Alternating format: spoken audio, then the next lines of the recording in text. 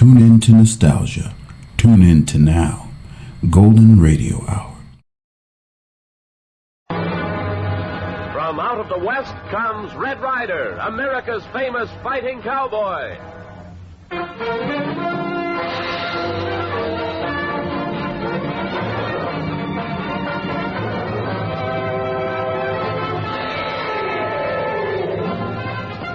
Oh, that pony, little beaver. They've held up the Millersville freight, and we've got to get on their trail. You betcha, Red Ryder.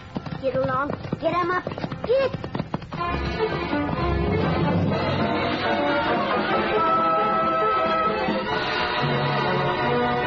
Get going, Thunder. Ride on, cowboy.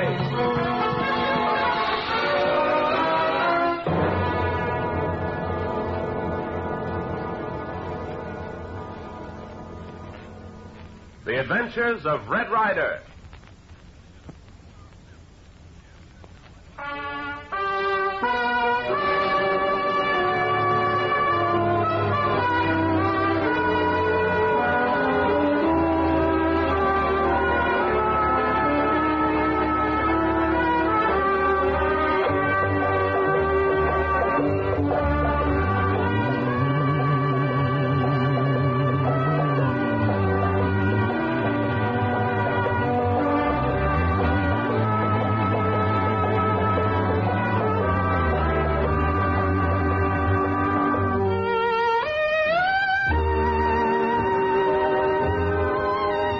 Started as an afternoon's lazy canter over the mesas with Jane Bruce has grown for Red Ryder into a strange problem.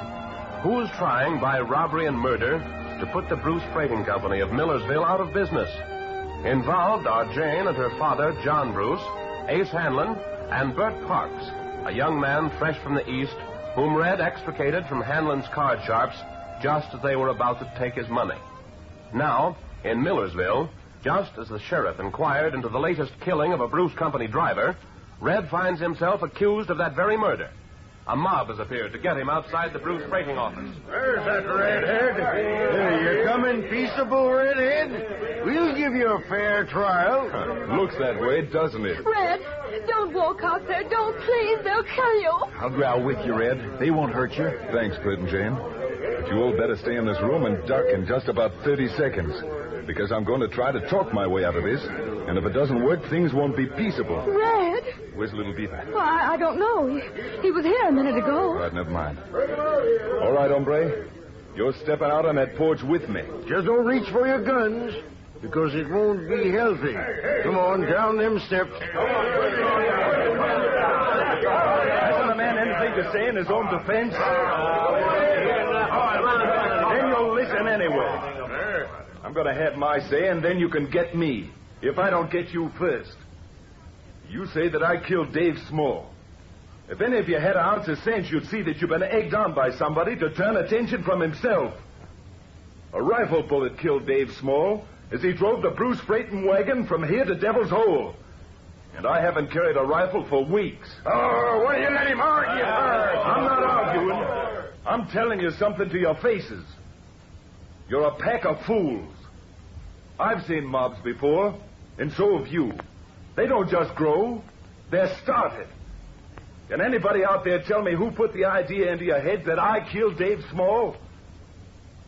Nobody, huh? Well, I'll tell you. He's across the street leaning against that hitching rail. Ace Hanlon. Ace Hanlon, proprietor of the Silver Dollar Cafe, and the store and everything else at Devil's Hole. Ace Hanlon. Somebody ask him what he's doing in Millersville. Somebody ask him who paid Jeff Pearsall to pretend like there was a holdup of a Bruce wagon outside of Devil's Hole day before yesterday. Ask him why he's so worried about me being mixed up in this. Then ask him what he's got against the Bruce Freighting Company, founded and kept going for years by John Bruce when it didn't pay a dime, and hopes that someday it would amount to something. Now, I'll answer those questions, people of Millersville, and gladly. I'm here because I'm a businessman. Because the only way I could get freight and mail to Devil's Hole is through the Bruce Company. And I'm sick of having shipments delayed and my stuff stolen. I never paid a man to fake a holdup in my life. That's a lie he can't prove. Well, I haven't anything against Bruce. But I say that if he can't protect his shipments, he hasn't any right to be in business. Yeah, that's right. As for this Red Ryder, it's about time folks around here realize that for the past year, there hasn't been one bit of trouble around here he wasn't mixed up in. And I say that where there's smoke, there's a fire. Red, get out of here. Furthermore, I'm here. I'll cover your retreat. I told you to get back there with Jane and her father. I won't do it. That coward sheriff disappeared out the back window. Ain't nobody but you got nerve in this country? I can't prove it. Yippee! What's that? Now, what's Little Beaver up to? Hey, that Indian kid pal of yours gone crazy, Redhead. Here he comes with your horse and his pony, galloping to beat the cards toward us down the street. Little Beaver, don't come near here.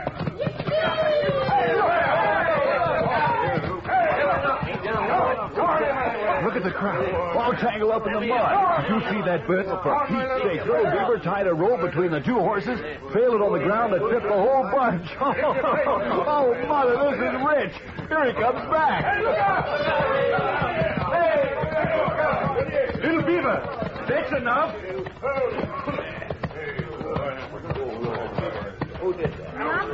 Crowd cool 'em up in mud. Me bring them good help this time. Oh, you sure did, Little Beaver. You brought good help this time. Now cut that rope out from the crowd before somebody really gets hurt. You, Bert, keep 'em covered. I will. All right, now just calm down. Get up out of that mud and reach for the sky. You'll pay for this someday, Red Ryder. I'll be glad to pay. It's been worth it. Just reach for the sky. Standing. Yeah, that's better. I've got a hunch your feelings about me have kind of cooled down. So I reckon you can all go. Even you, Hanlon. And I'd suggest a shower bath in your case. All right, come on, Bert. Little Beaver. Back into the office. By jings, I wish one of them had started something. And they feel them cooler now. No danger. That's right. There'll be no trouble now. Red! Oh, I can't believe you're walking in here alive. Not only alive, but kicking. Thanks to Little Beaver. Me knock a Mace Hamlin in mud. You betch'em. Little Beaver, you sure did. Red, I think my hair turned 2 shades grayer than it is, seeing you out there standing off that mob and hearing that dirty lying skunk of an Ace Hanlon saying what he did. Jane can tell you I had my rifle up, ready to start shooting if that mob so much as moved toward you. And you'd have gotten into the same kind of trouble if you had. Well, Now listen, everybody. It's plain as daylight that Ace Hanlon's at the bottom of this. well, sure he is. But can we prove it? That's the question. Oh, we know what Ace has tried to do, don't we? We know And that all that's not proof, daughter. Red's right. For one thing, where's his motive? You're sure you can't think of any reason why he'd want you out of business, Mr. Bruce? And he shouldn't want to crowd me to the wall for the money and freighting, but so far there ain't been hardly any. I wonder what it could be. Yeah, it beats me. Oh, by the way, Ryder, what about that job you talked about? That's right. I almost forgot. I met Bert here under rather peculiar circumstances in Devil's Hole. Now, he needs a job. I'll tell you the circumstances. I had $3,000, and he saved my life before I lost it. The money, too. He says he's driven a stage. Want a trustworthy man? Do I? You're hired, son. Gee, thanks, Mr. Bruce. I don't know as I'll be able to pay as regular as I'd like, but I'll sure try. Count me in, Mr. Bruce. Oh, Mr. Parks. You can't know what that means to us. Gee, can't everybody just call me Bert, sort of? You don't have to be so polite. Well, Bert, my boy, someday I'll make this up to you. Just when, I don't know, but I will. When'd you like me to start, Mr. Bruce? Well, Bert, I've got a wagon scheduled to go for Templeville tomorrow morning at daybreak. You want to try taking that wagon in? A couple of sacks of mail and some merchandise for the general store? I'd sure like to try. Well, then you're hired, son. Gee, thanks. And thanks to you, too, Red, for putting in a good word. Well, now we got everything fixed. Guess Little Beaver and I'd better mosey on back to Painter Valley Ranch. Oh, Red. So soon? Reckon the Duchess will be needing me about tomorrow, Jane. Gee, why do you have to go, Red? Well, Red, I thought, Yes, Jane? What did you think? well, all these strange things happening to us, I thought you were interested in solving them. Sorry, Jane. I'll try to be back in Millersville maybe about the middle of next week. Oh, Red. Oh, now, Janie, maybe Red's got business elsewhere. He can't be expected to solve all our problems for us. So long, Bert. Glad to have met you. Red, thanks for all you've done for me. And thanks for...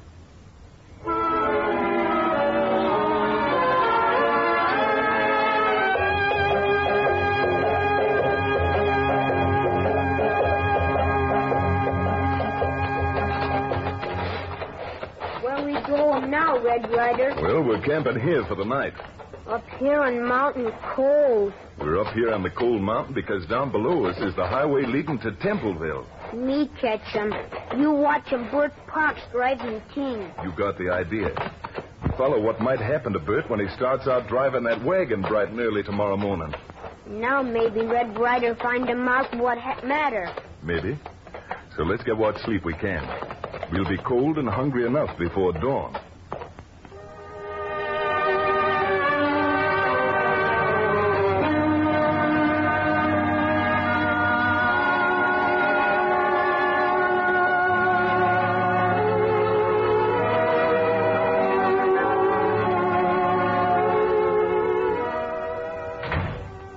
It's about time you came in and reported to me. Now listen, Mr. Hanlon, you see, Find I what was you going ought to throw away money on.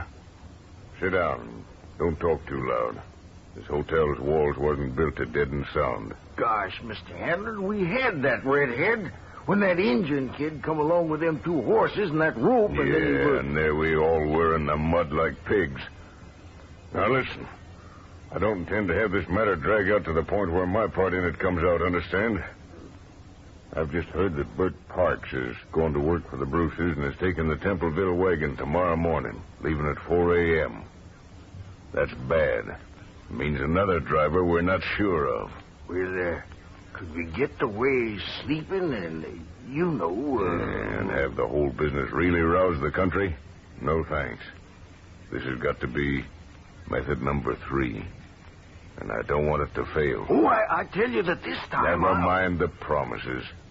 Do it. Yes, Mr. Hanlon.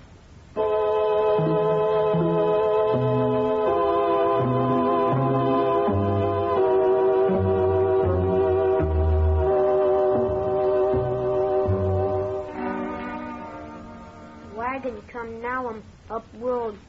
See 'em? It's about time. This air up here's making me starve. And look 'em. Uh-oh. 2 men with rifles. They wait. Stay right here. But they hold him up. You no stop him? If only I could be sure he wouldn't be killed. Come on, Red Ryder. Save him. I told you to stay here. Now, this time I want to see what they do with that stuff they steal. Now they step him out. Say, hands up. Bert, don't be foolish and start shooting. Oh, good. He put his hands up. Now they bring another wagon. It's the same thing they've always done. They'll take that stuff out of the Bruce wagon and put it into theirs. Get your horse. We've got to be ready to follow them.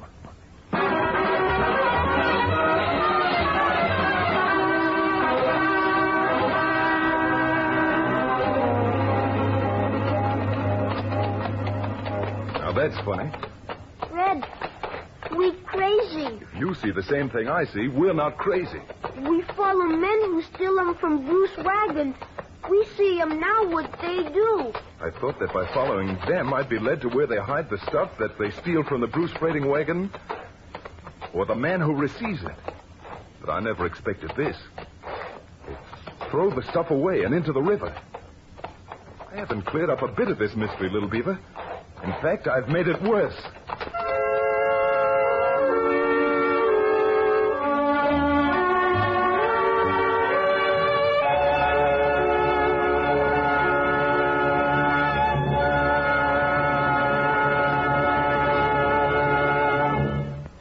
We return to the adventures of Red Ryder in just a moment.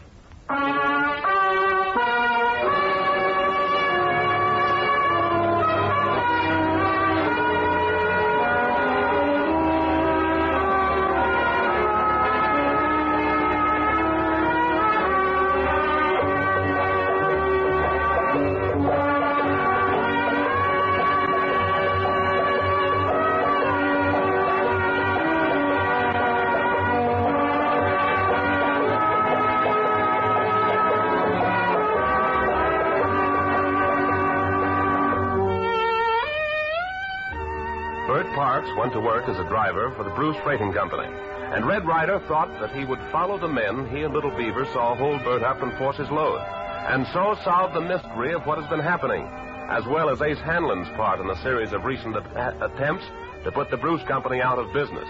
Instead, the mystery deepened. The hold-up men took the stolen goods and dumped them into a nearby river.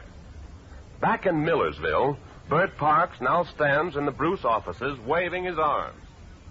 There I was, driving the wagon pretty as you please on the road to Templeville when, I guess it was about 5:30, it happened.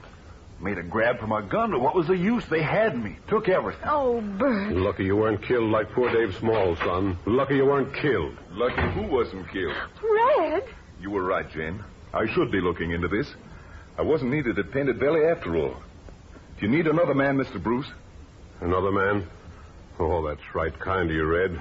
What's the use? They're licking me. I can't stand this. Red, just this morning, Bert was held up. I heard about it, Jane. It's all over town. But I've got an idea. A guard. Bert, you drive. I'll guard.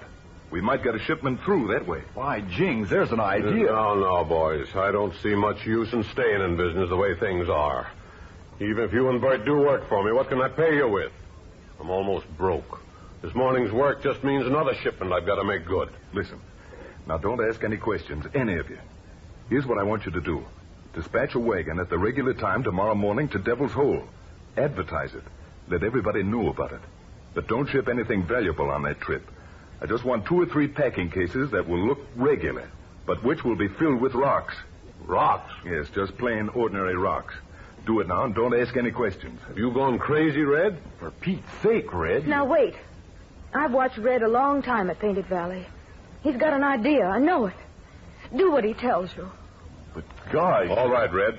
I have a hunch you're up to something. Thanks, everybody. All right, Bert. You'll drive and I'll convoy. You're the doctor, Red. I'll drive, and you convoy. Oh, and just one more thing. When we're set to start tomorrow morning, Mr. Bruce, give us orders in a loud voice, just as if we were green hands and needed advice.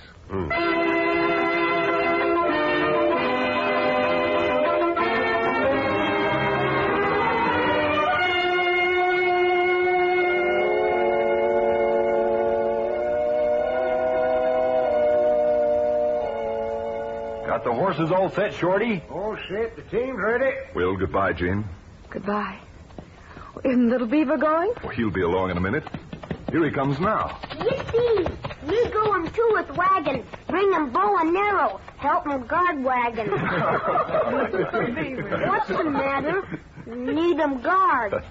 That's right, son. We need all the guards we can get to help Red, even those with bows and arrows.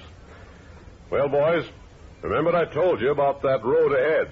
The only trouble you might have is the narrow stretch down the face of Breakneck Canyon. It's well named.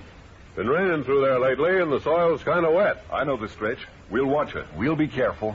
Well, luck be with you, boys. So long. So long. So long. Come on, team. Get going. Get going.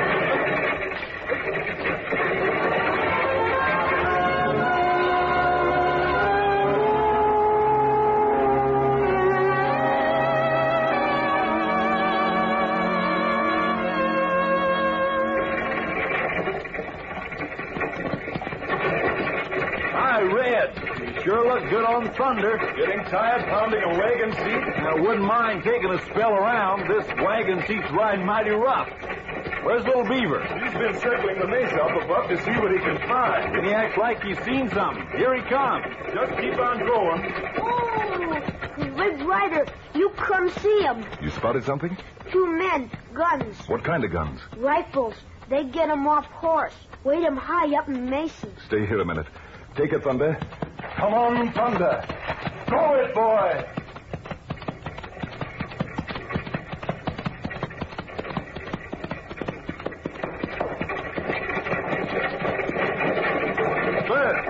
Bert, can you hear me? Yeah. Well, just keep on rolling as if you hadn't heard anything. Little Beaver reports men on foot up on the mesa up above. What'll I do? Now, don't this side of Breakneck Canyon? Now, don't arouse suspicion. Keep going. If you hear shots, though, stop dead. We'll go up above and reconnoiter. When do we come to Breakneck Canyon? Oh, about a half mile ahead. It's steep but safe. Just keep your brake shoes tight on the way down. All right. Come on, you Hayburn. Get going. Come on, Thunder. Back to Little Beaver.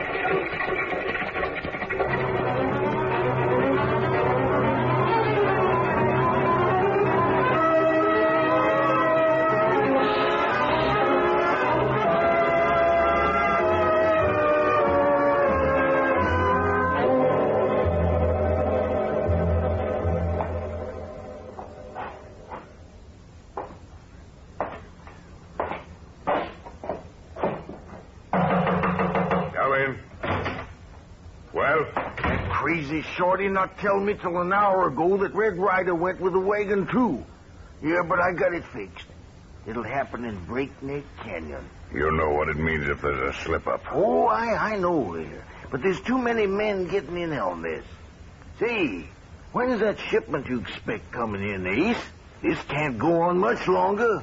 Just hold your horses. It ought to be in tomorrow. And after that, we'll both be on Easy Street.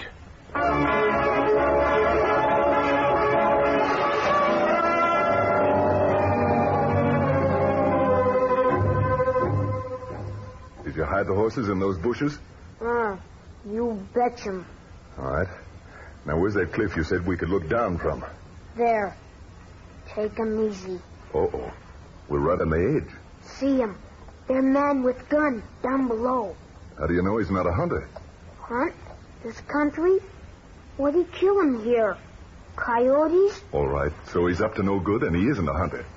But you said there were 2 men up here. Where's the other? No see 'em. Lost. Well, there comes Bert and the team down the road. They look like toys way down there. Start going down Breakneck Canyon. There's the other man. Now what'd he do? He just seemed to spring out of the ground. And both of them are watching Bert drive down into the canyon. I'm looking into this. Me come too. No, you stay behind. Watch the horses. Me no want 'em stay. Now do it, little beaver. We can't take any chances with those horses if we need them. I'm sliding down this cliff and talking to that man. All right. Me do 'em. That's better. All right, here goes.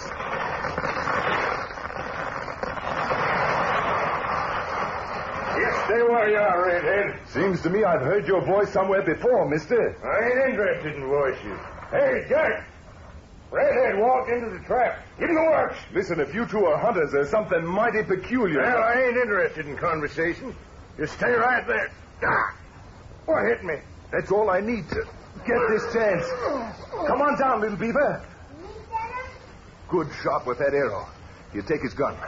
Got him gun. Thanks. You were right to keep watching. Now do the same. Keep out of sight. I'm going to see what that other man's up to.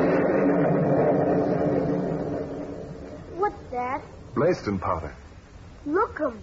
Smoke. Coming up from Breakneck Canyon. Come on. Me come. Slide and fast. The loose rock.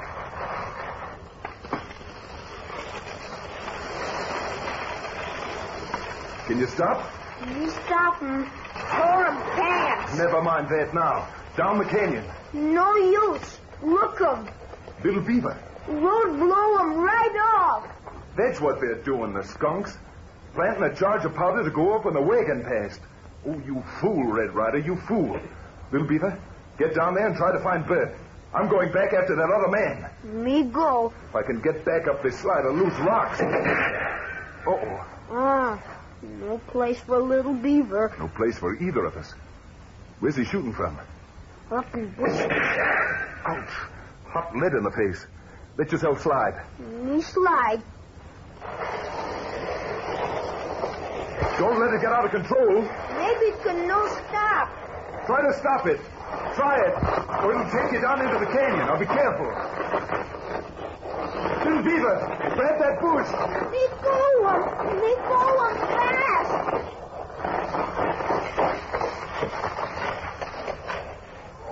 Red Ryder, where am you? Right here, little beaver. Red Ryder, what's the matter? I don't know. Broken leg, feels like. Well, come slide too fast. Help me. Help me get some of that loose rock off my legs. Hurry now. Work 'em fast. No. Wait a minute. Never mind that. At least I'm alive and we know it. Go see what's happened to Bert. Confound it. Why did this have to happen now? Those men will get away. No good here. Now do as I tell you. Go see about Bert. No, me stay. They killed Red Ryder here. Now do what I tell you. Confound it, you're always getting me into trouble when you don't do as I say. Do it. Look after Bert. No, get him out. Little Beaver will work. Get Red Ryder out. Red Ryder. Red Ryder. What matter? Face white. You faint. No faint him now. Please. Hurt bad. Red Ryder.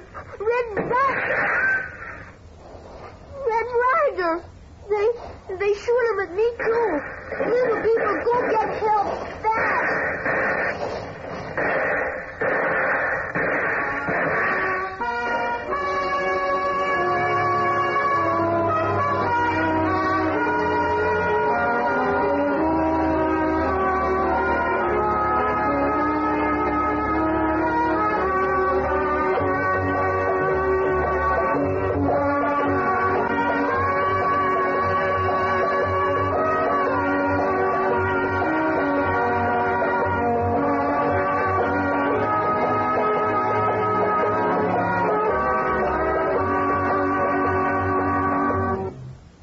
What's going to happen to Red Ryder now?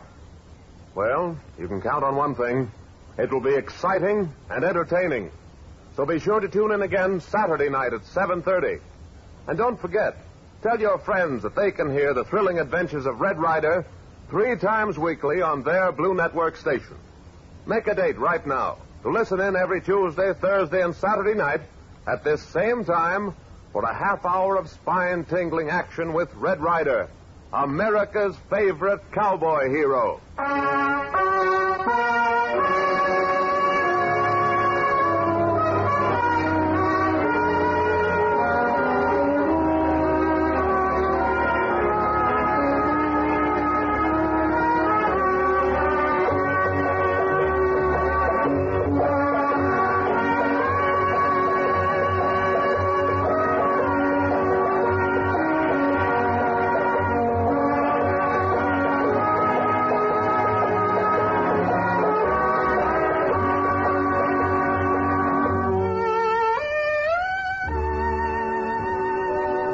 Fate lies in store for Red Ryder and the others. Listen to the next thrilling half hour with Red Ryder, America's famous fighting cowboy, on this station next Saturday night at 7:30.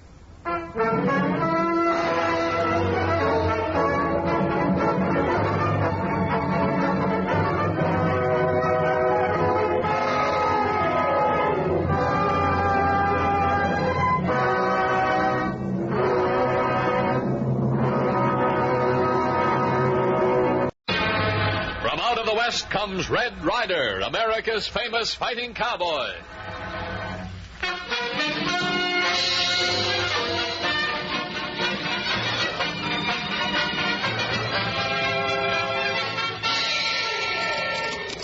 Caught that phony, Little Beaver. There's been a shooting over at Paradise Plateau, and we've got to see that justice is done. You betcha, Red Ryder. Get along. Get him up. Get!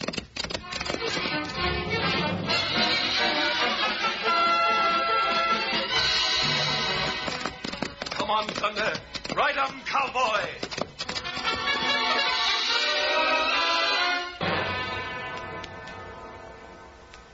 The Adventures of Red Ryder. In just a minute, we'll join Red Ryder in another thrilling adventure of the plains. But first, Red Ryder says that if you've ever missed a few meals, you know how downright delicious food can taste. Well, that's how good a creamy, rich slice of Langendorf bread tastes, even when you think you haven't much of an appetite. Yes, sir. Langendorf bread is so wonderfully fresh, so smooth and tasty, that baking experts judged it America's finest. It adds zest to every meal, and zest to living, too, because Langendorf bread helps give you pep and energy. It contains dextrose, the world's greatest quick energy food, plus essential vitamins, carbohydrates, proteins, and minerals. So for downright good eating that helps you to extra energy, for superb golden brown toast, for appetite-tempting sandwiches, get a loaf of fresh and tasty Langendorf bread at your grocer's tomorrow.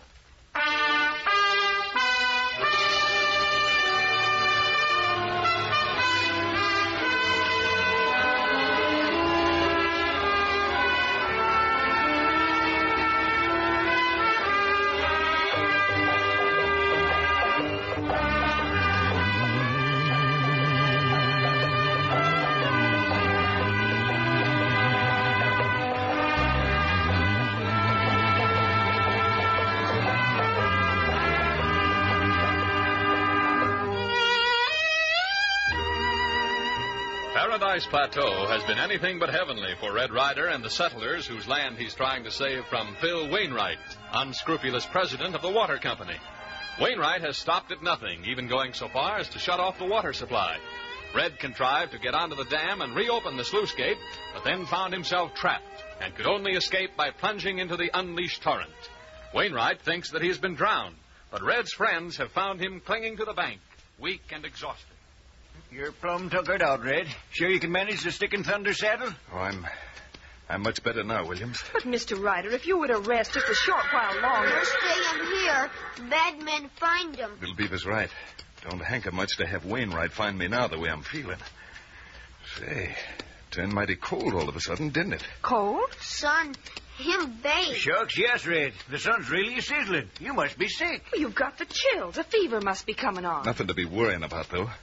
I'll be all right as soon We'd better as... not take any chances. Let's hit it out for my ranch No, house. take Mr. Ryder to my place. We'll be able to hide him better there. All right, but let's get going. Red's beginning to shake like a willow in a windstorm.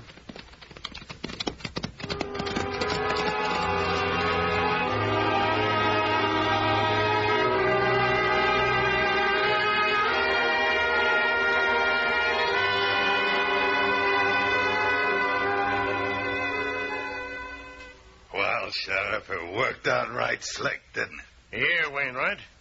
But you know, as much as I hated that hombre, spoils my appetite just to think of a death like that.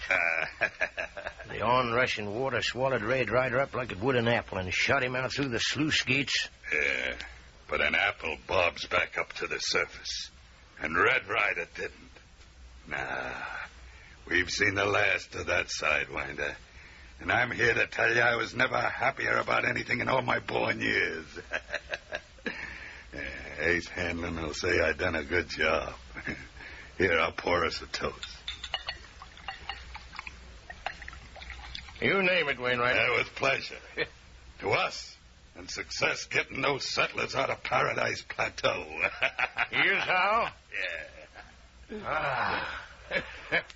Right good stuff you got there, Wainwright. The best is not too good for Phil Wainwright, and now that all of Paradise Plateau is as good as ours, but there'll be plenty of time to celebrate later. Sheriff, I can't wait to start dispossessing those ranches. Let's get at it. Oh, it'll be as easy as stealing eggs out of birds' nests now. Hey, wait. What's that? Wasn't expecting any callers. Come in. I beg your pardon. Don't beg our pardon, ma'am. It's a privilege and a pleasure to be interrupted by as pretty a woman as you. Welcome to Paradise Plateau. Thank you. My name's Jane Bruce, and Glad to make your acquaintance, Miss Bruce. I'm the sheriff here. Wainwright's my name, Miss Bruce. Phil Wainwright. Here. Just let me dust off this chair. Oh, but you shouldn't bother. You see, I no only... No bother at all, Miss Bruce. Sit down. Well, thank you. Very sweet of you to put yourself out like Might this. I be as bold as to ask where you're from, Miss Bruce? Oh, I'm the school teacher at Painted Valley. Painted Valley? Hey, Wainwright. Ain't that where he's from? Yeah. So, you're a school teacher, eh? Well, I've been figuring some on starting a school here at Paradise Plateau. Here, nothing like educating the young'uns, I always say. I'm sure you got the proper qualifications for the job, Miss Bruce. And since it's in my But power... I don't want a job teaching school at Paradise Plateau. You don't? Then why are you here? Well, that's what I've been trying to tell you. I'm hoping to find out about Red Ryder. Huh? What about Red Ryder? Well, he and Little Beaver, that's the little Indian boy. I know him. Oh, then they did come here to Paradise Plateau? Well, I don't know. Why do you ask, ma'am? Well, we'd heard that Red Ryder and Little Beaver came here. They're always disappearing like that, so the Duchess, she's Red Ryder's aunt, didn't worry about it particularly. But when several days passed and... Well, the Duchess decided I better come and find out what happened. But you're only doing this on her account. You don't care none what happens to him now, do you? Oh, but I do. That is... But why are you looking at me like that? Red Ryder did come to Paradise Plateau, didn't he? Now, young lady... Tell me the truth. What happened? Well, now, I'm downright surprised that this pretty woman like you should ever bother her head about a maverick like Red Ryder. Tell me the truth. Hey, you got it bad, ain't you? I hardly see it's any business of yours. I'll tell you something that's your business. Something that'll make you plumb change your mind about this cowboy. He's been flirting with another woman. You're not telling me the truth. Ask anybody here at Paradise Plateau about him and this young Mrs. Eddy. whose husband happened to have an accident. Yeah. Red Ryder's mighty sweet on her. But it ain't no sense in a young woman like you pining her heart away for a mangy goose. Don't for you nothing. dare say another word against him. Red Ryder's the finest, squarest... Oh, damn crook, that's what he is. You're lying, and I won't listen. I'm going to find Red Ryder, and he'll be mighty interested to hear what you've just said. I don't think Red Ryder will care much, ma'am. You see, he's dead. Dead? Yeah. He's dead in a rat, ma'am. We saw him drown. If he did, you did it to him, didn't you? I can tell by the look on your face. Now, see here, You did it. You killed him. Now, wait a minute. Where is he? I'll scratch your eyes Get her out. away from me, Sheriff. She'll tear me to ribbons. Get this wildcat away from me.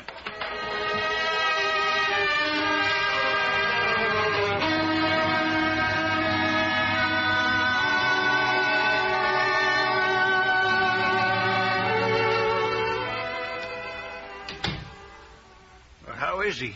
Worse. Much worse. We never see a Red Ryder sick like this. Here, let me feel his forehead. He's burning up. You, Williams? Yes, Red. Me and Luke have been scouting around. Never saw so many sad people in my life as them settlers. But we can't tell them that you're alive for fear they'll get back to Wainwright. Yeah. Mustn't take that chance. I don't think we should let him talk anymore, Mr. Williams. Maybe later Just on. one more thing. Some young woman, awful good looker, organized a bunch of folks to search for your body. Keeps crying and saying as how Red Ryder should at least get a decent burial. Who is she? Oh, heard tell that she's from Painted Valley. They say Wainwright's face is a sight after she got through clawing him. Seems they had quite a... What's her name? Let me see now. Jeanette, Jean, no. It starts with J something. Not Jane Bruce. That's it, Jane Bruce. I recollect now that's what it was. Me here, Red Ryder. Go tell Jane. Bring her here quick. You betcha. But be gosh darn careful nobody finds out what it's all about. Because if they do, we'll be in more trouble. And I was so worried, Mr. Williams, and I thought, oh, Red, to find you still alive. You don't know how I... Oh, but somehow I couldn't quite make myself believe that you were... You will get well again, won't you? Of course he will, ma'am. Good to see you, Jane. Now that you know, you'd better go back to Painted Valley. Go back? No, Red, I wouldn't think of it. I'm going to stay here and nurse you until you're well enough to go back with me.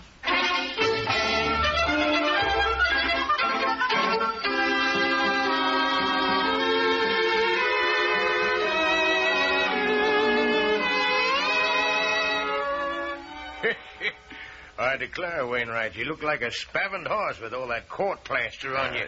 And to trying to smoke that cigar. Bless your hide, Sheriff. It ain't funny. If you hadn't just stood there like a wooden Indian while that she-tiger was mauling me. Hey, Wainwright, Sheriff. Now listen. You listen, Baldy. How many times do I have to tell you never to come busting in my office like a tornado? Well, you'll go busting out here like a tornado, Wainwright, when you hear what I heard. What's up? Red Ryder, he's still alive. You're crazy. We ourselves seen him drown. That's what you guys think. You're just saying that, Baldy. Ryder couldn't be alive. You trying to tell us different? No, come here, will you? You're going come local, Wainwright. Let go of him. Let go of him. All right. But talk quick, Baldy. And if what you say don't pan out to be the gospel truth, Well, I was down watching them search for Ryder's body, and when the Injun kid come up and called that gal aside, you know, the one from Painted Valley. Wainwright won't soon forget her. Go on. Call her aside, and then what? Well, something he whispered just about floored her, and off she scurries with him in the direction of the Eddie place. Yeah? Well, I figured maybe they'd found Ryder's body, so I sneaked off after him to take a look-see. Well, the windows was all covered, but I got a peek inside, and Red Ryder's there. I saw him, and I heard him. He appears to be a gosh awful sick man, but he's alive. Well, of all the dad-ratted luck. Oh. He's real sick, huh? I know what you're thinking, Wainwright. If he's so sick, we can walk right in on him and finish the job. He'll be as helpless as a newborn babe. Be just like him to get the drop on us, even if he's half dead. No. I got a better idea. A much better idea.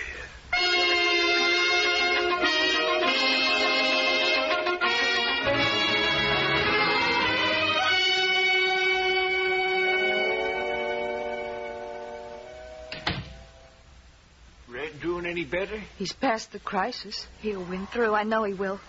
Red Ryder's a fighter. Sure he is, sure. He'll lick that fever. Look at him. Weak as he is, he can't lie still. Shh, he's trying to talk. Got to open that gate. Start the water. Save cattle. Got to. Even in his delirium, all he can think about is other people and their troubles. Jane. Yes, Red. He's opening his eyes. Howdy. Oh, Mr. Ryder, you do feel better, don't you? Why, yes, I think so. Reckon he passed the crisis all right. Now, if nothing happens... Oh, Red. Now, there, Jane. Didn't think I'd let a little thing like a fever get me, did you? Shucks, I'd be ashamed to go to heaven if I gave in as easy as that. Now, you mustn't talk. You'll need every ounce of strength. Fire! Was that little beaver shouting? Well, I couldn't tell. But you hear that funny noise? Fire! Oh, look, the house is all aflame. Burning like tinder. The field's burning, too. Run for it before it's too Oh, late. but Red, what about you? Forget about me. Save yourself. Oh, the door's blocked now. Only chance is through the window. Open it, little beaver. We get in pronto. No. Wait. I'll break it open. Come on, out the window. Hey, the flames are coming in this way, too. Hurry, before we're trapped. I've got to save Red. Oh, no, forget about me. I can get Red to the window. The rest of you be ready to help me get him through. Save yourselves. Hurry. Careful. None of them fallen brands hit any of you fire. Just a few more steps. There, we made it. Oh, we're safe. Look out! The whole place is crashing in.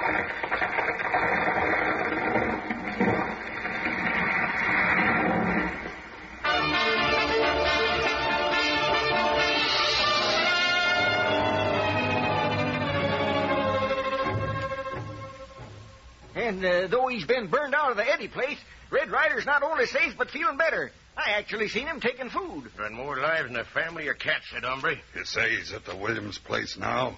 They got it guarded, anybody? Well, when I left, they was posting sentries. I guess it's just no use, Wainwright. Better give up. No, I won't give up. I'll find some way. I got it. Got what? A perfect way. Yeah, what a fool I've been. Well, what do you mean by that? We're in our legal rights in dispossessing those settlers. I'm through trying to handle Ryder myself when the law will do it for me. The law will do nothing. I'm sheriff. Ain't I tried? You. You'll mind the United States Marshal, I reckon. Yeah. Baldy, you're riding to Union City to fetch Marshal Wiggins. You'll not only clear the settlers off the land, but throw Red Ryder into prison.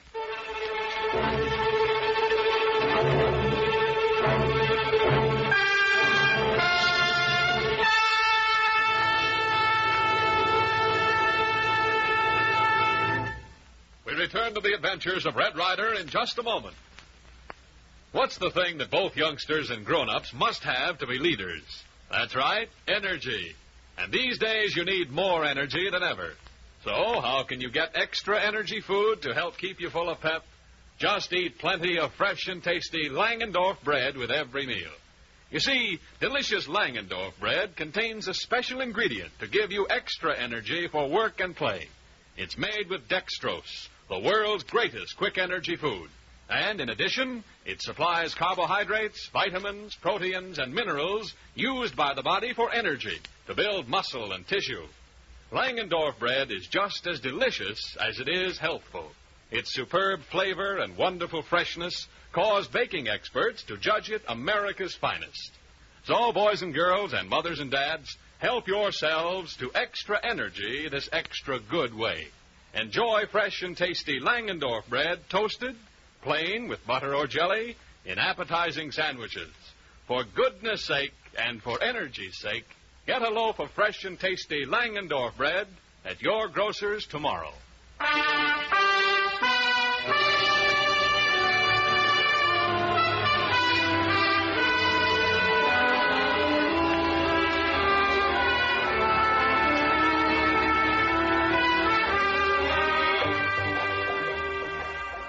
Several days have passed since the fire at the Eddy Ranch. It is mid-afternoon now as we see a rider galloping up to the home of Frank Williams.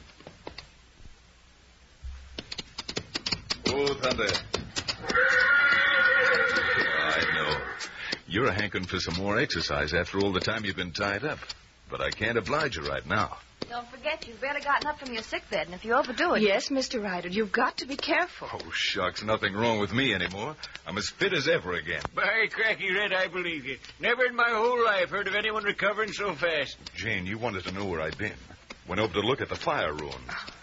I'm afraid Jim will have another setback when he learned that our place was burned down. Now, don't you fret, Mrs. Eddie. Us settlers have been talking it over, and we're all going to pitch in and build you a new house, finer even than the one you had. Oh, you've all been so kind, so wonderfully kind. That's what neighbors are for, ma'am. But, Red, you haven't told us yet. Were you able to find out how the fire got started? Well, I say, look at little Beaver come riding lickety-split. Wonder what's up. Red Ryder. Now, quit blowing like a steam engine, little Beaver. What's all the commotion about? Me see him, Sheriff and Posse. They come here, you betch 'em. Wouldn't surprise me a bit. I've been waiting for Wainwright's next move. Let him come.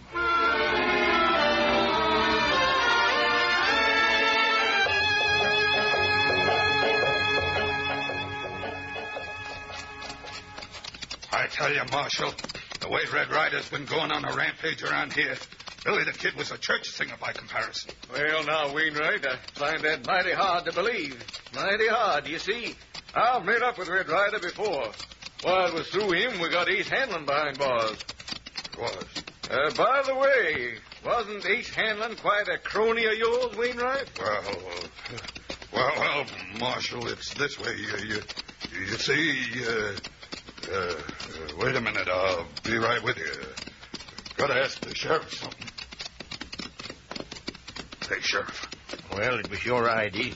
Get that marshal here, Wainwright. Listen, he acts like I was the renegade instead of Red Ryder. Queer, ain't it, how some folks always get certain hunches? Shut up and listen to me.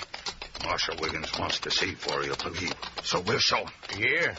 Show him what? Well, when we get to the Williams place, the rest of us will hang back while you ride up and do the talking. Yeah? What'll I talk about? You'll order Williams off the lane. You know he won't go. Sure I know, you blockhead. Red Ryder will start interfering, and then you get Ryder to pull a gun on you. But, say, you ain't hearing any buzzing sounds in your head lately, have you, Wainwright? I know what I'm doing. Yeah, and I know what I'm not a-doing.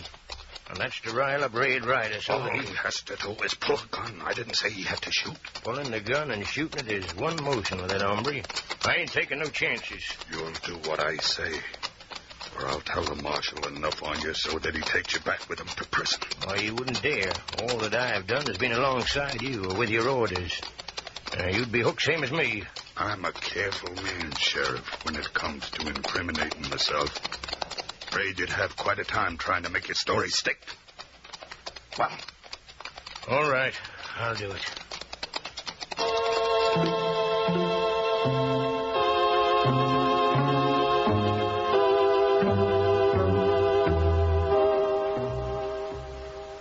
Look, Red. The others have stopped. The sheriff's riding up by himself. Well, what can that mean? We'll soon find out. Jane, you, Mrs. Eddie, and Little Beaver go back into the house. Me stay 'em. You do and me spank 'em. Now, things might start popping around here, so get. Me sit 'em. Come on, Little Beaver. Let me do the talking, Williams. Yeah. Oh! Whoa there, stand. Oh.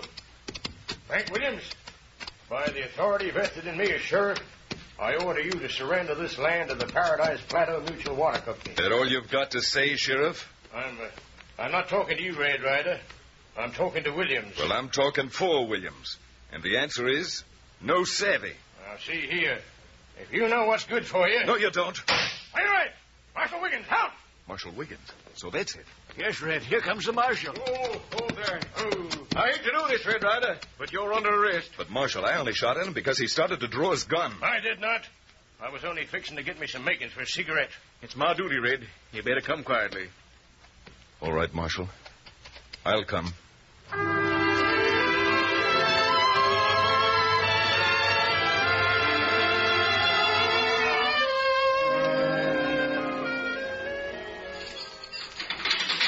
Get in there, Ryder.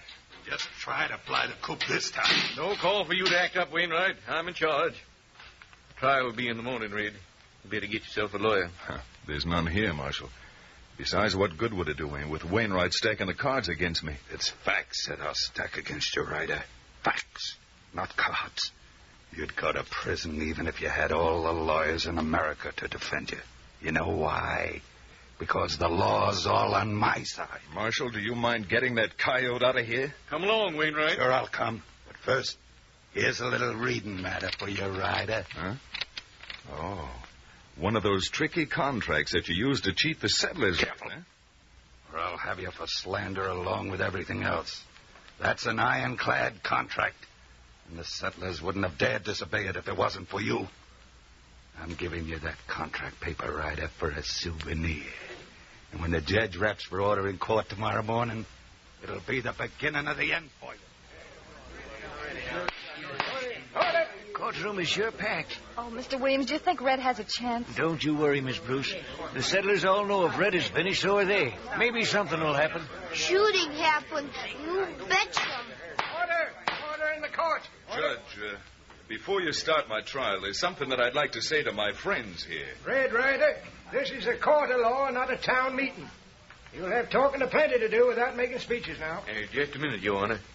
Judge, this is an ugly crowd. You better let Red Ryder talk to him. Whatever you say, Marshal. Maybe the court could spare you a minute or two, Mr. Ryder. Go ahead. Thank you, Judge. Order. Now, folks, I know how you all feel, and I got a pretty good hunch what you're aiming to do. But even though it may mean the difference between me being stuck away in prison and breathing the air of the great open spaces, I'm asking you not to take the law into your own hands. They'll kick us off our land. No, they won't. They won't kick you off your land. And if you'll just quiet down, I'll tell you why. Order. What the devil's he got up his sleeve now? Quiet, Wainwright. Now, folks, Phil Wainwright was obliging enough to give me a copy of that contract that you all signed. And having nothing better to do in jail, I read it over carefully. Every word of it. What kind of bluff you trying to pull, Ryder? I don't care if you read it over 1,000,000 times. Order. Wainwright, the only reason you say that is because maybe you never read the contract clear through yourself. Or else you've got even less memory than backbone. Judge! What kind of court is this, allowing a skunk like Red Ryder? What did you call me, Wainwright? Order. Court can't be responsible for what might happen to you, Wainwright, if you don't watch your language. Go on, Mr. Ryder. Well, I just want to ask Wainwright one question. Did you or didn't you shut the sluice gate and cut off the water supply? Sure I did. What up? Hear that, everybody? He admits it in open court. He admits that he turned off the water. Now, let me read you this paragraph in the contract. The Paradise Plateau Mutual Water Company guarantees to furnish an adequate, continuous, and steady supply of water. And should the supply of water be cut off, ownership of the water system shall be transferred outright to the settlers of Paradise Plateau and operated by them in such manner as they shall see fit. Wainwright, you broke your own contract. The printer made a mistake and copied the wrong contract form. He wasn't supposed to put that in. But he did. And now you're held to it, Wainwright. Order! Stop yelling or I'll hold you all for contempt of court. Oh, Red, it's wonderful. Wainwright's going to bust a blood vessel if he ain't careful. Slip me your six-shooter, Williams. They took my guns, and I may need one. Well, order now. Well, now that we can hear ourselves think once more. Please, Judge. I'm not finished yet. Got a word to say about the burning of the Eddy place. This is all highly irregular, Mr. Ryder. But highly interesting, Judge. Go on, Red. I want you all to take a look at this cigar. What's a cigar got to do with it? Only one codger around here smokes this particular brand of cigar, and he has to send clear back to Virginia for it. Phil Wainwright. What you driving at, Red? The reason the Eddy place burns so fiercely is because somebody sprinkled coal oil around. And the somebody who sprinkled the coal oil and struck a match to it is the same hombre who dropped this cigar and making his getaway. Name of Wainwright. I'll shoot the first man that makes a move. Stand in your tracks if you don't want these guns to blaze. If you try to follow me... There. That'll put you out of commission for a bit, Wainwright. And now, Marshal, quick. We've got to get Wainwright's Confederates, Voldy and the sheriff, before they can get away.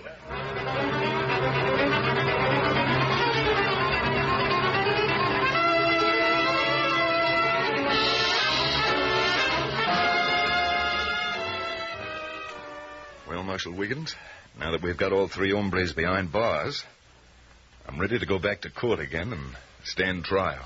Trial, nothing. Why, you deserve a monument for what you've done for these settlers here. I'm proud to shake your hand, Red Ryder. Thanks, Marshal. Well, I reckon that means my job's finished here at Paradise Plateau, so I'll be riding. All right, Thunder. Come on, thunder!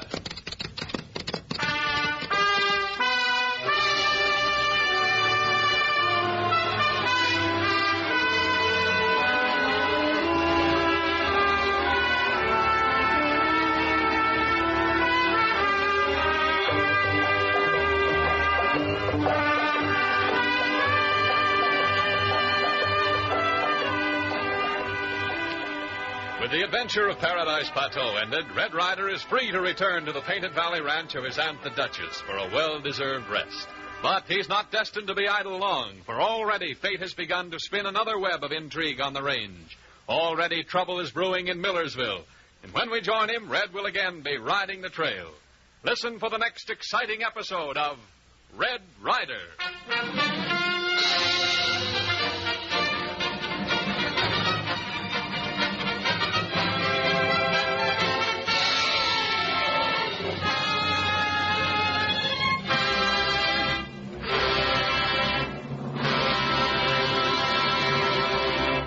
Red Ryder is presented for your enjoyment each Tuesday, Thursday, and Saturday at 7:30 by Langendorf, makers of the bread judged America's finest. Get a loaf of fresh and tasty Langendorf bread at your grocer's tomorrow. America's will to win depends upon the physical and mental fitness of all of us. Good health helps build the high morale so necessary in these days of strain. So keep physically fit and do your bit. Invest in freedom and build up real savings for the future by buying defense bonds and stamps. Help national defense activities by volunteering for Red Cross, civilian defense, USO, and other important work. Langendorf bread, rich in body-building carbohydrates, proteins, vitamins, and dextrose for extra energy, will help you maintain the physical and mental fitness which builds courage and optimism so needed during these trying days. This program came to you from Hollywood. This is the Blue Network. From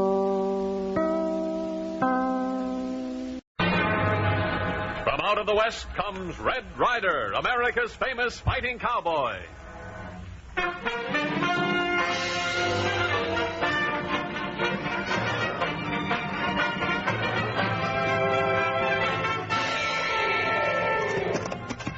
Broad bed for me, little beaver. Ride fast and keep low. There's hot lead whistling and scorpion gulch tonight. You betcha, Red Ryder. Get along. Get him up. Get!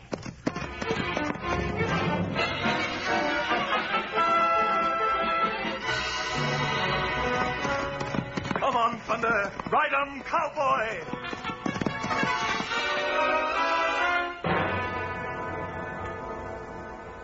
The Adventures of Red Ryder. Before we join Red Ryder, here's another adventure. It's really a taste adventure because I'm talking about the first time you taste rich, super fresh Langendorf bread. The bread baking experts judged America's finest.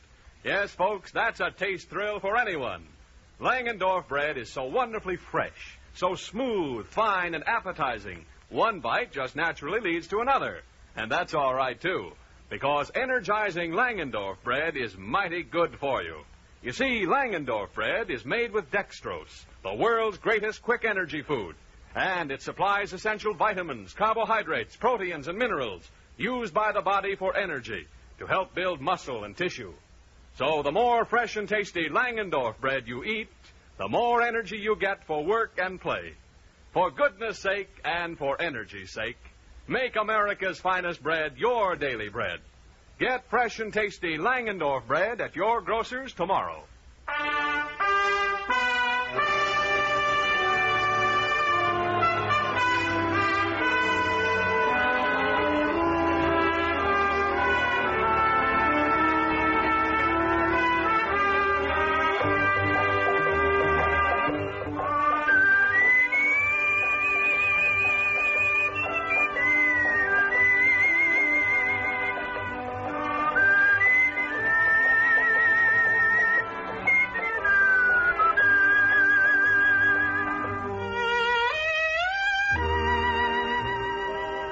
It is late afternoon in Painted Valley, and Ching Hao is out in back of the ranch house taking in clothes that have been drying on the line. He looks up in alarm as two horses approach at breakneck speed. Slightly in the lead and dodging like a jackrabbit is Little Beaver on his wiry pinto papoose. And close behind him is Red Ryder on Thunder, whirling his lasso and shouting. Hit him off, Jingho. Stop him. Look out! Oh, wash tub! Oh, bring it on, oh, wash the mother. Oh, you kick it over, wash it tub. Grab little beaver, grab him. No, Red Ryder. Oh, 你看我唔等嘢夠啦. You knock it down clean sheet. Make it tell them. Look out, Jingho. I'm going to rope little beaver. Got him. Turn them loose, Red Ryder. Let him go. Oh, terrible. Oh. What make a bad smell? All the same like a skunk polecat. It's little beaver. He shot at a skunk with his bow and arrow.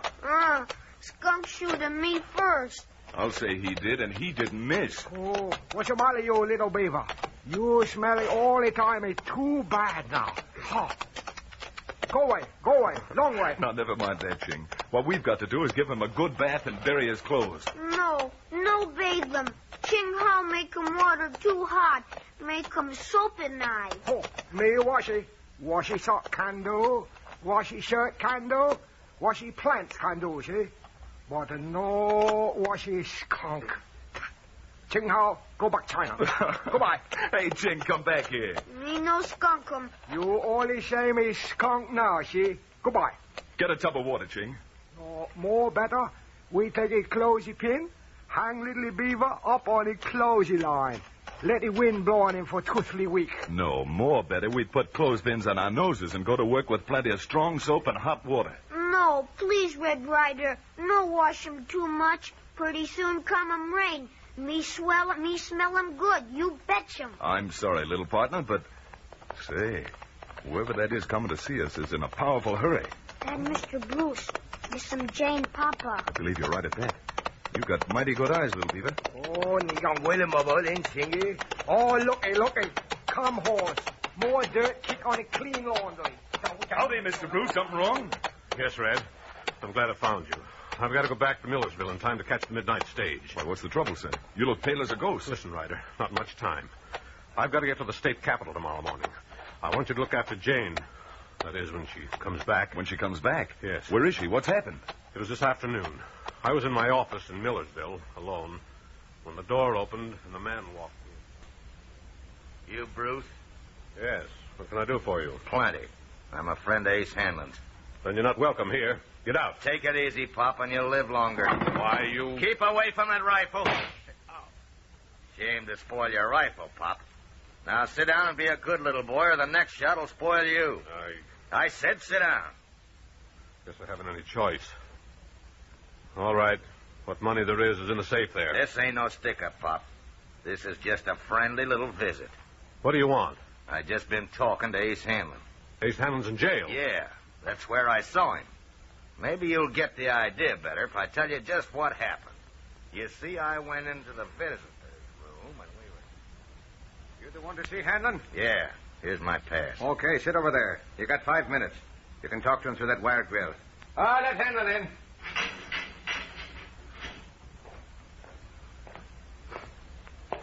Hello, Scarface. I knew I could depend on you. Yeah, you can always depend on me, Ace. Yeah. We haven't much time. Listen, I'm getting out of this place, and you're getting $10,000 for getting me out. You got a plan? Certainly I got a plan. It's surefire and it's foolproof. Okay, let's have it. When you leave here, catch the first stage to Devil's Hole. Yeah. Go to the Silver Dollar Cafe. That's my joint. Yeah. Go to Smoky Link, the bartender. I've written him and he expects you. He'll introduce you to my gang and show you the hideout. Okay, but what's the plan? Well, I'm getting to that. There's a school teacher named Jane Bruce, daughter of the guy that had me put in here, and also the guy who's going to get me out. Yeah, but how? He's going to the governor and confess. Confess? Yeah. Confess that he framed me, that he's the one that committed all the crimes he accused me of. Then he comes in this dirty hole and I go out. That's simple enough, isn't it? Yeah.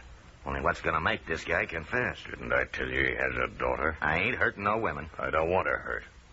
All you do is wait on the road and meet her on the way home.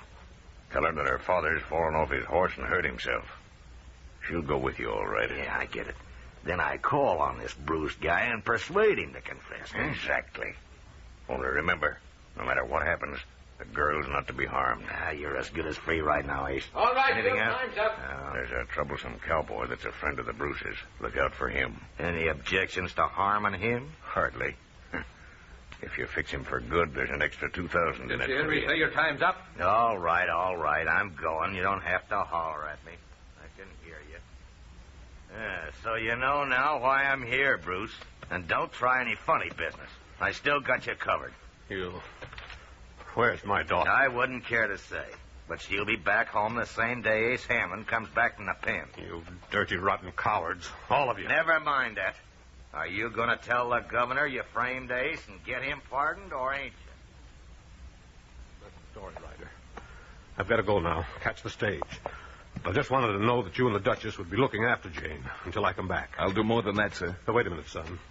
Keep away from Scarface Davis. He's a cold-blooded killer, and he means to get you. I've thought the whole thing out, and my way's the best. Well, I'm riding now for Millersville. Goodbye. Goodbye, sir. Maybe his way is the best, but I got other ideas. Here, Thunder. Here, boy. Oh, Ching Hao, tell the Duchess I'm eating supper at Devil's Hole tonight. Wait, Red Ryder. Me going, too. No, little beaver, I'm sorry, but I'm riding alone tonight. Come on, Thunder.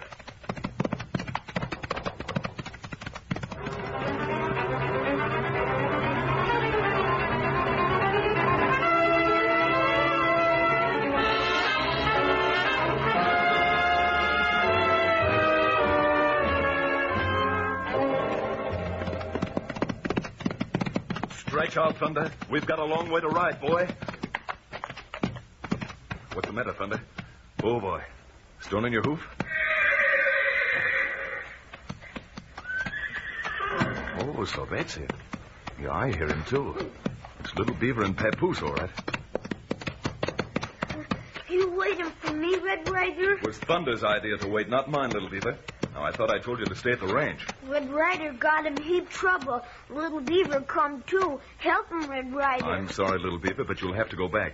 You can't come with me tonight. No want him because smell him like skunk. No, it's not that, little partner. It's because I don't know where I'm going or how long I'll be gone.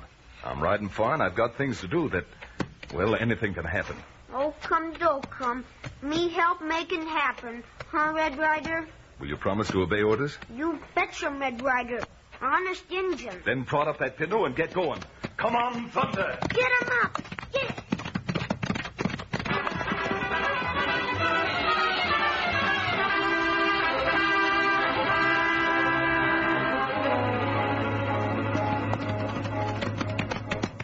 Well, here we are, Little Beaver. Devil's Hole. You betcha. Behind Silver Dollar Cafe. That's right. And here's where we part company for a while. Now, you wait here with the horses. You do 'em, Red Ryder. Don't tie them. You stay on Papoose and hold Thunder's bridle. I might come out of there in a hurry and want to leave quick. Got it? You betcha. Hush 'em. Shh. Easy, boy. Hush 'em.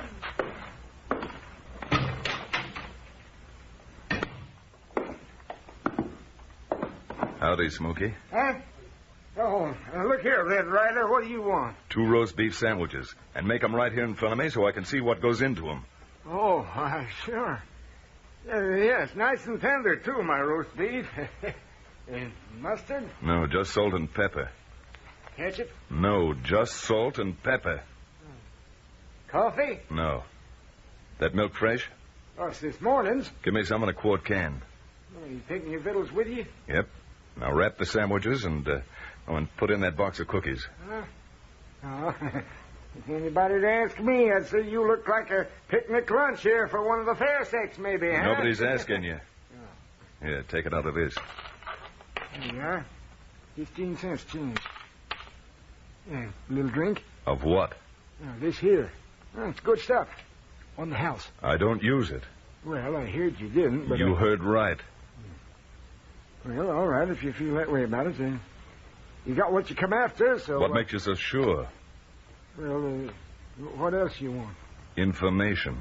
Yes, such as what? Such as who the long, dark-complected stranger is. The one with the scar on his face. I don't know who you're talking about. You want me to come over behind that counter and refresh your memory? Now, wait a minute.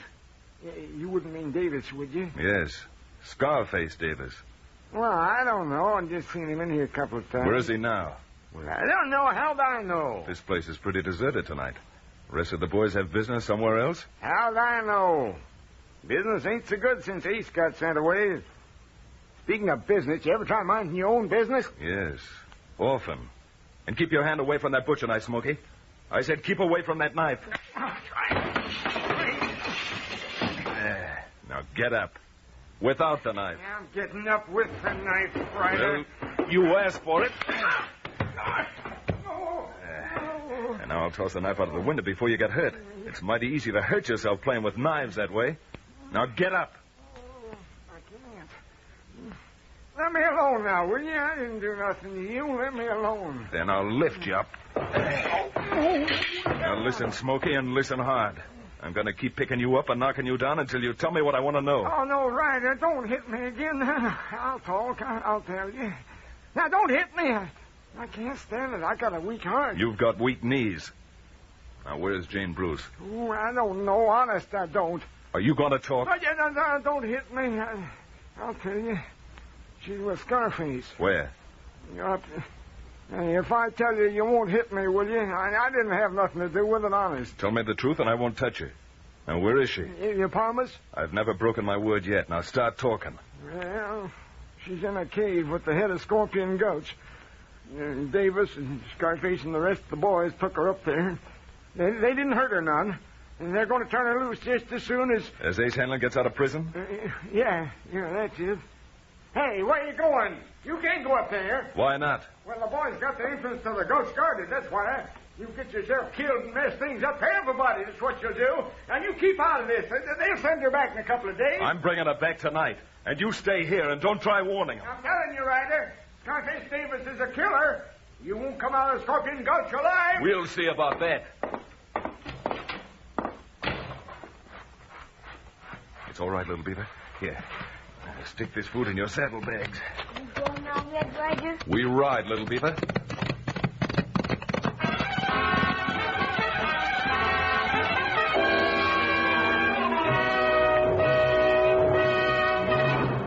We return to the adventures of Red Ryder in just a moment.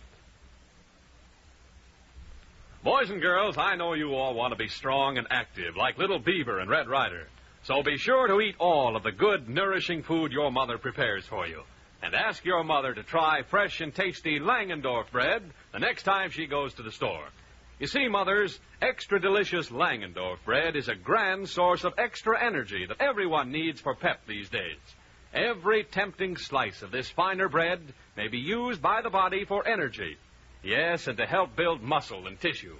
Then, for extra energy, Langendorf bread is made with dextrose, the world's greatest quick energy food. So take the tasty trail to added energy for the whole family. Serve plenty of fresh and tasty Langendorf bread with every meal. Enjoy it plain, toasted, and in sandwiches. It's the bread that baking experts judged America's finest. And with every energizing, fresh and tasty slice, you'll be glad you made America's finest bread your daily bread. For goodness sake, get a delicious loaf of Langendorf bread tomorrow.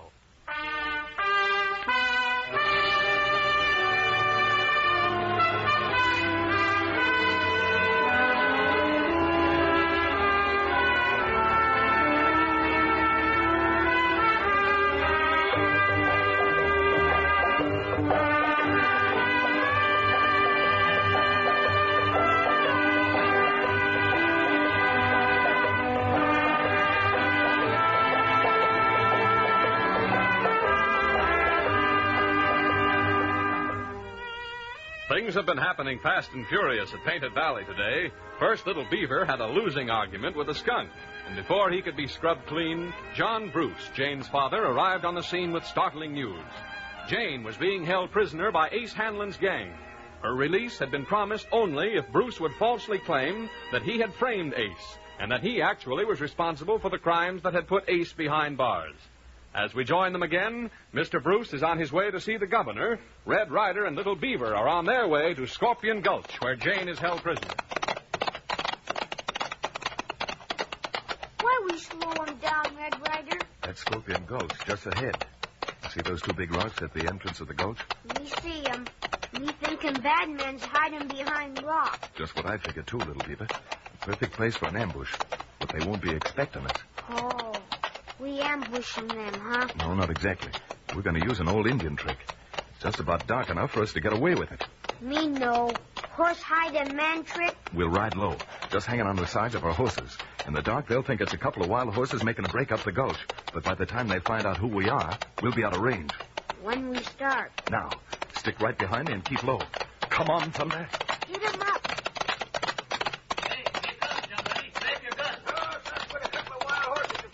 Both them horses got saddles on them. Someone's right. Hey, that's Red Ryder's horse, the Indian kid. Let's have him have it. Come on, little Beaver. Me come, Red Ryder. Right down, cowboy.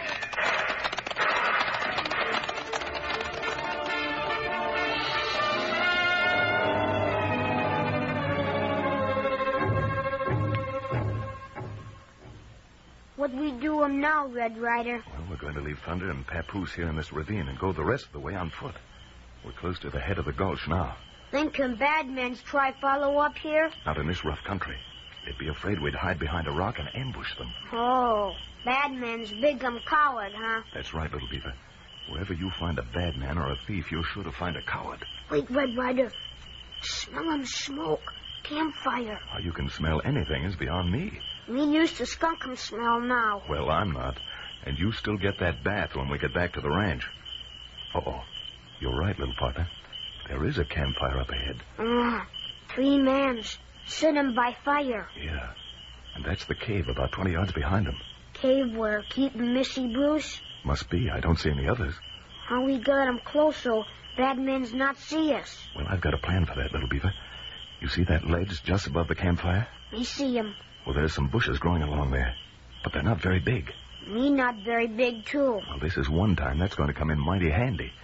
Now, you think you can slip up there and get past that campfire without them seeing you? You betch 'em. I'll be covering you from here. When you get there, see if you can hear what they're saying. And if this is where they've got Jane, you signal me with your coyote call. Me do 'em. Oh, wait a minute. Then get behind that big boulder up there and roll down a small stone. That'll attract their attention long enough for me to get in close to them. You betch 'em. And you stay behind that boulder till I call, understand? Sure. Me go 'em now.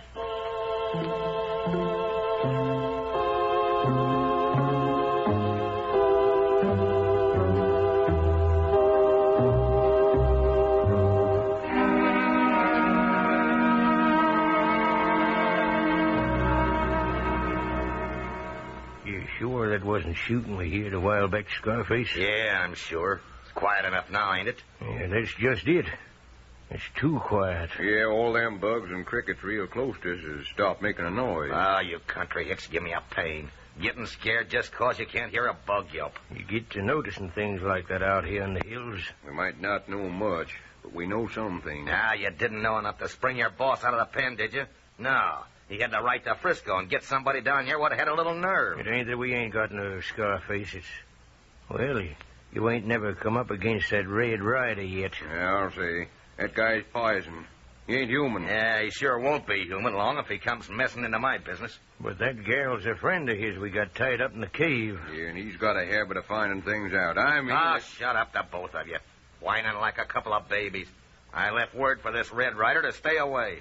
Told her old man to tell him there'd be trouble if he or anybody else tried to butt into my business. And I meant it. That's why you got that shotgun tied up there in the cave with a string going to the trigger? That's the idea. Yeah, but if anybody goes into the cave and hits the string, the gun will shoot the gal, not them. Yeah. What good's that going to do? Plenty. It'll teach these yokels around here that when Scarface Davis says lay off, he means it. I told him not to try and get that girl back till Hanlon was out of jail. And I meant just that. Hey, listen.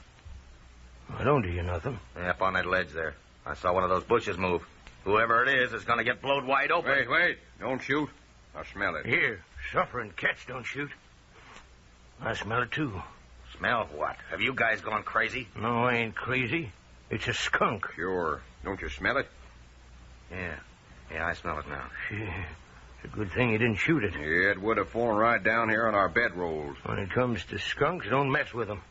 Mighty near as powerful dead as they are alive. Yeah, it must have gone now. The bushes have stopped moving. Yeah.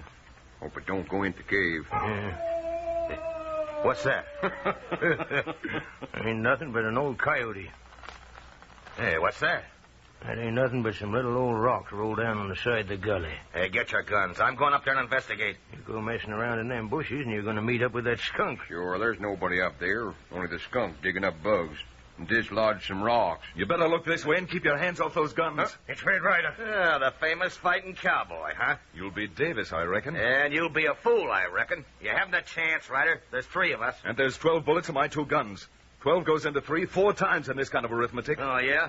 You ain't talking to one of these local hicks now, Ryder. I see you edging around behind me, Monk. Stand still I'm or... standing. I'm dropping my guns. I'm not telling you again, Jeff. Okay, Ryder. I don't want no trouble. Come on, Jeff. Drop them. I'll drop you. Fight. Try to pick up those guns, Davis, and my next 2 bullets are going to hit your shoulders instead of your guns. Now, Monk, pick up all those guns and throw them into the bushes. Down the hill. All right. Pick them up by the barrels. Go on, throw them. Well, that's as far as I can throw them. All right, Davis.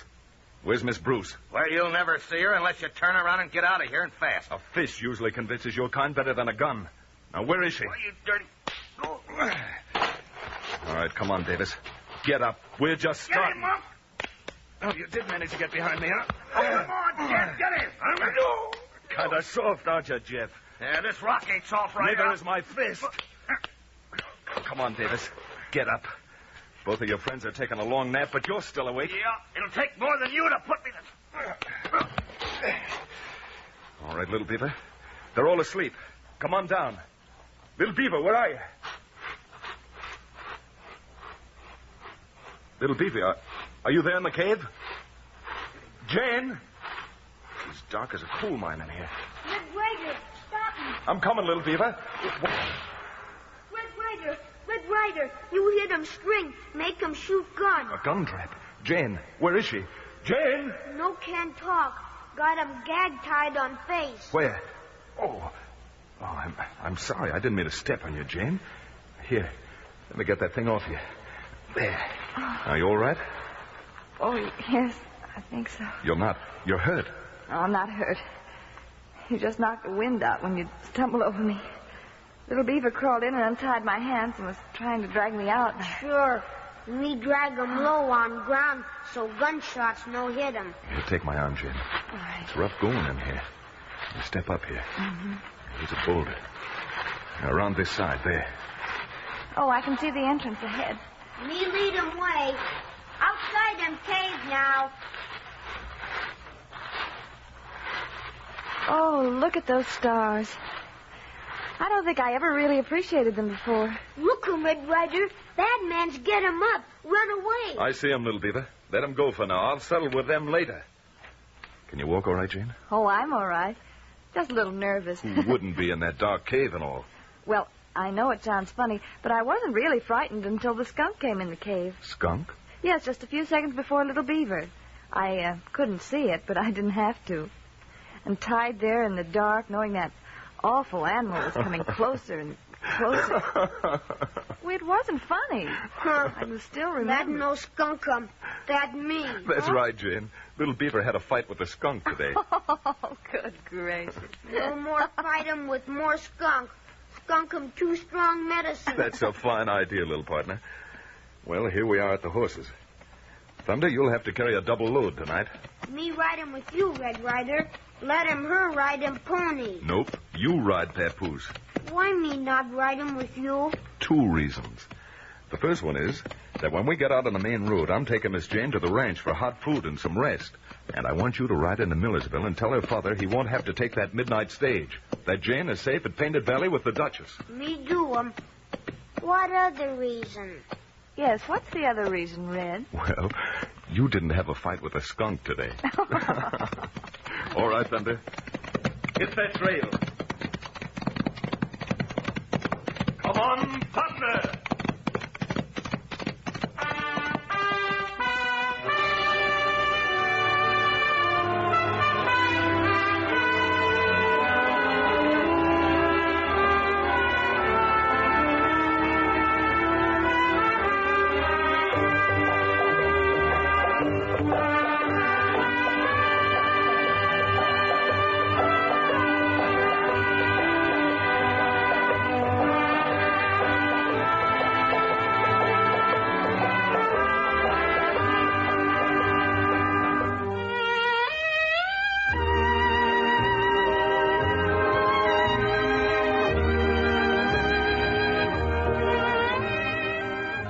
back again toward Painted Valley goes Red Ryder. But his stay with the Duchess is not destined to last, for only a day ahead lies another adventure. What will it be? Listen for the next exciting episode of Red Ryder.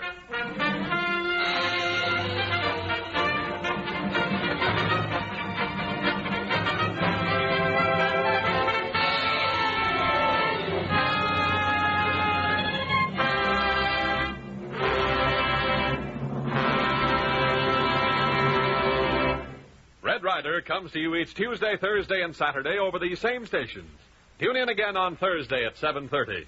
Red Ryder is presented for your enjoyment by Langendorf, makers of the bread judged America's finest.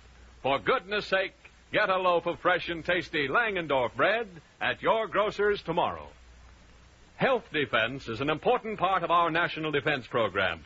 Physical and mental fitness enables us to do our bit and helps keep morale high. Every one of us can help our fighting forces fight harder by enlisting for civilian defense, Red Cross, USO, and other important activities.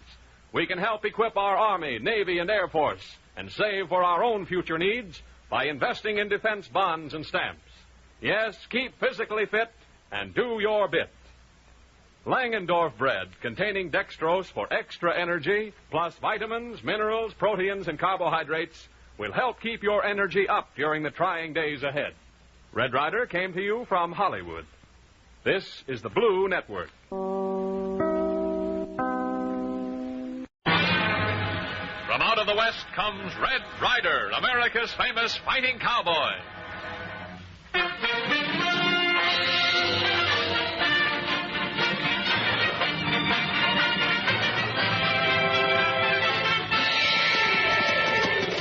Draw that pony, Little Beaver. The Indians are on the warpath up around the Bonanza mines. There's no time to lose. Hit the trail. You betcha, Red Ryder. Get along. Get him up. Get!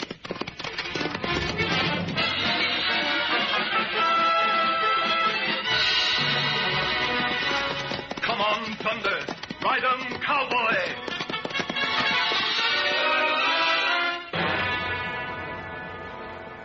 The Adventures of Red Ryder.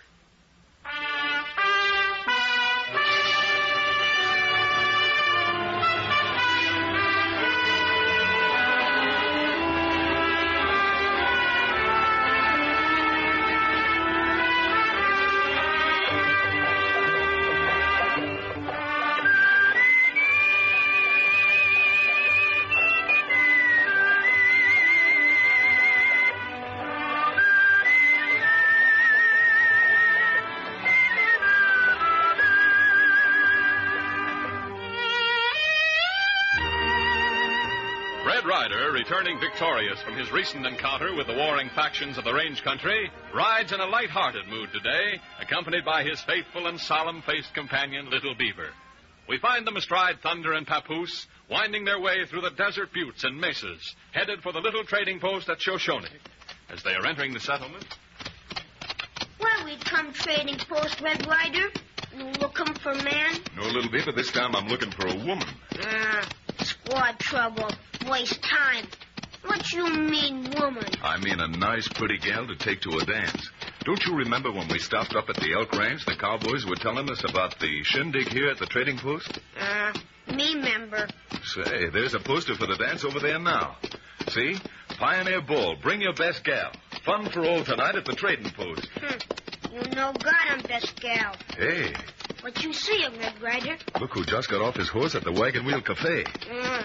Your Mace Hanlon. Always him making trouble. Yeah, and if I'm not mistaken, that broadcloth gent he's going inside with is old Mortimer Grant, the boss of this territory. That old robber's always out to steal something big. Now you know catching best gal, huh, Red Ryder? Maybe you catch a Mace Hanlon and Big Boss Man, huh? Maybe. Whenever those two get together, there's pretty apt to be trouble. I can't let this chance slip. Good. Listen, Little Beaver. You're going to the reservation for me and invite Mary Morrison to the dance. Me better stay trading post with you. Now, you wouldn't let a pal down, would you? Tell Mary I was too busy to ride up myself. Go on now, and don't forget to tell her how anxious I am to see her. You understand? Maybe understand. Look, how would you talk to a little Indian girl you liked? Me talk squad this way.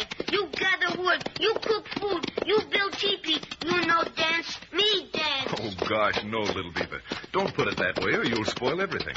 Just ask her if she'll go to the dance with me tonight and bring me the answer. All right, get along now. I've business to attend to with Ace Hanlon and old man Grant. You go. Too bad. Miss Fight. Giddy up, Papoose.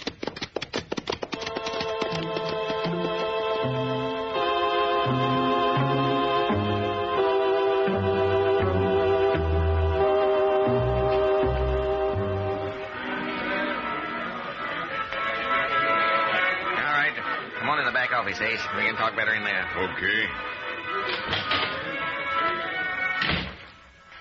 Well, Grant, got the stuff for us? You'll find the boxes waiting for you at the freighting office. They're labeled tools and groceries. What do I get for selling the rifles to the Indians? You get all the cash from the sale. It ought to be a pretty tidy sum, Ace. I mean cash on the line, Grant. Now, look here, Ace. You're your head. Do you think I'd associate you with my enterprises if I didn't mean to reward you in a more substantial form than mere money? Yeah. Money talks loudest with me. You forget my influence, what I can do for you. Don't forget that I'm running all the risks. You'll have to raise the ante if you want me to do the job. Well, the truth is, Ace, I want those rich gold claims at the Bonanza. If you can stir up the Indians so they'll run the miners off those claims, I'll count you in on the new ownership. Got it a little finer, Grant. You mean jump claims? You put it very crudely, Hanlon. If the miners abandon their claims, they will, of course, be open to new filings. All right. That suits me. We'll do the filing and take you in as a partner. You're stretching it a little. I'm still the boss around here. Now get going. Get those redskins started. All right. But if... Hold it. Think you hear that door move? Does seem to be open a crack. It ain't gonna be healthy for anybody that's been eavesdropping.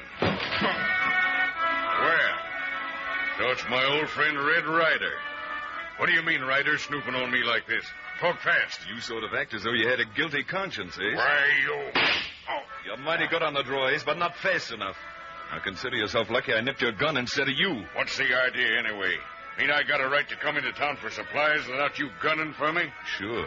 Get your supplies and get out. On general principles, I figure honest folks aren't safe when you're roaming around. Why? Now do what I say. Get your supplies and get out.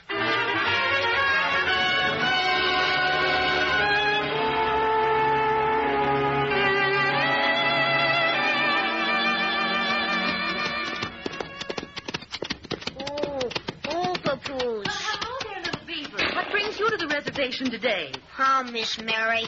Got a message from Red Ryder. Oh, you have? Well, how is your pal Red Ryder these days? Him busy. You betcha you like him come see you, huh?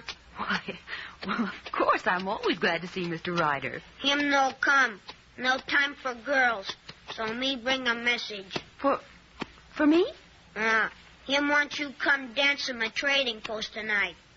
Oh. Well, if Mr. Ryder has no time to come and ask me himself, the answer's no. That good. Me tell him. No, wait a minute, little beaver. What else did he say?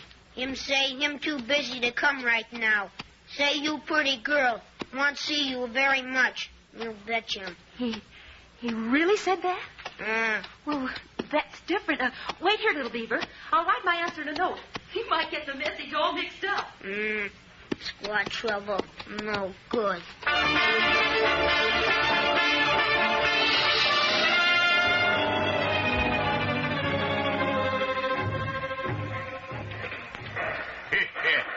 Say, that firewater we sold them Indians sure did the work, Ace. Nothing like firearms and firewater to make them hit the warpath. How much did we clean up on them rifles we sold the Paiutes, Ace? Plenty. But that's only a starter. We'll rake in a wagon load of gold if the Indians do what we told them and drive the miners out of Bonanza Camp. We'd better get going so we can file on them claims as soon as the Redskins clear the way. Yeah, Buzzard. Nothing more we can... Hey. What's the matter, Ace? Who's this riding up? Why, that's Morrison, the Indian agent. Yeah, that's what I thought. He's looking for us, I reckon. Some of those Indians must have told him. We better let him have it, Ace. No, wait a minute. He can't prove anything on us. We've just been trailing horses that's straight on to the reservation. Have we? All right. Keep your hands off your guns, all of you. I've got you covered. Well, so it's you, Ace Hanlon. It's you that sold guns and whiskey to the Indians.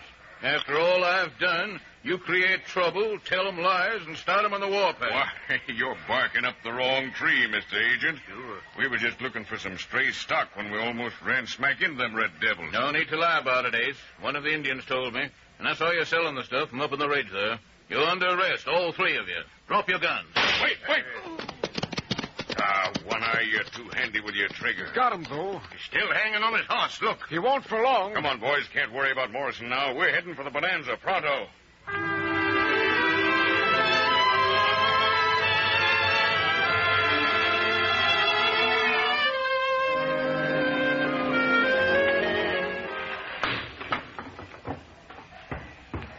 There, little beaver. You take this note to Red Ryder. Take him. And don't tell him I said no when I mean yes. Me tell him. That's good. Listen. Do you hear war drums? Me hear him. No good. There are shots, too. Oh, I wish Dad would come back. Where he go? He's trailing some men who are trying to start trouble. Listen. The drums are getting louder. Chief Winnemucca no let braves go on warpath. He friend to white man. But Winnemucca isn't here. He's up at the hot springs. When he come back, he fix. You betcha. Look him. Why, it's Dad. He almost fell on my horse. Oh, little beaver. Here, come on. Oh, Dad, what happened? Ace Hanlon selling guns on the reservation. They shot the Indians on warpath. Can't stop them. Little beaver, hitch up the wagon quick. The nearest doctor's at Bonanza, and I'll take Dad there. You no get him through the Bonanza. Bad Indian crazy. They kill you. Wait him here. I get him, Red Ryder. I can't wait, little beaver. Dad may die. I've got to get him to a doctor at once. Willow Bark, Red Cloud. Here, help me lift Dad. Hurry. You go get him, Red Ryder, quick. You wait. He come.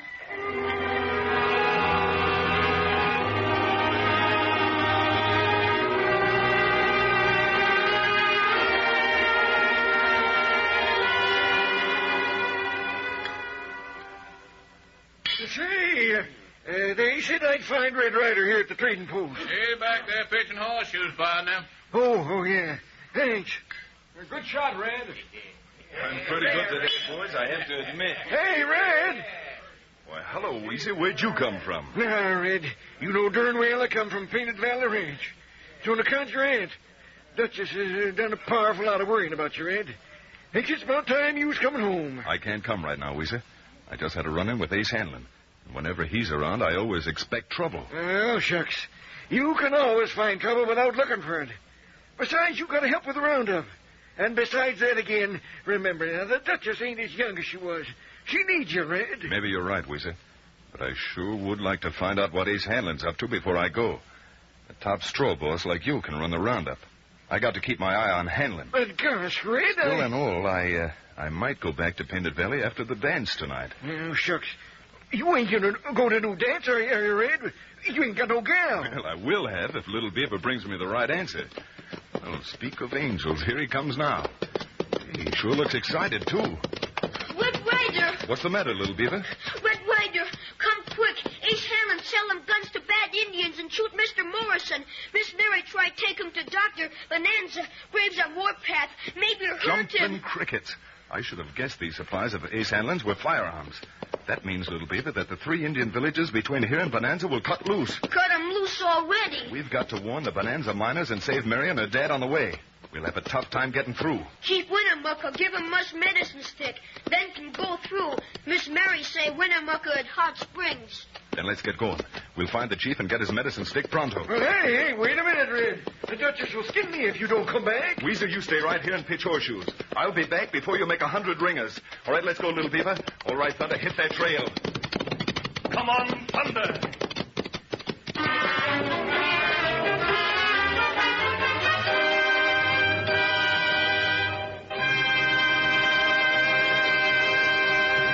We return to the adventures of Red Ryder in just a moment.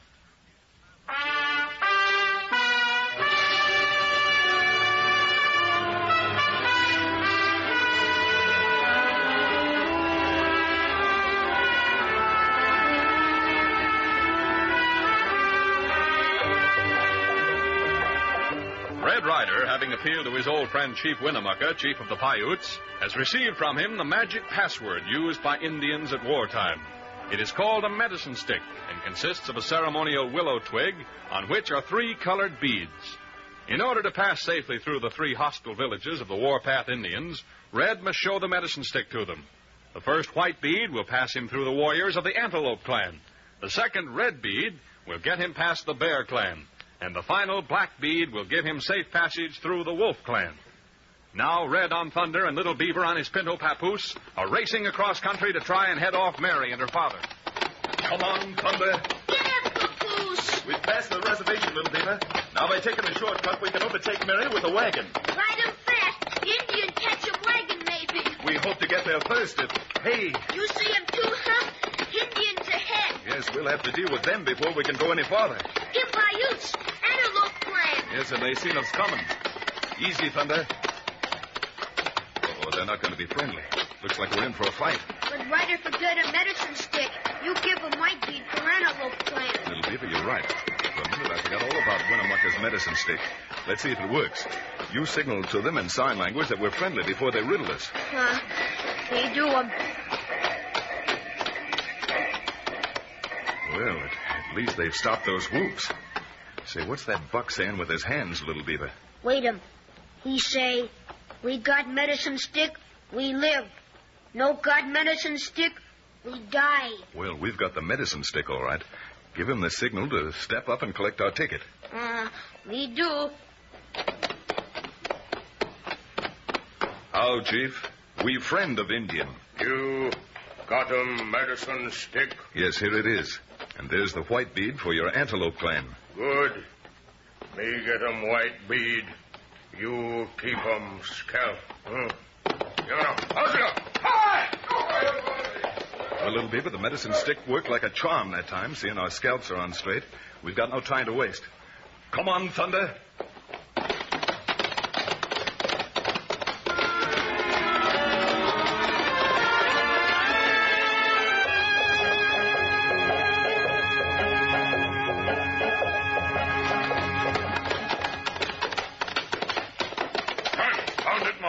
Going lame in the left forefoot.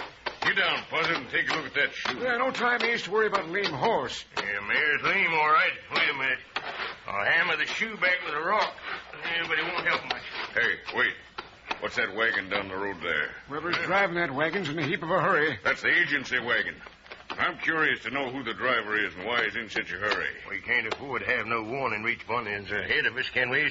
You're doggone right we can't. Buzzard, you and One-Eye get down there and find out where he's going. Sure. And remember, dead men tell no tales. Shut up! Hey,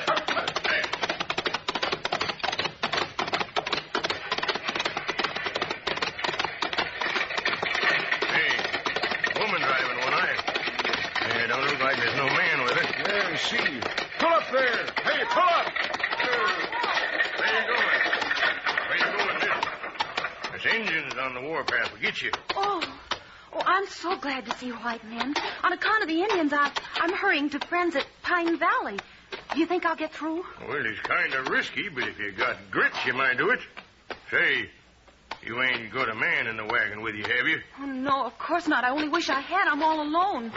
But if you don't mind, I'd better hurry, or I'll get caught by the Indians for sure. Yeah, sure. Okay, miss. You get going. Get up, Dolly. Get up. Come on, Ben. Come on. Come on, Buzzer. You just dropped the Paiutes a tip about that wagon.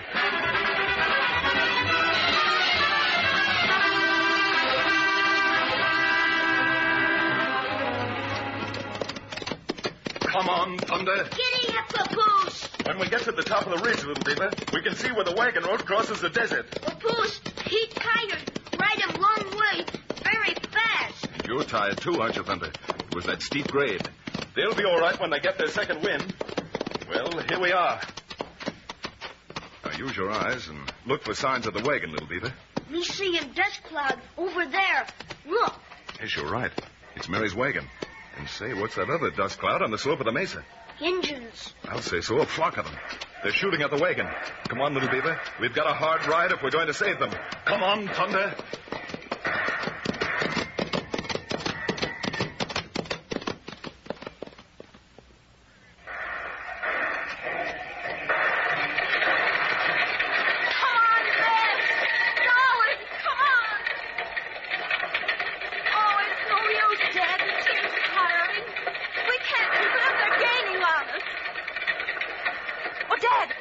That way. Look.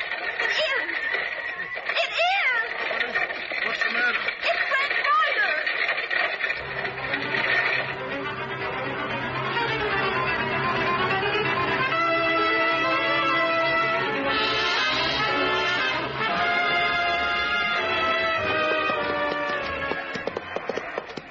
Little Beaver, we've got to cut in between the Indians and the wagon. Look at Red Ryder. One inch in the head. He hurt a Miss Mary. If you don't shoot quick. I'll have to wing him. You ride toward the main band and work that medicine stick if you can. Oh, you wing him. Good. Injun hit ground hard. Make him cheat rattle. Get going and work that medicine stick. I'm heading for the wagon. Me work him. Red Ryder. Mary, you all right? I don't know. I guess so. I'm too excited to know. But, oh, Red, I was praying you'd come, and you did. I wasn't much too soon, I reckon. How's your father standing? He had a pretty wild ride for a wounded man.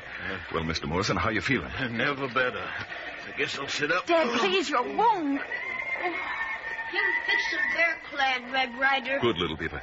Now, Mary, don't be alarmed. Your father's pulse and heart are good, but you've got to hurry to the doctor at Bonanza. Oh, you've got to come with us, Red Ryder. I couldn't face it again alone. There's no need for that. Here's greater protection than I can give you, Mary. What is it? Just a stick with a black bead on it. That's a mighty powerful stick, Mary. That insignificant little black bead stands for the difference between life and death. Him medicine stick. Me just give red bead to Bear Clan. This black bead, he for Wolf Clan. Him next. Why, it seems unbelievable. But I noticed the Indians have completely vanished. I guess that's proof enough. Mary, you must hurry with your father. The medicine stick will see you through safely to Bonanza. I've got to ride the shortcut to warn the miners. But, Red Ryder, this medicine stick is your protection. I couldn't accept it and know you might be killed on my account. Your father's life is in your hands. He's helpless. Now, don't worry about me. So long, Mary. Keep your chin up. See you in Bonanza. If you must go, I've got to warn you of another danger. What is it, Mary? I saw Ace Hanlon and one of his men who shot my father. You did? Where? They stopped our wagon a ways back. If they'd known Father was under a blanket in the wagon, something terrible would have happened to him. Ace Hanlon started this uprising. Which way did he ride? On the trail that crosses the North Ridge. His horse was limping. You might catch him, but you will be careful, won't you, Red Ryder? Yes, of course I'll be careful. But I'll get Hanlon.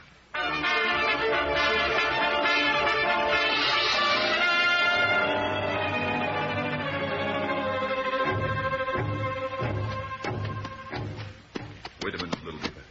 Drums or no drums, I've hit Ace Hanlon's trail, and I'm sticking to it. Water hole down in gulch. Me see 'em horses. White men hiding behind rocks. There's one of them standing up. It's Ace Hanlon. Injun's close, Red Ryder. We see him now. Look, Paiutes. And what's more, they see us. I'm not going to give up Ace Hanlon if there's a whole tribe of Paiutes. Little Beaver, you've got to get through to Bonanza and warn the miners. You no fighting Injuns alone, Red Ryder. They kill him, you. I'm not going to fight him alone. I'm going to make Ace Hanlon help me fight him. Now, Little Beaver, you get as fast as you can and don't stop till you get to Bonanza. Me get.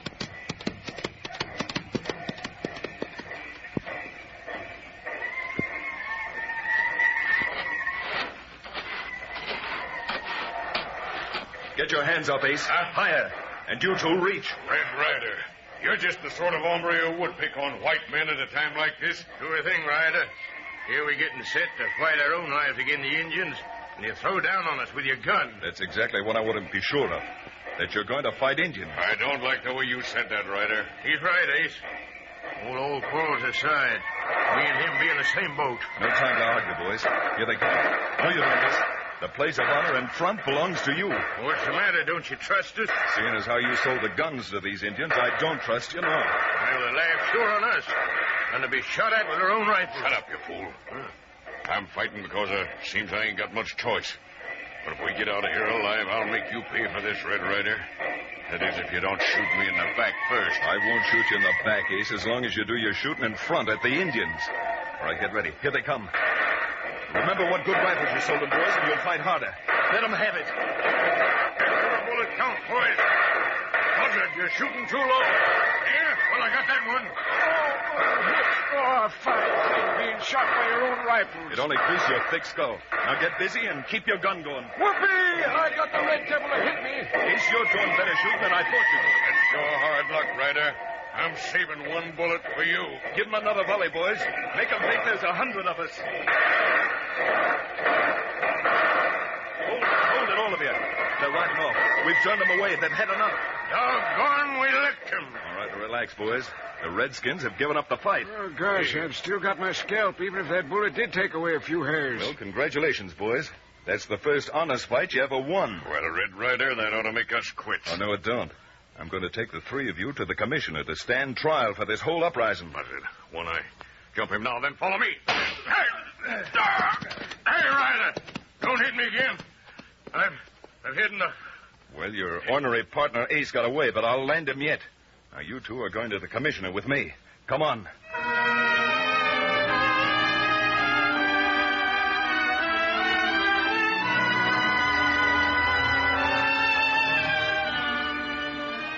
I'm so happy we got to Bonanza in time to save your life, Dad.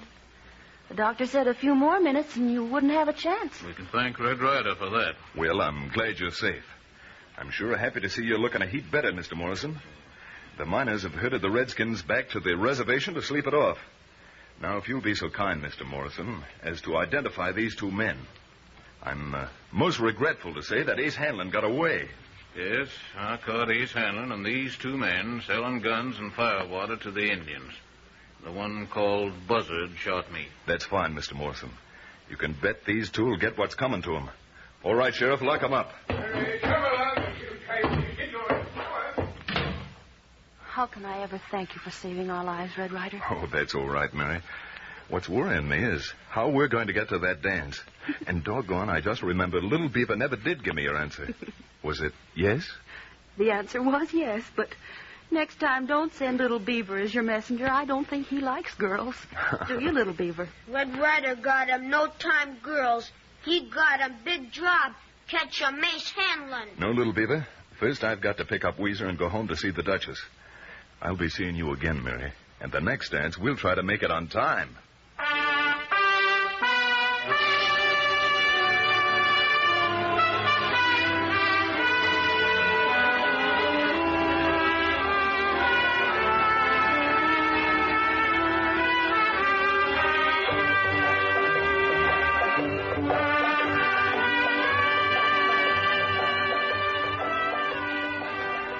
Red has completed this adventure with Ace Hanlon and the Paiutes. He is destined to discover that new trouble has broken out in the gold mining valley of Bullion Bend. Will he again put himself in peril of a gang of crooks and robbers? For the answer, listen to the next exciting episode of Red Ryder.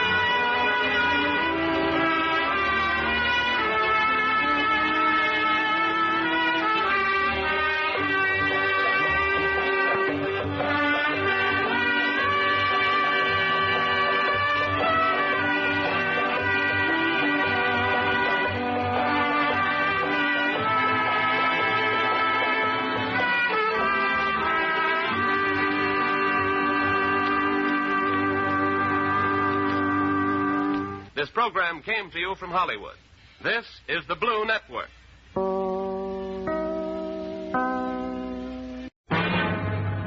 From out of the West comes Red Ryder, America's famous fighting cowboy.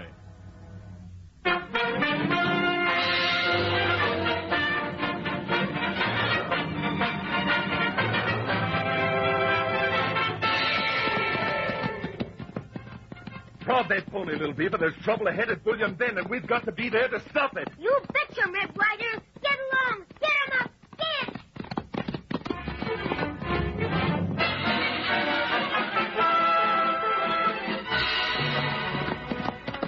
Come on, Thunder. Ride on, cowboy.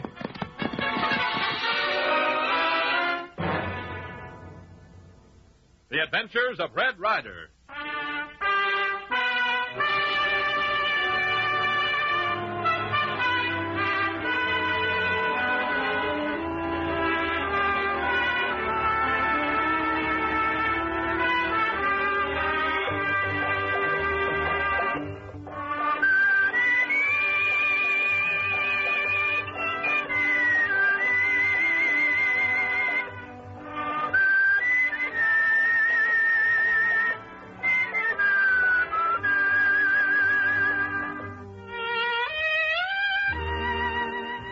We left Red Ryder and Little Beaver completing their exciting adventure with Ace Hanlon and the Paiute Indian.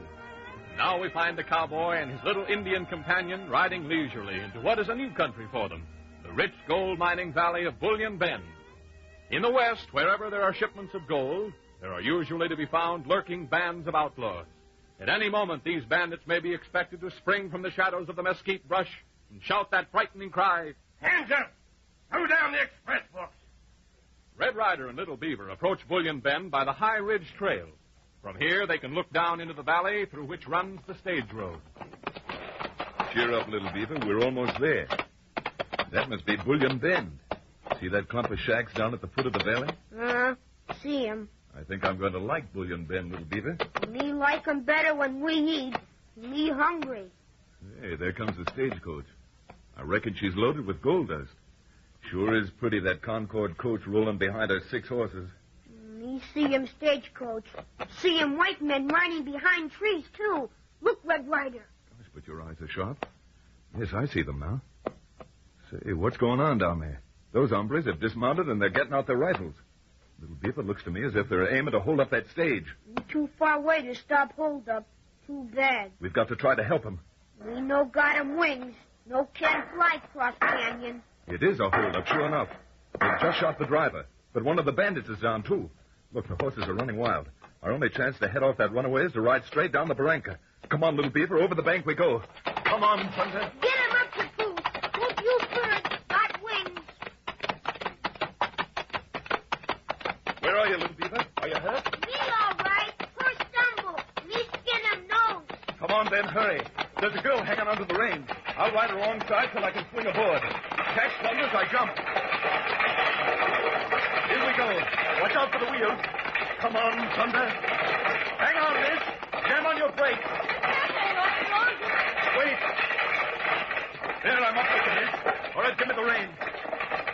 Oh, there. Steady, boys. Right, easy now. All right, steady there. Oh. Yeah, that's better. Are you hurt, miss? All right. As soon as I get my breath, I'll thank you for saving my life, sister. Red Ryder's the name, ma'am. I'm Rita Bassett, and I do thank you 1,000 times. No thanks necessary, ma'am. Let's take a look at your driver here. You hurt much, partner? I got it in the shoulder. That's how I happened to drop the reins. But I hit one of them bandits first. You sure did. I saw him slump in the saddle as they rode off. Here, let me help you inside the coach. I'll drive the stage in. Thanks. I'll be all right in there. Red Ryder, me catch 'em Thunder. Miss Bassett, this is my pal, Little Beaver. I'm glad to know you, Little Beaver. Well, come, Little Beaver. Where's your manners? What do you say to the lady? Howdy, ma'am. Little Beaver, you lead Thunder. I'll drive the stage to Bullion Bend, and you tag along behind. Hi there. Get in.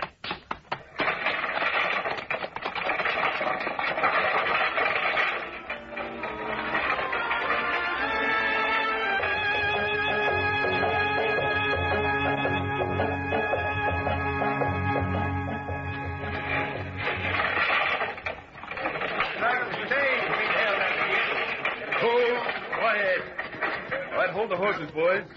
Help Miss Bassett down, please. And some of you get the driver out of the coach. He's hurt.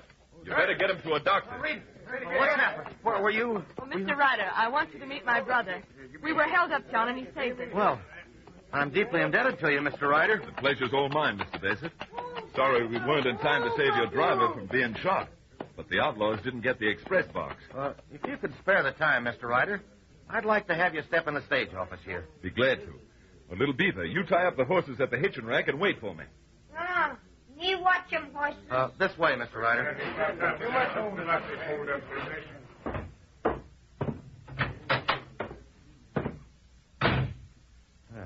I can speak more freely inside here, Mr. Ryder.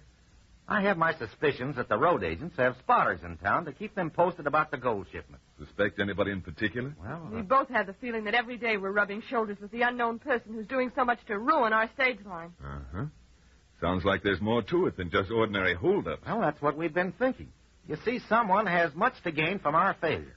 We've suffered so many losses that we've been warned that one more such loss, and we'll forfeit the franchise to haul the gold for Bullion Bend. And to make matters more critical, the next shipment is the big spring cleanup from the mines.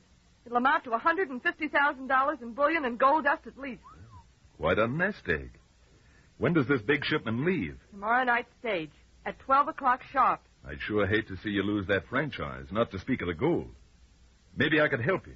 What's your suggestion? Well, for one thing, I might ride shotgun guard on the stage that carries that shipment. Red Ryder! Red Ryder! Oh, excuse me a minute, please. Now, what's the trouble, little Beaver? I told you to watch the horses. Me see a Mace Hannon going store across way. He talk a man with one iron hand. You mean a man with an iron hook for a hand? Sure. We'll have to look into this. Wait, little Beaver. I'll be right with you. I'm sorry, folks, but some business has come up I've got to attend to right away. Oh, but have you given up the thought of working for us as shotgun guard? Can't say just now. That sort of depends. See you later about it. Excuse me if I seem in a hurry. Maybe we've been too hasty in disclosing such valuable information. After all, Rita, we don't know anything about this Red Ryder. I've seen enough of him to trust him implicitly. Perhaps what you're trusting is 6'1" and that red hair.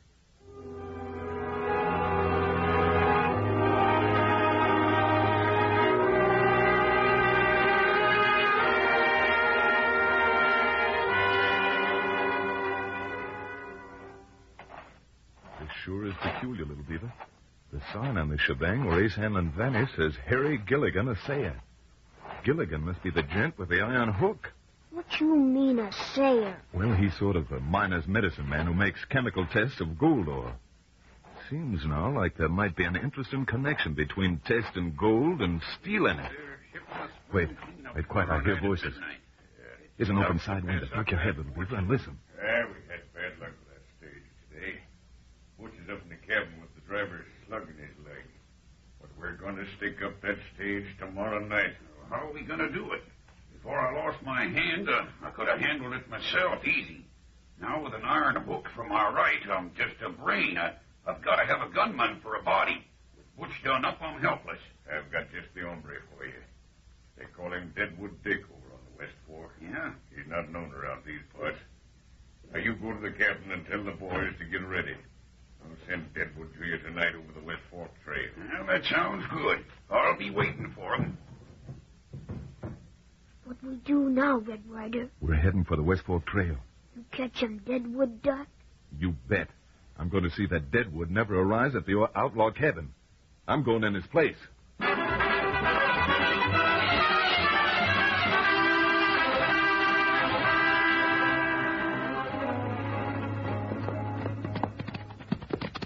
Here we are.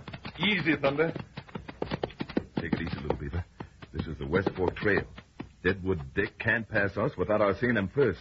We put him near the ground and listen. Hear anything?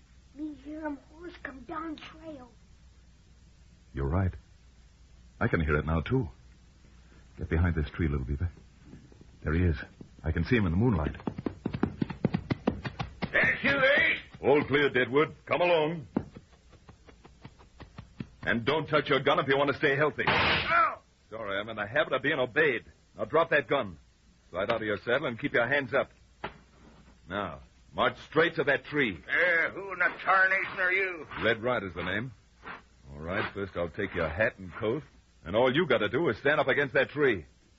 Now, the hands across behind the tree. Tie his wrists together, little beaver, and make sure the knots. You do 'em. What you aiming to do with me? Keep you out of trouble. I reckon you've been in enough already to hang you. Now, little beaver, here's my spare gun. If Mr. Deadwood makes any false moves, you make him as good as his name, understand? Me savvy. I won't be long, little beaver. Now, don't blink an eye. I'm heading for the outlaw cabin. All right, Thunder. Hit that trail. Come on, Thunder.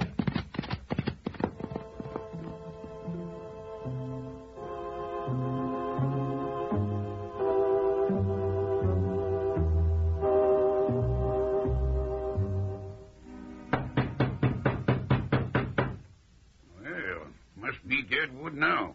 Come in. From your looks, I calculate I'm looking at... Deadwood Dick. Are you Hook Gilligan? Right you are. Meet Butch Calkins. Butch is Ace's right-hand man, but he's been temporarily sidetracked by a lead plum. All right, let's get down to business. I deal out on my own terms. When I cash this spring cleanup, you'll all talk turkey with me. What's your plans, Deadwood? How many men have you got? Well, we're short-handed. It's just Jake and Shorty. They're out tending the horses. Why you leave yourself out, Gilligan? That's white of you, Deadwood. But you're forgetting my iron hook. On account of that, I never carry a gun no more. I'm the brains and you're the body. Together, we make the man that cinches this big deal. You land that gold shipment tonight, and I'll do my part and grab Bassett's franchise. Have your men at Devil's Gate on time. They won't have to do any shooting. I'll attend to that. It sounds easy. But how? Well, when the stage pulls out of Bullion Bend, I'll be on it. At Devil's Gate, all I got to do is tell the driver where to stop. He'll stop, all right. Well, now I know why they call you Deadwood Dick.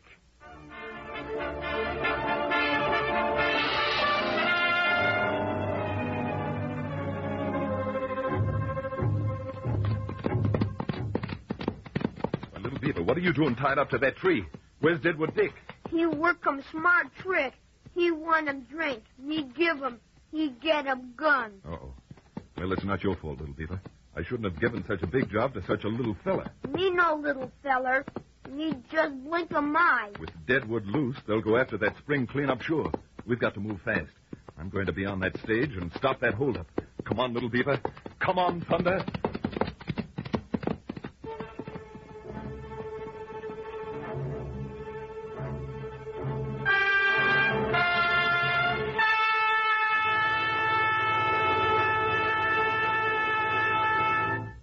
We return to the adventures of Red Ryder in just a moment.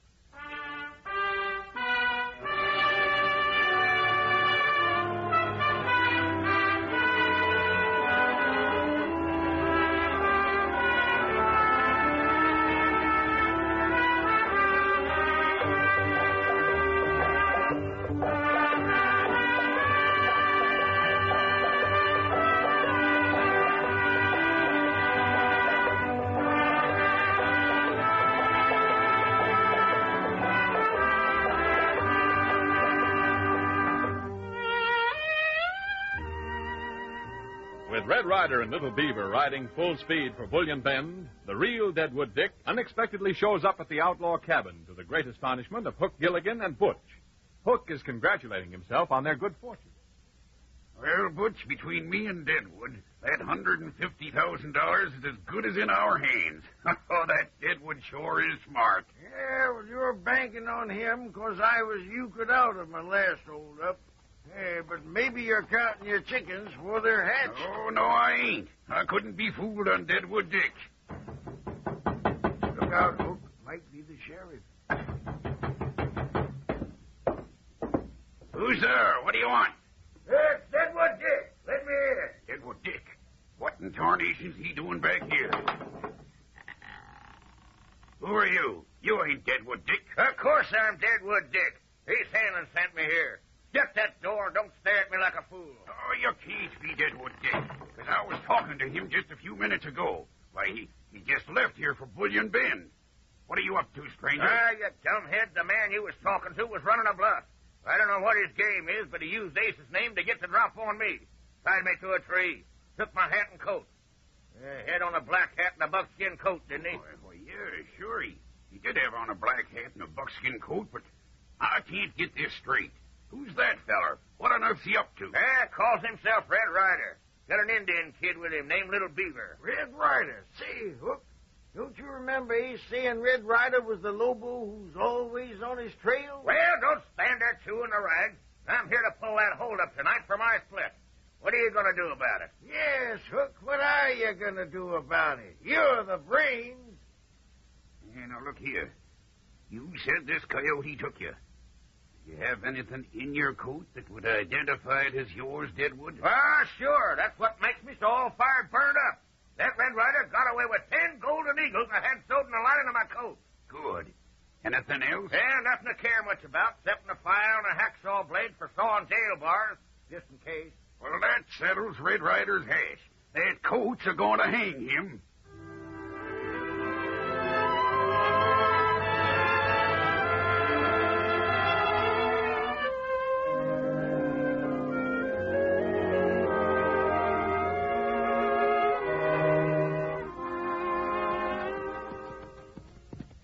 What you doing now, Red Ryder? Going over to buy my ticket on the stage. If you see I get aboard without any trouble, you stay here in town till I come back. Me going with you. No, if I get in a tight fix, I'll need you here. I'll whistle if I want you. You whistle. Me answer 'em with Hoot Owl's call. That's right.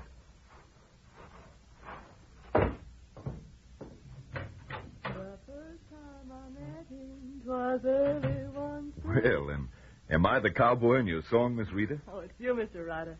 Well, if you weren't in my song, you deserve to be. I haven't forgotten how you stopped the stage. Speaking of stages, Miss Rita, I want to buy a ticket. If I remember correctly, it leaves at midnight. Oh. I'm sorry you're leaving us. Where to, please? West Fork. That's the Devil's Gate route, isn't it? Correct. I said I was sorry you were leaving us. Oh, I reckon I'll be back. There's your ticket and your change. I'm disappointed you aren't riding guard for us. The gold shipment goes on the 12 o'clock stage, you remember. I haven't forgotten the gold, Miss Rita. Get your hands up, Deadwood. And don't turn around till I tell you to. Now, Gilligan, get his gun out and help keep him covered. If that's my friend Gilligan, he never uses a gun. What's the meaning of this, Sheriff? This is Red Ryder. Oh, no, it ain't. It's Deadwood Dick. You heard him say he hadn't forgotten the gold. You'll soon learn why he ain't. Now, keep him up, Deadwood, and turn around. We'll have a look at your face. That's Deadwood Dick, all right. That's the man who robbed me. I don't believe it. Sheriff, this is ridiculous. Just a clever blind of his, Miss Bassett. Deadwood Dick plays for high stakes. Don't you? Maybe I do. But if Mr. Gilligan is so sure I robbed him, how's he going to prove it? You'll find out. Bring your brother, Miss Reader, and come over to my office. I want you both there when I question Deadwood Dick.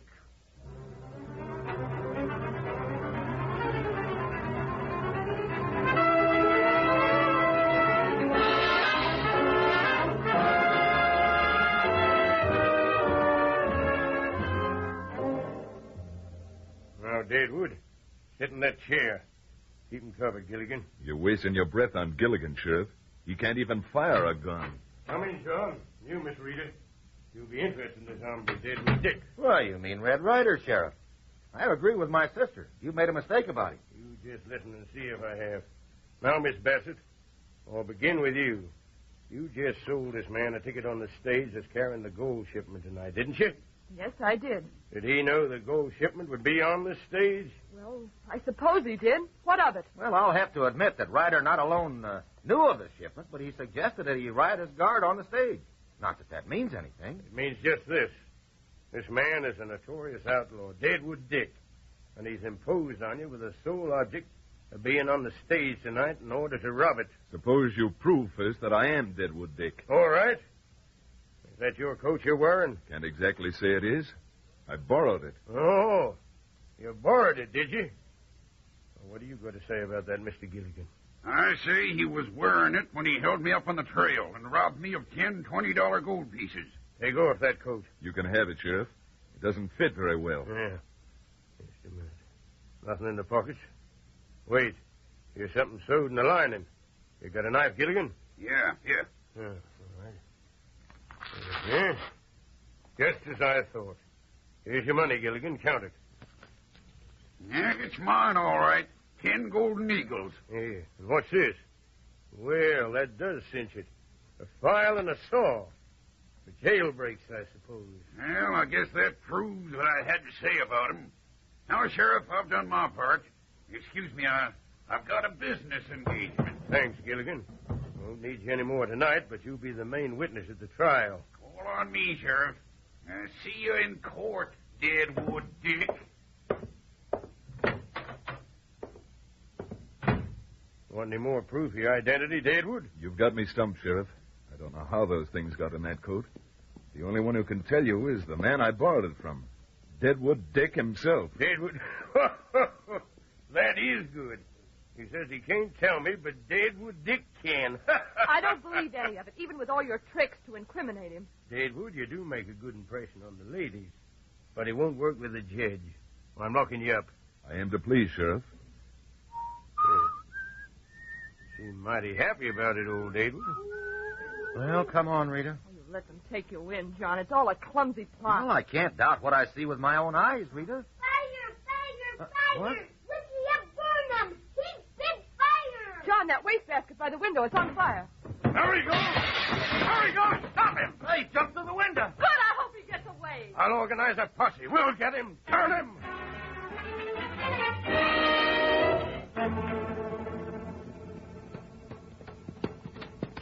That's the sheriff after us now with a posse. If he catches me before I get to Devil's Gate, Hook and his outlaws are sure to get away with the gold shipment. Come on, Thunder. Get him up, Pinto!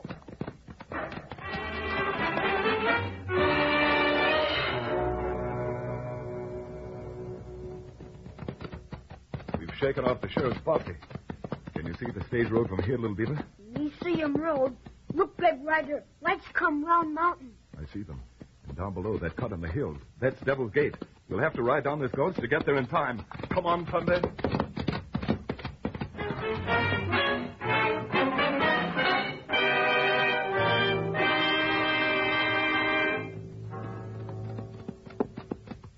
There, Deadwood, you got your money back. Red Ryder's locked up in jail, and now we've got a clear field for the holdup at Devil's Gate. Well, that suits me for now. But someday I'll meet up with Red Ryder and swear a grudge of my own.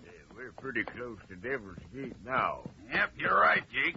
I see the lights of the stage are coming around the mountain. We're just in time. Well, I'm boss now. Pull your horses over in the shadow of that rock. When the stage reaches the defile, I'll block the way and stop it. You boys cover me with your rifles. Start shooting if the guard uses his shotgun. All right, now. All right, here she is. Now get ready, boys. Don't wreck the stage while I stop the horses. Now, hands up. Hold them horses on back. There, get off that seat, driver. Hold them horses. Stop that shotgun. Keep your hands up. Come on, boys. She's ours. Hurry up, Jake. Help me get the billiard boxes out of the stage. Come on, Jake. Give me your hand with the first box. Wait till I get my hook in the handle. All right, now, out with it. Oh, gosh, she's heavy. Yep, and all ours. $150,000 in gold. Your mistake, Hook. Don't move or let out a sound. And you, fella, drop your gun or I'll drop you. Now lie down, both of you, on your faces. Pick up his gun, Little Beaver. Edward, come quick. It's Red Ryder. I've been waiting for this, Red Ryder. Come on, smoker. Little Beaver. Red Ryder. Here comes Sheriff. Oh, Deadwood, all right. We got him with the goods on him. Get your hands up, Deadwood, fast. One of them won't go up, Sheriff. Then crease with a lead plumb. You he big fool, Sheriff. He no Deadwood. He Red Ryder. You look him there. Deadwood. He on ground. You say this other fella's Deadwood? Why, I got Deadwood right here, covered. You're mistaken again, Sheriff.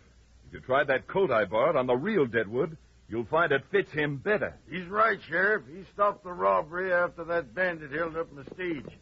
He'd have gotten away with the gold if it hadn't been for him. Well, I'll be hanged for mangy coyote.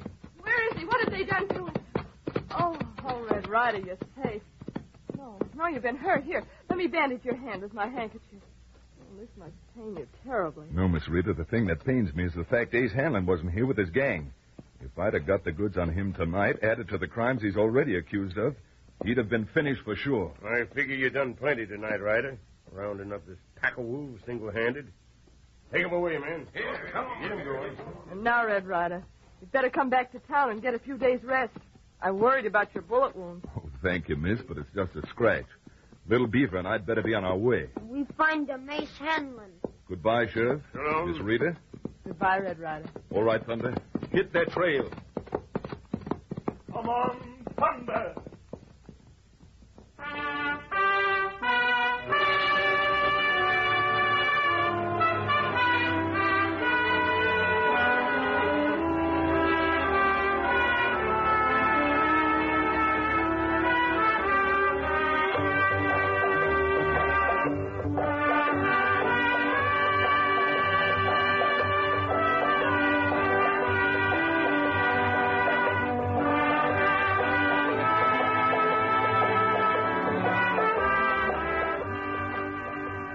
Red Ryder has accomplished one more step in his battle against his nemesis, Ace Hanlon. But there is yet much to be done, for already word has come to Red that Ace is operating in another section of the western country. When next we meet the famous fighting cowboy and his inseparable companion, Little Beaver, they'll be far from Bullion Bend, still on the trail of Ace and his henchmen. Don't miss the next exciting episode of Red Ryder.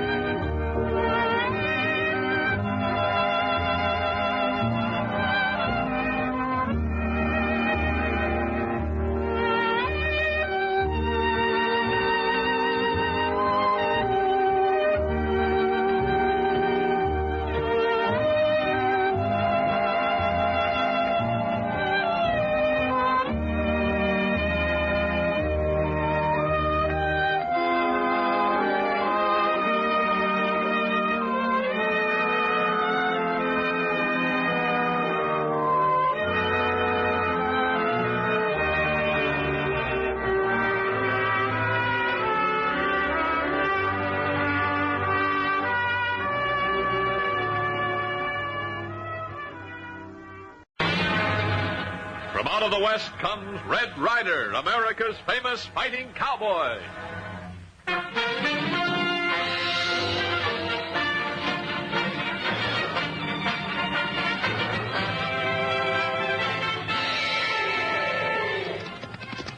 Draw that pony, Little Beaver. We're heading straight across the plains to Town, and there's plenty of trouble ahead. You betcha, Red Ryder. Get along. Get him up. Get! Get going, Thunder. Hit that trail. Come on, Thunder!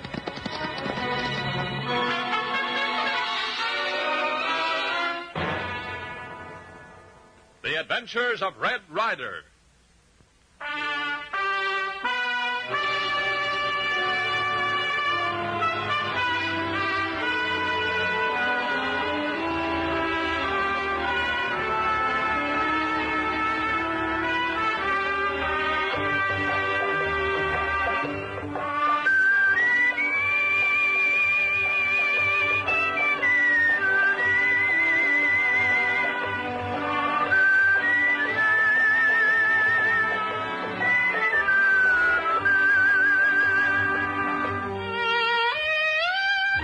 Red Ryder and Little Beaver are riding hard across the sunburned prairie, heading for Town, because Red has heard that Ace Hanlon, gun lord of the plains, has been seen making tracks for the frontier town himself, not more than 48 hours ago. As they ride up the slope of a rocky barranca and look down onto the range, Little Beaver suddenly reins up his pony and points toward a distant water hole. Red Ryder, look him down there by water hole. Where, Little Beaver? Where do you see a water... Well, I'll be blamed. How can you see that far? Are those men down there? Sure shooting them men. They do 'em something to water, too. They sure are. Looks to me like they're pouring something into that water hole. Little Beaver, unless I miss my guess, those Jaspers are trying to poison every head of cattle on this range. We ride 'em off, huh, Red Ryder? We chase 'em away. Doggone tootin' right, Little Beaver. If they're aiming to kick up trouble, I'm aiming to see that they get it. Let's ride. Get 'em up, Papoose. Come on, Thunder. Ride them down, Thunder.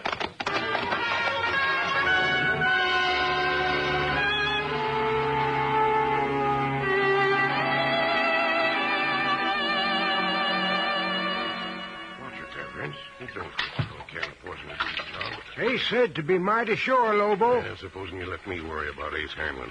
Now, you put the top back on that can. Who's that? Who's that coming over yonder?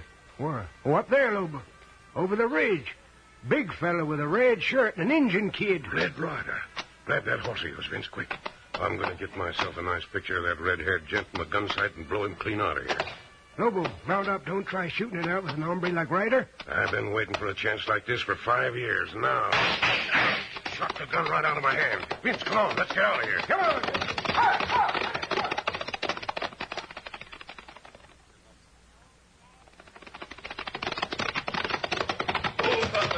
Hold it, Little Beaver. We don't go catch him, Red Ryder. No sense going any further, Little Beaver. We'd lose them anyhow on those rocks. And what damage they've done has been done already. Here, look 'em. Canned medicine. Smell 'em powerful bad. Here, hand me that can, Little Beaver. Yeah, the coyotes. It's poison, all right. Hope the cattle didn't drink any of that water. Maybe we saved 'em just in time, Red Ryder. See over there.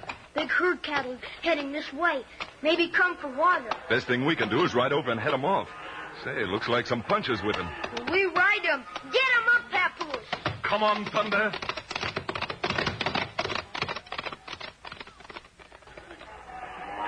What's them yells over there, Brad? I see it, Mr. Jason. Hey, who's that coming? Yonder, just the other side of the mesquite. Carrying some sort of a can. We better be planning up. Hold on, stranger. Howdy, mister. Those your cattle? You're dead blamed right, them's my cattle.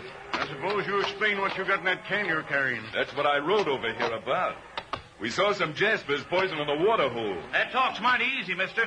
But if you run them off, why are you carrying the poison? Didn't expect me to leave it there for someone else to use, did you? That's exactly what I'm going to find out. And meanwhile, just keep your hand away from your holster, mister. Why, sure. I'm doing the talking. Brad, round up the other hands. Unless this fellow's got a better excuse why he's packing poison, we're going to have us a little burying party. Now, just a minute. I said shut up. If you're talking about burying me, I think I'm entitled to say something. Well, out with it. You seem plumb upset. Now, what's the matter? Somebody been poisoning your beef? I'm not the only one. Almost every rancher using this lower range has had steers falling over like flies. You make a big mistake. Red Ryder just run 'em off men who poison water holes. Did you say Red Ryder? Yeah, that's what folks call me. But I haven't the honor of knowing your name. Well, tan my hide and call me Buckskin. I must be just plain loco. I should have known who you was. Never seen you around Dobie Valley, but we sure heard enough about you to know anybody looking like you do must be Red Ryder. You know, many's the time I wished I had just ordinary hair. But this carrot top seems to have come in mighty handy this time. Mind telling me if you got any ideas what's been happening? Did you mean who's been poisoning the water holes and me or nobody else knows? All we know is practically every rancher in the valley's in debt to Dan Parker. Now, Parker owns a general store in Dobie-town. Oh, I see.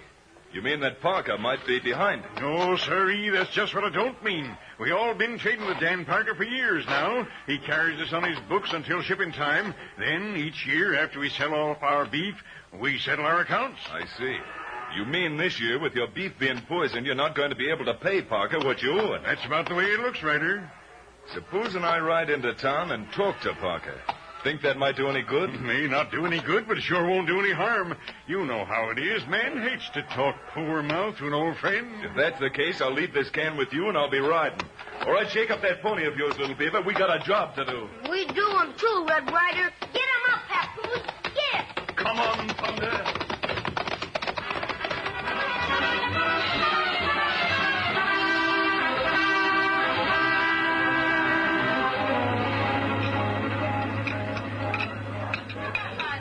Well, I find Ace Hanlon, waiter. Hanlon? At that table back in the corner. Thanks, I see him. Howdy, Ace. Hello, Lobo. Sit down. Thanks. You get your job done? Most of it. What do you mean, most of it? Well, we were just finishing the last hole on Jim Chase's North 40 when an old friend of yours paid us a call. What are you driving at? I mean, Red Ryder spotted us and run us off. Ryder? Well, this is going to be even better than I'd hoped for. I'm not only going to end up owning every ranch in this valley, but I'm going to get rid of Mr. Ryder at the same time. Look, Ace, you hired me for one job. If you want to take care of Red Ryder, that's up to you. I don't want any part of that, Jasper. By the time I get through him, there won't be any part left for anyone else. And as for them ranchers, when they learn they haven't got enough cattle left to pay Dan Parker what they owe him, they're going to find that East Hanlon's bought out Parker's store, and it's him they owe. You're crazy. Parker will never sell. No, Parker will never sell. But his widow will. Widow? That's what I said. Now, I want you to go over to Parker's store and talk him into an argument. Understand? Poor fella's got a hasty temper, and when he goes for his gun, I'm depending on you to outdraw him. Hanlon, I gotta hand it to you. You got brains and you know what to do with them. If Parker goes for his gun first, it's going to be just too bad. Because everybody knows any man can shoot to kill in self-defense. If Red Ryder's sticking his nose into this, you better be getting over to Parker's store now. I like my gunning done one at a time.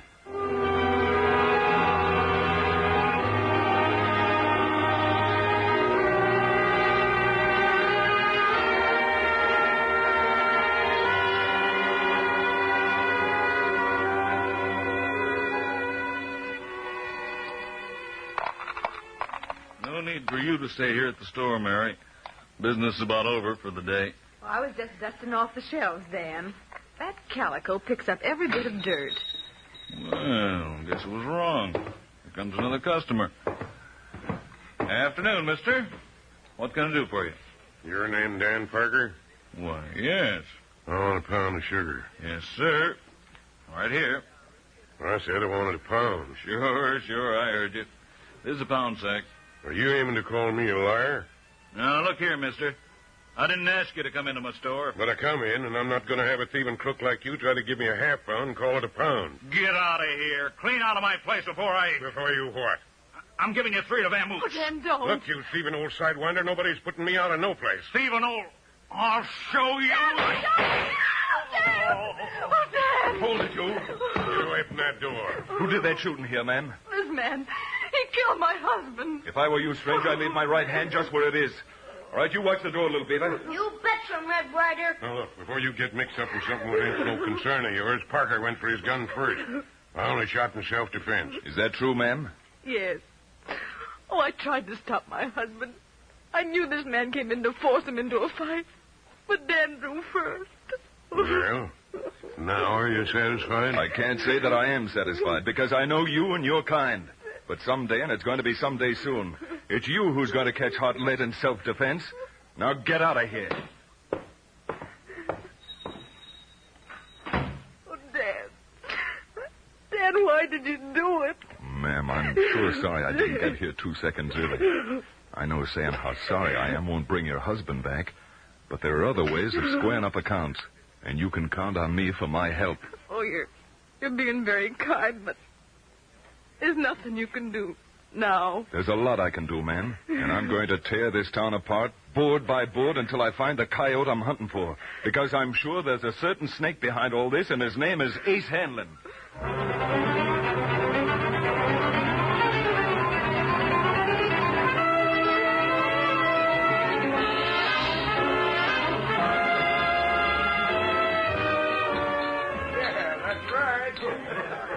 What'll be, Ace? Another round of the same.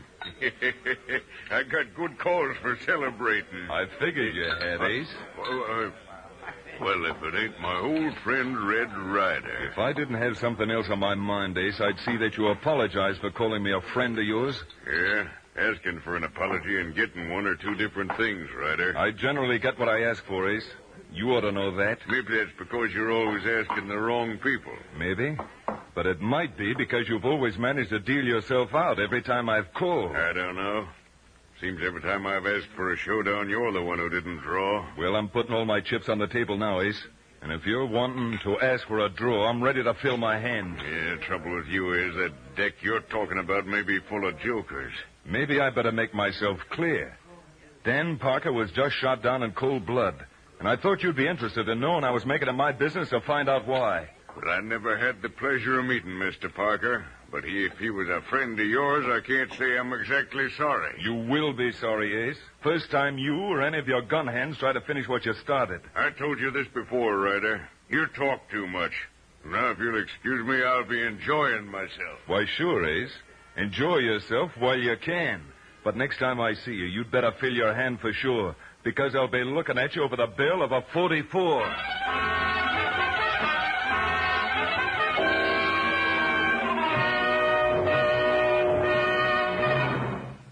We return to the adventures of Red Ryder in just a moment.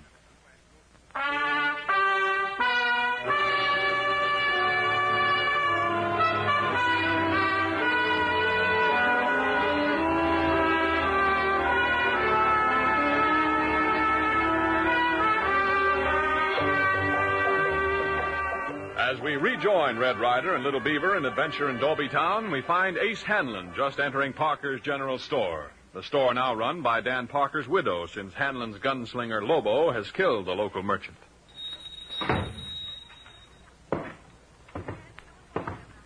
Good morning. Is there something I can do for you? I reckon you're Mrs. Parker. That's right. Hanlon's the name, Mrs. Parker. Sort of a stranger over here in Dolby Town, but I'm aiming at settling. Figured maybe you and me could talk a little business. A little business? Some of the boys at the hotel told me about the misfortune you had yesterday. I mean about your husband. Well, it's mighty kind of you, a stranger, to come over to pay your sympathy. I want you to believe me, Mrs. Parker. Sympathy is just what made me drop in today. You see, I got thinking about how difficult it might be for a woman like you to try to run a store alone. Yes, I'm afraid it really takes a man to run a business. Exactly. Now, I come down here looking for a business to go into myself, and I thought with you probably wanting to sell and me wanting to buy, perhaps we could deal. Well, I wasn't thinking of selling out, Mr. Hanlon. Yes, well, I know this may be kind of sudden, but I'm willing to pay a fair price. All cash. Say, $2,000. $2,000? Why, not counting our stock, we've got more than $15,000 owed us on the books. From what I hear, Mrs. Parker, that $15,000 isn't worth the ink it took to write it. They tell me the ranchers hereabouts in Dolby Valley lost most of their cattle from bad water. I'm not worrying about the ranchers.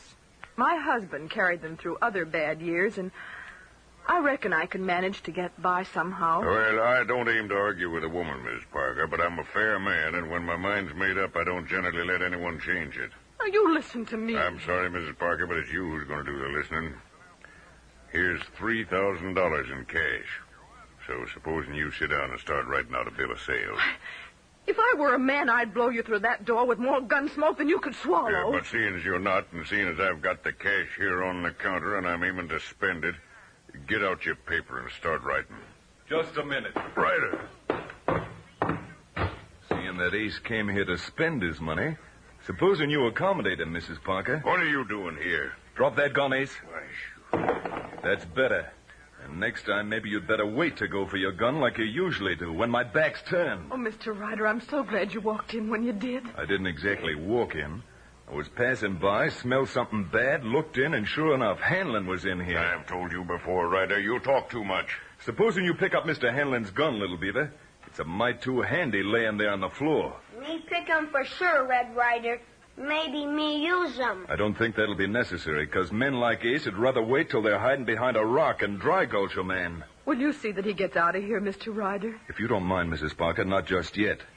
Now, like I said, when a man's got that much cash to spend, a smart merchant ought to accommodate him. Maybe you know what you're talking about, but I don't. I just figured since Mrs. Parker hasn't done much cash business this year, maybe I'd help you spend $200-300 here, since you're so all-fired raring to buy something. Oh, I don't want any of his money, Mr. Ryder. Who said it was his money? I'd hate to think just where it came from. Get a couple of those picks and shovels over there, Little Beaver, and load them into Mr. Hanlon's arms. You betcha, Red Ryder. Him gonna be heap good customer. Now, what do I want with picks and shovels? Why, I heard talk around that you're fixing to dig your own grave. Now stretch your arms out. You got nice armful. You betcha, Mr. Hanlon. Ryder, you're going to pay for this. Wrong again, Ace. You're going to pay for this. Now, that'll be exactly $40. Now, how about some of that calico, Mrs. Parker? What color do you want, Mr. Ryder? Now, let's see, about $80 worth of that pretty yellow. Yeah, that should be mighty becoming to you, Ace. Yellow is your color. And by the time I get through with you, Ryder, the laugh will be on the other side of your face. Why, you just don't appreciate a bargain. That's the prettiest calico stolen money could buy.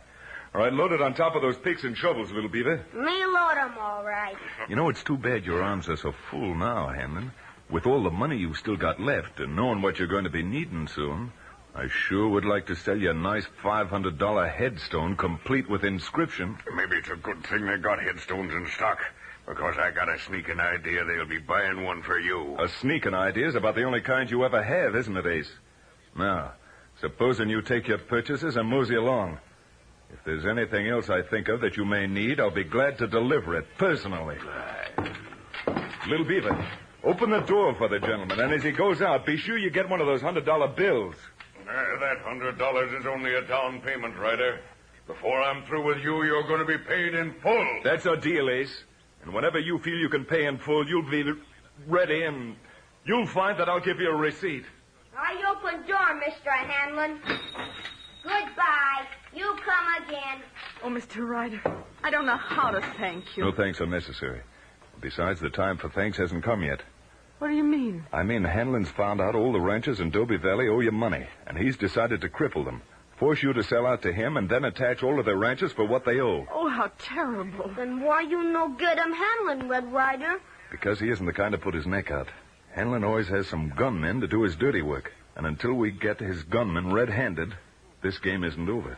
Well, that certainly makes sense, but I don't see what we can do about it. What we've got to do is force Hanlon's hand, to figure some way to make him turn those gun hands loose in something crooked, where we can catch him and put him behind bars. Maybe so, Red Ryder. But you all the time tell me Ace Hanlon, him plenty smart. There's only one thing to do with a man who's plenty smart, little beaver.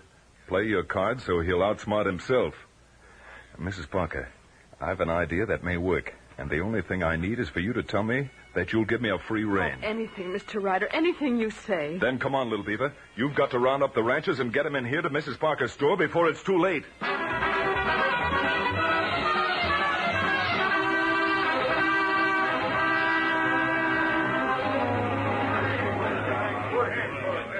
Quiet.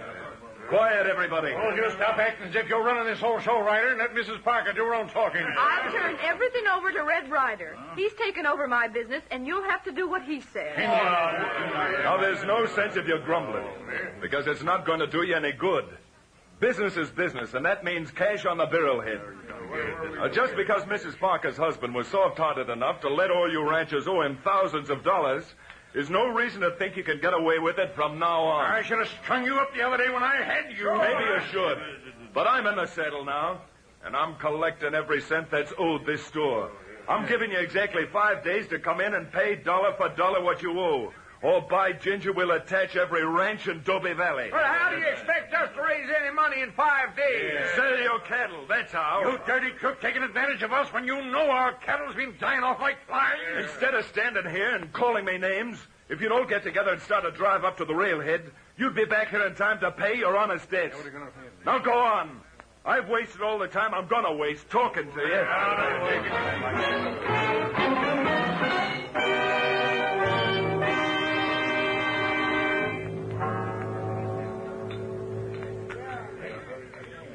Ace, did you hear what happened? No, what happened, Lobo? That mealy-mouthed Red Ryder, that's what's happened. Well, what's he up to now? Plenty. All that fine talk he was putting up yesterday about protecting that old lady was just so much molasses.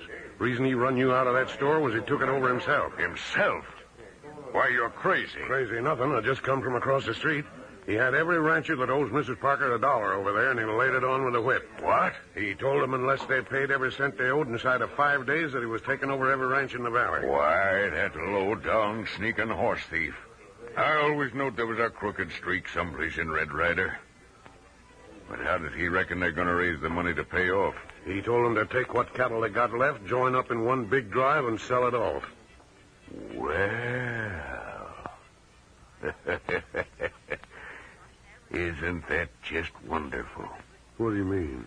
I mean, Ryder's a bigger fool than I ever thought he was. Ryder, a fool? Right.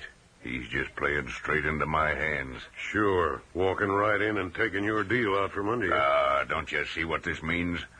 When them ranchers get out on the trail, you're going to run off their cattle.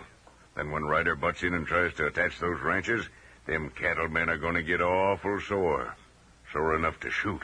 Oh. And when the shooting starts, you better make mighty sure the only way Red Ryder gets out of there is feet first. Ace, you know more angles than Sawtooth Canyon. Never mind the backslapping. Get out and round up 10 of the best gun hands in the country and raid that cattle drive. This is one time Ryder's walking his neck right into a noose.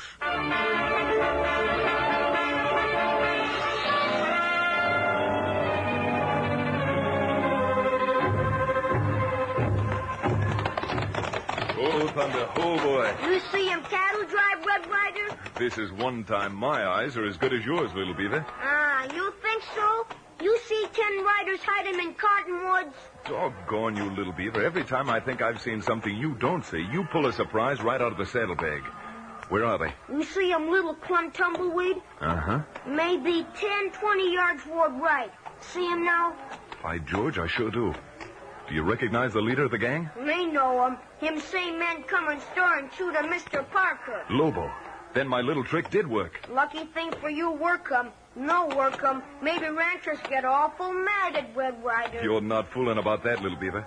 I got those ranchers so dad-blamed sore yesterday, I was afraid they'd start shooting right there in the street. Look 'em, Red Ryder. Over by Butte's. Right of Sheriff's posse. Good, they didn't get here any too soon. Because if you look at the cottonwoods, you'll see Lobo starting the raid. We better ride him and tell him, Sheriff. You better fly him and tell him, Sheriff. The way things are going, we may be too late. Get him up, Papoose. Get him. Thunder, we've got to move fast. Come on, Thunder.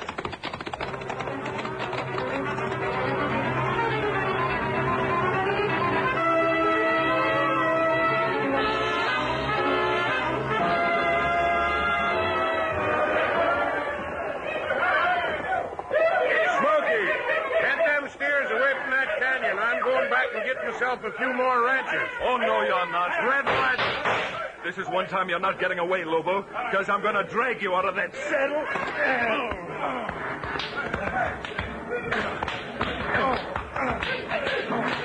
Kick out with your spurs, will you? That'll take care of you. You all right, Ryder? I think so, Sheriff. Just a little mussed up, but I got Lobo, the leader of the gang. Yeah, good going, son. That scheme of yours sure worked out. You catch him, everybody, Red Ryder? I don't know, little beaver. Was Ace handling with any of those men you rounded up, Sheriff? Never saw hide and a hair handling. Well, it looks as if my idea didn't work out as well as I'd hoped. Lamb, Steve, round up these gunslingers and get them back to town. You ride back with me, Red. Ranchers and Mrs. Parker will be kind of anxious to thank you for all you done. I'm sorry, Sheriff, but I'll have to disappoint them. While Hannon is still loose, I've got to keep riding. Are you ready, little beaver? Me all ready, Red Ryder. Then let's ride. Get him up, Papoose. Ride 'em, boy. Come on, Thunder.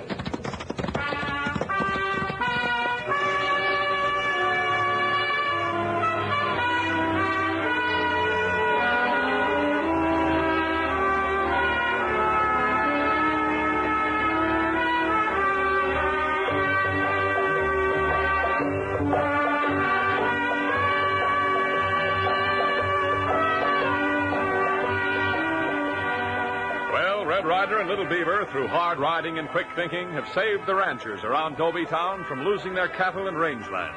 But Ace Hanlon is still free and hoping to get his revenge. So join us next time when Red Ryder and Little Beaver run up against Hanlon's desperate scheming and plotting over in the Bear Canyon territory.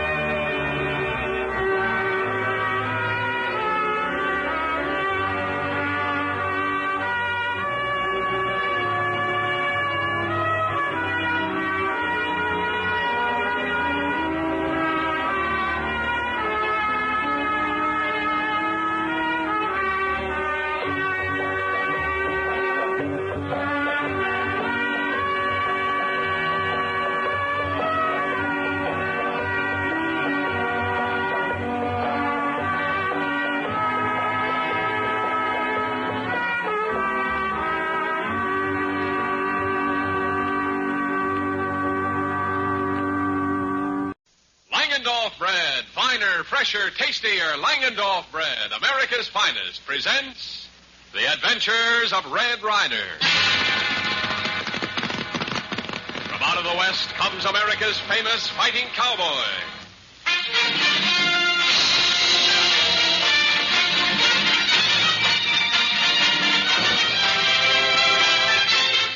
But look, boss, if, like you say, somebody else wrote this note, what are we going to do? I don't think it's just somebody else. Huh? I think it's a certain red-headed busybody, the great fighting cowboy. And if it is, I'm making you one promise it's going to stick. It will be leaving town tomorrow with that entire payroll, just about 6 hours before Mr. Ryder's funeral. Well, here we go again. Red Ryder in trouble, and tonight's Western adventure, The Badlands, packed to the brim with thrills and chills and an extra bonus of real heartwarming human interest. Speaking of extra bonuses, I have a word to say. About the extra bonuses, Langendorf bread can pay. You mean an extra eating pleasure? At any time of day. For Langendorf bread is so tender, so light. It melts in your mouth with a first luscious bite. Yes, Langendorf bread has the eating appeal. That makes it a treat served with every meal. And Langendorf bread makes a toast hard to beat. So crisp and so golden. And so easy to eat. And for tempting snacks, your favorite spread will taste twice as nice on top of a slice of creamy Langendorf bread. Now, say, our poetry is almost as good as Langendorf bread itself.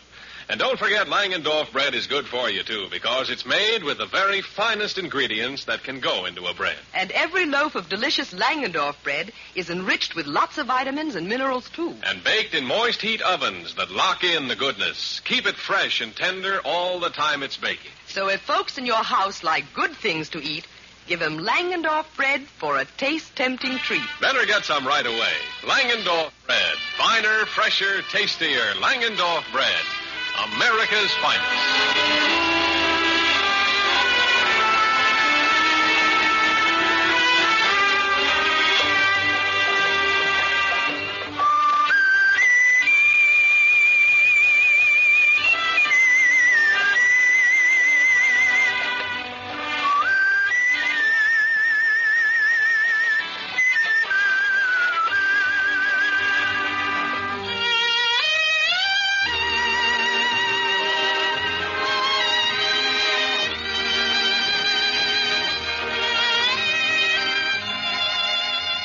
For the past few weeks, the territory around Devil's Hole, Red's hometown, has been plagued with a sudden and vicious series of holdups, robberies, and murders. And as our story of the West that lives wherever gets underway, we find Red and Little Beaver sitting on the corral fence at Painted Valley Ranch, in the midst of a hot and heavy argument with Buckskin. Tattletale's a talking dog, Red. Why don't you listen? Because I don't care what they're saying all over town. I don't believe Dave Bascom had anything to do with robbing the bank. Now, Martha told me... Oh, for the love of Pete, Buckskin, what's a man's wife got to do with whether he's guilty or not? And in the second place, I didn't say Dave let those crooks rob the bank. I was just telling you what the folks are saying in Devil's Hole. That's right, Buckskin. Even Mr. Doolittle and the banker's saying that it looking like Dave Bascom shoot him over heads of bandits. Piffle, Poofle, and Poppycock. The two of you ought to be plumb ashamed for repeating such Scotty. Why, I know Dave Bascom's wife back in the Panhandle. Knowed her for years. And I'm a-telling you, no man Martha Bascom would marry would rob a bank. No, it's you who's starting to sound ridiculous. Well, anybody what don't agree with you is always ridiculous. And if I'm as dumb as you seem to think I am, why ain't you out trying to catch them there crooks to prove that I'm wrong? Well, good night, Buckskin. What do you want me to do? The sheriff and 3 deputies have been working on this case day and night. They haven't asked me for any help. No, but Martha Bascom has. Oh. You mean you promised her that I'd poke my nose in where I'm not invited to clean this whole thing up before morning, I suppose? Well, I did tell Martha I'd talk to you about it. Oh, so why don't you be a nice helpful critter and run over there and see if there ain't some way you can help? Why you looking at me, Red Ryder? We can't do him anything about it. No, I guess you're right, son. Buckskin happens to know Dave's wife, so we've got to lead with our chins. Well, maybe we do. But if you let on today that Martha put me up to putting you up to this, you're going to be in plenty of trouble.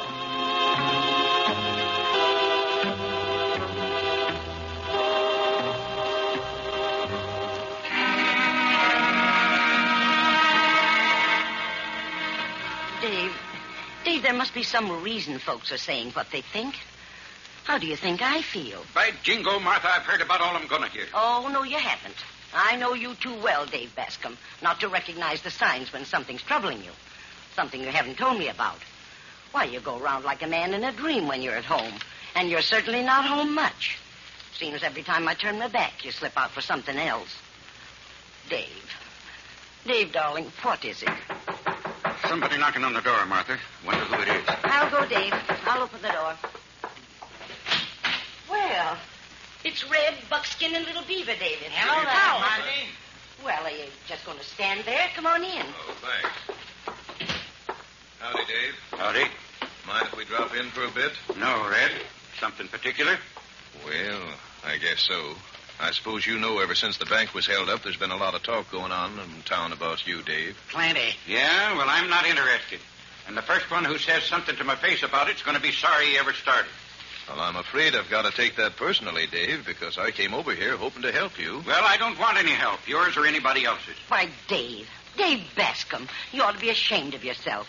Red's acting like a real friend. Doggone that blame right he is. Well, if he thinks he's going to go around poking his nose in my business, he ain't no friend of mine. And what's more, neither him nor his help are welcome. Now, hold on, Dave. Hold on, nothing. I'm sick and tired of the whole thing. I don't want to talk to you or nobody else about it. So you might as well just turn around and get out before I have to put you out. Red, don't let him treat you like that. And if you want to know, Dave, I asked Buckskin to send Red over here. Oh, you did you? Well, then suppose you pack up and get out along with him. That's no way for you, allow a man to talk him to his wife, Red Ryder. Why don't you shut up, you big-mouthed Indian brat? Why, doggone it, Dave, I've heard enough. Now, you sit down there and cool off. Oh, so you're going to start giving me orders, are you? I told you to get out before, and now that you're still here, I guess there's only one thing to do with your time. Don't do that, Dave. Dave, what's come over? Dave, you got to stop. I'll stop. I'll stop when I get this redhead. Confound it, Dave. Since someone's got to knock some sense into your head, maybe this'll help. Oh, Dave. I'm sorry I had to do that, Dave. Awfully sorry. But it convinced me of one thing. There's a lot more behind this bank holdup than you've let on.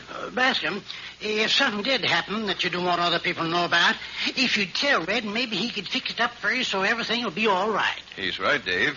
If you've got anything on your conscience, anything you'd like to get off, believe me, it'll never go any farther than this room. Dave, there is something. I know there is. Why don't you tell Red and see if he can't help? All right, Red. But if a syllable of this ever leaks out, so help me. You have my word on it, Dave. Now, go on. Did you ever know my kid brother, Bill?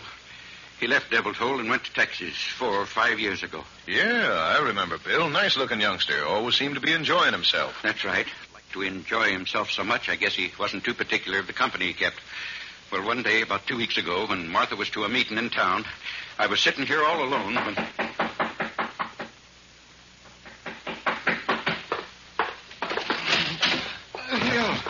Bill, what in heaven's name? Dave, pull me in, close the door. Yeah. Posse, they're after me. Here, Bill. Here, get you in a chair. Here, there we are. Now, what's this about a posse? On my way back from Texas. Yeah? Stopped in dry goods, played cards, had a few drinks. Yes. Next thing I knew, 3 other Jaspers had me along with. They held up a stagecoach. Good Lord, Bill, how could you do a thing like that? I didn't want to, but by the time I found out what they were up to, it was too late. Oh. Getting away, got shot through the hip. Dave, you got to help me. Sure. Do that. There's a deserted miner shack back near Big Baldy. Probably can hide you there. Keep your bandaged up and bring you food until this thing's blown over. Oh, good old Dave. I knew you wouldn't let me down there. Oh. Great Scott, the youngster's passed clean out. Well, Dave. Well, Red, that's what started it. The kid coming home like that. But, Dave, you didn't say a word. You didn't tell me. I would have. I was going to next day till I got that message from Flash Creelman. Flash Creelman? Uh-huh. You mean the chap who just gave Devil's Hole $1,000 to help build that new schoolhouse? Yeah, that's him. That's why I don't dare tell nobody the story. Nobody'd believe me. They'd say I was lying. Creelman's a great guy. But what about Mr. Creelman? What happened to him? Well, as you know, I'm the night watchman down at the bank. I was just on my way to work when... Just a minute, Bascom. I want to talk to you. Huh? Oh, it's you, Skinner. What do you want?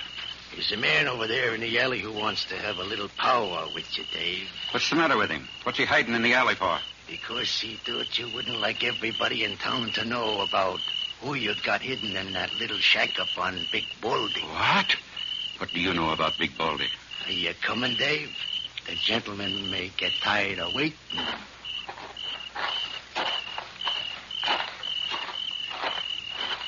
Here he is, boss. Here he is.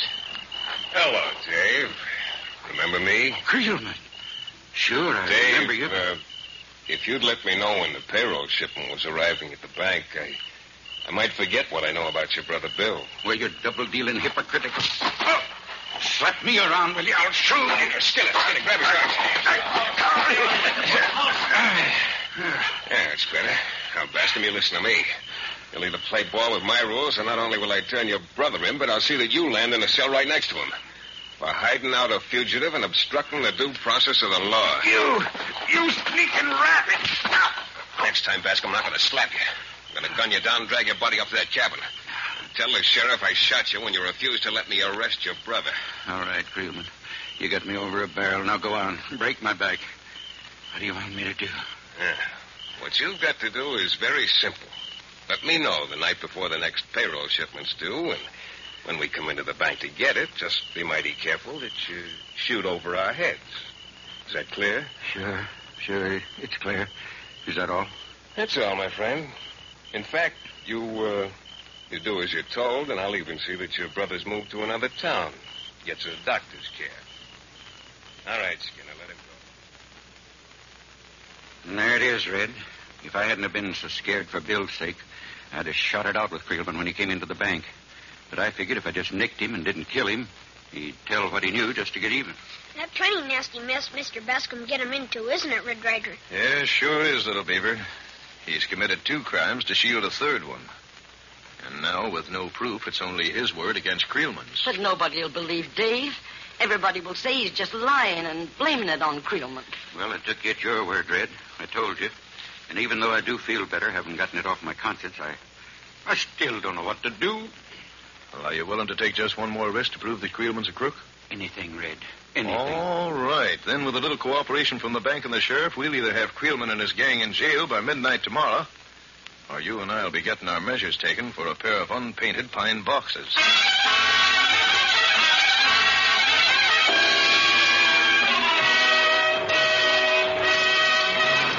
Well, Buckskin was certainly wrong about Dave Bascom not being mixed up even in a small way with the holdups. And regardless of Dave's motives, it looks bad for Red's chances if he hopes to prove who the real crooks really are. But here's something that looks mighty good for you. One of the best ways to help keep feeling full of health and energy is to eat foods that contain lots of vitamin B1. Yes, sirree, vitamin B1 is an essential of growth and normal energy in our daily living. And you get this important vitamin in Dr. Penland's Vitamin B1 wheat bread. There are 1,100 units of vitamin B1 in every loaf of this swell bread, so when you eat 2 slices of Dr. Penland's Vitamin B1 wheat bread with each of your 3 meals, you get the average person's minimum daily requirement of B1. Now, youngsters and grown-ups alike go for the rich, nutty flavor of Dr. Penland's Vitamin B1 wheat bread. So get a loaf of Dr. Penland's Vitamin B1 wheat bread and enjoy it every day.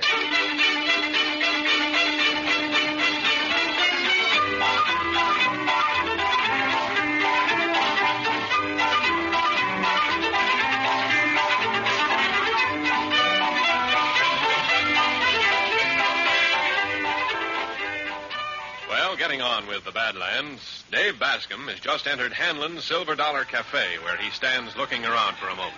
And then, spotting Creelman at a table, Dave hurries over. Hey, boss, look. Here comes that night watchman from the bank. Ask him. What a fool. Does he think I want people to see him talking to me?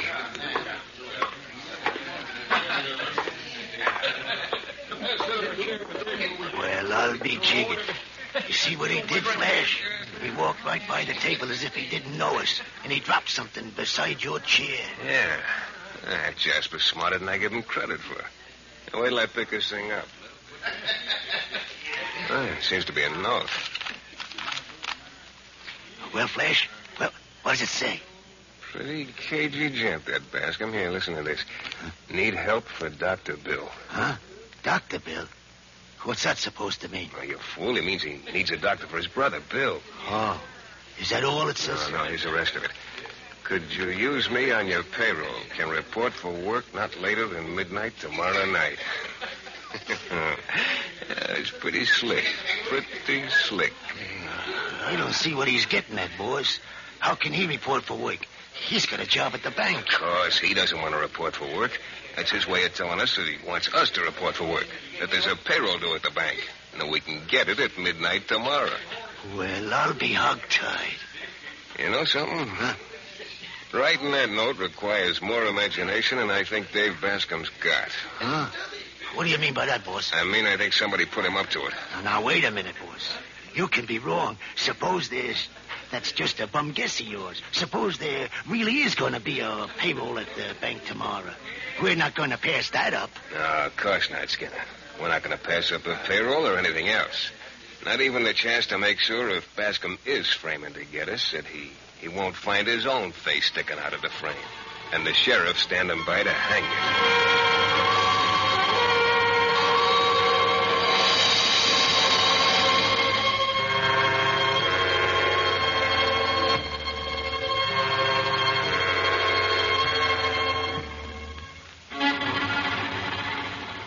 Red, you had some wild ideas in your time, but I never heard of one as wild as this one. Do you realize you stand a good chance of getting killed? Why, sure, I realize it, Buckskin. But the way you took on yesterday about Martha Bascom and her husband, I didn't think you realized it. Oh, doggone it now, Red. Stop a word, man. Do you think that Creelman will fall for that there note? He'd better. Or it's going to be awfully lonesome hiding in the bank all night tomorrow night. Well, if it's going to be so doggone lonesome tomorrow night, why, how about crawling into a bunk now and catching up on some shut-eye? Nope, Buckskin. There's no rest for the wicked or those who are trying to catch him. We'd better ride back and meet Dave. You know, maybe he didn't find Creelman and give him that note. Oh, ears to elbows. Couldn't we wait till tomorrow? Sure, we could, but it can't. You know, I went up to Big Baldy today, brought Dave's brother Bill down, sneaked him into Dave's house. That youngster's pretty badly shot up, Buckskin. And even though Martha's taking good care of him, I promised we'd be back to see how he's getting on.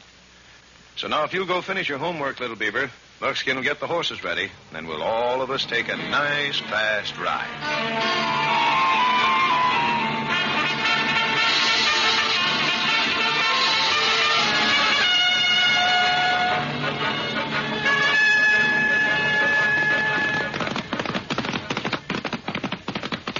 All right, rein up.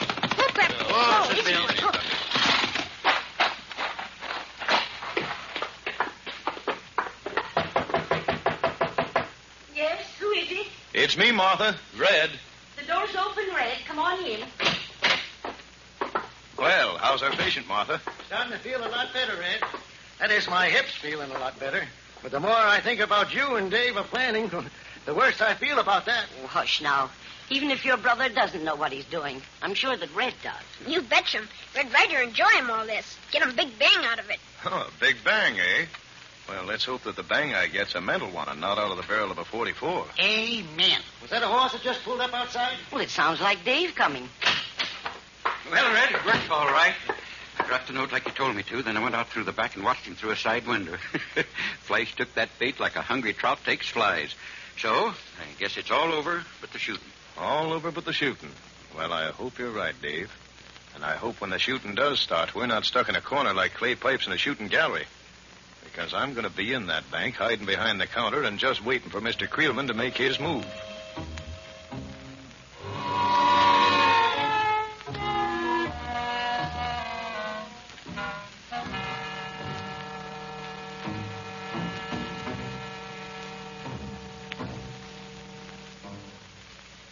See anything yet, Dave? See any sign of Creelman or his gang? No, Red. Can't see Hyde nor... Shh. There are 5 men leading horses just turning the corner now. Flash with them? Can't see, but they're sure heading this way. Okay. Now remember, this whole idea doesn't mean a thing if we try to stop them before they get their hands on that sack of money. We've got to catch them in the act. Look, Red. Get the gun.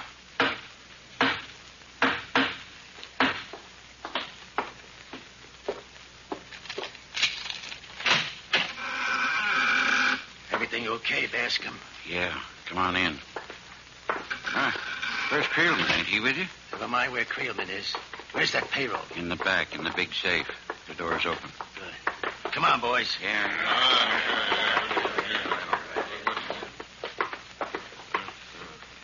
This is a pleasure.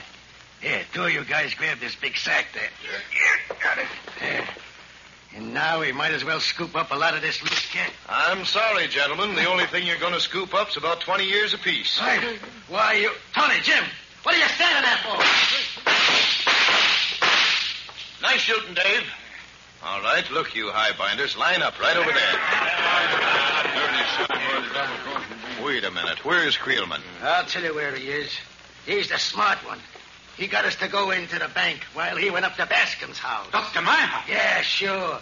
He figured this might be a frame-up, so he went up there to get Bascom's wife.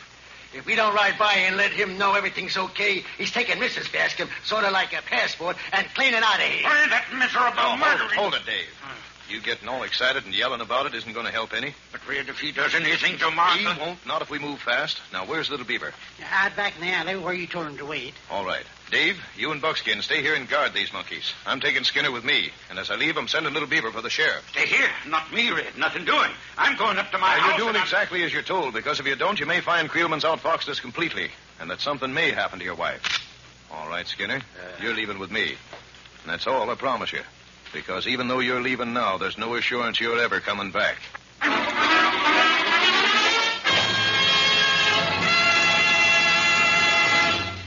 Say, now, this story's certainly taken a turn for the worse, hasn't it? Flash Creelman surely had a trump card up his sleeve, and now, holding Martha Bascom as hostage, he certainly has Red backed into a corner. While Red's figuring out how to get out of that one, I'd like to suggest a special treat for you. Next time there's meat and gravy for dinner in your house, try spooning some of that luscious gravy over a tender, creamy slice of Langendorf bread. Mmm. Now, there's some really delicious eating for you.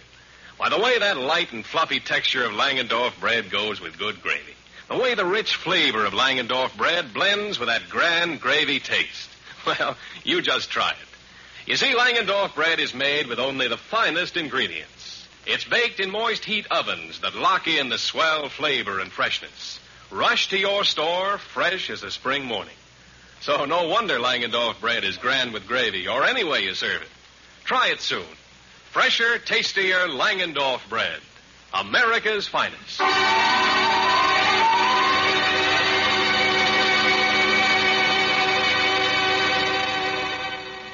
Now for the action-laden climax of tonight's story, The Badlands. Rejoining Red, we find him with Creelman's henchman, Skinner, just approaching the Bascom ranch. Listen. We're getting close to Bascom's house, Skinner. Slow down that pony. Easy, boy. Easy, Thunder. Now, you remember what I told you, don't you? Yeah.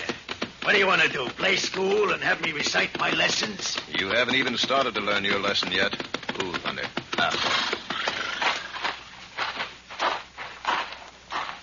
Now, don't forget, Skinner. You're going to be in front of me. And if your boss gets too anxious with his trigger finger, it's you he's going to hit. And if you try to cross me up, well, you've got a pretty good idea of what'll be going on behind your back. Now, hold it.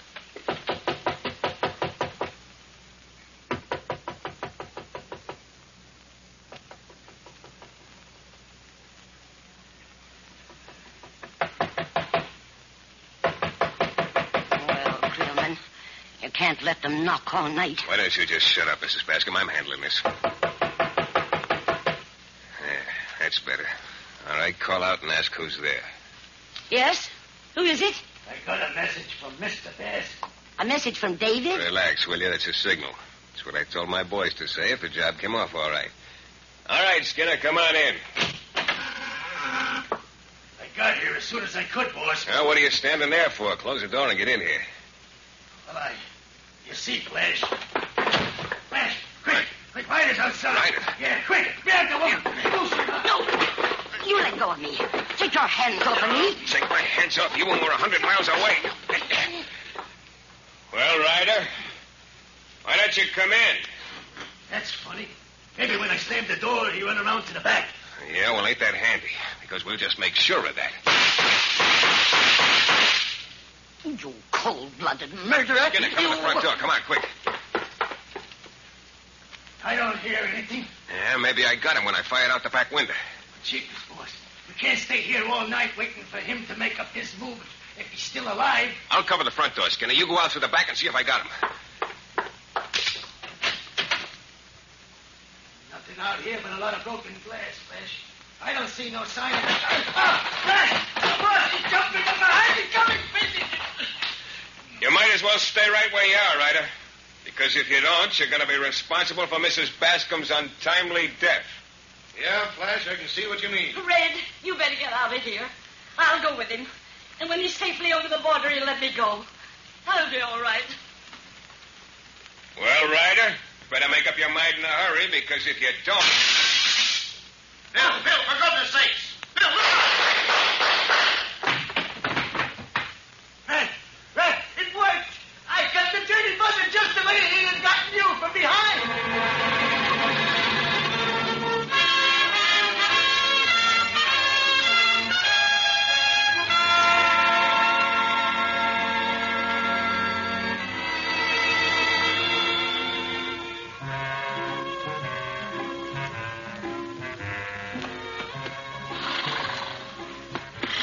Red, I don't know how to thank you. Well, how do you like that? You ain't got nothing to thank Red for. If it hadn't been for that there brother-in-law of yours dragging himself out of bed with his hip and splint and grabbed that there rifle. That rifle? Where do you think I got it, Buckskin? When Skinner slammed the door on Red, Red came around the back to my room and handed me the rifle. Yeah, but I didn't tell you to use it. I just told you to stick it through the window to attract Creelman's attention so I could jump him. Young Mr. Bascom got him too anxious to even up for trouble all with his old cousin. Yeah, he sure got him something. Maybe just an itchy finger. Yeah, but it's a mighty lucky thing he did. When that glass broke, Creelman threw a shot that nicked a neat little notch in my ear. Knocked me clean off balance. Well, your ears are too long anyway. Always hearing things that wasn't meant to. Uh-huh. You mean things like you were so sure Martha's husband couldn't have had anything to do with the trouble at the bank? Yeah. Well, maybe you're right, old-timer. So before we bore these good people with our family affairs, what do you say we light out for home? That's plenty good idea. You betcha. Goodbye, everybody. So long, folks. So long, now. Get up, Papoose. Get up. All right, come on, Buckskin. All right now, says Bill. Well, Thunder, how about some homegrown oats, huh? That's it, fella. Come on, Thunder!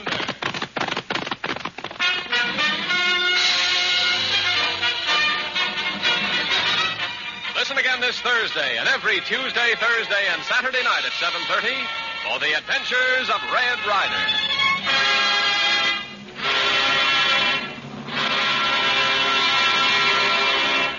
Between meal snacks are a bite to eat, but with Langendorf bread, they're an appetizing treat. As a snack, in a sandwich, or with any meal, Langendorf is the bread with a taste appeal. Finer, fresher, tastier Langendorf bread. America's finest.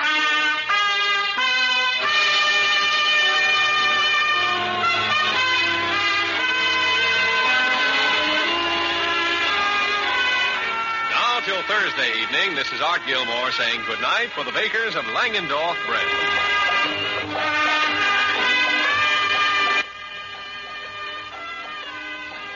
This is the Mutual Broadcasting System. Read Red Ryder in the Los Angeles Daily News. KHJ, Los Angeles. From out of the West comes Red Ryder, America's famous fighting cowboy.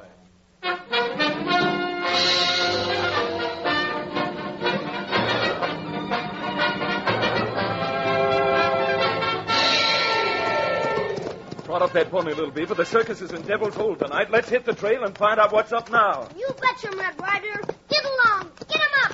Get.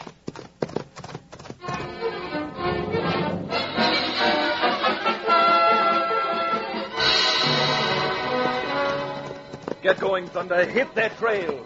Come on, Thunder.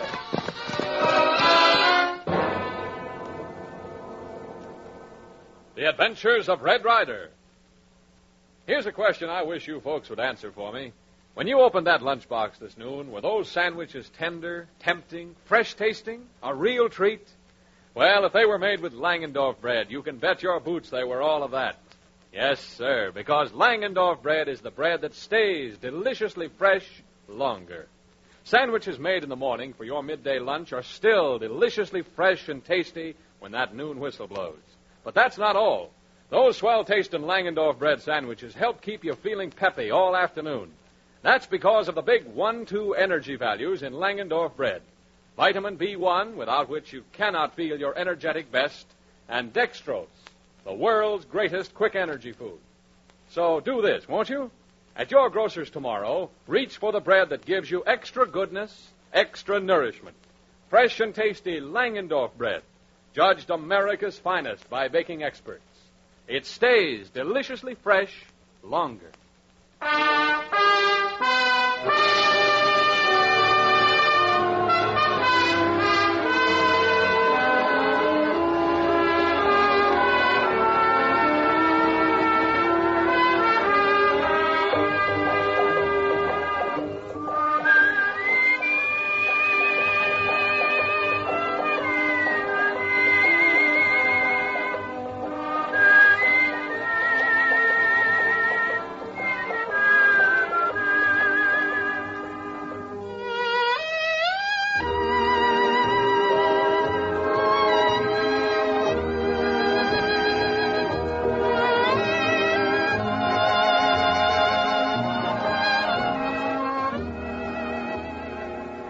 When we last met Red Ryder, he and Little Beaver had succeeded in trapping roaring Chris Bender, turning him over to the sheriff, and saving the election for Mayor Harcourt.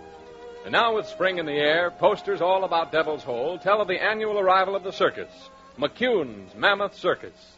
As we join Red and Little Beaver, they are on the trail from Painted Valley to town for a day's outing, the parade, and tonight's circus. What are you thinking about so deeply, Little Beaver? Me think him now can spell cat, dog, pig, another animal. Maybe today me learn him spell lion and tiger when go to circus. That's what I call a top-rung idea, son. Oh, Red Ryder, see him dash down the road? Many wagons. Maybe they could be circus wagons and way to Devil's Hole. They sure could, Little Beaver. What's more, that's just what it is. Look at 'em, all that gilt and red paint glinting in the sun. Oh, it makes me wish I was your age again. Red Ryder, hear him? Someone tried bushwhack circus wagon train. They're riding right into an ambush. And that lead team's scared, running away. Pound leather, Little Beaver. We've got to ride. Chase him up, Papoose. Run him fast. Give. Cut across that brush, fella. Lay onto it hard. Come on, thunder.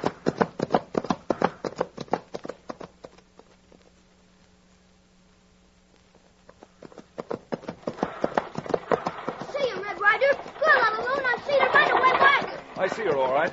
Look behind. That circus crew drive off the sidewinders who were ambushing them. Bushwhackers run for hills. Good. Then all there's left is for me to stop this runaway team. All right, pour it on, Thunder. Oh, it's steady now. Ho, you panicky move, you. Ho! Slow down there. Ho! That's it. There you are, miss. You just arrived a little ahead of schedule. Oh, I hardly know what to say. It would have been awful hadn't it been for you. Oh, I'm Norma McCune, owner of this circus. She owned them circus. Good. Maybe for help, she let us go in for nothing, huh? That'll be enough, Little Beaver. I'm Red Ryder, Miss McCune. You'll have to forgive my sidekick here, but he's been dreaming of Circus Day for weeks now. I don't blame him. As much as I see of them, I still can't get enough of a circus. Miss, have you any idea who it was who tried to ambush your outfit back down the road?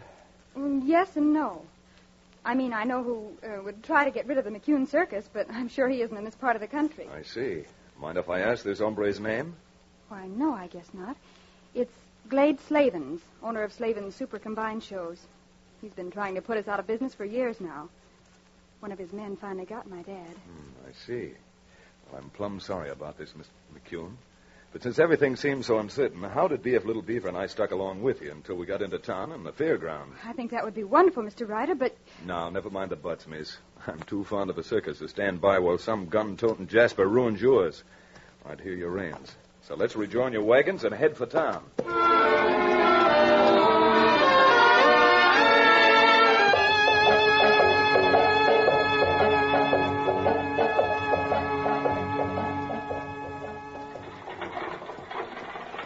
That's the Devil's Hole Fairgrounds, miss. Just inside that row of cottonwoods.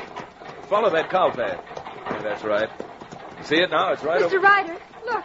Those men are putting up tents in there. Well, I wonder where they came from. I wondered, too, till I saw the face of one of them. It's Glade Slavens and his bunch of gun-toting roustabouts. In that case, let's stop right here and have us a showdown. Cool, Thunder. You'd better wait here, miss, while I... Missy, she weighed him. Me take him care of her. Look, Cowboy, I appreciate your help, but this is my business, and I still run it. If you want to come along... That's all the invitation I need. That stake in there, man. Put the stake in there. Well, Slavens, it didn't work, did it? Beg your pardon, Miss McCune? You know what I mean, all right. Tried to stampede my wagon train outside of town and then cash in on all the business my show would bring. Maybe you know what you're talking about, but I don't. Mister, that isn't the tone we use out here in talking to a lady. Why don't you go throw your rope, cowboy? This is our busy day. Keep talking like that, and it'll be a lot busier than you counted on. Excuse me, Red. Now, Slavens, I'm giving you 5 minutes to load your outfit and pull out of here. I'm booked into the fairgrounds, and I'm going to put on a show. Funny how one little girl can make so many big mistakes. I thought I spoke to you, Slavens, about the tone you're using. If it's trouble you're looking for, Puncher, you don't have to get glasses.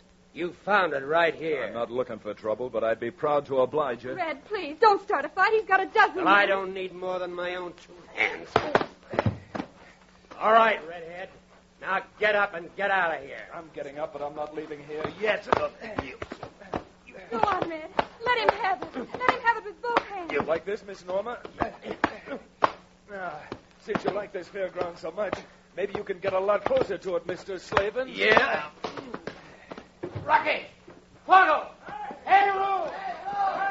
Hey, Roo! Come on. What is it, boss? Oh! So that's it. Stand back, boys. He's all mine. Mr. Smart Man wouldn't even remember he was packing a gun. Rocky, quit stalling. All right, boss. I warned you, Rocky, and now if you want to try and fill your hand, go for your gun. That's just what I am doing. Any of you other junks want to have a drawing match? All right, then. Start packing up and clearing out of here pronto. Red Ryder, look. Here comes Sheriff running like old plow horse. Well, now, the sheriff will make this dispossessing party nice and legal. What's going on here, anyway? Howdy, Sheriff. Ryder, what in tarnation you doing here with these circus troublemakers? I'll answer that, Sheriff. I'm Norma McCune. My circus is to play here tonight and tomorrow. Yeah? Who said it was? Slavens, I'd hate to have to teach you that lesson in manners all over again. Now, hold on. Fist fights, shooting scrapes, we've had enough trouble already. Now, miss, who said your circus is going to play here tonight? Why, of course it is. We've played Devil's Hole on this date every year now for the last 16 years. Besides, Sheriff, her circulars have been all over town for a week. Red, you're a mighty handy man in a scrap, but when it comes to law business, I'll thank you to keep out of it. Just as you say, Sheriff. You bet it'll be just as I say. Now, Miss McCune, what made you think you had exclusive rights to use the fairgrounds? You knew we were coming, didn't you? Well, sure I knew. I can read, especially type as big as you use on them fancy posters. But did you write and ask for permission? No. Just like a woman, you took it for granted. Now, hold on, Sheriff. Are you meaning to say you're going to let Slavens keep his outfit here and order Miss McCune off? You're dad-blamed right I am. Law says without no special agreement, first come, first serve. And Slavens and his shebang got here first. I never heard of such a thing. Why, all the unfair, ridiculous... Now, easy, miss. Tempers aren't going to help this situation any. Now, I suppose you realize, Sheriff, that you're playing right into this man's hands. He's taking advantage of all the advertising and prestige Miss McCune has, and still you say it's legal. I guess I know the law. I wonder. Come on, Miss Norma. There are more ways than one of skinning a cat, and in these parts there's a fair-sized bounty on skins that come off skunks.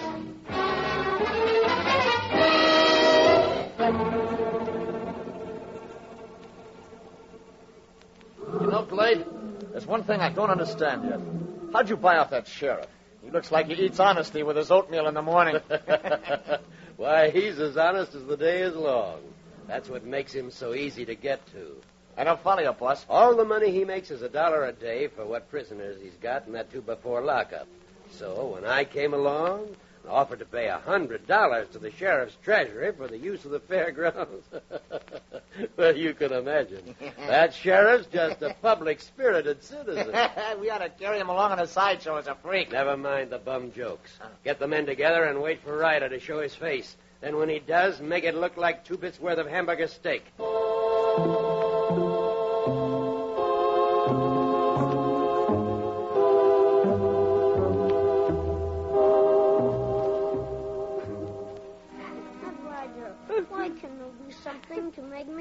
stop crying? No, come on, Miss Norma. Buck up. We're not licked yet. No, Mr. Ryder, I'm afraid we are. The worst part of it is I've been looking forward to what we'd make here to pay everybody. Now I'm afraid there's nothing left to do but sell out to Slavens. You mean if there's enough left of Slavens to do anything with? What do you mean? Well, first off, you still have several hours before circus time. And no place to set up my tent. I've got a few ideas about that. But the first thing you'll have to do is put on your regular parade. But I don't see what... Remember the Pied Piper?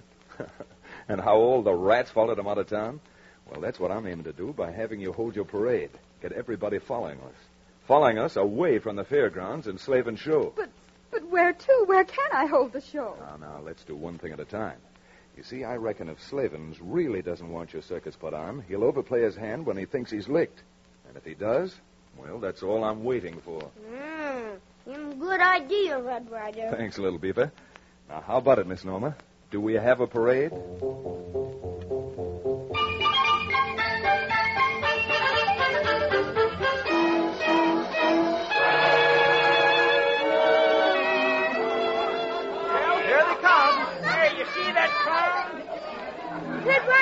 Red Ryder, why you no take me to circus parade before? He's fun. It makes me feel like a 10-year-old kid. Say, watch that clown, little beaver. See him turning somersaults right in the street? He can turn 'em somersaults and walk on hands, too. We like 'em best effluents. Effluents? That's elephants, little beaver.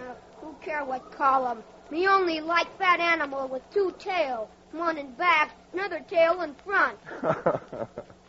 Say, little beaver, look, the parade is slowing down. I see him. Why? Sheriff, he up at first wagon, talking to Miss Norma. What in thunderation is that sheriff up to now? Come on, little beaver, let's run. Don't care, it ain't legal. You get that parade off the street. Now, just a minute, Sheriff. Now, what's all this about? Holding a parade without no permit, that's what. By ginger, we got laws in this town, and I'm here to keep them. But I never had to have a permit before. Ignorance of the law is no excuse, miss. Now, what... Who put you up to this one, Sheriff? Slavens and his crowd? See here, Ryder. You keep opening your trap, and I'll trap you right down in a nice dark cell. If you didn't have that badge on your shirt... Why, you... Red Ryder, you let old Billy Goat hit you like that? Nothing much I can do, little beaver, except say that a man his age should have better sense. All right, you better do as he says, Miss Norma. Turn your teams and head out of town. But the circus. If I leave town, I won't ever be able to give a show. That's something I wouldn't be too sure of. You advertise a show today, and I'm going to see that the folks of this valley aren't cheated. Come on, little beaver. We've got work to do, and we've got to work fast.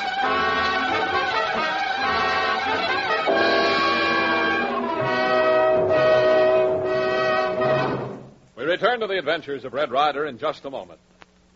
But before we continue with tonight's story, I want all you boys and girls to meet Red Ryder in person. Howdy, boys and girls. It's been a real pleasure for me to have appeared before you for the past 2 months. And I almost feel that I know each and every one of you. Little Beaver and myself appreciate the many letters that we've received from our good listeners. And we're gratified to know that you're enjoying our Red Ryder shows 3 nights a week. Now, I'm going to ask you to do something for our sponsors in appreciation for these shows that you enjoy so much. You know, Langendorf bread has been judged by experts as America's finest. This means that it has all the health-giving qualities to help make you physically fit to do your bit. When you or your mother go to your grocer's to buy bread, will you please do me a real favor? Always insist on Langendorf bread. I'll sure appreciate it. And I'll have some more good news for you regarding a new club and full particulars on next Thursday's program. You betcha. Langendorf bread tastes 'em swell. And me appreciate it, too, if you get 'em.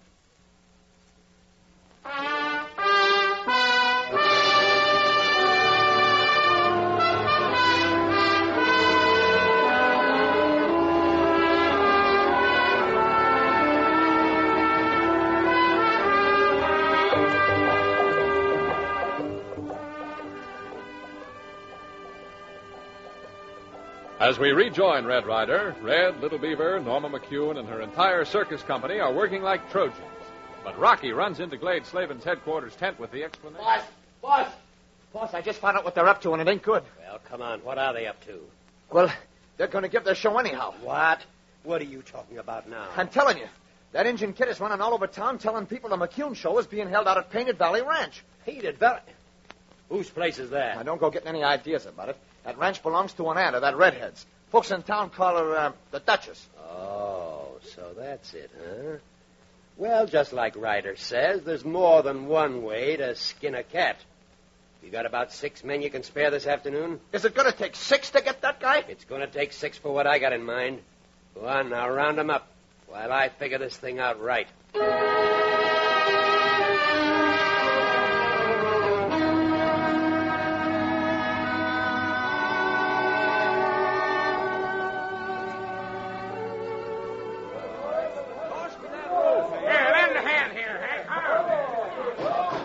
Now, if there's any more help you need, Miss McCune, just let me and my nephew know. Any more help?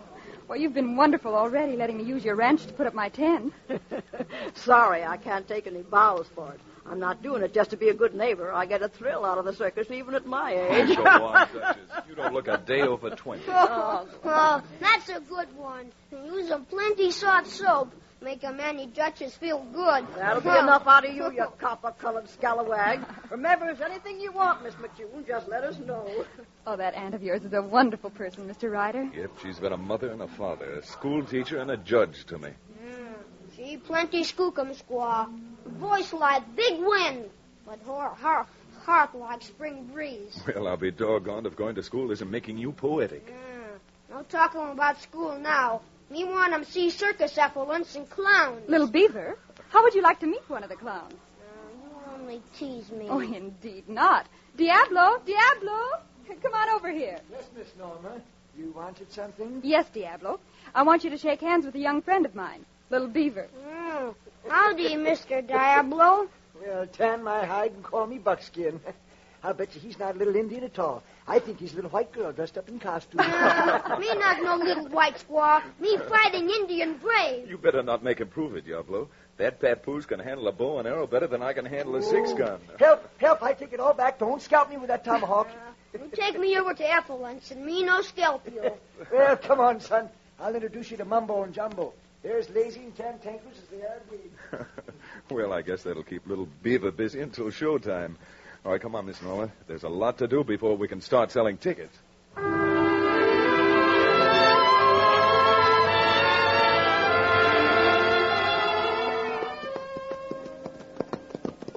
Well, here's the place, boss.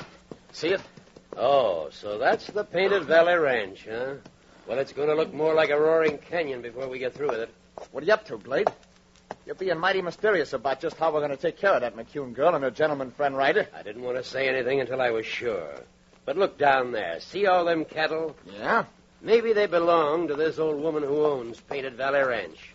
But what those steers don't know is they're working for us. Come on, boys. Start those horses.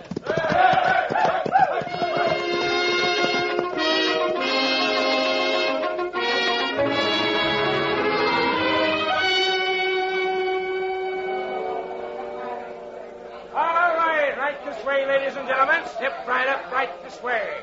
The biggest little show west of Chicago. We got 'em all, folks. We got everything. See the hair-raising trapeze artists, the side-splitting clowns, Mumbo and Jumbo, the 2 genuine South African pachyderms. I guess you folks call them elephants, but these 2 were brought to this country at a tremendous and gigantic expense by Mr. McCune, who founded the show. See the wild animal, folks, the tigers, the lions, the monkey. We got 'em all, folks. We've got everything. Why, we've got the greatest, grandest, most stupendous, and significant spectacle on the face of the earth. All for the price of 2 good cigars. 2 bits, 5 little nickels, 2 dimes, and a nickel. And children, not only admitted at half price, but the children, God bless them, get absolutely free at no cost whatsoever 1 giant-sized package of that popular taste-tickling confection, Crackerjack. All right, ladies and gentlemen, don't crowd, don't push, and keep your hands out of your neighbor's pockets. Step right up, step this way. The little lady at the cashier's booth will be glad to take the money and give you your tickets. See Mumbo and Jumbo, ladies and gentlemen. Red Ryder, we sure have 'em plenty fun. We meet 'em little man. Him old as Annie Duchess, but him smaller than me. That's what they call a midget, Little Beaver. Maybe him midget, but him look 'em like little boy who ought to be spank 'em. Him smoke 'em up big black cigar. Big black cigars are just midgets' pipes apiece, Little Beaver. Say, by the way, how did you like the effluents? You better go, Miss Jane's school. Effluents. Diablo, he told me they call them elephants. Jack. Well, come on, little beaver. Miss Norma told me she'd have 2 swell seats for us down front. You know Ken White. He think 'em circus much better going to than happy hunting grounds. Those happy hunting grounds are something to keep in mind. I'm not going to feel clear of them until the show's over and we haven't been bothered by Glade Slavens and his gunmen.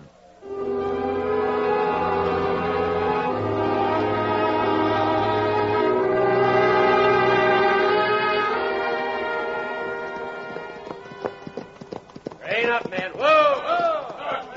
Oh, say, that's the prettiest sight I ever saw. What sight? What are you talking about, boss? Them cattle down there. All right, men, now here's what I want you to do. When I give the word, ride down and stampede that herd. Head 'em away from that ridge and turn 'em so they run for that circus tent. You mean we're going to stampede him into the tent and ruin that girl's circus? And that ain't all. That head of red hair should make a pretty good target in all that milling around. And there's a $500 bonus for the man who brings me his scalp. Okay, let's ride!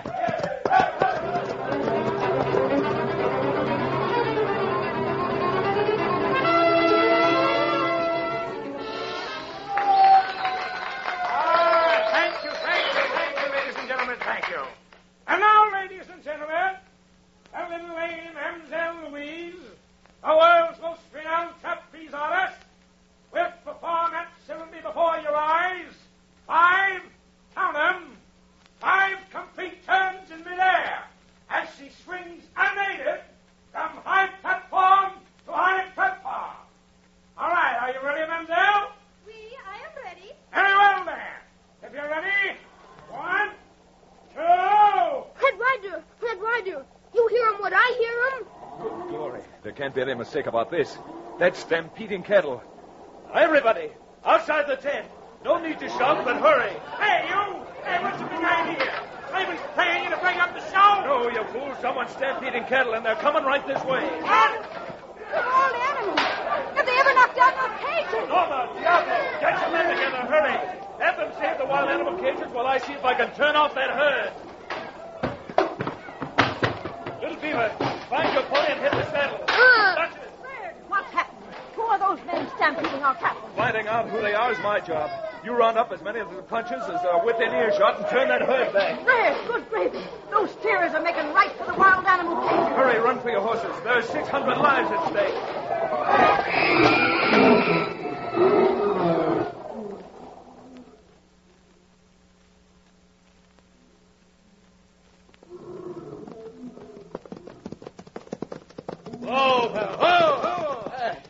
Well, I guess we fixed that girl and that smart aleck redhead for good. They never knew what hit them. If any of your boys round up some of those cats or elephants that escaped, hold on to them. When I buy out my friend, Miss McCune, I'd like to get every animal that I'm paying for. That's a good one, boss. Get everything you're paying. Well, I guess there's nothing for us to do but go back to town. Hey, what's that? Huh? Boss, that's someone following us. I see him now. It's that big redhead, the Indian kid, some old lady, and 2 other men. Why, that fool. If it's trouble he's looking for, let's make sure that he gets it. Spread out. Hey, look! One of them lions loose up above you. Look out! He's gonna jump. No! Boss! Hey, Lion's got the boss!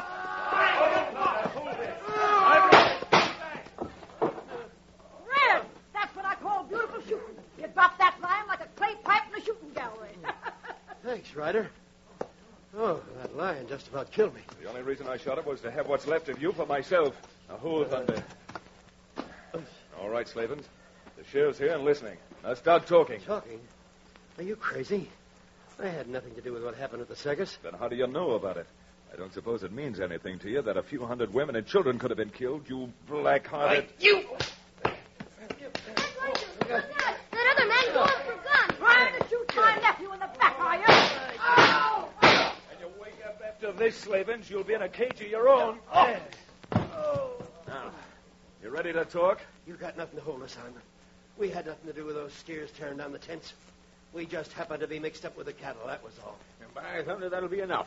Slavens, you can have your $100 back. This town don't rent to no cattle thieves. Cattle stealing is a major crime in these parts. Just enough to put you and your roughnecks behind bars for the next 10 years. Now, come on. Hey, you can't do that. Maybe this will teach you something, Slavens. Next time you try to steal a circus, make sure you don't play your own clown.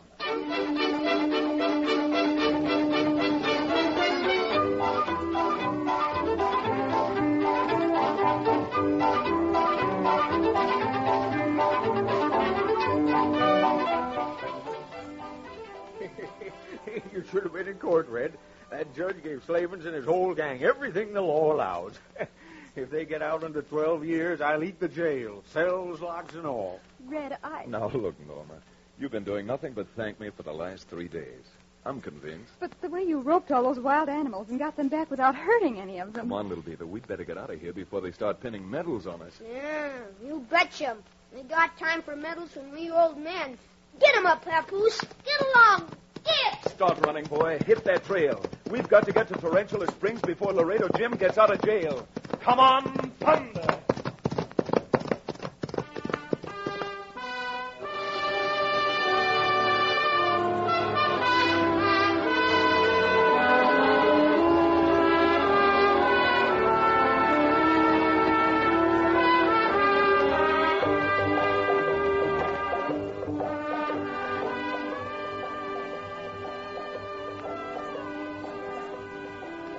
Red Ryder and Little Beaver not only risked their lives in saving the circus, but had the time of their lives, too.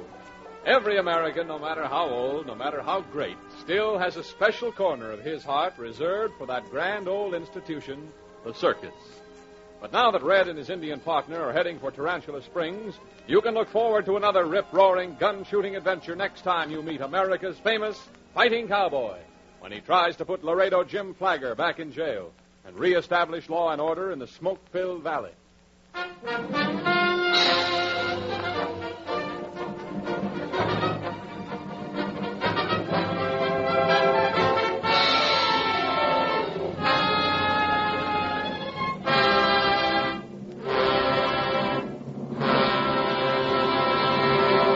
Red Ryder comes to you every Tuesday, Thursday, and Saturday over these same stations. Tune in again Saturday at 7:30. Red Ryder is presented for your enjoyment by Langendorf, bakers of the bread judged America's finest. Today, there's a real opportunity for every man and woman to help win this war. Our national defense organizations need all kinds of skilled and unskilled workers, typists, clerks, fire wardens, filter center workers. There's plenty of work for everyone in America's gigantic war effort. So get in touch with your local Red Cross, USO, or Civilian Defense Headquarters and enroll for victory work. Yes, do your bit and keep physically fit. Langendorf bread, made with dextrose for extra energy, plus essential vitamins and proteins, will help safeguard your health and give you the mental and physical fitness so needed today. Get the bread judged America's finest, fresh and tasty Langendorf bread at your grocer's tomorrow. Red Ryder came to you from Hollywood. This is the Blue Network.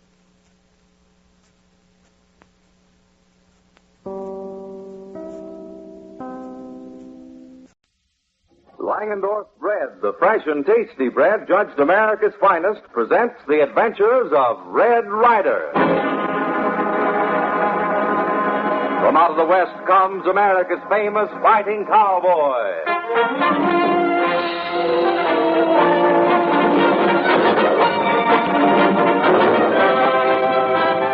Yeah, the bail will be, $20. Seems a little steep, but that's what it says here in the ordinance. Yeah, that's funny. My pocketbook seems to be missing. Oh, here, let me frisk you, Ryder. Well, you sure ain't got it now. I'm sorry, but the law says I'll have to keep you here all night. And just for poking that fellow Bowser in the beezer, too. Now, that's what I call carrying law and order a mite too far. But what I can't figure out is what happened to my pocketbook. Tonight's Red Ryder adventure, called The Law Comes to Stovepipe, tells the exciting and amusing story of what happens in a small western town when the law swings into the saddle. But right now, we're going to join a football party that's just over. Well, Judy, you look pleased as puns. I am, Mother. Everybody had fun. The game was exciting, and the lunch you served was marvelous. Gee, I didn't know sandwiches could taste so good. Well, you can thank Langendorf bread for that. Langendorf bread makes everything taste extra good because it has lots of extra flavor and freshness. And it also has lots of extra friends since the party. Everyone said it really hit the spot. Langendorf bread always hits the spot. Served for snacks, sandwiches, and all meals. That's because Langendorf is a richer, finer bread, brimming with creamy, smooth goodness and oven-fresh flavor. Only top-quality ingredients, milk, fresh wheat shortening, sugar, are used in Langendorf bread. Every flavor-filled loaf is baked with moist heat to protect its freshness, make it stay fresh longer, and it's vitamin and mineral enriched. Tomorrow, get the bread judged America's finest. Fresh and tasty Langendorf bread.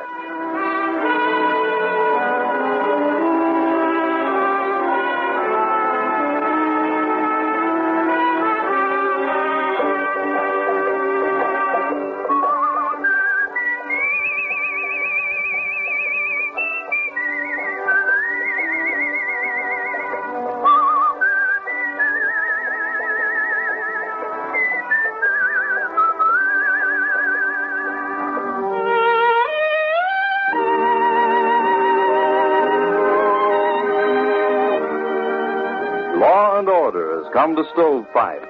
That is to say, the community now has a town marshal and a jail. To celebrate the momentous occasion, a carnival company has been invited to set up its tents in the main street. But the festive spirit which prevails through most of the town fails to reach into the dismal office of Obadiah Entwistle, the town moneybags. Just a minute.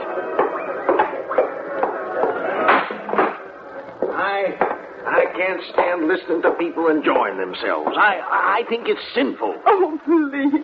Now, there ain't no use you're doing that, Mrs. Calvert. I extend your note for 30 days, and I don't intend to extend it another minute longer. Look here, Mr. Entwistle. Entwistle, confound it. Entwistle. Oh, Mrs. Calvert's a widow, and after all... It ain't no fault of mine that a horse kicked her husband in the head. She borrowed money on a place, and she ain't paid it back. And if it ain't forthcoming by tomorrow morning, I'm taking possession. And that's final. But she told you that she'd have the money for you in a day or two. She sold some property in the east, but the money's still in escrow. Now, it won't hurt you any to wait a couple of days for it. It ain't a question of being hurt, Ryder. Business is business, and I want what's coming to it. And I got a sneaking hunch you're gonna get it, too. Hey, shot. You heard, Red? Tell them like they having trouble down at Carnival Ground. Yes, the kind of trouble I know how to deal with. But when I come up against a sniveling old vulture who'd bust in two if you shook a finger at him, I feel as helpless as a kid in swaddling clothes. What? Hey, you just listen, boss. Some of the boys caught one of them carnival drifters listening to customers' pocketbook and... What's the matter, boss? Your collar too tight? Mauser, take this insolent red-headed whippersnapper and throw him out of my office. Oh, the bodyguard, eh? Well, anybody who'd work for a penny-pinching old skinflint like you just isn't big enough to throw me out. I'll show you who ain't big enough. You're heavy enough, yeah, but your weight isn't well distributed. You could stand a few more ounces under your hat. Now, ain't that there a pitiful sight? It looks like a picture I once seen of a dead whale washed up on the beach. You ain't gonna get away with that. Police! That means you'll full control holler. I'll see, Ken. Red, take me out of here. All right, come on.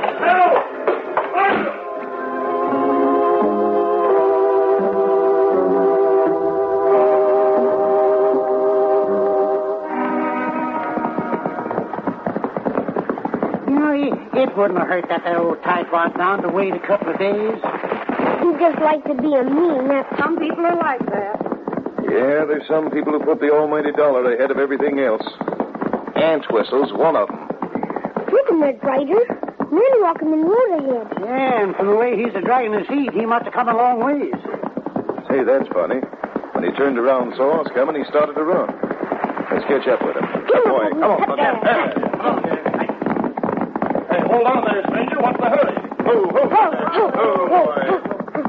Well, I was going to, you see, I thought you were somebody else. See, I mean, I'm a little nervous about people coming up behind me. I don't know whether you know it or not, but you're headed away from Stovepipe. There isn't another town in this direction for 70 or 80 miles, stranger. Yeah, that's what I was hoping. You see, I'm sort of traveling for my health. I was in stovepipe, but it got a little too hot for me. Well, out here in the West, we don't usually get nosy with strangers, but, you remind me a lot of a fellow that used to hang around Laredo. Now, if it's about that stick up in a pool hall, I don't know nothing about it, see? In fact, I didn't even know there was one, huh? Well, this here fellow was known as Sticky Fingers McGlooch. He used to take 10 types of folks on street corners. Hey, wait a minute. You ain't Buckskin Blodgett. I sure am. Well, I'll be, how do you... Well, that's been 15 years ago. I'm glad to see you, pal. Yeah, that goes double for me. But what in thunderation are you doing or hooping along way out here? Well, it's a long story, Buckskin. I was taking 10 types at the carnival, see, and raking in plenty of the suckers, though legitimately too. But I'm getting awful absent-minded lately. I was looking for me pocket knife to sharpen a pencil, and I must have got my hand in somebody else's pocket. Well, I don't like to bust up this happy reunion, but Mrs. Calvert here has to get back to her ranch. Well, doggone it. In all the excitement, I forgot to introduce you to my friend, Sticky. Just hold up the formalities till we get to the ranch, will you, Buckskin? Hey, if you'll climb on behind me, mister, we'll give you a lift. Well, you don't have a step ladder, do you? Well, here, come on up and give me your hand now. All right. I'll pull you up. There you are. Easy, Thunder. Easy, boy. Now, you hang on to it, Sticky. Get fast, Isabel. Come on, boy. Come on, Thunder. Hang on there. Hey, can't we get together on this thing? When I'm coming up, this blooming horse is going down.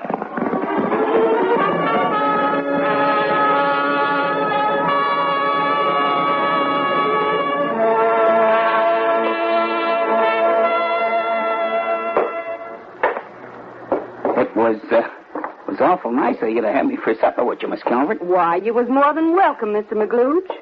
You never finished telling us why you leave them carnival. Oh, it didn't, huh? Well, it was something about being absent-minded, you said. Yeah, I'm getting terrible forgetful lately, and you... Now, where did I get this watch and chain? Say, that there's my Waterbury, Sticky. Well, it sure is funny how it got in my possession. You're having company, Mrs. Calvert. There's some gent ambling up to your front door. You know him? Why, that's the new town marshal. What does he want, I wonder? I'm getting terrible thirsty all of a sudden. If you don't mind, I'll just go out in the kitchen and help myself to a dipper of water. Well, it's kind of funny where he got my watch.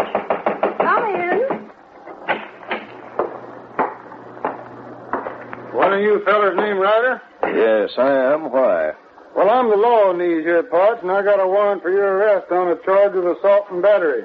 You've got what? Ain't that ridiculous? It's getting so a fella can't have a nice sociable fist fight without the law putting me in. Well, who swore out that warrant? Aunt Whistle? Yep. And Stovepipe's got an ordinance that'll back him up in it, too. Well, I guess there isn't much I can do but go along with you then, Marshal. Well, since you're so nice and accommodating about it, I'll just book you and let you go out again on bail. Well, thanks. Well, of course, you'll have to have the cash now. I ain't allowed to take no check. And Buckskin, you and the little button wait for me here. I'll be back in a couple of hours at the outside. Oh, Red, I'm mighty sorry. The whole thing is my fault. You forget it. That one sock I took at Aunt Whistle's bodyguard was worth it. Poor Red. I shouldn't have asked him to help me in the first place. Nah, don't you worry none about him, ma'am. He'll be back out in that who's gal and back here before you know it. Did the guy with a cookie cutter pinned on his vest beat it? Why, the long pants. Where's Ryder? Jeepers, don't tell me the law came after him. Oh, What's wrong with her? Oh, things are in a terrible mess around here, Sticky. Mrs. Calvert's going to lose a little ranch here tomorrow morning, and she's pretty well busted up about it. Oh, gee. Why, on account of money? No, on account of no money. She's got a $1,200 note due tomorrow and nothing paid with. That is, she ain't got it here. She sold a lot or something in the East, but the money's still in escrow. Escrow, huh? Where's that? That's one break I missed. Well, escrow is sort of a banking term, Sticky. It means you got the money, but you ain't. Trouble is old Aunt Whistle, and they'll wait until her money get him here. Aunt Whistle? Who's that? Oh, he's a penny-pinching old skin fitch who's foreclosing on this here place. Well, now what she needs is some dough to tide her over till hers gets here from escrow. That's right. Well, who is there around this neck of the wood who's pretty well stocked up on lettuce? No, they don't raise no lettuce around here at all. Who's got enough dough to swing this deal? Providing, of course, they'd let loose of it a little. Well, Aunt Whistle just about got it all, Sticky. Oh, but they ain't no use talking to him. We've tried that already. There's an old saying that if at first you don't succeed, don't get discouraged. Where does this old moneybags hang his hat? I'd kind of like to try my luck. Well, I can point out his office to you, but I can tell you right now, it ain't no use.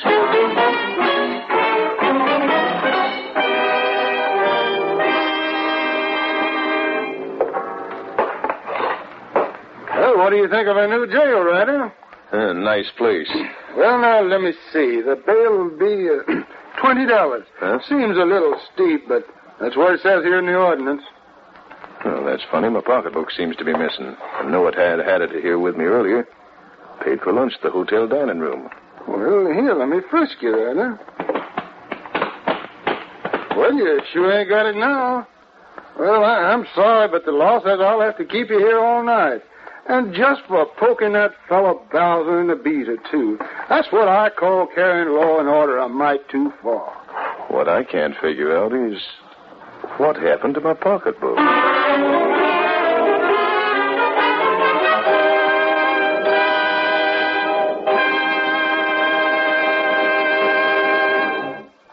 When Red tries to persuade the town moneybags to give Mrs. Calvert, a widow, an extension of time on her mortgage, the cowboy becomes involved in a brawl with the old skinflint's bodyguard and is arrested for assault and battery.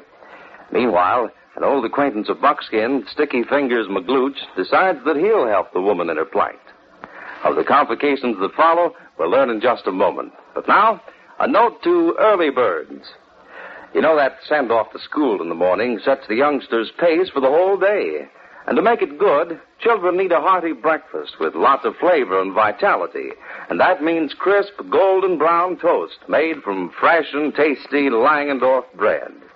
It's a tempting, fragrant treat worth waking for. Lots of milk, fresh sweet shortening, sugar, and other top-quality ingredients make Langendorf bread flavor-rich. And for longer-lasting freshness, every appetizing loaf is baked with moist heat. And Langendorf is a bread with a bonus. It's chock full of pep-building vitamins. And so tomorrow, try serving Langendorf bread toasted. And serve it always for every meal. Fresh and tasty Langendorf bread, judged America's finest.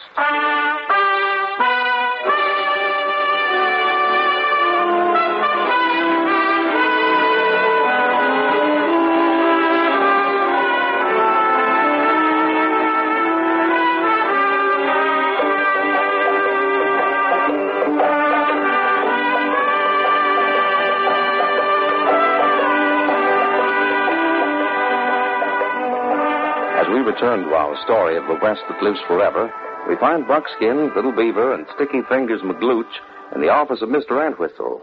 It's night. I think one more match will do it, Buckskin. I'm not sure Red Ryder's going to like him this. Oh, but we're just borrowing the dough. We're going to put it back. There. That done it.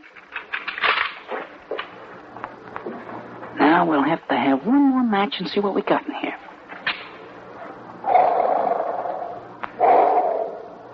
Look at them mint leaves. That no mint leaves. That be money. They're green, ain't they? Now, let me see. 1,200 simoleons is the amount we want, plus interest, and that just about makes it. You worried about what Red Ryder's going to say him about this? Well, he ain't going to like it, I'll tell you that. Oh, we ain't keeping it, though. We're just using it for a few hours, that's all. Can't you get that through your head? Why, when we're through with it, we'll put it back. Now, I'll stuff this Spondolix in my pocket, and we'll beat it out of here because... Well, that's funny. Now, where did I get that? Oh, what's the matter, Sticky? Is something wrong? Hey, Light another match, will you? Yeah. Somebody's pocketbook. Now, where did that come from? Hey, it looks like Red's. Where I got it, I'll just never know. I'm just terrible forgetful, that's all. Well, come on. If we're going to save the old homestead, we better get on our horses. And I do hate the thoughts of that.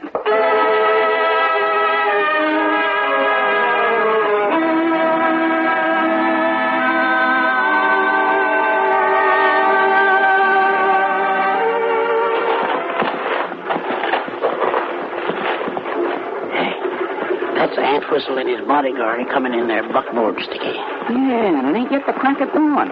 He sure ain't wasting any time, is he? Well, let him come. We're ready for him. Whoa, Nellie! Whoa, whoa!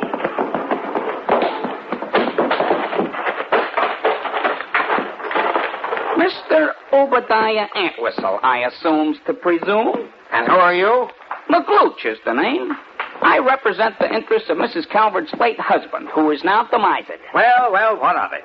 If you have business with me, state it. I am what is known in financial circles as a picker-upper. I'm here to pick up that measly little note that you've been kicking up all the fuss about. You don't mean you're going to pay it? Certainly I'm going to pay it. I think your attitude in this matter has not only been infinitesimal and picayune, but it's also been small, Mr. Antwistle. Is that an insult to us? I'm not sure yet. Wait. If you'll step into the barn for a minute, we'll conclude this little transaction. I got the money in my pocket. And why go in the barn? Why not hand it over here? My dear Mr. Antwistle, I am a businessman. I'm used to transacting my transactions in an office. I ain't making no financial deals in no corral, see? Kindly come this way. How about Bowser? Sure. Bring him along. There ain't nobody but cows in there. And they ain't the fussy kind. I ain't sure if I like that or not. See, I have to yell so loud? The party of the first part is in the house asleep. And I don't wish us to have her disturbed, see? Hey, I'll stay here and see that Mr. Antwistle's horse don't get lonesome, Sticky. And don't forget, Buckskin. Don't forget.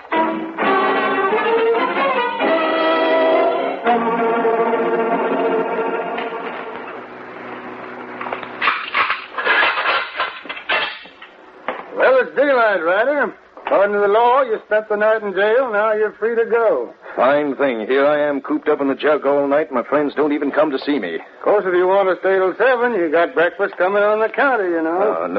No, thanks. Just the same. I'm warning you, Marshal. If that bodyguard of Antwistle's ever gets in my way again, I may turn out to be a permanent guest of yours.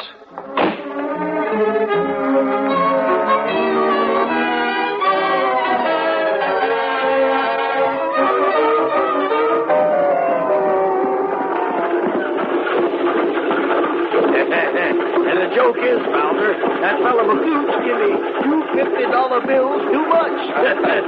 He's gonna learn to count. Hey, what in thunder? A wheel's coming up. We're gonna tip over. Hang on.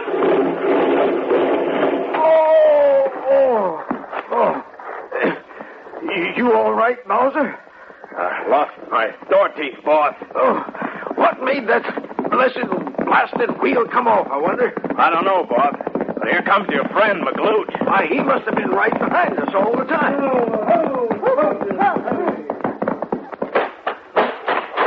Why, Mr. Antwistle, you're going to get the seat of your pants dirty sitting there in that road. Did something happen? Yeah, the wheel come off the backboard, can't you see? Anybody get him hurt? Say, did you see anything of my store teeth? I still can't figure out what made that wheel come off. Say, you sure got yourself all dirty, Mr. Antwistle. Yeah, here, I'll help you up and brush you off. Wait a brushing, I'll do the brushing. Let me help you up, Mr. Antwistle. Thanks. We're righted in Buckskin. Yeah, looking blacker than a thundercloud. Oh, Thunder. Oh, boy. Say, does it happen to interest you that I've been locked up in the stovepipe jail since last night, and all on account of that mangy varmint you're brushing off so carefully? Yeah? Well, you better stop that kind of talk. You slipped over Lucky Punch before, but this time, I'm going to tear you into little pieces. If you had teeth, you'd bite me. Yeah, it's got to get monotonous, ain't it? Here comes Marshal again. Had it again, eh? Whoa there, whoa now. Hiya, Marshal. I was afraid something like this was going to happen. I again charge that man with assault and battery on the person of my bodyguard, and I demand that you do your duty. Well, I'm sorry, Ryder, but I know. The law's come to stovepipe. All right, Marshal, let's go. But this time, some of my friends had better come and bail me out. Oh, that reminds me. Did you drop this pocketbook by any chance? Well, yes, I thought I'd lost it. Thanks. Where'd you find it, Sticky? I don't know. I'm just getting terrible forgetful lately.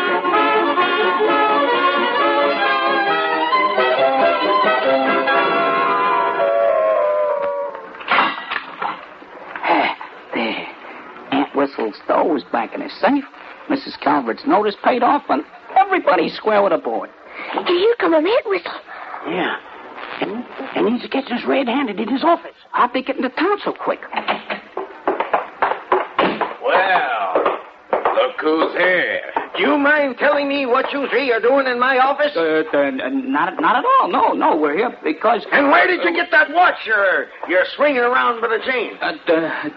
No use talking. I sure am getting forgetful. I asked you where you got my watch. Well, I wasn't sure it was yours, see, so I flung it over to find out, and that's what we're doing in your office. Well, give it here. You didn't happen to find my store teeth, did you? No, not that I recall. Come on, Buckskin. I think we better be getting along. And good day again, Mr. Antwhistle. Remember me to the missus. Quaint character, Bowser. Very quaint. As soon as I put this 1,200 in the safe, why, we'll... Bowser, it's gone. Not the money. No, the 1,200 McGlooch give me. I've been robbed. Well, don't look at me. I get it, Bowser, I get it. How did McGlooch get my watch? And how did he get into my office when the door was locked? Aye, they're a gang of thugs and pickpockets, that's... Shall I get the marshal for you? No. This is no matter for the law. A crime has been committed. So go round up a posse of citizens. Them blasted thieves don't know it, but they're going to attend a party. A necktie party with them, the guests of honor.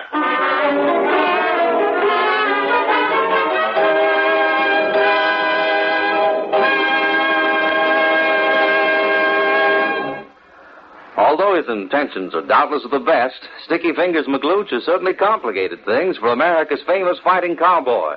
And for the action-packed climax to our story, we'll return in just a few seconds. You know, energy is a pretty precious item these busy days of building a secure future. And if you want your family to get the extra energy they need at every meal, try including fresh, delicious Dr. Penland's Vitamin B1 wheat bread in your daily menus. Every tempting loaf of Dr. Penland's Vitamin B1 wheat bread is fortified with 750 units of Vitamin B1. Yes, 750 units of energizing, vitalizing B1 in every loaf. And you get a large serving of extra flavor, too, with Dr. Penland's Vitamin B1 wheat bread. It has a distinctive wheaty, nut-like flavor that adds hearty enjoyment to every meal. For stepping up energy and pepping up appetites, try fresh, delicious Dr. Penland's Vitamin B1 wheat bread. Ideal for reducing diets. As we get back to our adventure with America's famous fighting cowboy, we find that a mob of irate citizens, led by Obadiah Entwistle, have now rounded up Buckskin and McGlooch and are about to take the law into their own hands. You two thieving polecats, anything to say before we drive them horses out from under you and leave you dangling from that limb? Only that you're making a doggone serious mistake. There's law in Stovepipe now, and every one of you's going to pay for the sheriff. And that's the kind of thanks I get for bringing back your watch. Ah, shut up. Let's string them up, boys, and get it over with.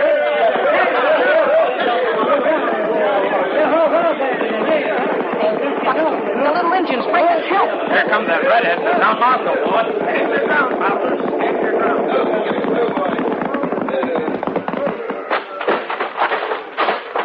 Well, here's Mrs. Calvert, and she's got your money for you, Aunt Whistle. Just come in by telegraph. Money? Now, untie those men and be quick about it. Listen, you butted in our business for the last time. Mister, I don't think you've got very good sense. I charge that man with assault and battery on the person of my bodyguard. Marshal, Do your duty. Not this time, Obadiah. What you are going to do is in violation of City Ordinance 13. I'm arresting you for disturbing the peace, assault, kidnapping, and attempted homicide. And for them crimes, there ain't no bail.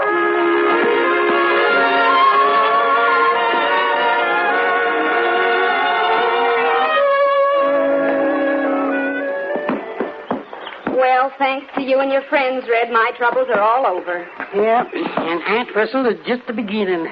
That there thieving old skin fence are getting just what he deserves. Well, I'm getting out of here.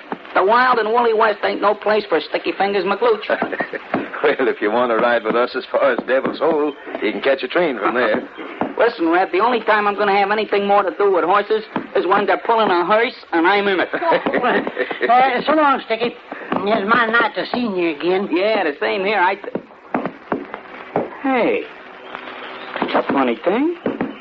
How did these things get in the hip pocket? What things? Why, this set of false teeth. Goodbye, Bud. Goodbye.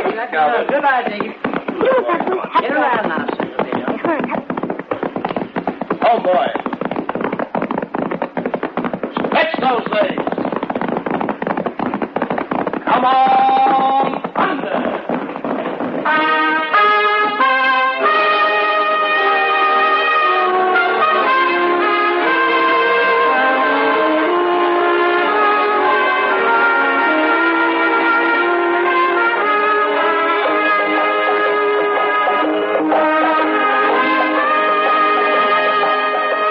And so we say so long to America's famous fighting cowboy and his two compadres for tonight. Red Ryder is presented for your enjoyment by Langendorf Bread, the fresh and tasty bread judged America's finest. But Red, Buckskin, and Little Beaver will all be back again next Tuesday night at 7:30 in a new Western adventure story packed with action and suspense. For now, this is Owen James speaking for Langendorf Bread and saying good night until next Tuesday night at 7:30.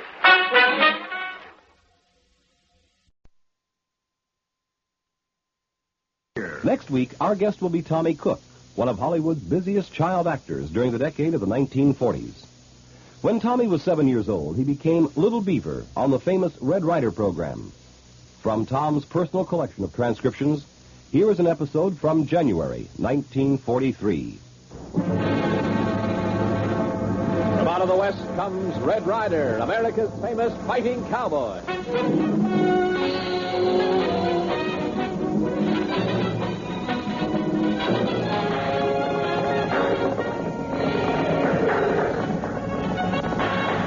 Trouble brewing along Devil's Hole Way, so ride, Little Beaver. Cross it for me. You bet, Jim.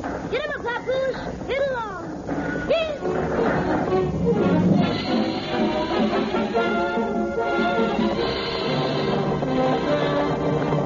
Come on, Thunder. Hit that grade. The Adventures of Red Ryder. 3 times a day, breakfast, lunch, and supper, you'll be glad you switched to fresh and tasty Langendorf bread. It makes such a delicious, tempting addition to any meal. For breakfast, fresh Langendorf bread, toasted a good golden brown, hits just the right spot with sleepy appetites. For lunch, a tender, tempting sandwich made with Langendorf bread is really a meal in itself.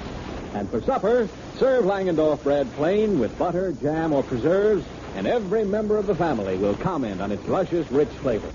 Yes, there's real zest in your daily meals when you serve this flavorful bread, moist air baked in moist air ovens, so that it stays deliciously fresh to the very last creamy white velvet smooth bite.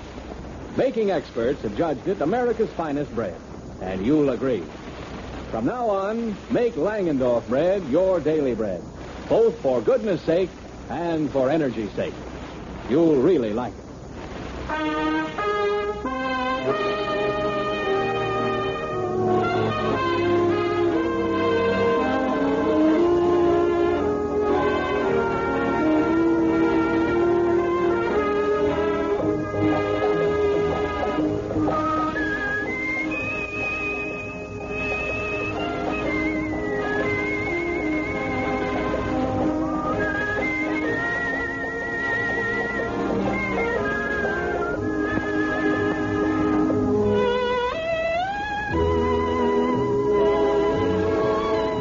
with an unforgettable year of action and danger behind him, it seems that trouble shall always be the fate of America's famous fighting cowboy. Because the shadow of gunplay and swift striking murder again cast clouds over the peaceful range around Painted Valley. Word has just reached the ranchers that a wagon train of homesteaders is creaking slowly across the mountain pass, which leads to the rich, wide valley. And, alarmed lest their range be invaded, the ranchers have gathered at the Devil's Hole Town Hall in a lusty and noisy protest meeting. You might have the decency to let a man have his say instead of all flapping at once like sheep. All right. Now, go on, Red. I've had my say, Duchess. Now, suppose you have yours. Well, all I gotta say is, I don't hanker after nesters any more than the rest of you. But not liking them, don't give me no lawful right to try to drive them out of here. Iron's right. Left alone, 80% of those nesters will have given up and moved on a year from now. Yeah, oh, sure. Give them a year, like Red says, and 90% of us will be moving out with them. Show me a nester, and I'll show you a cattle thief. They're a mangy, flea-bitten bunch of sheep-stealing owl hooters, a lot of them. Let me ask you a question, Brace. Yeah, Ryder? What is it? How did you get your ranch? Why, what do you mean? You didn't buy it, did you? Oh, I don't mean that. I don't mean you stole it. But if memory serves me, your place was a homestead not too many years ago, just like most everyone else's around here. Sure, that was 10 years ago. But conditions have changed. By that, I take it you mean nesters have only become a mangy, flea-bitten bunch of owl hooters since you settled here. Now, look here, Ryder. Are you trying to make a fool out of me?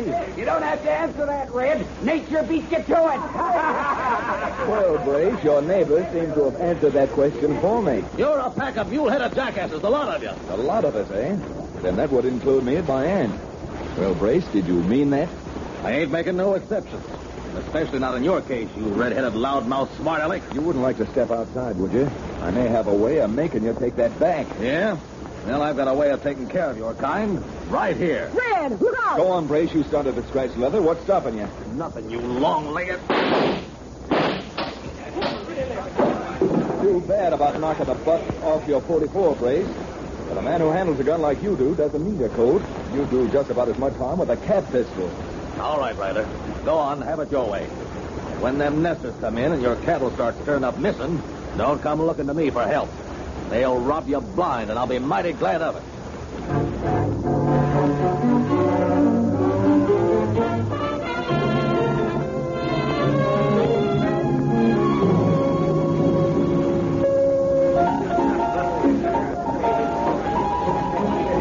Here, give me another glass of water and just leave the bottle. Well, what happened to you, Brace? You look like 18 weeks of Texas rain. Well, I thought I'd find you here, Slip. Come on, let's go over to that empty table and sit down. Sure.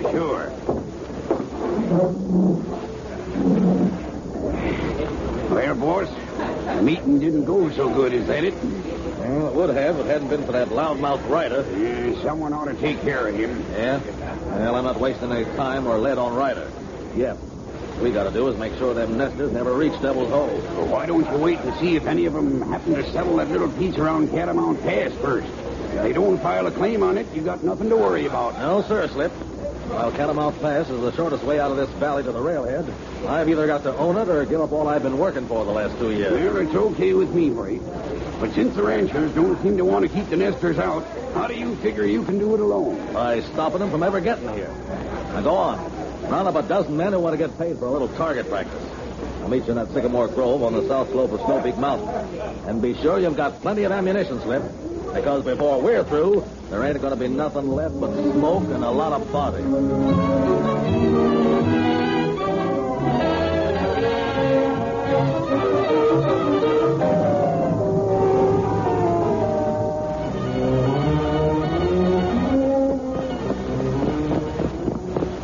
Well, Red, I'm proud of the way you handled yourself and handled that meeting. Well, thanks, Duchess. Yes, you talk 'em plenty good sense, Red Ryder. Make 'em other people understand that Nester's entitled to have a decent chance. Well, now, maybe I ought to run for Congress or something with two such loyal supporters as you. Now, I wonder how soon that wagon train of homesteaders will descend on us. Until they get here, I can't help feeling a little nervous. Why, Red? Why should you feel nervous? Red Ryder, I saw them shooting. That must be wagon train and road that passing by Snow Peak Mountain. Doggone it, I had a feeling in my bones something like this would happen. Get him up, Papoose. Get along. Stretch those legs, Thunder. Let's have some speed. Come on, Sunday.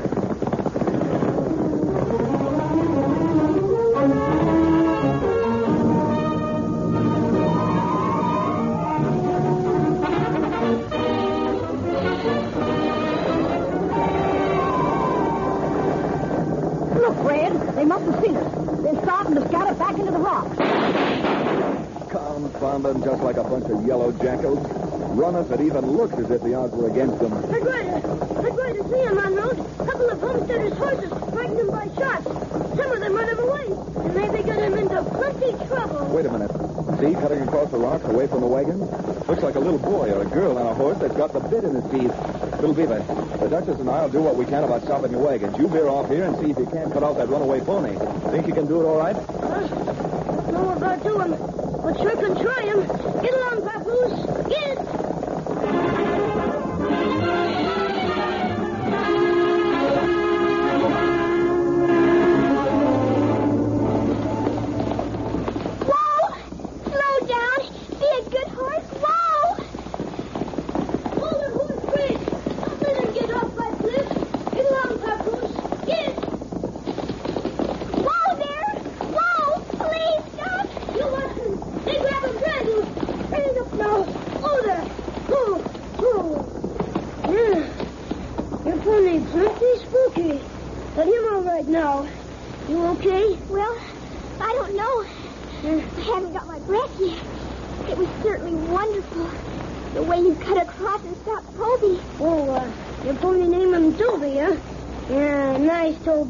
Everything's going to be all right now. My name is Pam Sarah.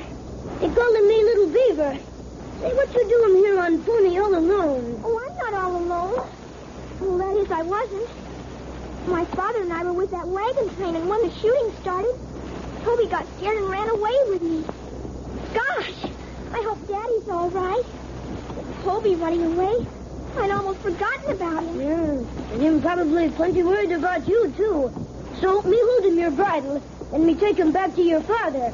Now, come on, Toby. Watch him, little girl. Get him up, Papoose. Get along. Get!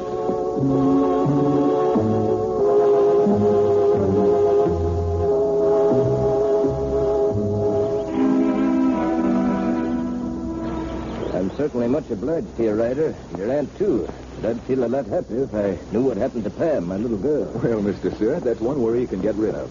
See, here she comes now, with Little Beaver leading a pony. Well, nice work, son. You're getting to be a real He-Man. Daddy! Oh, Daddy, are you all right? Bounced around a little, but... Oh, thank goodness nothing happened to you. Oh, Papoose. Steady, Toby, now. Oh, boy. Well, Redskin, as soon as I get my homestead filed, my cabin built, Pamela and I are going to give you the biggest dinner you ever ate, aren't we, darling? Yes, indeed, Daddy. Little Beaver certainly saved my life. Well, till you get settled, Mrs. Barrett, we got enough for all of you to eat at Painted Valley. Well, thanks, Duchess. May take you up on that. But first, I think I'd better be getting into Devil's Hole and staking out a claim. Oh, before you leave, Mr. Stewart, did you get a look at any of the men who staged that raid on the wagon train? No, sir. I can't say that I rightly did. They were hidden by the rocks. Red, look, up there, halfway up Snow Peak. Isn't that Brace Bendix? Well, if it weren't for this confounded sun, I could see better. Yes, it certainly looks like Brace. And if it is, I'd bet you a penny to a possum he had his fine polecat's hand in this raid someplace or other. Hey, Brace! Bendix! Well, either he can't hear me or doesn't want to. Maybe this will attract his attention. Oh, that scared me. Now, that's the trouble with nesters. Make them like tenderfeet. Now, that's a nice way to talk, Little Beaver. Well, I guess maybe I shouldn't have fired those shots without warning you. Just who was that man, Ryder? A rancher by the name of Brace Bendix. A mean, ornery cuss who hasn't made any bones about not wanting you homesteaders in his valley. But why? Surely we aren't going to harm him none. No, of course not. But if I'm any judge of men, and Bendix hardly qualifies for that classification, he's got something up his sleeve which your coming in here might spoil. And if what he has up his sleeve is another gun, there's not going to be any peace around here until either Bendix or I carve that word on a stone. A headstone reading, "Rest in peace."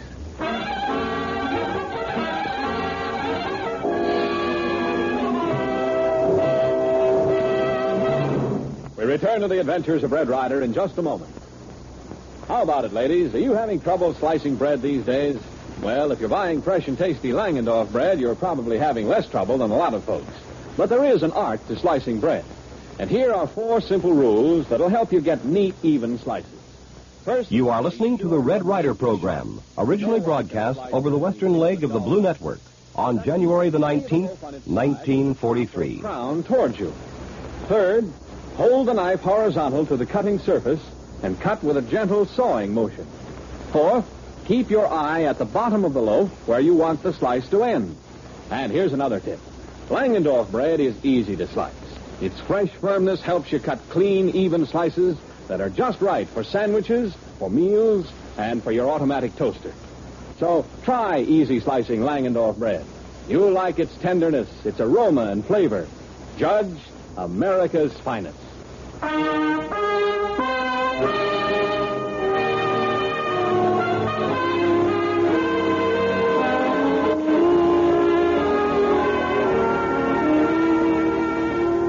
And now for the second act of tonight's Red Ryder story of the West that lives forever.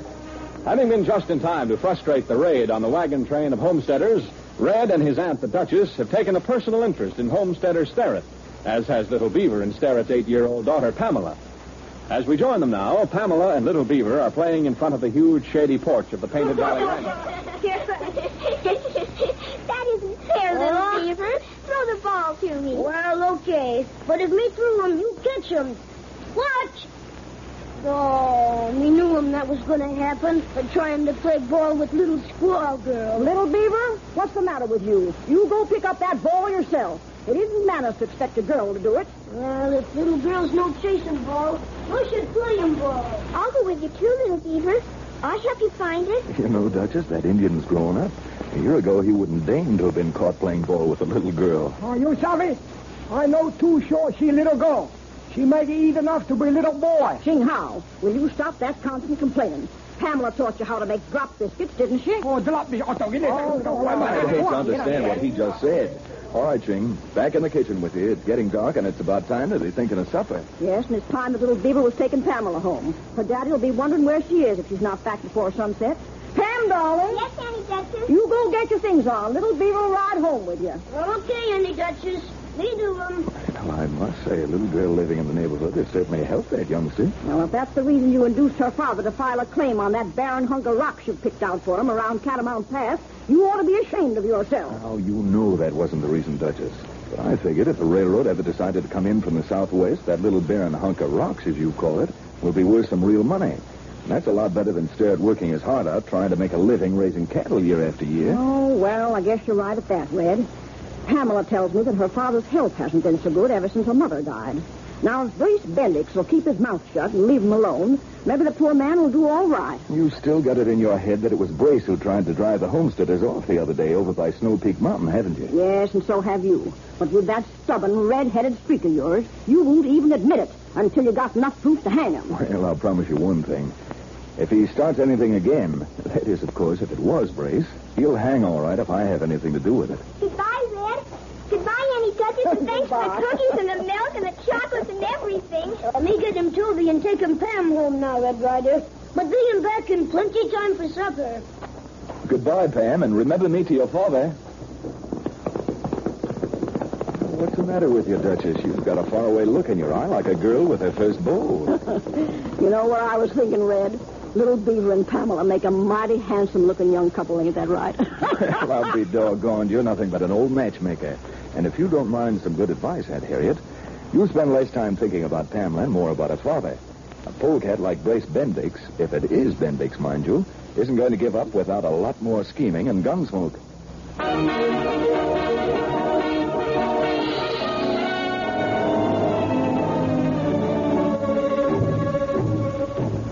Okay, so I was wrong. I was wrong, Brace. But you make mistakes, too. Well, I certainly made a mistake when I let that mangy nester Sterrett come in and stake out Catamount Pass on me. Well, if Ryder hadn't helped him keep it so blame quiet, I might have found out in time to stop him. So what I'm in here for is to find out what the next move is and who makes it. Next move is the thing we should have done first, getting rid of Sterrett. And I don't know a better man to make a move like that than you, Slip.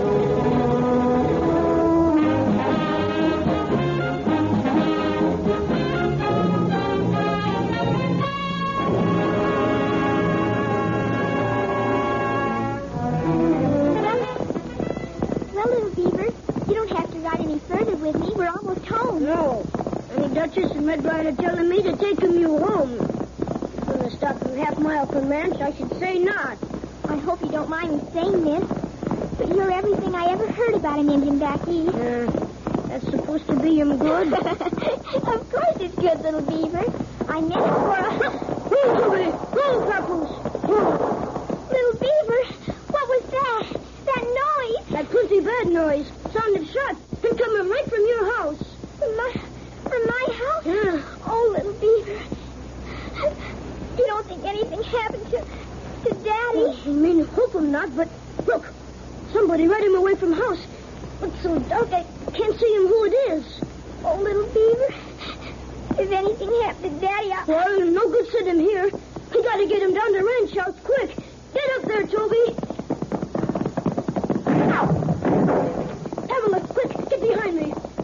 Somebody see him as coming, and no one must have seen him then. Oh, my goodness, little beaver. Yeah, well, now you don't have to worry, Pamela. Nobody scare him off, little beaver. Get him up, Papoose. Get along. Get!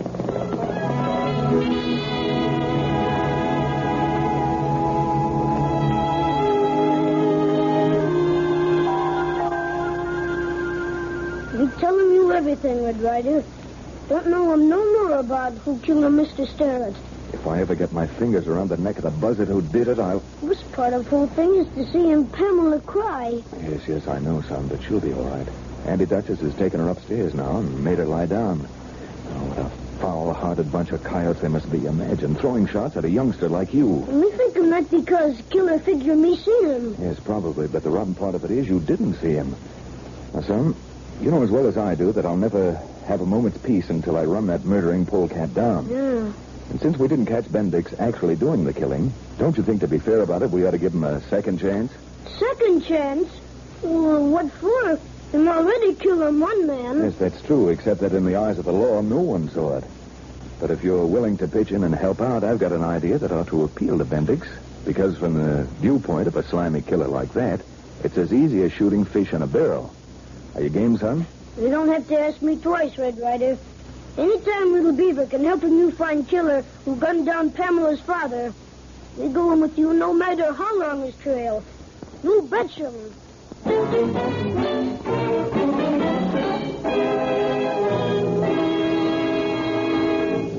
You're a loco, Sheriff. You sent for me to come over here because you think I killed Sterrett. Now, don't go flying off the handle, Bendix. I'm only doing what every sheriff's got to do. After the way you shut your face off at that big meeting before the homesteaders got here, naturally people started talking. Well, you can tell them to quit their talking. 5 men will testify that I was in Hanlon's Cafe between sundown and 8 o'clock last night. Sure, I know, Brace. But I still had to ask you. Well, thanks for coming in, and I'll see that nobody goes around saying things. Come on, Mr. Beaver. Hello, Sheriff. What are you doing in here, Bendix? What do you think I'd be doing any place when you come in? Getting outside where the air smells better. A couple of the boys thought Brace might have had a finger in Starrett's killing. Well, they all wrong, Sheriff. Killer not Mr. Bendix. Yeah? What makes you say that, Injun? Because Little Beaver had a good look at the killer, Brace, and he doesn't answer your description. That's why I brought him into the sheriff. If he's the only witness who can identify the killer, for his own sake and for the sake of the state, I figure he ought to be kept locked up. You mean put Little Beaver in a cell, Red? That's exactly what I mean. And since Bendix is leaving anyhow, I suggest you get your keys out and not waste any time.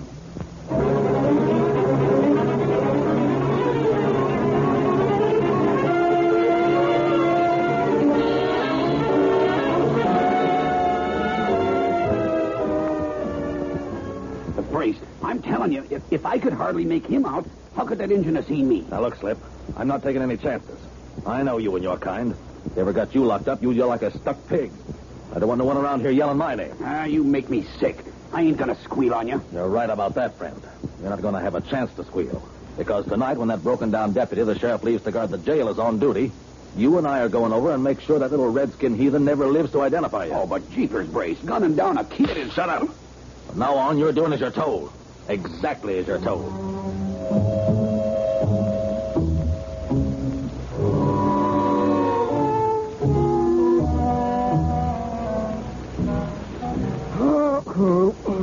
Well, Clem, I guess nothing more is going to happen tonight, so I think I'll mosey along home and go to bed. Now, go ahead, Sheriff. No reason for you to stay here, 'cause Little Beaver's locked up. I watch him good. Well, good night, Clem. I'll I'll bring you your breakfast over in the morning.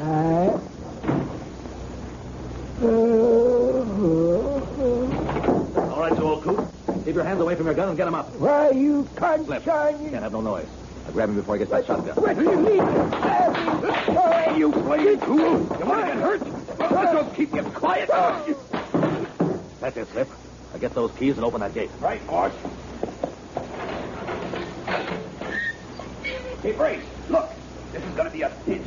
That engine's on his cot, fast asleep. He couldn't miss him from here with a slingshot. Yeah? Well, I'm not taking no chances on you missing.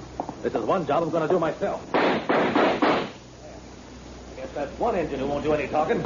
You'll talk, all right. You'll talk on the stand with the sheriff and me, testifying how you tried to murder him. Won't you, little beaver? You fetch him, and this time me see him whole thing. Brace, that engine. Where did he come from? He came out of the cell you're both going to occupy, except that he came out a long time ago. And if the bullets we found in that mattress under his blanket on the cot match the slugs they took out of Mr. Sterrett Brace, we've got you on a charge of double murder. You haven't got me yet, Ryder.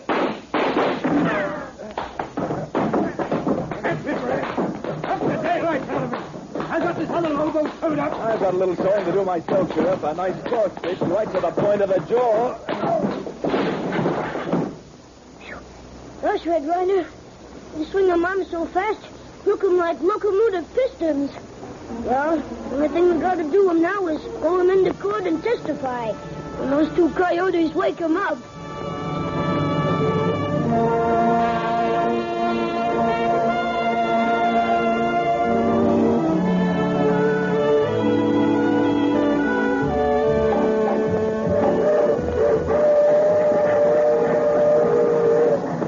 Look at that papoose of yours, will you, Red? Got a face on him as long as Ching Hao's winter underwear. What's the matter, little beaver? Feeling bad because we just put Pamela on the train and sent her back east to her grandmother? You shouldn't be treating him like a cub anymore, Duchess. Little beaver took a big chance in helping us catch Brace Bendix. Yes, sir, he acted like a real man. Now, never mind trying to make me feel good. We just want to get him home and leave him alone for a little while. Get him up, papoose. Get along. Get! Doggone it if I don't think you're right, Duchess. I'm afraid Pamela is carrying Little Beaver's heart back east on the train with her. All right, boys, stretch out. Come on, Sunday.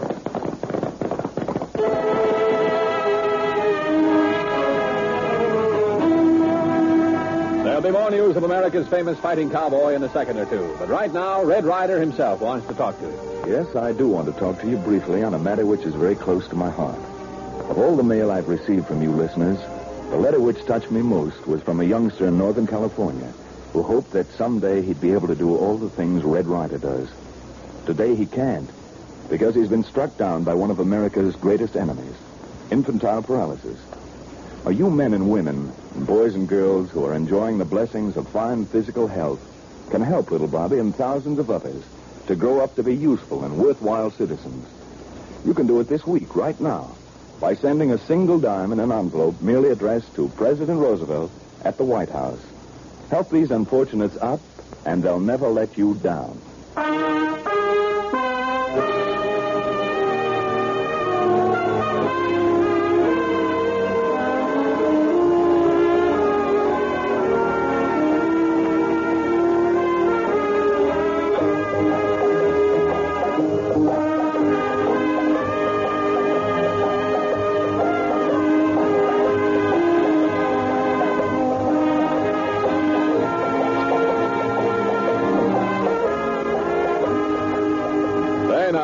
Acted like a man in more ways than one, didn't he? But maybe when St. Valentine's Day comes around, if he hears from Pamela, he may be feeling a little better. And now, long before St. Valentine's Day, America's famous fighting cowboy rides into a blistering new adventure. Yes, sir, I mean next time, a red-hot, scorching thriller that you won't want to miss. So until then, so long, and keep thinking of your old friend, Red Ryder.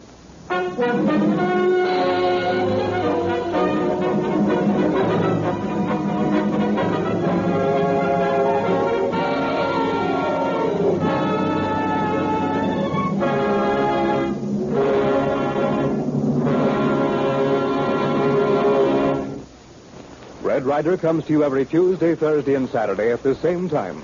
Tune in again Thursday evening at 7:30 for the next exciting story of the West that lives forever. Red Ryder is presented for your enjoyment by Langendorf, bakers of the bread judged America's finest. This program comes to you from Hollywood.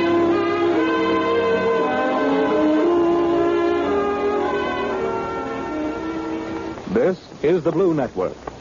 The Red Ryder program from January 19th, 1943. You are listening to Same Time, Same Station. This is KRLA, Pasadena. 1 hour from now, it's 9 o'clock. From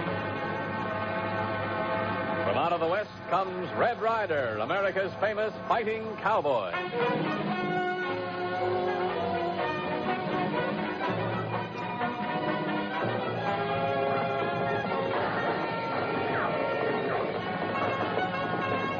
Trouble brewing up in Horseshoe Valley, so ride, little beaver. Club that pony. You betcha him. Get him a papoose. Get along. Get.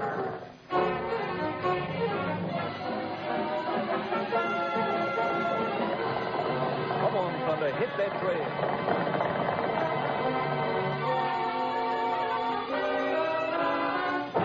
The Adventures of Red Ryder. Fly across the land. We're giving you everything we can. And we've got more to give along the way. Right now, you can fly clear across the country in the friendly skies for only $119. It's United's love affair to New York. One way, any day, Monday through Thursday on our nonstop flights to New York. Just $119 for full friendly skies service from coast to coast. Just buy your ticket by January 31st and complete your trip by March 31st. That should be easy. There are no advance purchase requirements either. You can buy your ticket, get on the plane, and love that fare all the way to New York. Just $119. Don't you love it? You're not just flying. You're flying the friendly skies. Leave on the weekends, and the fare is still a lovable $149. United flies to New York from L.A. Call your travel agent or United.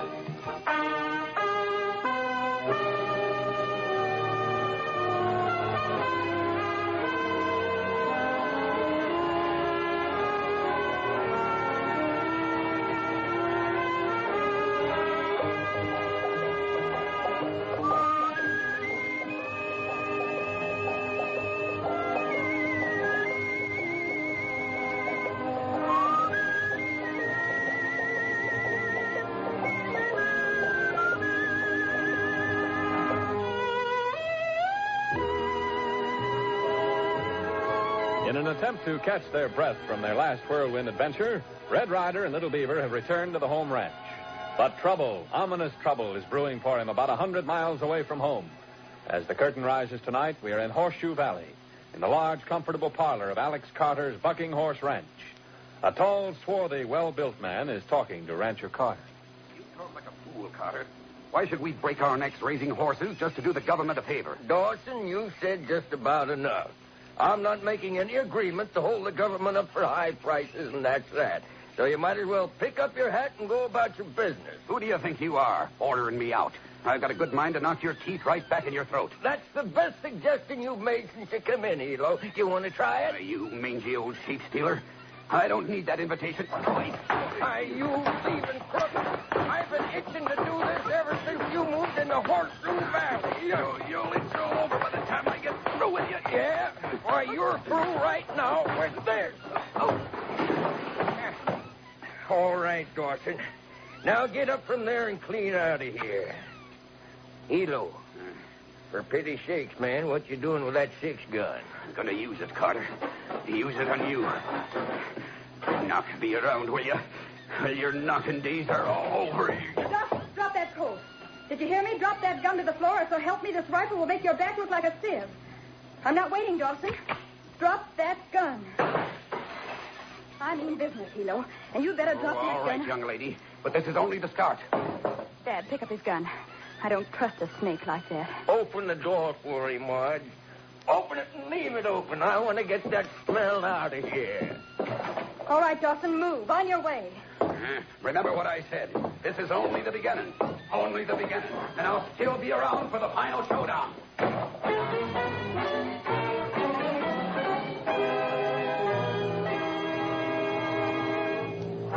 Keep it, Hilo. If Alec Carter won't come in with us, your whole idea is all gout up. He's got more horses on that ranch of his than anybody, except you. A lot of good them horses are going to do him when I get through with them. What do you mean when you get through with them? With the Army opening 2 new cavalry posts around here, selling them horses is too good a business to let one addle-brained old billy goat like Carter ruin it. It's easier to ruin Carter. Ruin him? What do you mean, Hilo? You ever notice that Carter runs his life like he runs his ranch? On schedule? Yeah, matter of fact, every morning when I see him pass by heading for town, I know it must be 11 o'clock. That's right. Goes to town at 11, picks up his mail and supplies, and comes back through Mile High Trail about 2:15, regular as clockwork. What are you driving at, boss? I'm driving at running Horseshoe Valley the way I want to. And I'm not letting Alex Carter stand in my way. It's too late to do anything about it today. But you know where that little bridge is on Mile High Trail? The one across the Little Arroyo? Yeah, sure. Well, tomorrow, a little before 2, I want you and a couple of the boys up at that bridge with some saws and sledges. Cut most of the underpinning out, but leave it so it looks whole. Understand? Now I get it. Old man Carter will ride onto the bridge, and when it gives way... well, you know what folks will say? Poor old Alec Carter. He got killed in an accident.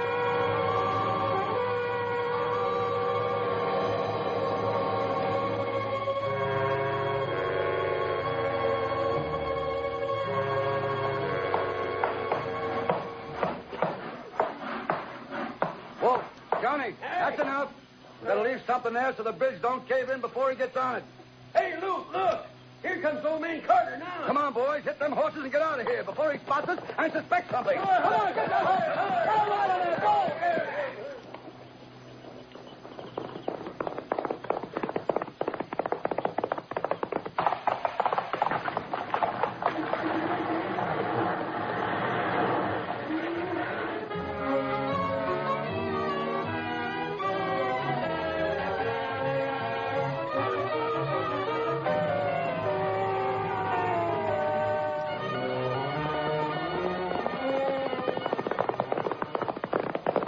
Steady, Thunder. Watch it. Now, what was that again, little beaver? They just asking you why they call him this place Horseshoe Valley, Red Ryder. Valley no got in shape of horseshoe. No, it hasn't, but... Well, I understand the valley originally got its name because almost all the ranches over here are horse ranches. Consequently, the most popular pastime is horseshoe pitching. Did you ever play any horse... Excuse me, Red Ryder, but look, see him down there? Little bridge all bust him up and fall him down the bottom of arroyo. Good night. Say, wait a minute, rein up. That looks like a horse down there with his rider sprawled over the rocks. Move up, Bruce. Oh, boy. Come on, son. If he's still alive, there may be some chance. Here, take my hand. That's it. Hey, good heavens, little beaver. Do you know who this man is? It's Alex Carter, the man who sent me that telegram. Is he dead, Red Ryder? I'm afraid that Alex was gone before... Little beaver, he's still alive. Just the faintest kind of pulse, but I can feel it. Here, help me swing him up on my shoulders, and we'll get him over to the Bucking Horse Range and to a doctor as fast as we dare. Hurry, little beaver. A second wasted may be a second too long.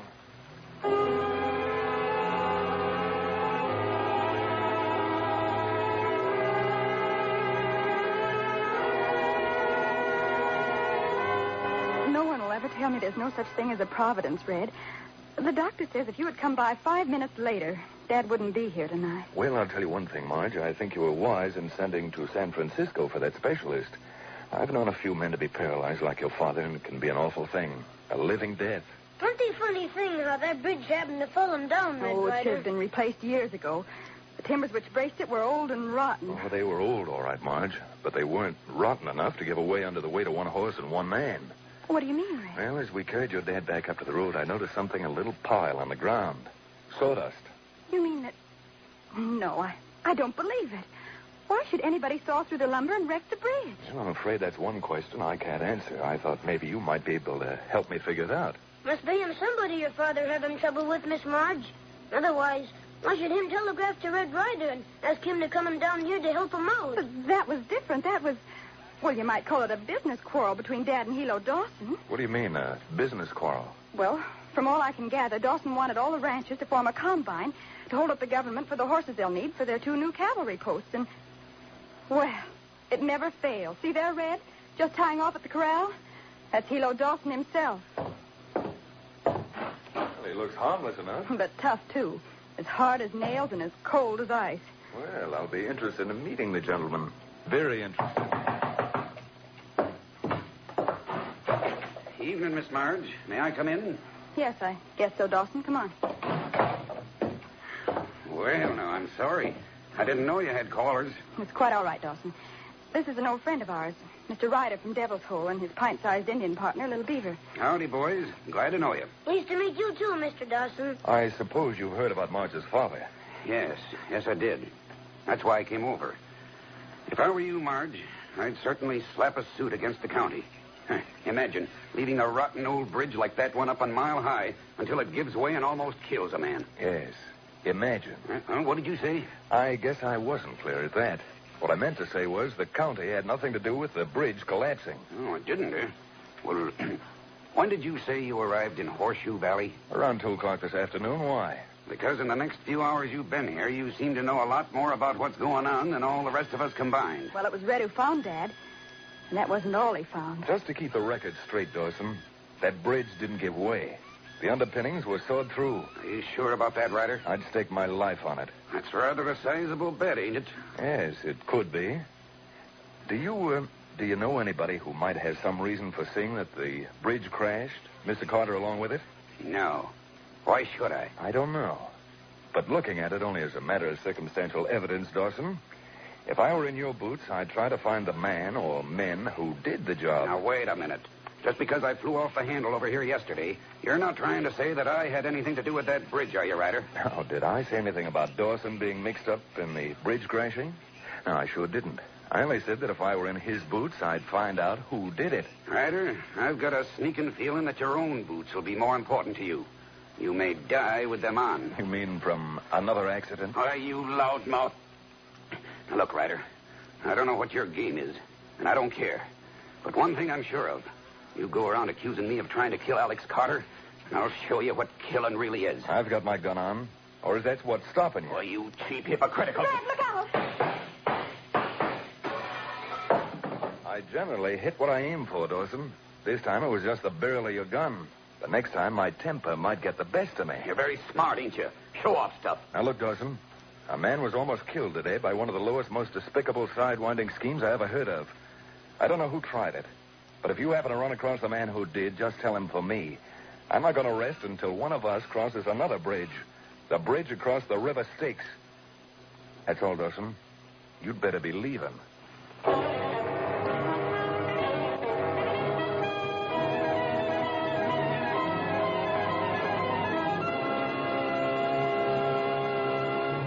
We return to the adventures of Red Ryder in just a moment. Hello, and welcome to Hughes Market Hotline. Today's topic, pickiness. If you've shopped at a market as picky as Hughes, let's talk. Call me at Klondike 5-4454. That's Klondike 5-4454. Pickiness. If you're in the valley, dial 1, then 213. I was afraid of this. No store's as picky as Hughes. Here's more proof. Treat your hair with the 12-ounce size of Zurmac EFA or Gelave shampoo. Your choice is just $3.59. And the new 4.5-ounce pump of Colgate toothpaste or gel is red tag priced at just $1.09 this week at Hughes.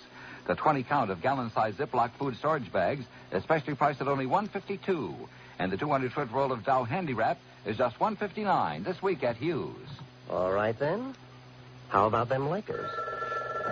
USDA Choice Boneless Round Steak at $1.87 a pound. Prices effective through Wednesday, January 16th at all Hughes markets. This is the news station, KNX 1070.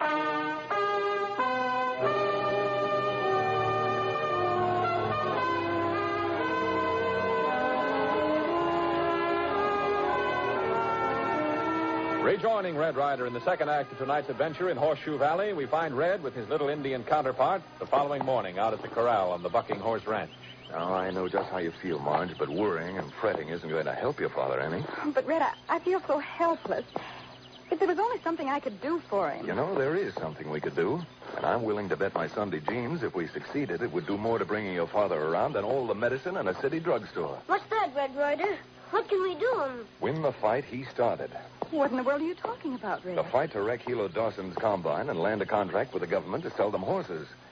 Say, Where are these cavalry posts they're putting in, Marge? Fort Lincoln is the closest one. About 14 or 15 miles from here. Why? Well, I thought if you didn't mind leaving your dad for a while, we might ride over and talk to the commandant. Colonel Houston? I'll be glad to go with you, Red, but I don't think it'll do a blessed bit of good. We talked to him once before. He's a typical grizzly, taciturn army man. If he says yes and no, that's a long conversation for him. Well, in that case, we make him plenty easy for Colonel, huh, Red Ryder? All him glad to say him is yes. Oh, that's the spirit, young fella. Now, while you go in and tell the cook to keep an eye on your dad, Marge, Little Beaver, and I'll get the horses ready. I got a feeling in my bones that this is going to be an interesting day. A real interesting day.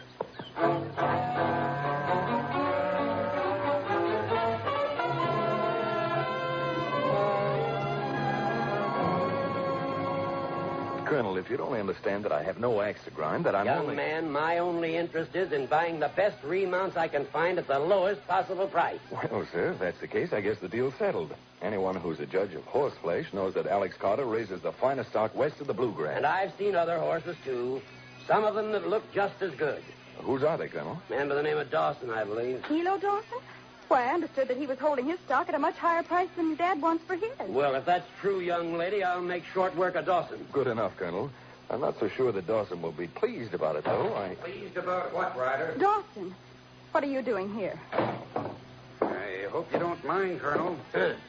As much privacy here as a goldfish. Come on, you're in. So let's not waste any more time. Thank you, Colonel. Now, what was that these good neighbors of mine was saying about me just as I came in? They said that you had priced your horses higher than they thought they were worth. Is that so? My price is too high? Well, I'll tell you what I'll do, Colonel. I don't know what sort of a price Miss Carter and her red-headed gentleman friend here are giving you. But you can have any horse on my ranch, and as many as you want, for $10 less than you can buy them from them. Fair enough? Well, you've changed your tune a little, haven't you, Hilo? Have I? Well, I don't know what tune you thought I was playing, Ryder, but it's a cinch that it ain't music to your ears. Colonel, you can have any horse on our ranch for the same price you can buy them from Dawson. Young lady, the United States government is not interested in a price war. And what's more, personally, I don't look with favor on anyone who did what you tried. I beg your pardon. You deliberately came in here and told me that Mr. Dawson wanted more for his horses than you did. I think that's a very contemptible, backbiting way to do business. But you don't understand. Mr. Dawson told us that himself just a few days ago. As a matter of fact, Carter, I haven't the time or the patience to debate this matter. And since you had the opportunity of seeing me alone, I should think you'd be willing to see that Mr. Dawson had the same privilege. But, Colonel, if you'd only Let listen... it go, Marge. Come on. We'd better be getting back home. I don't like to drive you off. It's too bad I came in just as you were leaving. Oh, thank you anyhow, Colonel. Too bad, Ryder. But I think I can supply the Colonel with all the remounts he needs. You'll see about that, Hilo. That's another bridge we'll cross when we get there. And now, Colonel, suppose we talk business. I didn't know we were talking anything else. How much do you want ahead for 300 broken saddle horses? Oh, being as it's the Army, I'd take $175 apiece. 170? Are you out of your head? But they're good horses, Colonel. Real good. I wouldn't pay that price for the Wait finest... a minute, Colonel. Wait a minute. We might bill them to the Army at $175, and then, in consideration for your cooperation in the matter, I might, sort of show you my appreciation. Did I hear you rightly? Were you hinting that you could bribe me, Mr. Dawson? Bribe is a harsh word, Colonel, but... By gilded glory, I've heard enough out of you. Now go on. Get out. Just a minute, Colonel. Don't you try any of that high-handed ordering around on me. Are you going to get out of here, Mr. Dawson? I don't know if I am or not. I came here to talk business. Why, you insufferable... Who do you think you're slapping around, you old... Get out of here, Dawson. Get out of here before I blow you through that door. All right, Colonel. But remember this. It's your job to buy horses for the Army. The best horses you can find.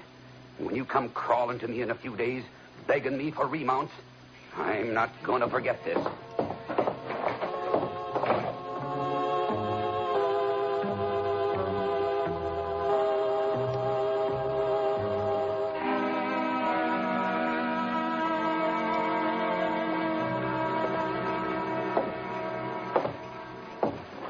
Jeepers, boss, will you sit down? Shut up. If it hadn't been for that redhead, Marge Carter butting in, I'd have had that cavalry contract all sewed up. Now they'll probably sell the Army their horses. And... Hey, wait a minute. Wait a minute. Yeah, I'm waiting. What is it? What do you think would happen with the Army if suddenly Carter didn't have any horses to sell them? You know, that ain't a half-bad idea. There hasn't been a good fire around these here parts since last election. Well, what are you waiting for? Get the boys together and be ready to ride at 10 o'clock.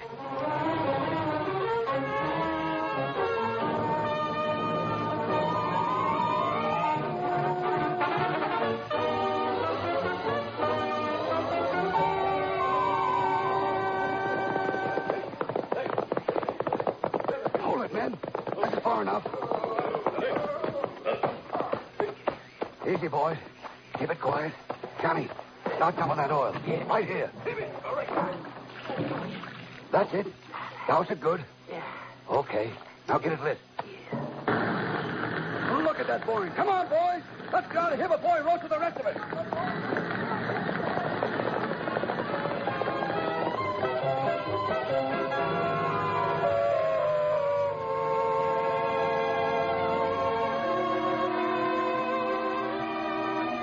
Now you're talking sense, Colonel.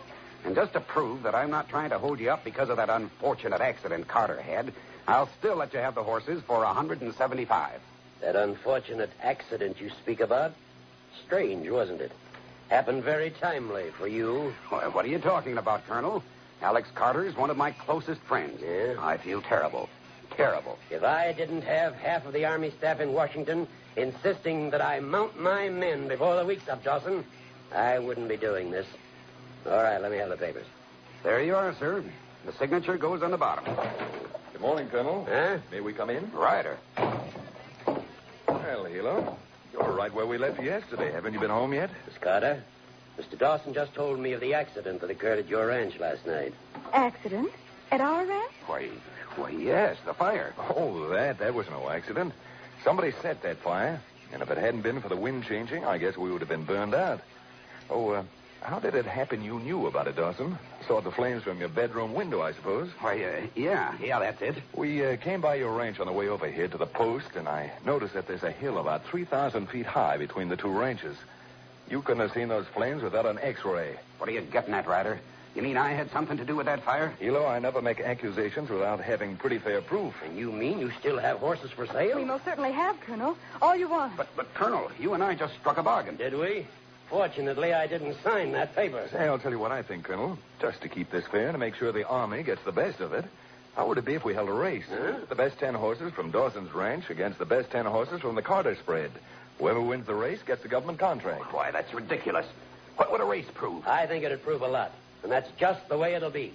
20-mile course, cross-country, that I'll lay out over here today. Have your horses at the starting light at sunrise tomorrow morning.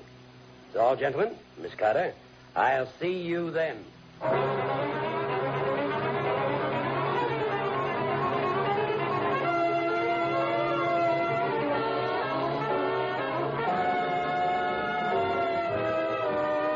the lame-brained ideas. Telling me. But it don't make no difference. And after that race, there won't be no argument. Got everything straight? I sure have. And no wind changing like with the fire can affect a couple of good shots of blasting power. Okay. Now go on. With the race starting that early, you'll have to have that powder planted before sunrise. Get going.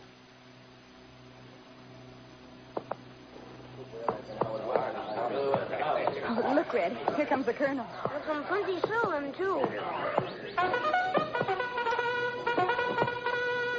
Everything set, Colonel? Well, it all depends on what you mean, Ryder.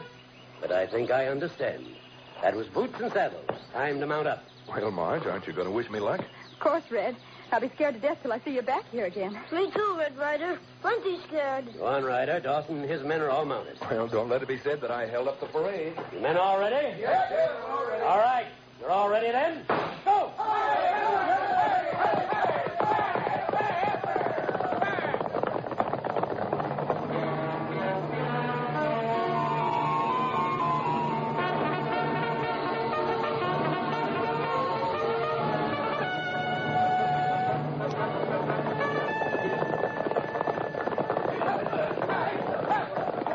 Come on, boy. We're falling behind. Get up there. Move. Come on.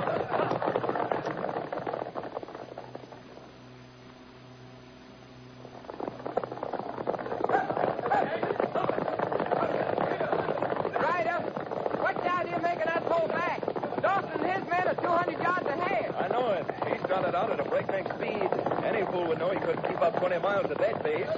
He must have had some reason for wanting to be ahead of us. I've got a notion we'll know about it in a minute when we get up to that narrow rocky pass. What do you mean? What do you think he's up to? I'm not sure, but if I'm wrong, I'll buy you. Now you see what I meant. He wouldn't risk running a fair race. But what are we going to do? We're blocked off now. We'll never win. You hear that?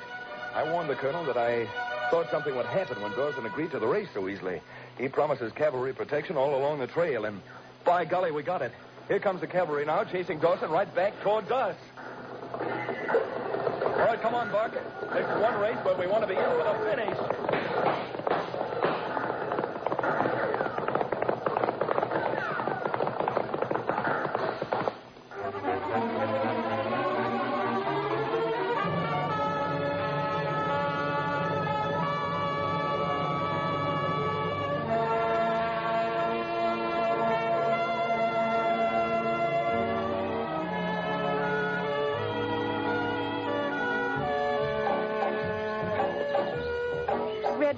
We certainly owe you a vote of thanks. For my part, Miss Carter, the Army ought to give Red Ryder the Congressional Medal of Honor. I guess I didn't tell you that after we caught Dawson, we found out not only that the horses on his ranch were stolen horses, but he had actually stolen them from an Army post back in Kansas. That's why we were so short out here. Well, that part all right. But what's making me glad is that Miss Marge's father getting better and soon be able to walk him around again. And if we don't start for home, we'll still be here when Alex has been up and around for 2 months. So how about it, son? You betcha. Get along, Papoose. Yes. Goodbye, Colonel. So long, Marge. Bye, All right, Sunday. Let's make this a real race. Let's show the Colonel what a thoroughbred can do. All right, come on, Sunday.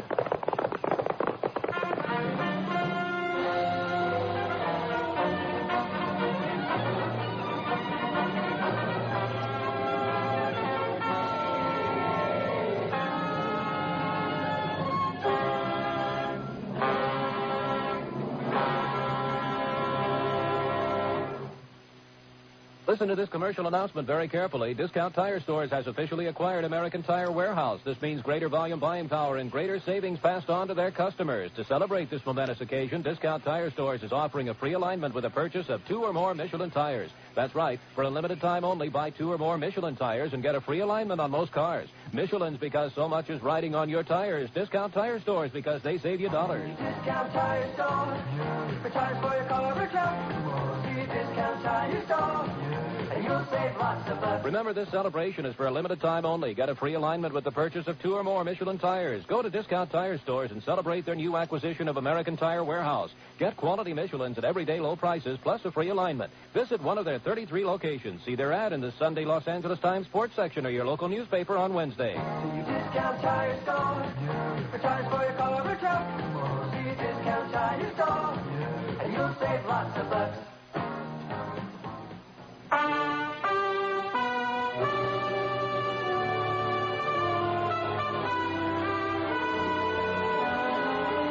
Don't miss the next exciting episode of Red Ryder.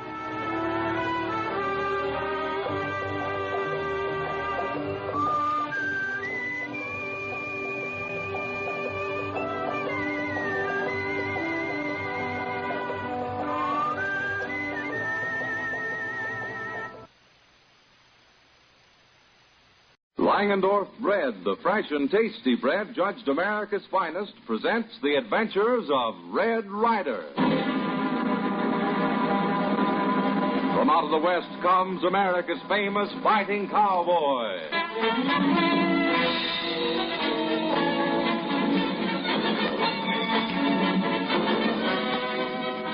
Yeah, the bail will be, $20.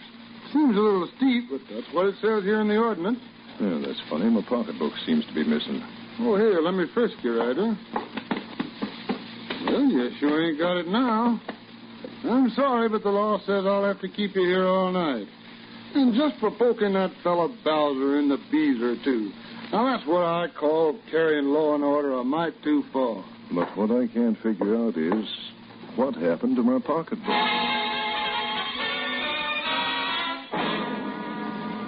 Tonight's Red Ryder adventure, called The Law Comes to Stovepipe, tells the exciting and amusing story of what happens in a small western town when the law swings into the saddle. But right now, We're going to join a football party that's just over. Well, Judy, you look pleased as punch. I am, Mother. Everybody had fun. The game was exciting, and the lunch you served was marvelous. Gee, I didn't know sandwiches could taste so good. Well, you can thank Langendorf bread for that. Langendorf bread makes everything taste extra good because it has lots of extra flavor and freshness. And it also has lots of extra friends since the party. Everyone said it really hit the spot. Langendorf bread always hits the spot. Served for snacks, sandwiches, and all meals. That's because Langendorf is a richer, finer bread, brimming with creamy, smooth goodness and oven-fresh flavor. Only top-quality ingredients, milk, fresh wheat shortening, sugar, are used in Langendorf bread. Every flavor-filled loaf is baked with moist heat to protect its freshness, make it stay fresh longer, and it's vitamin and mineral enriched. Tomorrow, get the bread judged America's finest. Fresh and tasty Langendorf bread.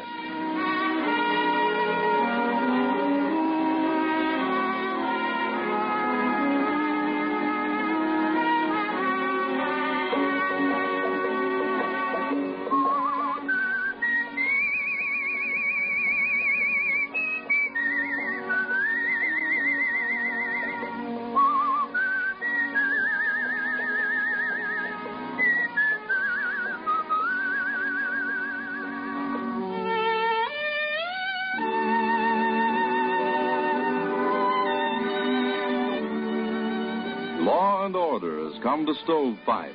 That is to say, the community now has a town marshal and a jail. To celebrate the momentous occasion, a carnival company has been invited to set up its tents on the main street.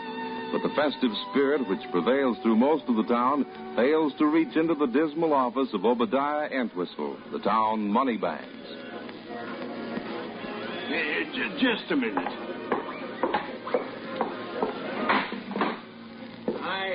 I can't stand listening to people enjoying themselves. I think it's sinful. Oh, please. Now, there ain't no use you're doing that, Mrs. Calvert. I extend your note for 30 days, and I don't intend to extend it another minute longer. Look here, Mr. Entwistle. Entwistle, confound it. Entwistle. Oh, Mrs. Calvert's a widow, and after It all, ain't no fault of mine that a horse kicked her husband in the head. She borrowed money on a place, and she ain't paid it back. And if it ain't forthcoming by tomorrow morning, I'm taking possession. And that's final. But she told you that she'd have the money for you in a day or two. She sold some property in the east, but the money's still in escrow. Now, it won't hurt you any to wait a couple of days for it. It ain't a question of being hurt, Ryder. Business is business, and I want what's coming to me. And I got a sneaking hunch you're gonna get it, too. Hey, shots. You hit Red? Sounded like they having trouble down at Carnival Ground. Yes, the kind of trouble I know how to deal with. But when I come up against a sniveling old vulture who'd bust in two if you shook a finger at him, I feel as helpless as a kid in swaddling clothes. What? There, you just missed it, boss. Some of the boys caught one of them carnival grifters listening to customers' pocketbook and... What's the matter, boss? Your collar too tight? Mauser, take this insolent red-headed whippersnapper and throw him out of my office. Oh, the bodyguard, eh?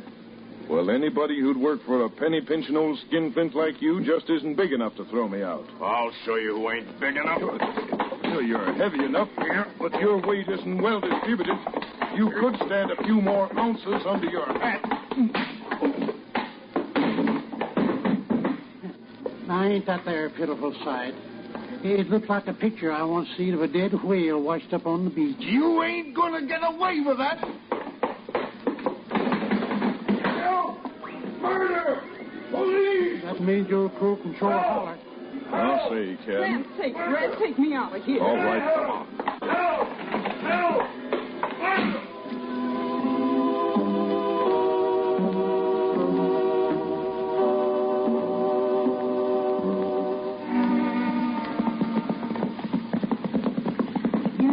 It wouldn't have hurt that there old tightwad down to wait a couple of days. You just like to be a mean. Some people are like that. Yeah, there's some people who put the almighty dollar ahead of everything else. Entwistle's one of them. Look him, Red Ryder. Man walking in the road ahead. Yeah, and from the way he's a-dragging his heat, he must have come a long ways. Say, that's funny. When he turned around and saw us coming, he started to run. Let's catch up with him. Get him, Boy, come on, Thunder. Come on, Hey, hold on there, stranger. What's the hurry? Well, I was going to, you see, I thought you were somebody else. See, I mean, I'm a little nervous about people coming up behind me. I don't know whether you know it or not, but you're headed away from Stovepipe. There isn't another town in this direction for 70 or 80 miles, stranger. Yeah, that's what I was hoping. You see, I'm sort of traveling for me health. I was in Stovepipe, but it got a little too hot for me. Well, out here in the West, we don't usually get nosy with strangers, but, you know, you remind me a lot of a fellow that used to hang around Laredo. Now, if it's about that stick up in a pool hall, I don't know nothing about it, see? In fact, I didn't even know there was one, huh? Well, this here fellow was known as Sticky Fingers McGooch. He used to take tin types of folks on street corners. Hey, wait a minute. You ain't Buckskin Blodgett. I sure am. Well, I'll be... well, how do you... Well, that's been 15 years ago. I'm glad to see you, pal. Yeah, that goes double for me. But what in thunderation are you doing hooping along way out here? Well, it's a long story, Buckskin. I was taking tin types at the carnival, see, and raking in plenty of the suckers, though, legitimately, too. But I'm getting awful absent-minded lately. I was looking for me pocket knife to sharpen a pencil, and I must have got my hand in somebody else's pocket. Well, I don't like to bust up this happy reunion, but Mrs. Calvert here has to get back to her ranch. Well, doggone it. In all the excitement, I forgot to introduce you to my friend, Sticky. Just hold up the formalities till we get to the ranch, will you, Buckskin? Hey, if you'll climb on behind me, mister, we'll give you a lift. Well, you don't have a step ladder, do you? Well, here, come on up and give me your hand now. All right. I'll pull you up. There you are. Easy, Thunder. Easy, boy. Now, you hang on to it, Sticky. Get up there, Isabel. Come on, now, boy. Come on, Thunder. Hang on there. Hey, can't we get together on this thing? When I'm coming up, this blooming horse is going down.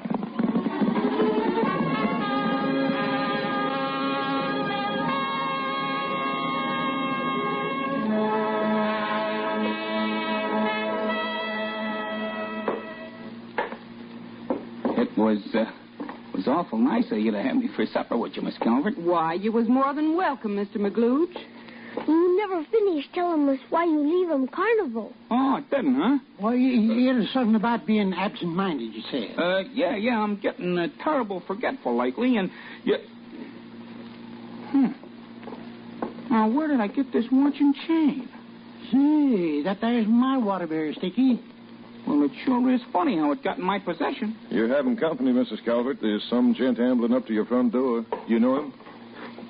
Why, that's the new town marshal. What does he want, I wonder? I'm getting terrible thirsty all of a sudden. If you don't mind, I'll just go out in the kitchen and help myself to a dipper of water.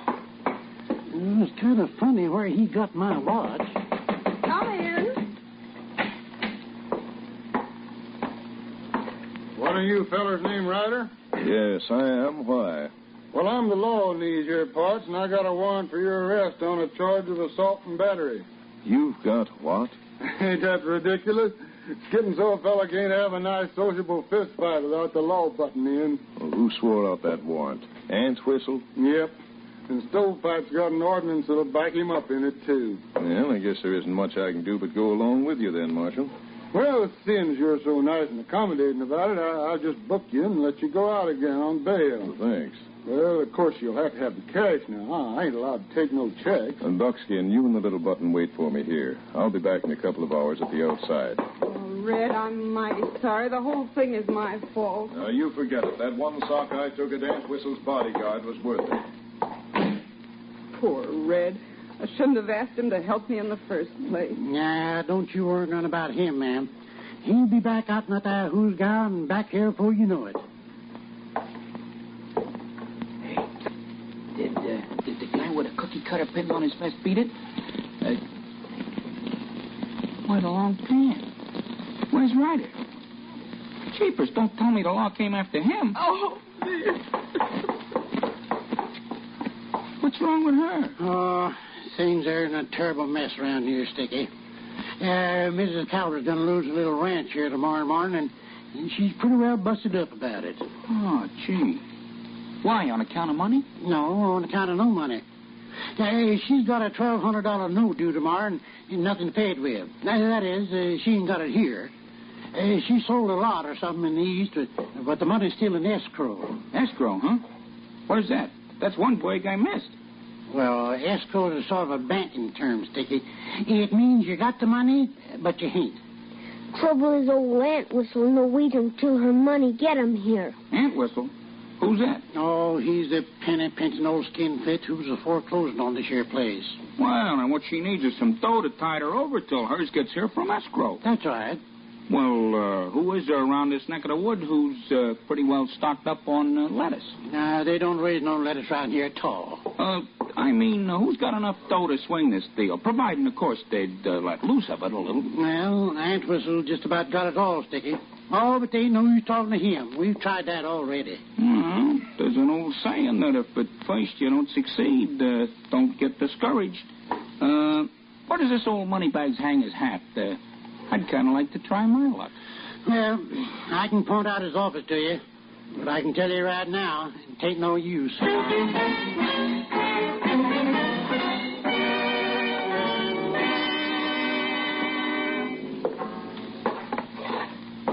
Well, what do you think of our new jail, Ryder?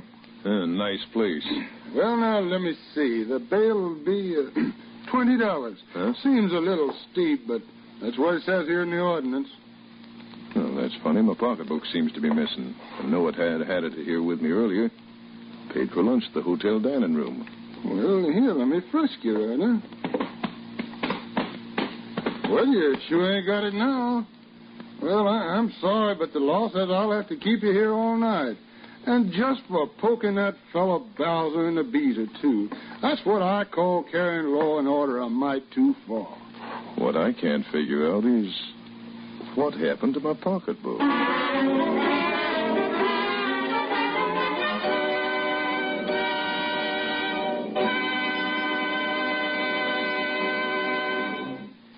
When Red tries to persuade the town moneybags to give Mrs. Calvert, a widow, an extension of time on her mortgage, the cowboy becomes involved in a brawl with the old skinflint's bodyguard and is arrested for assault and battery.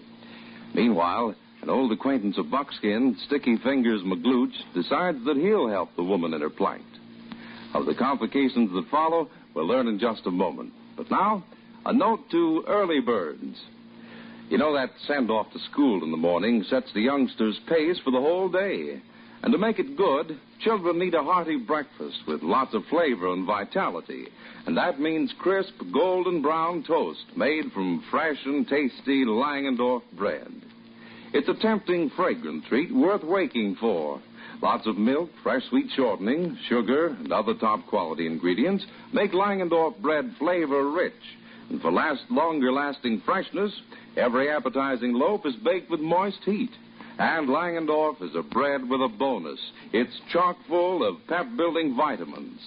And so tomorrow, try serving Langendorf bread toasted. And serve it always for every meal. Fresh and tasty Langendorf bread, judged America's finest.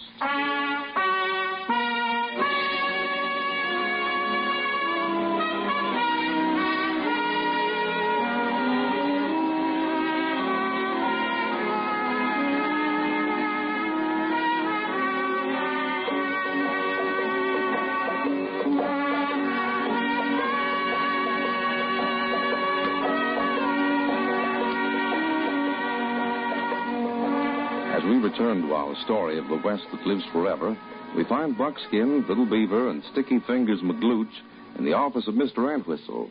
It's night. I think one more match will do it, Buckskin. We're not sure Red Ryder gonna like him, miss. Oh, but we're just borrowing the dough. We're gonna put it back. There. That done it. Now we'll have to have one more match and see what we got in here.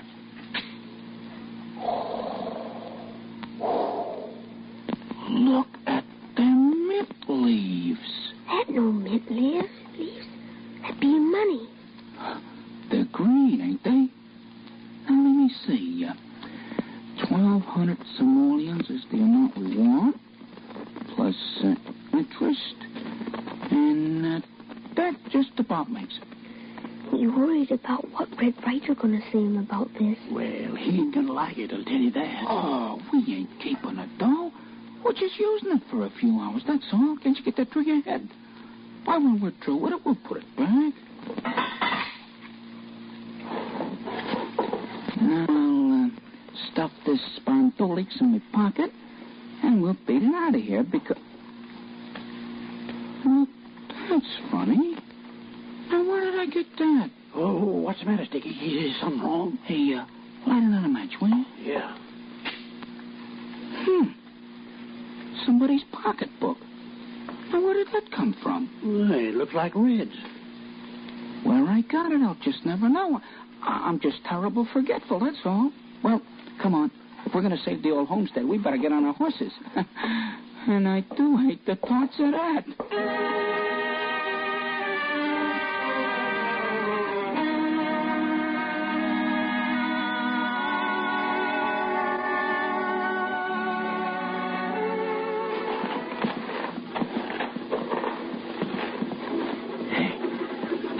Whistle and his bodyguard coming in there buckboard, Sticky. Yeah, and it ain't yet the crack of dawn. He sure ain't wasting any time, is he? Well, let him come. We're ready for him. Whoa, Nelly. Whoa, whoa.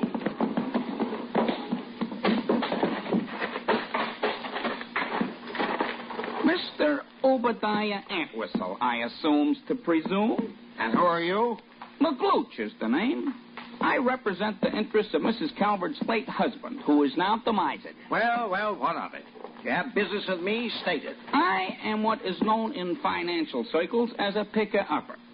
I'm here to pick up that measly little note that you've been kicking up all the fuss about. You don't mean you're going to pay it? Certainly I'm going to pay it. I think your attitude in this matter has not only been infinitesimal and picayune, but it's also been small, Mr. Antwhistle. Is that an insult to us? I'm not sure yet. Wait. If you'll step into the barn for a minute, we'll conclude this little transaction. I got the money in my pocket. And why go in the barn? Why not hand it over here? My dear Mr. Antwhistle, I am a businessman. I'm used to transacting my transactions in an office. I ain't making no financial deals in no corral. See? Kindly come this way. How about Bowser? Sure. Bring him along. There ain't nobody but cows in there. And they ain't the fussy kind. I ain't sure if I like that or not. See, I have to yell so loud? The party of the first part is in the house asleep. And I don't wish us to have her disturbed, see? Hey, I'll stay here and see that Mr. Antwhistle's horse don't get lonesome, Sticky. And don't forget, Buckskin. Don't forget.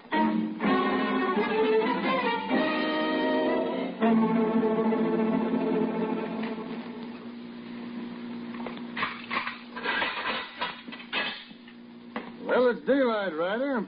According to the law, you spent the night in jail. Now you're free to go. Fine thing. Here I am cooped up in the jug all night. My friends don't even come to see me. Of course, if you want to stay till 7, you got breakfast coming on the counter, you know. No, thanks. Just the same.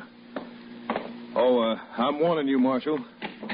If that bodyguard of Antwhistle's ever gets in my way again, I may turn out to be a permanent guest of yours.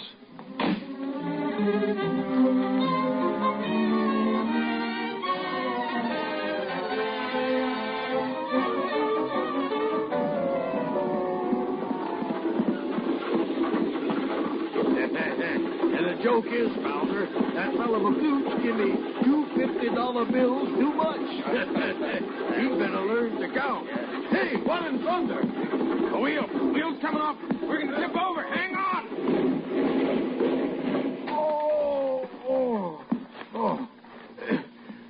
You all right, Bowser?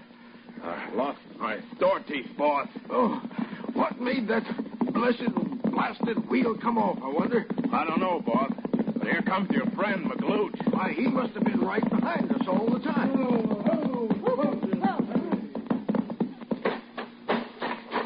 Why, Mr. Antwhistle, you're going to get the seat of your pants dirty sitting there in that road. Did something happen? Yeah, the wheel come off the backboard, can't you see?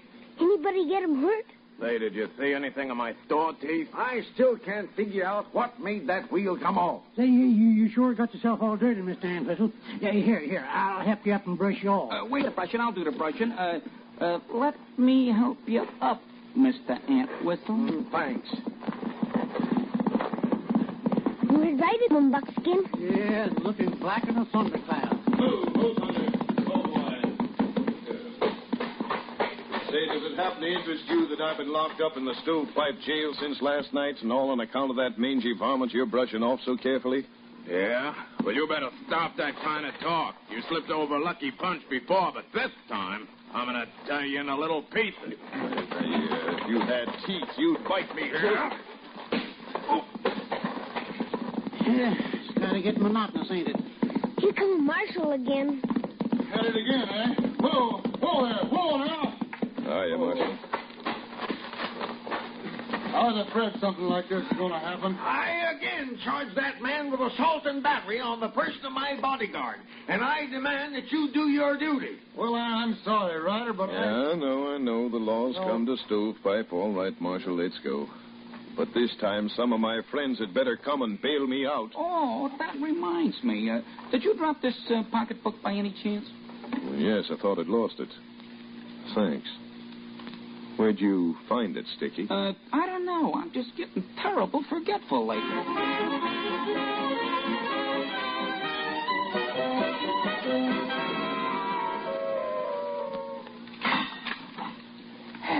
There.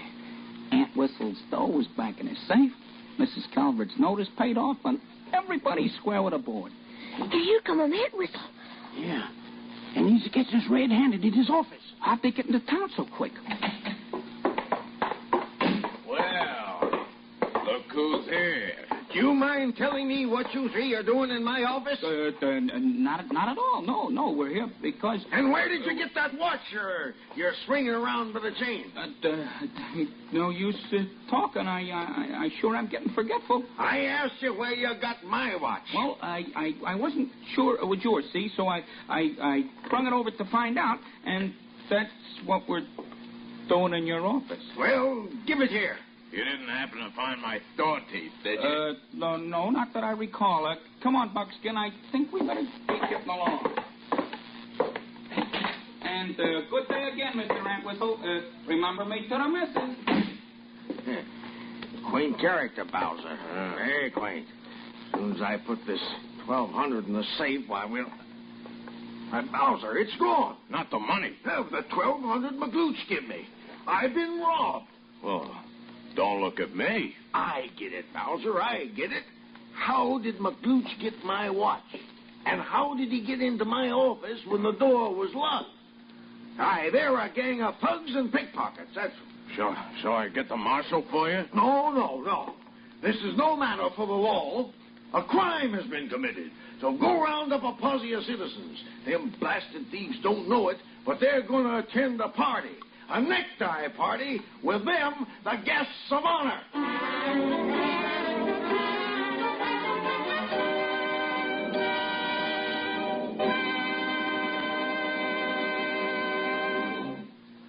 Although his intentions are doubtless the best, Sticky Fingers McGlooch has certainly complicated things for America's famous fighting cowboy.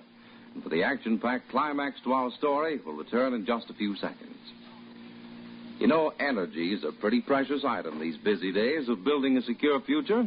And if you want your family to get the extra energy they need at every meal, try including fresh, delicious Dr. Penland's Vitamin B1 wheat bread in your daily menus. Every tempting loaf of Dr. Penland's Vitamin B1 wheat bread is fortified with 750 units of vitamin B1. Yes, 750 units of energizing, vitalizing B1 in every loaf. And you get a large serving of extra flavor, too, with Dr. Penland's Vitamin B1 wheat bread. It has a distinctive, wheaty, nut-like flavor that adds hearty enjoyment to every meal. For stepping up energy and pepping up appetites, try fresh, delicious Dr. Penland's Vitamin B1 wheat bread. Ideal for reducing diet. As we get back to our adventure with America's famous fighting cowboy, we find that a mob of irate citizens, led by Obadiah Entwistle, have now rounded up Buckskin and McGlooch and are about to take the law into their own hands. You two thieving polecats, anything to say before we drive them horses out from under you and leave you dangling from that limb? Only that you're making a doggone serious mistake. There's law in Stovepipe now, and every one of you's going to pay for the share. And that's the kind of thanks I get for bringing back your watch. Ah, shut up. Let's string 'em up, boys, and get it over with.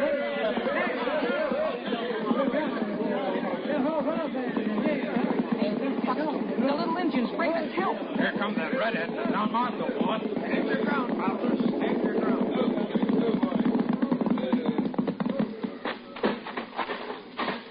Well, here's Mrs. Calvert, and she's got your money for you, Aunt Whistle. You just come in by telegraph. Money? Now, untie those men and be quick about it. Listen, you. You butted in our business for the last time. Mister, I don't think you've got very good sense.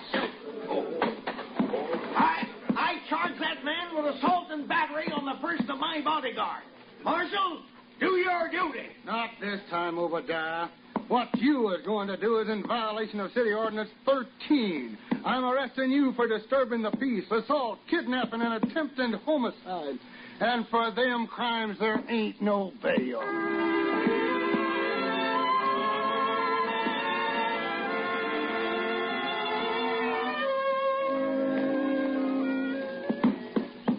Well, thanks to you and your friends, Red, my troubles are all over.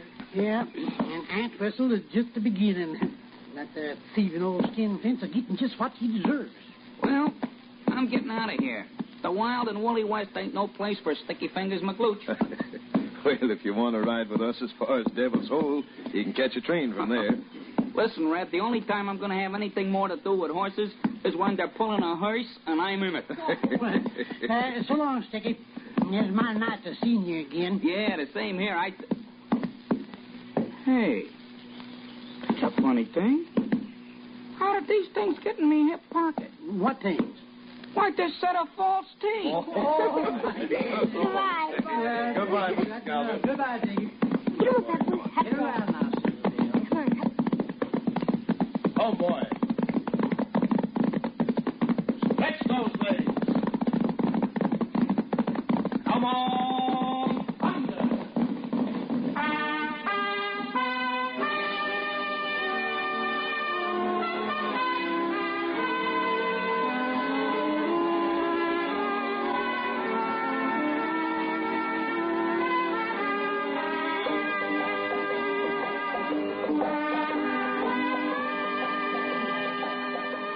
And so we say so long to America's famous fighting cowboy and his two compadres for tonight.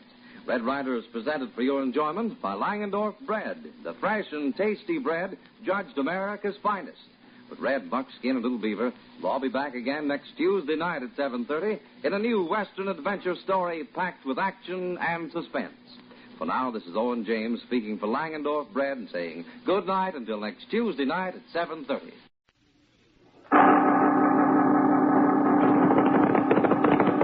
From out of the West comes America's famous fighting cowboy, Red Ryder.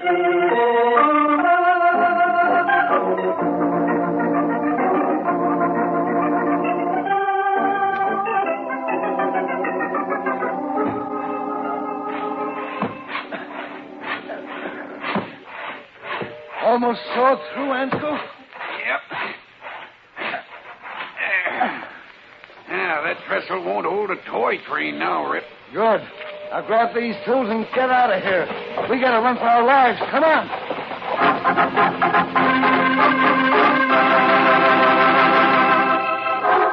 Say now, this story sounds like a honey, doesn't it? Trains and bad men and Red Ryder undoubtedly in there for a rescue. Well, we'll be into Timber Tornado presently, running right into more real breathtakers.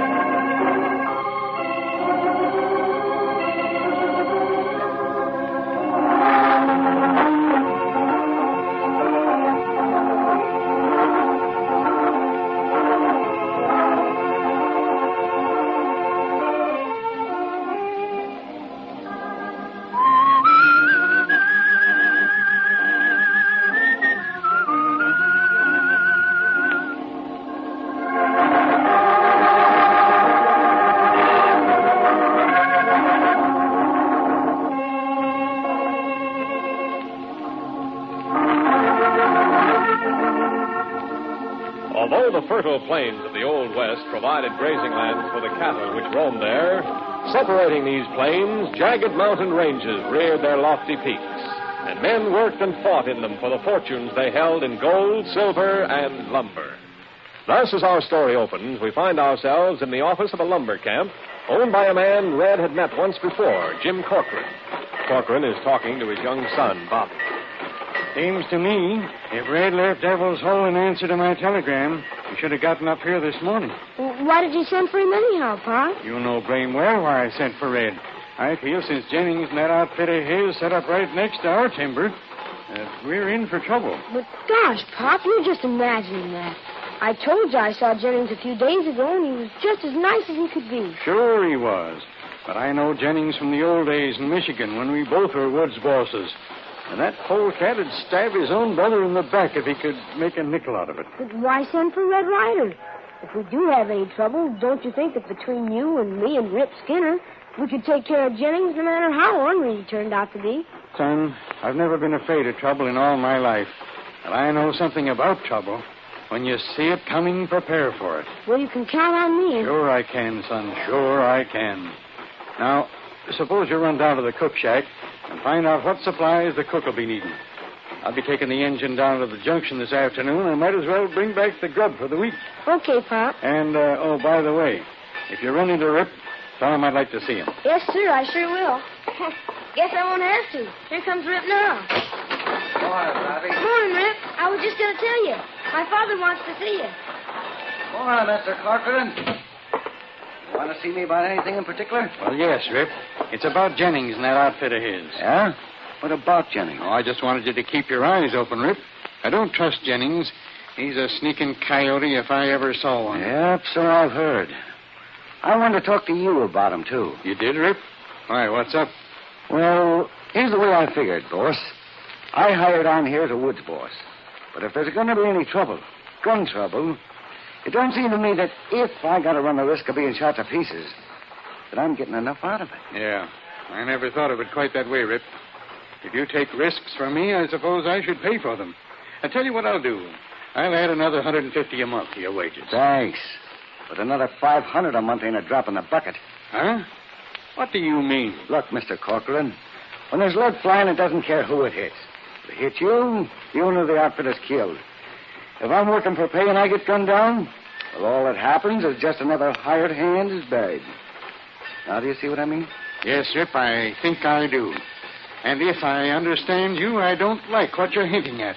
I worked almost 40 years, starting as a whistle punk, to build up a lumber business. And now you come along and practically demand a partnership. I'm not demanding nothing. I'm just telling you that if there's going to be trouble, I'm not laying my neck on the block for 2 bit pieces. In other words, it's kick in with a partnership or you'll quit. Is that it? No, not exactly. I'm certainly going to give you time to think it over. Think it over nothing. I don't have to think over a proposition like that. If there's one thing I don't like, it's someone threatening to blackjack me into something. So now to save you the trouble of having to quit, here's a month's wages right now. Rip, you're through. Yeah? That's what you think. Here, give me that money. Thanks. But I'm warning you, Corcoran. Letting me go ain't going to save you from trouble. It's just going to put you into trouble right up to your thick, bald head.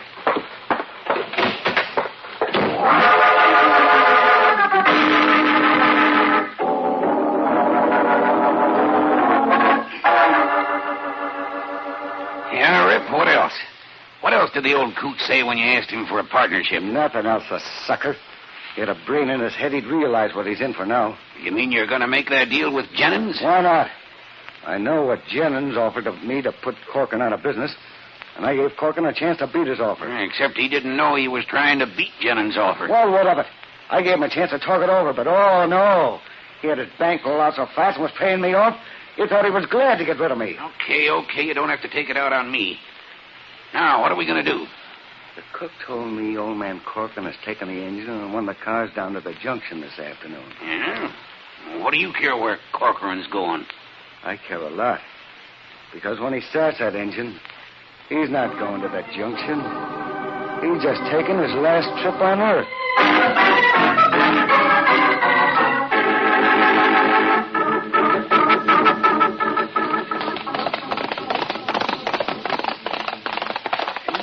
mischief to Mephistopheles, Red. I never seen a mountain yet that runs straight up in the air like the Sharon does.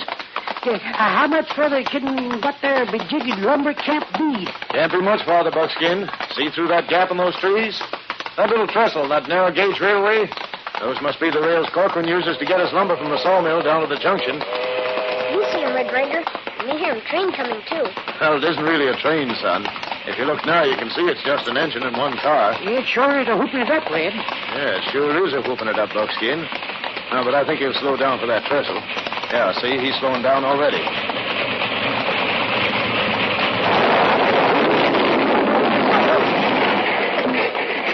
Gosh, Red. I don't know what to say. That there was the first railroad wreck I ever seen in my whole life. It wasn't a railroad wreck. Looked to me as if that trestle just gave way and that little train plummeted 1,000 feet to the bottom of that gorge. You going down there and check him up, Red Ryder? Yes, we'll go down there all right, son, but I don't think it'll do any good. Whoever was on that train's beyond our help. But come on. And after we check over the wreckage, we don't want to waste any time finishing our trip and getting up to Jim Corcoran's office.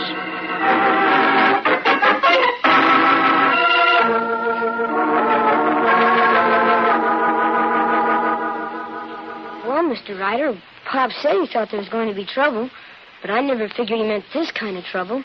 Having the engine he was driving jump the track and go into the gorge. Yep. When I saw him coming down there practically wide open, I realized that he mustn't have seen the trestle. I tried to yell to him to slow down, but the next thing I knew, he'd started into the turn, jumped the track, and was pouring into the gorge like water out of a bucket. Yeah, it's too bad he couldn't hear you, although I don't think it would have saved his life. Why not? If he just slowed down a little. Oh, cinders to cobwebs. He did slow. Now, look, Buckskin. Let's not go back and talk about what might have happened. Certainly Rip here did everything he could to save Jim's life. Besides, it's too late now to do anything about it. You're going to keep right on operating the lumber company, aren't you, Bobby? Why, sure, I guess so, Mr. Ryder. I really haven't had time to think. Well, I'll tell you what I'll do, Bobby. Likely enough, your pop told you I'd come in and quit this morning, and I feel pretty bad about, losing my temper like that. So if you'd like, I'll sign on again as Woods' boss right now. Gee, that'd be fine, Rip. Don't you think so, Mr. Ryder? Now, Red's going to do from here on in, Bobby. But to answer your question, yes. I think any help you can get from an experienced logger like Rip would be a godsend. Well, that's nice of you to say that, Ryder. Oh, just thought of something. With that trestle out, what are you going to do about getting your lumber down to the junction? Yeah, Rip, what about that? I've been thinking about that, too. By the time we get the construction machinery and the other stuff we need to rebuild the trestle, we'll be snowed in up here. So I thought that if we could start at the break in the tracks and lay new rails down the south side, that wouldn't take over 2 days. The south side? Well, that's right through pretty dense timberland, isn't it? Wouldn't it be kind of dangerous sending trains through there with sparks flying? Oh, it wouldn't be dangerous. Besides, what would you like us to do? Close up and starve to death till next spring? Well, certainly I wouldn't. But it seems to me that an experienced woodsman like you would bend over backwards not to take a chance on having flying sparks burn off a beautiful stand of timber. Look, Ryder, in one breath you say I'm an experienced hand, and in the next you talk like you're running the job.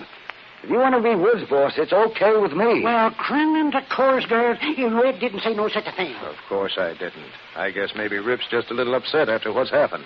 That it, Rip? No, that's not it. I just don't like no green hands coming up here and telling me my job. From the way you talk, you'd imagine I wanted to put the Corcoran Company out of business. From the way I talk, Rip? No, it seems to me most of that talking has come from you. Now, see here, Ryder. Hold it, Rip. We're not getting any place this way. I'm not looking for your job. You go right ahead as you're going, doing things as you are. Okay, fella? Well, yeah. If that's settled, I think I'd better be getting back and telling the boys what happens from now on. Now that I'm Woods' boss again.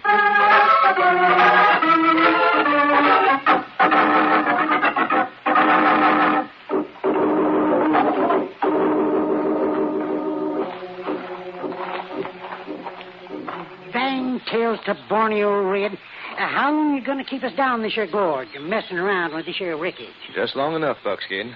What you got him there, Red Ryder? Now, this is a piece of 12 by 12, which was one of the uprights of that trestle. Well, hop a jump and walk a mile. You mean to stand there and tell me you think that termites chawed it up? Oh, I'm afraid that's one question I can't find. Red Ryder, someone up on top shooting at you. Well, he got his shot back with 300% interest. But ain't we going to light out after the varmint, Red? What for? By the time we climb that 1,000 feet back to our horses, he'd be 10 miles away.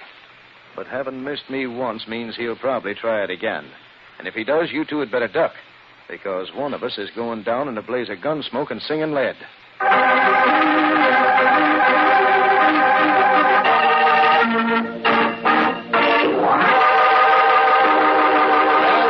Men say you ain't heard nothing yet. Yes, there's a lot more fun, excitement, and thrills in the last half of our story of the West that lives forever.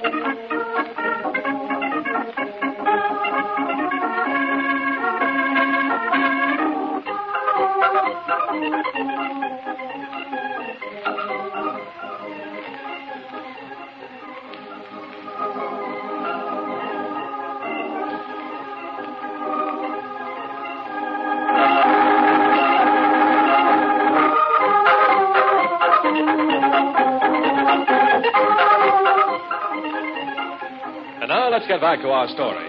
With Jim Corcoran killed in the alleged accident and Red Ryder up in the lumber camp, obviously smelling a rat, as we rejoin Rip Skinner, Bobby Corcoran's wood boss, he is talking to his sidekick, Ansco, and Jennings, the owner of the rival lumber company. And there is small wonder that Red Ryder comes in for the bulk of the conversation. Well, what'd you want me to do? Let Ryder put some slugs through me? I'd hardly fired the shot when there was more lead buzzing around my ears than if I'd stirred up a hornet's nest. Well, they shouldn't have missed him. As a matter of fact, when I told you to tail him, you should have made mighty sure he didn't get down to that wreckage. Now, look, I didn't come over here to sit around while you two argue. No, I'm sorry, Mr. Jennings. But nothing. Ryder's here. Obviously, he's found out that you tampered with the trestle. He knows someone is out to get him. If you want the 10,000 I promised you, you'll start sitting up and paying attention. Okay, go ahead. What have you got figured out, Mr. Jennings? Your men starting to lay the track down the south side through that stand of Corcoran's virgin timber? I just come from there myself. Them tracks ought to be ready by tomorrow afternoon. Fair enough, Ansco. Now, if you'll just make sure Ryder doesn't stumble onto any more information, we'll have that Corcoran Lumber Company out of business by the end of the week. If you mean running the locomotive through that timber and setting fire... Never mind the arguments. I know just what you're going to say. That Ryder spoke to you about that already. Well, what of it? The train runs through, and what's left of the kid's timber is burned off. What'll Ryder do about that? Nothing. Won't be able to prove nothing. Besides, it'll be too late. Okay, Jennings. You're dealing the cards. I'm just playing a hand in your game. If you play it my way, you're playing a winning hand. With a pot of 10,000 nice, crisp bills to pay off. Report to me when the tracks are laid. He's right, Rip. Of course I'm right. You better make sure you're right. Because if this thing slips up, Jim Corcoran won't be the only man on this mountain who will have lost his life in an accident.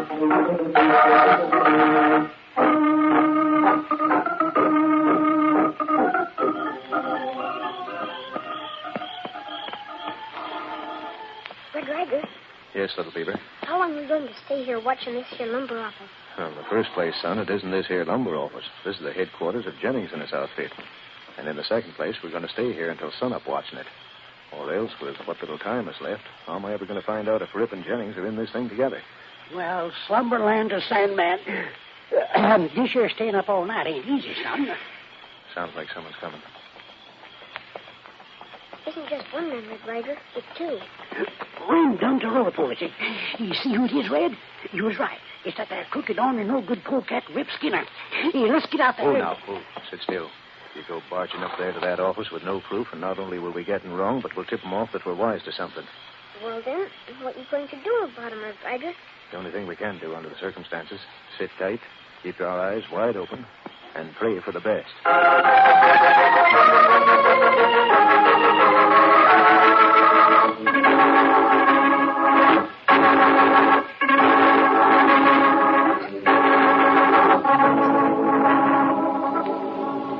What's the matter with you, Red?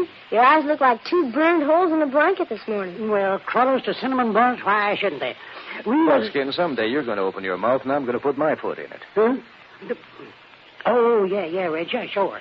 Oh, it must be the altitude that gets my eyes, Baldy. Not used to being 6,000 feet in the air. Now to get down to cases. Have you seen your woods boss around this morning? Rick? Well, they told me he's going down to see if the section gang got the track all laid down at the south slope. Uh-huh. And you're still not worried about starting a fire through there, are you, Bobby? Why should I be? Rip's a good man. He wouldn't let no accidents happen. He wouldn't stop none from happening, neither. Why, if you just open your eyes... Buckskin, never mind about Bobby opening his eyes. It'll be your eyes I'm going to close personally. Well, that looks like Rip climbing the steps now. Morning, everybody. How's the big boss this morning? Just fine, Rip. Track all laid? Yep. By tomorrow this time, we'll have hauled enough lumber from the sawmill to the junction to get the cash for the payroll. Oh, that's a relief. I was kind of worrying about that. Well, Bobby, once that load gets down the south slope and I see that you're operating again, I'm going to be heading back for Painted Valley. What's the matter, Ryder? You ought to hang around. This is a healthy climate we got up here. Really? Had an idea it might be unhealthy. For me. Huh? What do you mean? Well, after Jim's accident, and then yesterday some jasper accidentally shot off a gun and accidentally almost blew my head off, sort of got to figuring maybe I'd be better off back home. What do you think? What do you mean? What do I think? What should I know about it? I was just trying to be nice and ask you to hang around. We'll have to start talking in circles again. Circles might be the proper things to talk in at that when the time comes. We might even get a few extra circles made of hemp, just like the noose on a hangman's rope. Oh. I'm starting to get your drift. Well, Redhead, then maybe I was right about you hanging around. Really? Well, I wouldn't know. Oh, I'm sorry, Bobby. Rip probably came in on business. Didn't mean to intrude. Well, thanks, Ryder. Bobby, the track's nearly all laid. I got the crew loading the lumber on the flat cars now. Any orders before I shove off at the junction? Orders? No, none that I can think of, Rip. You know what to do. I'm sure he does. Thanks, Redhead. Well, if that's all, I'll be going. See you in the morning. Hey, Red, where are you going? Oh, I figured while we were up here, Bobby, we might do a little hunting. Right now, I thought I'd get out and see what luck I'd have if I set a trap or two for a couple of well-trained pole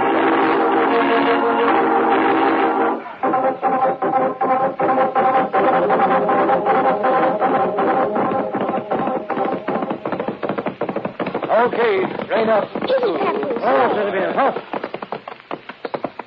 Red Ryder, what we doing out here? Come on, I'll show you. Now, see over there? Those are the new tracks Rip had laid down the south slope. But these above the beer barrels, Red. What are we going to do? Play choo-choo? Play choo-choo? Yeah, maybe in a way. Because we're going to move 2 sections of track the other side of that switch. We don't get them new at all. And you will. You see there to the left? Those other rails?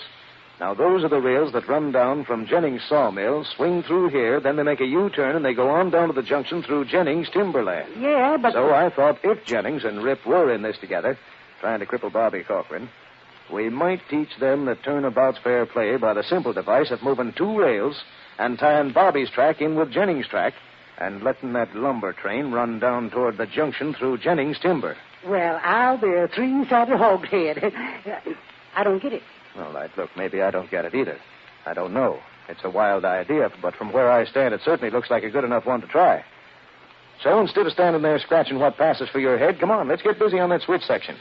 That train with Rip in the cab of the locomotive is going to be cutting through here in about 1/2 hour.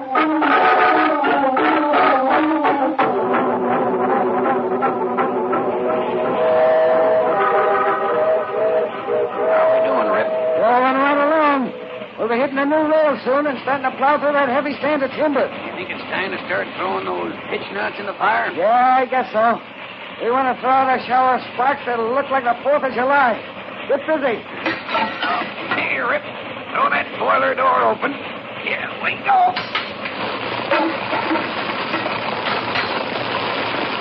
Well, now, once them pine knots start burning and that pitch oozes out and gets in with the sparks, we're going to earn that 10,000 in a mighty big way. Better signal Jennings that we're coming. He's probably tuned his nails right down to his wrist.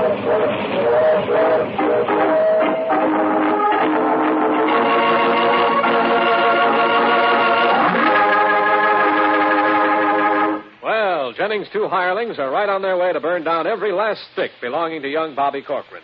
So there's no question but what Red was right in his guess. Still, guessing right and doing something about it are two different things.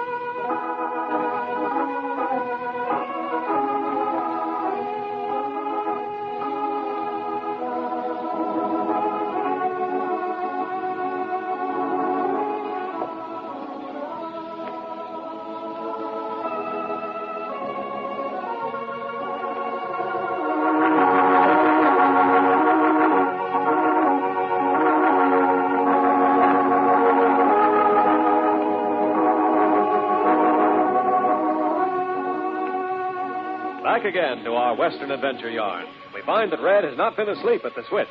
In fact, he's standing at the switch just waiting for the lumber train to roar close enough to him to throw the lever and send the train rocketing down through Jennings' timberland.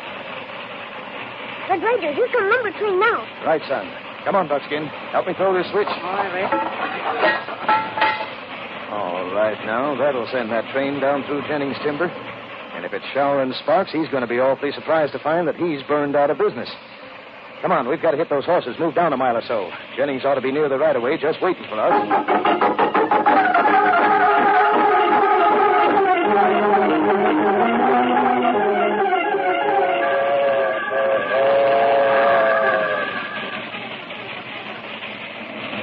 Wow! Look at those sparks fly. Hey, Ansco. Yeah, Rip. See what's happening? The sparks are landing on the treetops and they're starting to play. Man, what a fire this is going to be. I'll be awful sorry for anybody left up on this side of the mountain. That Corcoran kid ain't got a Japanese. Hey, Rip, what's that?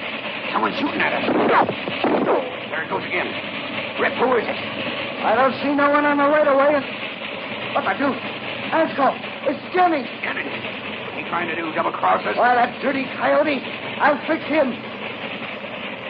Rip, what's the idea of stopping here? We'll be caught in the fire and burned to death. No, we won't. There we are. We're taking Jennings with us. Rip, you bully, you crazy! I'll say how crazy I am, you double-crosser. Stop, Rip! Put that gun up! I was shooting at you to stop you, not to hit you. Stop us. What for? Because you lame-brained buzzard. You switched over back there, and you're setting fire to my land. It can't be. This is Corcoran's timber, just like you told me. Well, thanks, Rip. That little speech is just about enough to send a lot of you to jail for life. Rip, it's Ryder. Why, that mealy mouth. Next one to go for his gun gets lead in him. All right, okay, Buckskin. Get the shooting irons. We're putting these monkeys back into that locomotive and taking them down to the junction personally. And from that locomotive cab, Mr. Jennings should get a wonderful picture of his timberland going up in a blaze of flame and glory.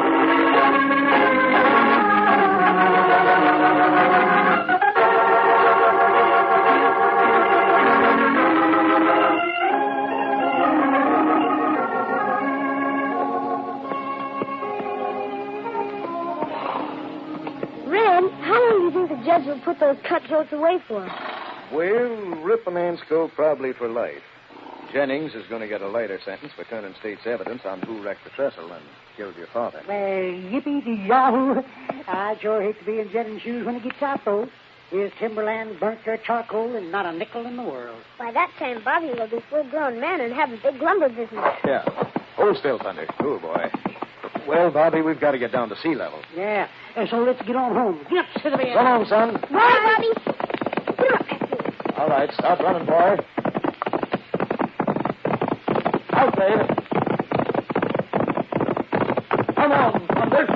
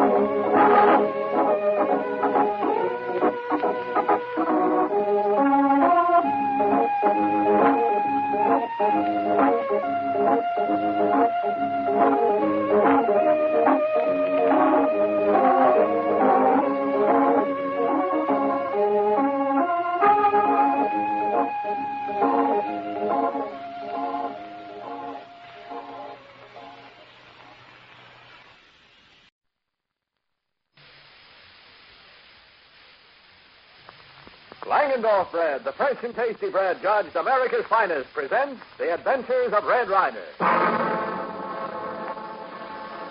From out of the West comes America's famous fighting cowboy.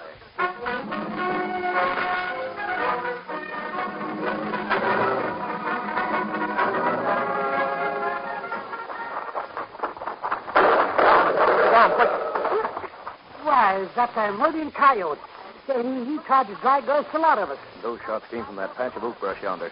Come on, let him have it, Buckskin.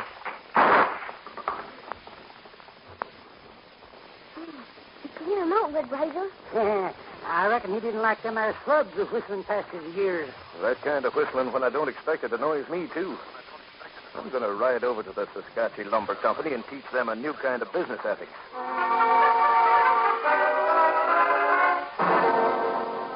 Tonight's Red Ryder story, called Flames of Hate, is the story of the Dominion Mountain Lumber Section and of the lengths to which greed carries one man seeking to take more than belongs to him. But first, here's the story of mistaken identity. Listen. Do you believe in magic? Of course not. Well, I do. After dinner this evening, what happened? For the first time in history, my family ate bread. Lots of it. And loved it. Magic, that's what I call it. What kind of bread was it? Langendorf bread. I've never tried it before. Then that wasn't magic, silly. It was a finer flavor, delicious oven-fresh goodness that Langendorf bread is so famous for, and that ordinary breads don't have. Well, if Langendorf bread isn't magic, it is marvelous. And that's just another way of saying nobody can resist the rich, tempting flavor of fresh and tasty Langendorf bread. It's so creamy smooth and flavorful, so chock full of fresh-from-the-oven goodness that one slice calls for another. What's more, Langendorf bread is good for you. All the top-quality ingredients that give extra flavor to vitamin-enriched Langendorf bread make it more nourishing, too. Try it. If you want your family to eat more bread, get fresh and tasty Langendorf bread. Judge America's finest.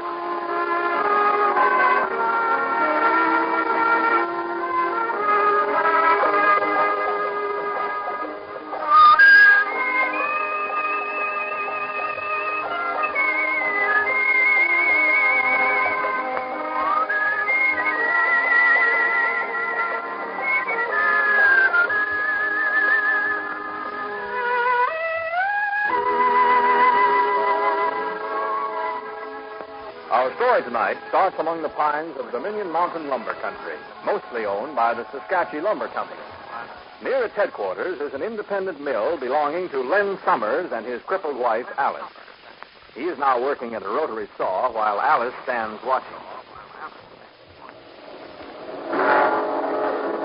Is that the order for the Santa Maria people, Len? Yep, that's it, Alice. And it's the biggest order we've had yet. It's for 190,000 board feet. That's a lot of lumber, isn't it? That'd build us an awful big house, wouldn't it? Sure would. We'll have it, too, honey. You'll see. Len, a man just drove up and stopped outside the mill. Looks like that man from the Saskatchewan Lumber Company again. It is. He's coming in here, too. The boss sent me over to see if you'd reconsider that offer he made you. I've done a lot of thinking about it, Badger.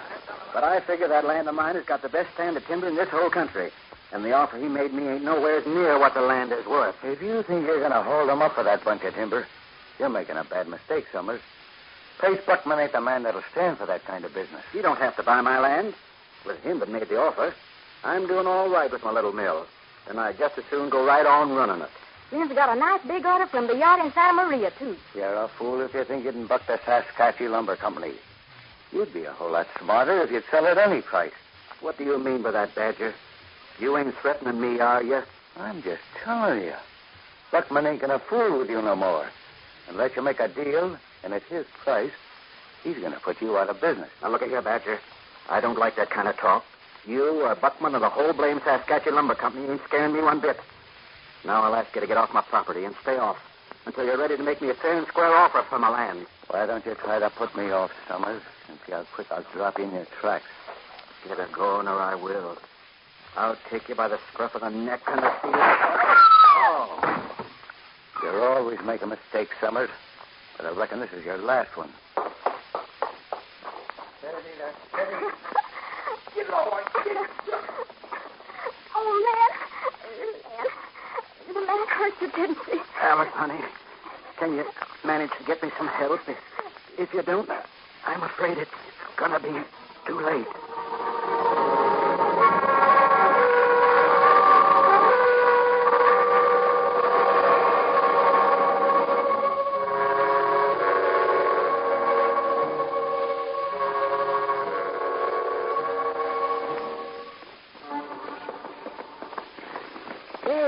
This here sure is good-looking timber, Red. Yeah, the best pine in the Southwest comes from this section, Buckskin. The lumbering industry around here is enjoying a boom. There's Ryder. Look him up ahead. Say, it's a crippled woman trying awful hard to walk. She's in trouble, Red. Oh, come on, we'd better see what's wrong. Up, Thunder, come on. Say, she's in such a hurry. She's too much of a hurry to watch where she's going. She keeps falling down and picking herself up again, Red. Something scared her, that's a cinch. Move, Thunder.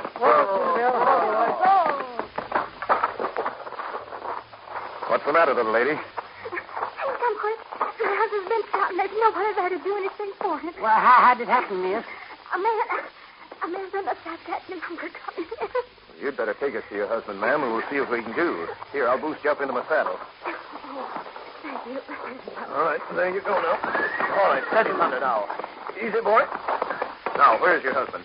You go straight for about 1 mile, and then turn off to the left. I'll show you where. All right, ma'am. Come on, Thunder. Up, boy. There, Bill. Come on, boy. Get him up. Gee, my name's ma'am. Don't tell me you walked all that way. You know, we live very close to our mill. Don't waste time on palaver, Buckskin. Let's crowd up these ponies and get to moving. Let's, boy. On that dirt. Come on, Thunder.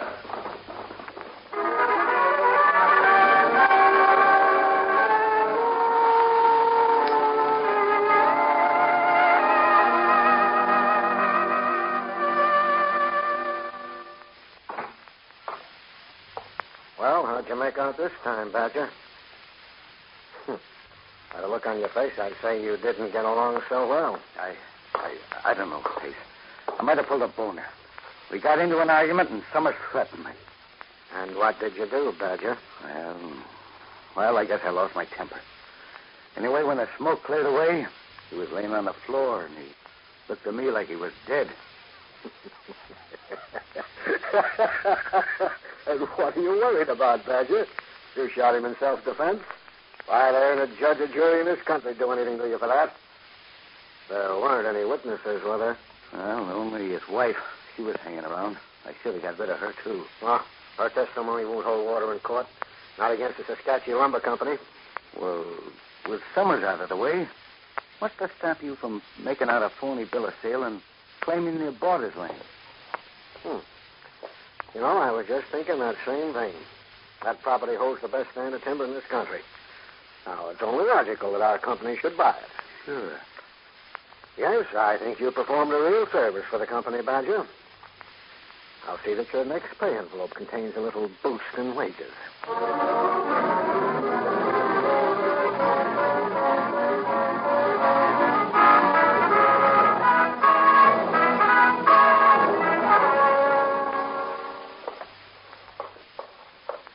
If we can get that slug out, Buckskin, he might have a chance. And if he can't? I doubt if he can live for 24 hours. Since there isn't a doctor within 90 miles of here, we've got to try and save him ourselves. You do, Mom, you can to help Red Ryder. I know you will, little button. Buckskin, see that every pan and kettle in this cabin is scrubbed clean. I'm going to need all the boiling water I can get. While I'm sterilizing the blade of my knife, one of you fellows hunt up a piece of baling wire and do the same with it. Hey, I seen a whole roll of wire lying out at the mill, Red. I'll get a little hunk of that. Say, what's that in that bottle on the bottom pantry shelf over there? Well, about 3 tablespoons full of rum, Red. Well, bring it here, Buckskin. That's our anesthetic. Here you are, Red. We've been through a lot of tight places together, we three. Somehow we've always managed to come out right end up. This time we're going to have to depend on him for a lot of help.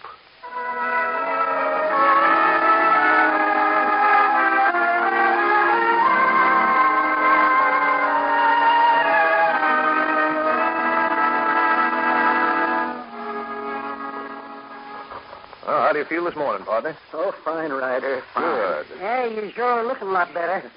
You know, for 2 or 3 days there, I wouldn't have given a bent pin for your chances. Oh, when Alice first told me what you fellas done, I couldn't hardly believe it. You're lucky you got put all together again. Red took the Duchess's clock apart one time and had half of the innards left over. Up to now, I haven't questioned you about this thing, Len. Well, I didn't think you felt like talking very much. Well, Red, 2 years ago, I found out this land had never been claimed, so I took it up. 800 acres in all, and formed a little company. Oh, that must have burned up the Saskatchewan Lumber Company, huh? They were as mad as hatters because they let it slip through their fingers. Sure was a boner on their part. They made me an offer for the land, a small fraction of what it's worth, and I turned them down. Then they started to bluff and threaten, but I stood my ground. Then this happened. Red Ryder, come in quick. What is it, son? He climbed him up in the tree.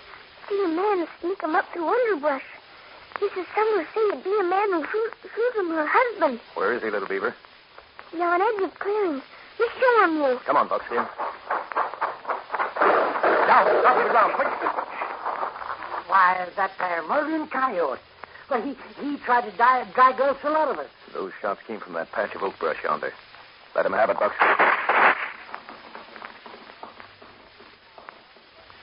He clear him out, Red Ryder. Yeah, I reckon he didn't like them there slugs a whistling past his ears. That kind of whistling, when I don't expect it, annoys me, too. I'm going to ride over to the Saskatchewan Lumber Company and teach them a new kind of business ethics.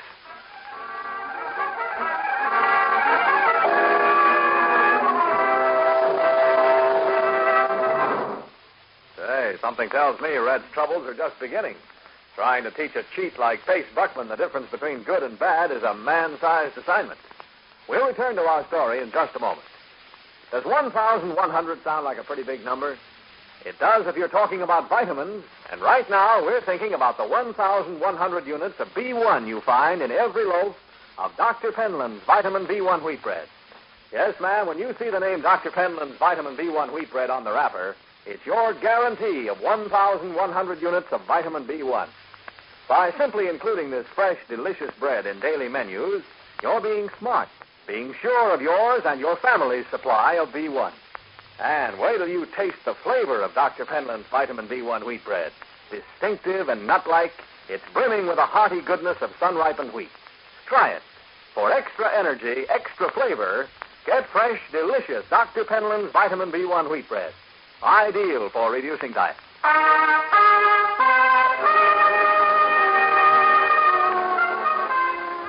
As we go back to our adventure with Red Ryder, you'll recall that the cowboy has saved the life of Len Summers, a mill owner. Len had been gunned down by a henchman of Pace Buckman, head of the rival lumber company, because of his refusal to sell his land to Buckman. The henchman then tried to dry gulch Red and his pals, but has been unsuccessful. Red has said he would bring about a showdown with the would-be killer. Now, it's a little later, and Red is walking through the door of Pace Buckman's office. Your name Buckman? That's right. My name's Ryder. I just trailed that baboon standing beside you there from the Summers Mill after he took a pot shot at me from the brush. Why, there must be some mistake. Badger hasn't left the camp here all day. No, I don't like to call a man a liar, but he was there. And I followed him from there all the way down here. And he's also the same polecat who gunned down Summers in his mill the other day. You're crazy. That little matter will be taken care of through the due processes of the law. You know, fortunately for you two, Summers is going to live, or the charge would be worse than attempted murder. If Summers says I gunned him down, Summers is a liar. The jury will decide that, mister. Listen, Redhead. You try to pin that on me, and I hope you try that. Now, there's one more thing, Mr. Buckman. You keep your plug uglies away from that mill from now on, or you'll be bringing them back in a pine box. Just what do you mean? I know all about your little scheme, and I'm here to tell you it isn't going to work. Summers won't sell you a foot of that timber at any price. And your last chance to steal it just went glimmering. Do I understand you're making this a personal issue? Yes, that's right. And what I said for your plug uglies goes for you, too. You stay off that property, or we'll take some of that nice new lumber and build you a winter overcoat.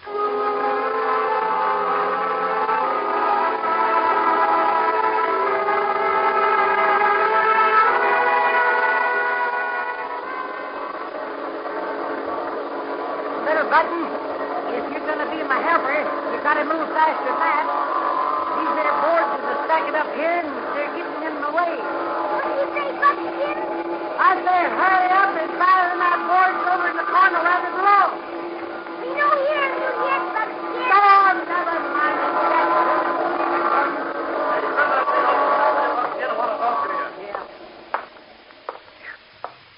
Well, sure is hot today, Red. Yeah, there's a Chinook wind blowing. Warmed up things considerably. How's the order coming, Buckskin? Oh, it's coming all right, Red. Good. Yeah, you can tell Mr. Summer not to worry none about working the mill till he gets better. I reckon we'll have it done by night. That's fine. Somebody's got to ride into town and buy some supplies. Just checking the larder over in the Summers cabin. It's practically empty. Oh, shucking. And me a-doing all this here work and a-getting up all this here appetite. I wasn't worrying about you or your appetite.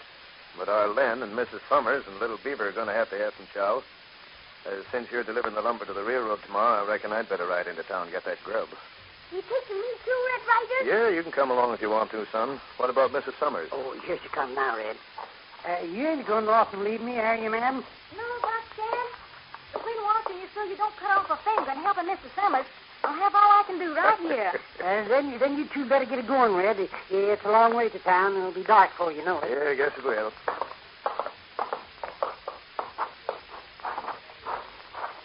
Man, I think it's hotter outside than it is in the mill, Red. That there wind almost scorches your hide. Be careful about fires around the place, Buckskin. With a wind like this, the whole forest would go up. My husband taught me a long time ago to be careful about fires. Oh, we'll watch it, Red. All right, that's good. Come on, pile on your pony, son. We'll ride out of here, huh? You betcha. You see you by and by, Mrs. Summers and Buckskin. Bye, little boy. Bye. So long, folks. Come on. Get up, Papoose. Up there. That Red Ryder's a nice man, Buckskin. Nice. That there long, lean, red-headed Ranahan is as salt as this yours, ma'am. No, I kind of wish you'd have stayed here, though. Why, Buckskin? No, I don't know. It's such a Chinook wind, I reckon. It makes a fellow feel kind of uneasy. You can just almost smell the trouble in the air.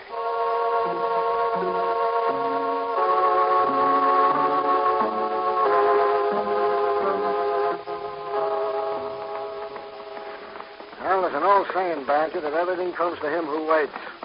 We've waited, and things are coming our way now. Yeah, so far they are. What do you mean, so far? Why, everything's working out perfect.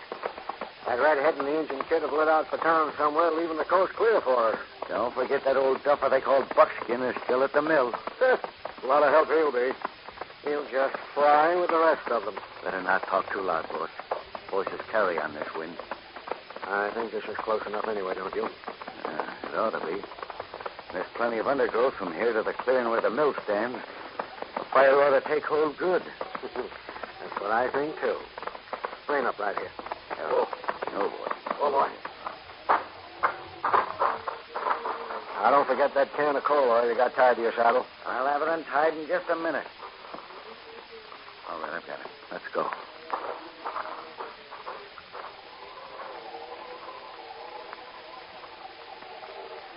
Now, if we started right here somewhere, this wind will carry the flames right up to the mill before they find out what's happening to them. The fire's got a long way to go, boss. But it'll likely burn itself out. When it reaches the river, you won't lose a tree. That's what I'm counting on. You don't think I'd start a fire if I thought my own timber'd be in danger, do you? That's why I said everything's working out perfect for us. Oh, here. Yeah, this'll do right here. Look at this mess of brush in here. It's as dry as tinder. Here, look at that. This'll go up like powder, Badger. Oh, come on. Scatter that oil around on it and let's get out of here. We're a long way from the mill. I still don't want to be seen anywhere near this fire. That ought to do it. Get back, Pace. I'll touch a match to it. Here it goes.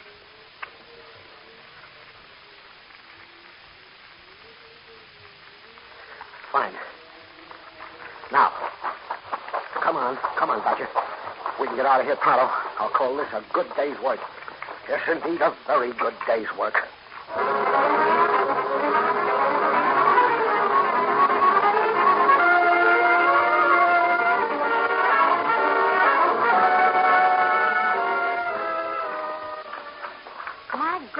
a slow dishwiper, Buckskin. Well, I reckon I ain't been what you call domesticated yet. Are you finding Al's a pretty hard taskmaster, Buckskin? No, sir, Mr. Summers. She's just pretty, that's all. Thank you, Mr. Blodgett. You say the nicest things. The trouble is, I just ain't got my mind on my work somehow or another. For the last few minutes, I've been smelling smoke. Well, it's probably that old stovepipe. It always smokes when the wind blows from the north. What's the matter now, Buckskin? That there roaring sound. Don't neither one of you hear it? Yeah, I do. I can hear it way off somewhere. Jim and Nancy, there's a fire over there, off beyond the mill. The wood is starting to burn. Which way is it blowing? I'm afraid it's coming this way. Oh, Buckskin, whatever we do? Well, there's just one thing we can do, ma'am. Get out of here as fast as we can. We ain't no danger yet, but we soon will be. Could we make it to the river, Buckskin? It lies east and south of here. Yeah, I know, but I'm afraid it's too far. You see, it'll be slow going, Mr. Summers. But what do? We can't stay here and burn out. Well, the river's only a mile and 3/4, Buckskin. Yeah, I know. You see, we couldn't make it. You ain't too well. Well, with just you and Alice, you maybe could. Oh, not on your tin type, mister. We don't play that way where I come from. We'll start and see if we can... Wait a minute. I'll pack you out there, Mr. Summers, and Mrs. Summers can keep up with us. I'll try hard, Buckskin. It's our only chance, honey gal. Oh, I wished I wasn't... Well, come on, then. Come on. We'd better get it going. We ain't got no time to waste. That fire's coming mighty fast. Please, Buckskin. Just a little minute. Our Father, who art in heaven, hallowed be thy name.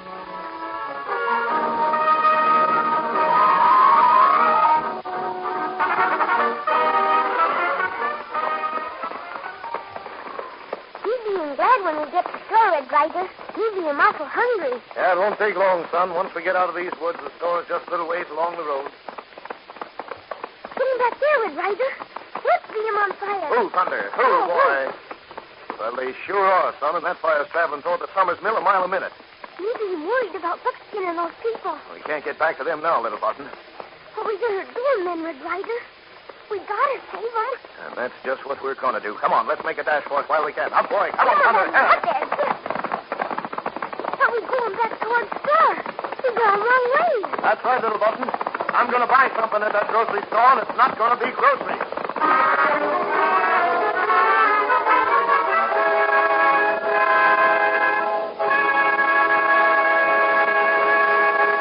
Deadly hazard of fire stacking up against him minute by minute, Red Ryder's chances of saving his friends seem mighty slim. We'll return for the thrilling climax in just a minute. Right now, let's get our master decoders ready for the Victory Patrol quiz. If you've read the story about Rip Van Winkle, the man who took the longest sleep in fiction, you know old Rip chose the mountains for his bed. But I wonder if you know which mountains those were. They're in the state of New York, and if you look under Master Code number 4, you'll find the answer. That's Master Code number 4. The name of the mountains in which Rip Van Winkle took his sleep is 23, 21, 14, 13, 5, 3, 6, 6 again, and 13. Now, what's the name of the bread with the super delicious flavor? There's just one answer. Langendorf bread, the official bread of the Victory Patrol. Ask Mother to get fresh and tasty Langendorf bread, judged America's finest.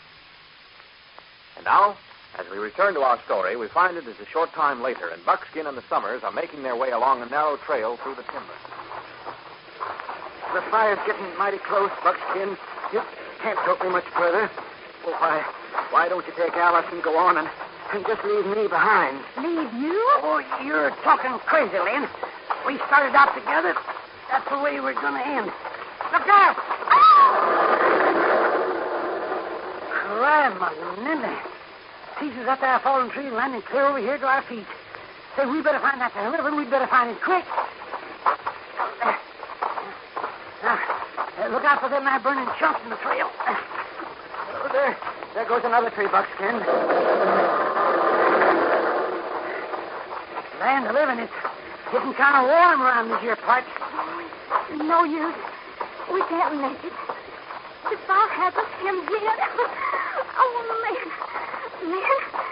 That is the end of everything. Oh, not that jump, Jose. Look yonder. The river. Yes, sir, the river. Come on, let's put on a bus of speed. Once in the river, we got a chance. Can you make it, Alice? Yes. Yes, I'll make it now.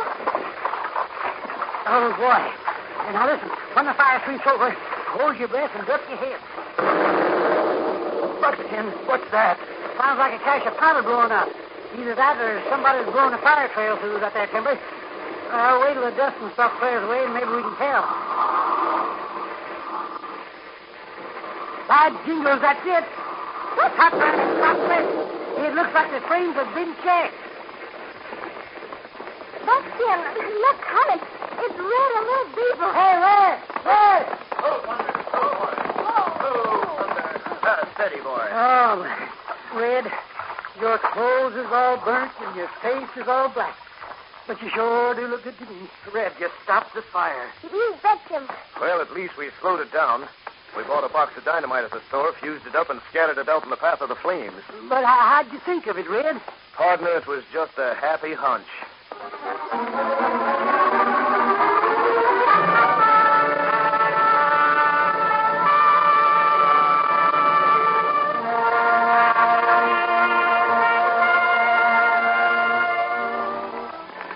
Steady, Thunder, steady.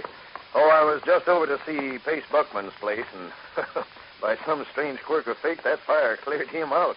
Looks like he cast the wrong kind of bread on the waters. But, Red, you ain't going to let that there polecat get away with a thing like that, are you? No, don't worry. At last reports, he and Badger were headed south. I notified the sheriff. He says he'll pick him up at the county line. Well, with the Saskatchewan mill wiped out and yours saved, you folks ought to be due for some real business around here. That's right. We should. For which we'll sure be eternally grateful to you three. With Buckman in hands of sheriff, he thinks you don't have him trouble anymore. Well, compadres, we got to be getting places. And we'll have to say so long to you two. Goodbye and good luck to you. Come on, Thunder. Goodbye. Come on, boys. Goodbye now, Silver Bill. Get ready. Saddle, boy. Stretch those legs. Come on, Thunder.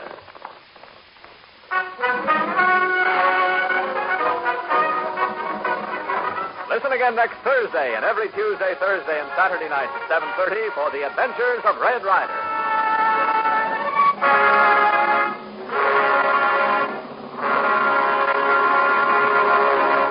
There's only one way to start the day right, and that's with crisp, delicious toast made from fresh and tasty Langendorf bread. Just one taste of Langendorf bread's tempting toasted goodness, and you'll sing for more. Flavor does it. Finer, richer, fresher. Try it.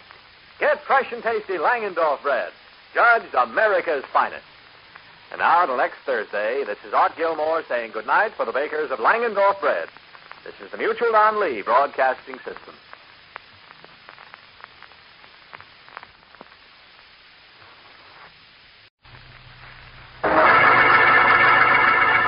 From out of the West comes America's famous fighting cowboy.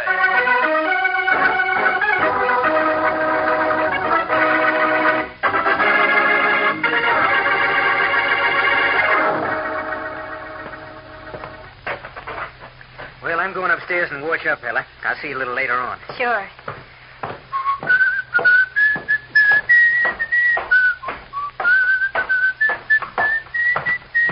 I heard you coming up the stairs, so I waited. Oh, yeah?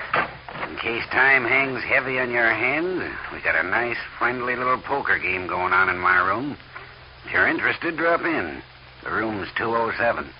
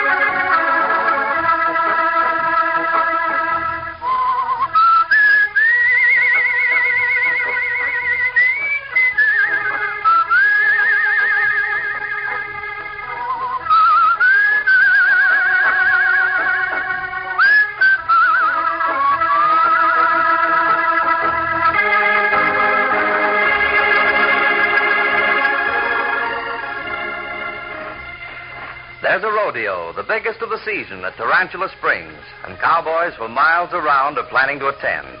Our story begins in the Traeger Ranch, where the kid from Hassayampa is signed on to help with the fall roundup. Although the kid is a pretty fair cowhand, like a lot of youngsters, he thinks he's better than he really is and is inclined to brag about his abilities. He's now talking with Big Bill Sykes, the foreman. A bunch of the hands are lolling nearby.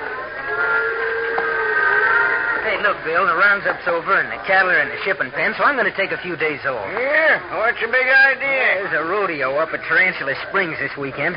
Top money in a bronc riding contest is $150. I figure I can win it. Did you hear that, boys? Little Willie Whistlebritches is going to win the bronc riding contest at Tarantula Springs. Well, maybe you jaspers think I can. Well, I know you can't because you ain't going. I need you here. Fences along the northeast section are falling to pieces. They got to be fixed. Well, then somebody else is going to have to fix them. I'm going to that bronc show, and I'm shoving off right now. What's more, I'm coming back with that $150. You don't think much of yourself, do you, son? Some of the best riders in this section will be competing in that contest. You wouldn't have a chance. You think so? You just wait and see. You know, if I wasn't so busy on the ranch, I'd ride up there just to see some of the conceit knocked out of you. I ain't conceited. Yeah. But a fella knows whether he's good or not, and I'm plenty good when it comes to riding broncs. Say, what do you know, boys? We had the champion bronco buster of the world right here on the Traeger Ranch, and we didn't know it. Well, all right, Windjammer. If I wasn't short of hands, I'd fire you on the spot. Seeing I am, I'll let you off. On one condition. That you take first money in that there contest. And if you don't, you needn't come back, savvy? And getting sick and tired of all your big talk, too. I'm afraid old Bill ain't got much confidence in me. Don't pay no attention to him. He's just getting old and soured on the world. You go on up there and win. Us hands will be rooting for you all the way. Thanks, Baldy. Hey, steady, Keno. Steady, boy. Yeah. I see you ran a hands the first of the week. When I do, the Hassayampa kid's going to be $150 rich.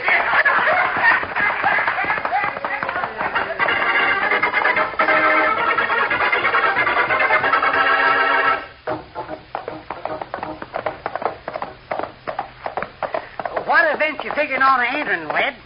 Bucking broncs and maybe the calf roping, Buckskin. Oh, you're a chance to win the buck and bronc contest. Why, there ain't a cowpoke in these here parts as one in many of them as you have. Oh, I've just been lucky, that's all. You know him better than that, Red Ryder. Ah, he knows it, too. But he just ain't the one to toot his own horn. Hey, look at that there cow potter tearing down off that there hill yonder. Why, he's after break his doggone true neck. He's going to rodeo, too, me bet him. Well, that may be where he's headed, but he won't get there if he keeps up a pace like that. That's rough ground he's traveling over. Good gravy, Red. He's down right now. He take him awful spill. Come on, compadres. Get there, set me up. Come on there, boy. If we don't find that wad he did, it's going to be a miracle. Come on, travel, boy. Come on, thunder.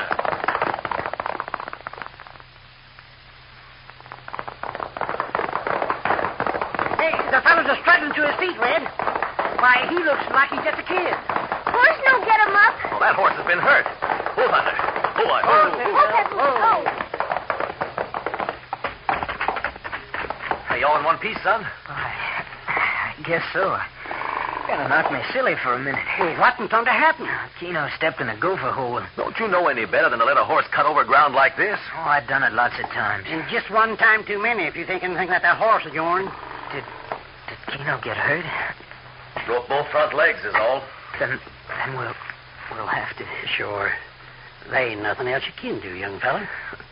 But gee, he's such a swell little horse. The best one I ever had. You should have thought of that a little sooner, son. Oh, come on, Sonny. Let's just sort of look t'other way. Keno, I'm sorry I done this to you. You know, Clyde, you'll get another horse someday. I can never get another horse like Keno.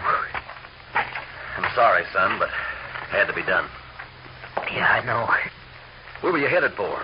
Tarantula Springs? Yeah, I'm gonna ride in a rodeo up there. Well, that's where we're going, too. Little Beaver here doesn't mind. We'll take the rigging off your horse and throw it on his paint, and you can ride him to the Springs. Sure, that'd be him all right with me. You can ride on Thunder with me, Little Beaver. Did you ever ride in a rodeo before? Nope. Shows around where I've been, why, they never put up enough prize money to make it worthwhile. Oh. And this one, top money in the buck and bronc contest is $150. I intend to win it.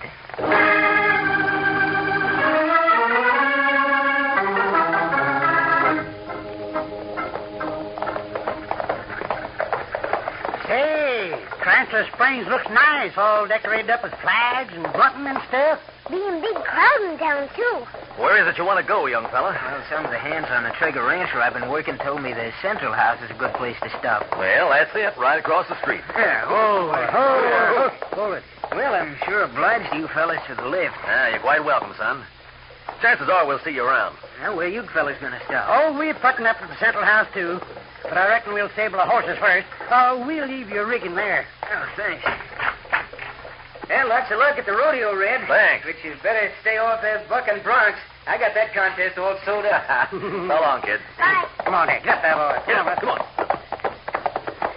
You know, it's a wonder to me that kid can ever buy a hat and fit him. His head sure swelled up. He got a pretty good opinion of himself, all right. Oh, well, he's just a kid. A few hard knocks will take a lot of that out of him. That is, I think it will.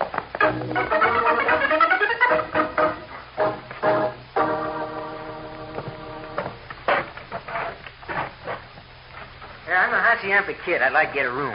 Have you got a reservation? Oh, no, I haven't. Well, I don't know whether I can fix up or not. There's an awful big crowd in town, you know. Just let me look a second. Well, gee, I hope you have. I had enough bad luck already. Coming to hear my horse stepped in a gopher hole. Yeah, I have one room on the second floor. Now, it's in the back, and it's pretty small, but, well, it's the only thing that's left. I'll take it. I'm riding in the Bronx show tomorrow, and I got to have a place to sleep. All right. Sign here, please. Room 213 at the end of the hall. Oh, thanks. Your home's in Hacienda, huh? Well, I was born there. Lately, I've been working on the Traeger Ranch. That's a couple of counties west of there. I always say my home's where I hang my hat. Haven't you any folks? Well, no, they was killed in a runaway accident when I was about 5 years old. I don't even remember them much. That's kind of a coincidence. My folks was killed, too. They was killed by the Apaches, and, well, I guess we're kind of in the same boat, ain't we? Yeah. Yeah, we are at that. What does a fella do to kill time around this town? Well, there's a pool hall up the street. A lot of the local fellas hang out there. No, I don't care much for pool. Well, tomorrow night after the rodeo, there's going to be a big dance. Are you going? I don't know. On account of I ain't so very pretty, why, well, nobody ever asks me if they can find somebody else. Well, I'll take you if you'd like to go. You will? Sure. I'd be proud to take you. Hiya, cowboy. Having a good time? I just got here a few minutes ago. Well, if you don't have fun in Tarantula Springs, it'll be your own fault, son. Hey, who's that fella? Oh, that's Rocky Hill. He's a gambler. Runs a poker game upstairs. Poker? Yeah. But take a tip from me and stay out of it. Rocky makes gambling his business. And what's more, he also makes it pay. I couldn't play if I wanted to. I just got money enough to pay my room rent, get my breakfast, and take care of my entry fee tomorrow. Well, you're sure traveling light. How did you figure on going to the dance? Well, with the money, I'm going to win the bronc riding contest. That's $150, you know. Oh. Well, I'm going upstairs and wash up. I'll see you a little later on. Yeah, sure.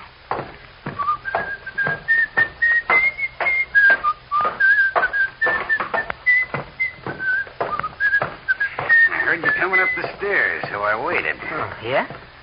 In case time hangs heavy on your hands, we got a nice, friendly little poker game going on in my room. If you're interested, drop in. The room's 207.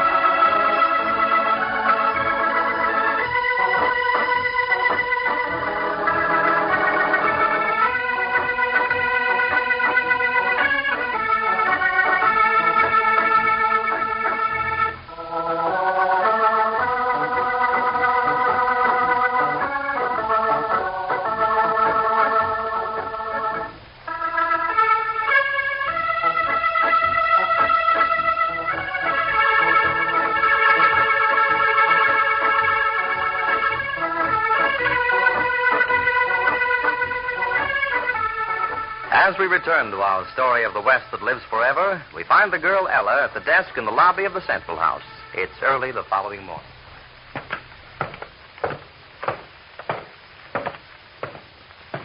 Oh, good morning. How'd you sleep last night? I didn't. Oh? Can I send a telegram to the Traeger Ranch from here? Sure, we've got a telephone.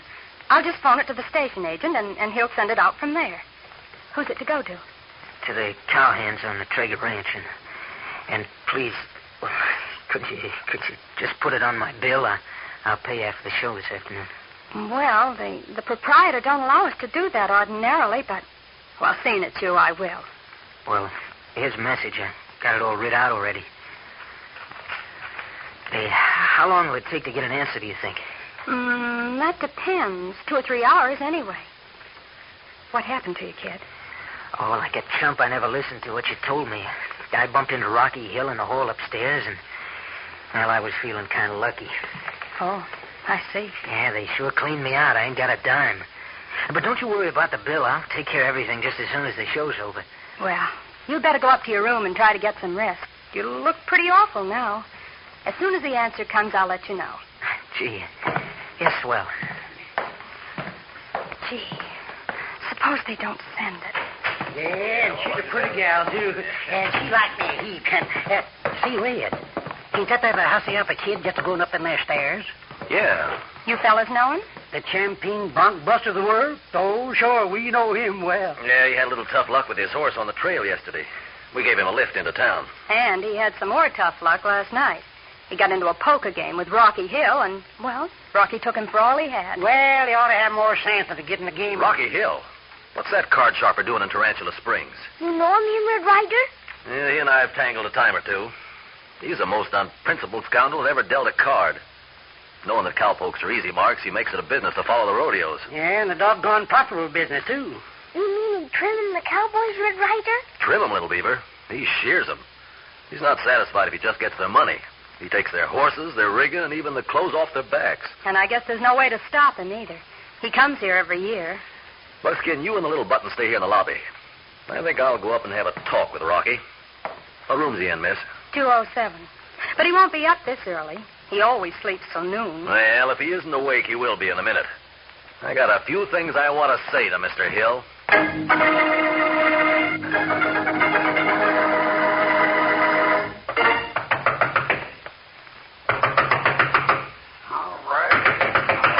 All right, don't break it down. I'm coming. What in blazes are you making all this row at this time of the... Oh, it's you. What do you want? I want to talk to you, Rocky. You'll have to come back later. Right now, You're going to listen to me right now. You've got an infernal nerve pushing your way into my room. You're still up to your old tricks, aren't you, Rocky? I don't know what you mean. Oh, yes, you do.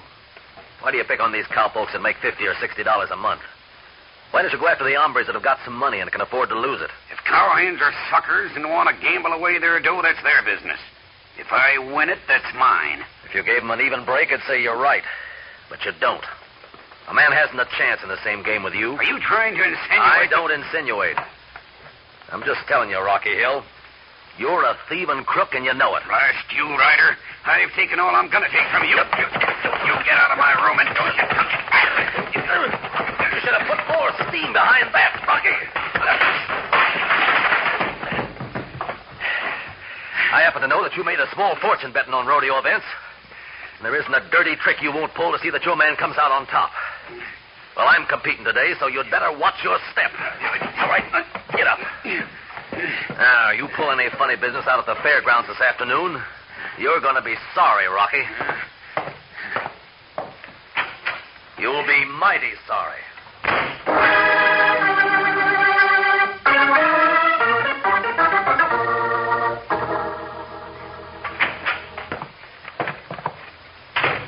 Hey, Rocky. Oh, hello, Dodge. You're just the man I want to see. Oh, criminy, what happened to you? Well, I ran into a door. Oh, you sure got a pair of beautiful shiners, pal.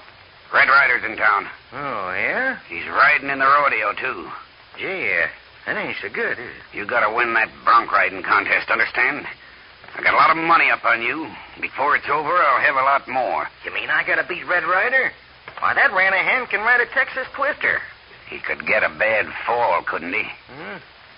Watch where he leaves his saddle. When he isn't looking, doctor up the cinch. You mean, like we always do? Yeah, but carefully, Dodge. Do it very carefully so it won't be detected before he makes his ride. Unless we stop that redhead, he's a cinch to take first money.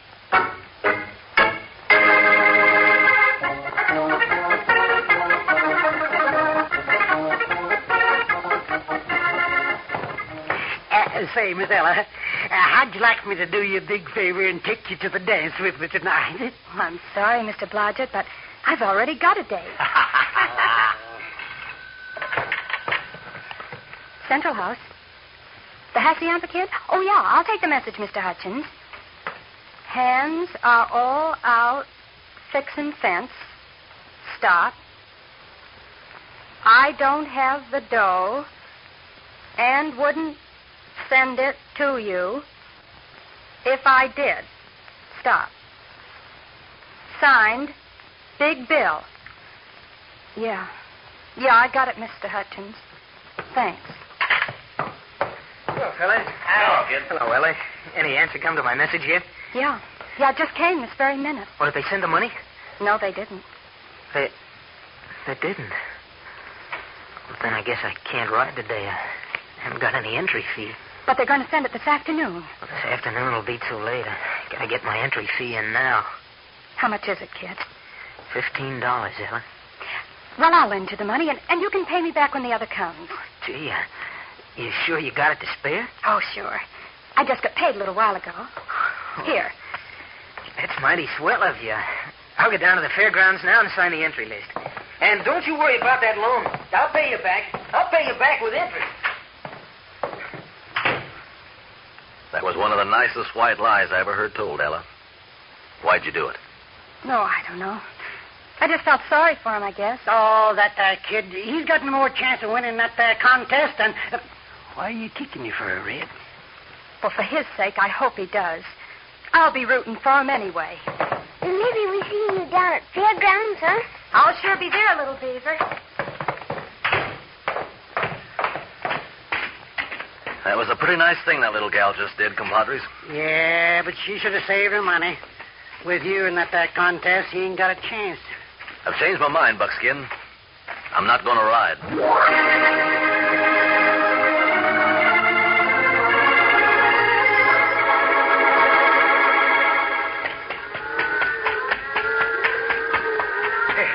Hey, Rocky, what do you think? I just found out Ryder ain't entering the bronc riding contest at all. He ain't? Well, then it ought to be duck soup for you. Well, there's one dark horse nobody seems to know much about. A youngster called a Hacienda kid. To hear him talk, he's got it in the bag. Oh, yeah? He set in our game last night, and we heard about how good he was. Well, if he's half as good as he thinks he is, he's liable to gum up our deal. Well, lay off Ryder's saddle and fix up the kids instead. I've got too much at stake to take any chances now.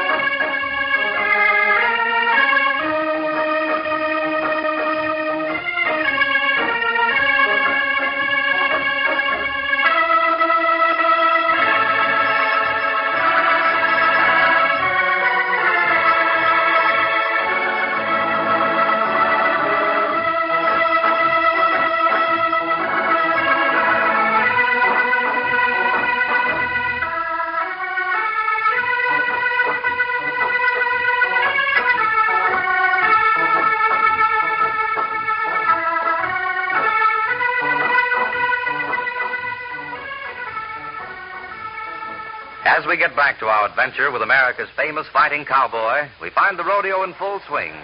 Watching from the fence a short distance from the chutes are Ella and the Hacienda Kid.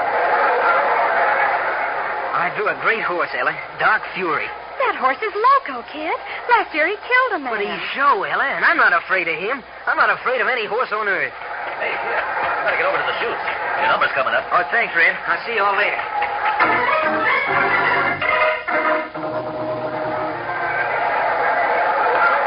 Hey, there comes the kid now. Out of chute number 2. Don't think he isn't. He's doing a swell job. You betcha. And look at that there horse. He's trying every trick in the bag to unseat him. Red, look. The cinch on his saddle broke. He's under the horse's hoof. Come on, Buckskin. That horse will kill him, sure.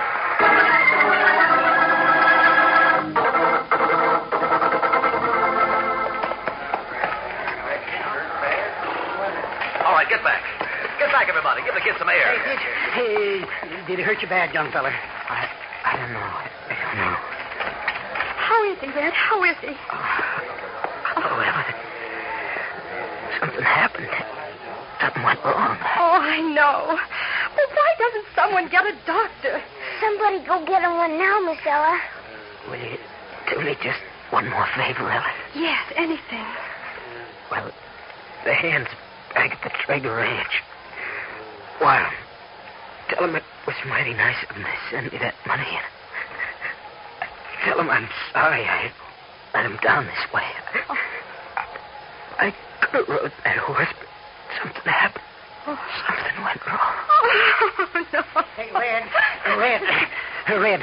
I was just looking at the kid's saddle. The belly band was pounded between 2 rocks till the fibers is almost cut in 2. And I'll bet my shirt that Rocky Hill had something to do with it, too.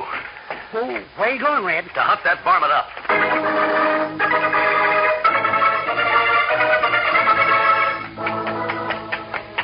Hey, Red, wait for me. Ain't that there hill just piling on that the horse over yonder? Yeah, it is. Come on. All right. Steady, Thunder. Steady, boy. Over there. That murdering coyote is going to pay for this. All right, up, boy. Up. Come on, Silvia. All right, after him, Thunder, old boy. After him. We're gaining on him, Red. Yeah, he knows it, too. Say, what are you getting that there rope ready for? You'll see. You'd better pull up, Rocky, or I'll drag you from that horse. Keep away from me, Ryder. All right, you asked for it. Whoa, Thunder, whoa.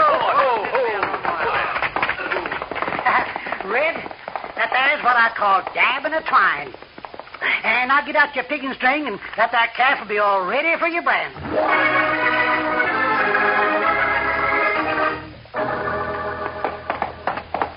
I want to give you back that $15, Ella. I can afford to lose it. You can't. If you don't mind, Red, I'd rather leave it just the way it is. We were both a couple of lonely people, and, well, it'll be kind of nice to remember that I tried to help him out. Well, if that's the way you want it, that's the way it's going to be. If you're still here, we'll see you again next year. Bye. Goodbye, Ella. Bye. Well, I've been trying to put Rocky Hill behind the bars for years, and I finally did it. He's earning it too, Red Ryder. I'll say he does. All right, come on, travel boy. Pound that dirt. Come on, Thunder.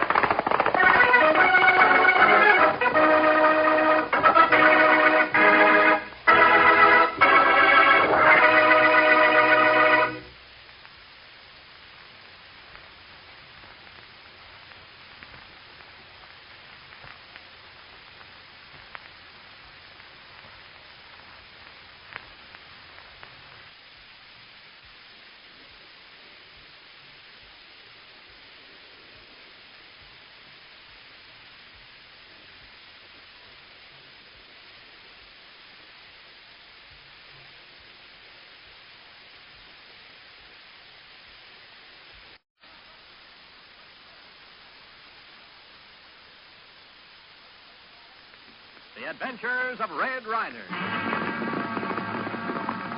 From out of the West comes America's famous fighting cowboy.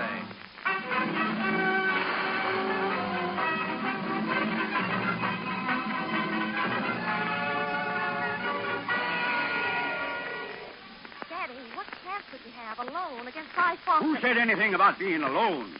Just before I drove home, I stopped at Western Union and sent a telegram to the best doggone two-fisted cowboy tornado that ever rode the range. Asked him to come over and help. Two-fisted cowboy tornado? You bet. Once he gets here, let me see Cy Fawcett try to push around Mr. Red Ryder. Well, where there's trouble, if Red has missed it the first time, someone's bound to send for him and drag him into it.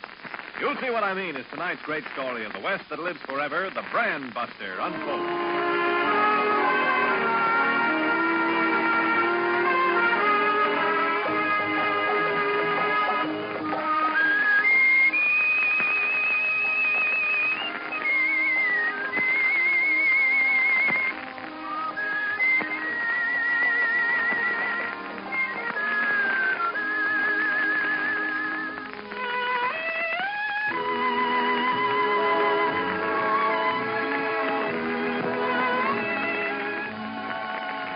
Until barbed wire came to the West, tough, twisted, lacerating wire which kept cattle from drifting, ranch boundaries secure, fortunes were made and fortunes were lost when cattle strayed from home and were mavericks with some strange brand.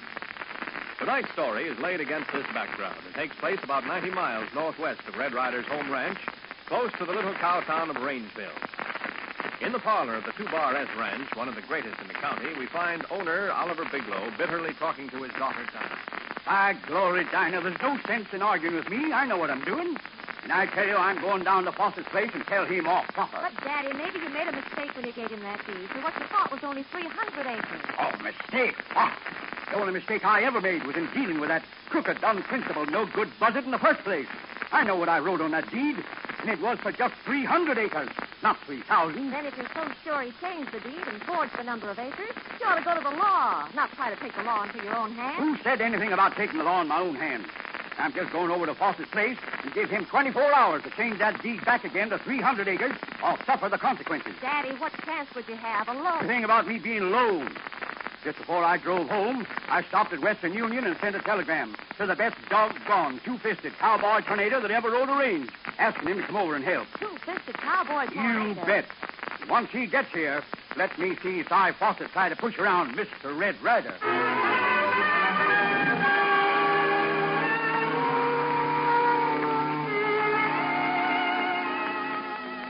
Look, Mr. Fawcett, I work for you and all that, but honest, you ain't been in Rangeville long enough to know these things. The catamount when he gets riled. You don't say, Clyde.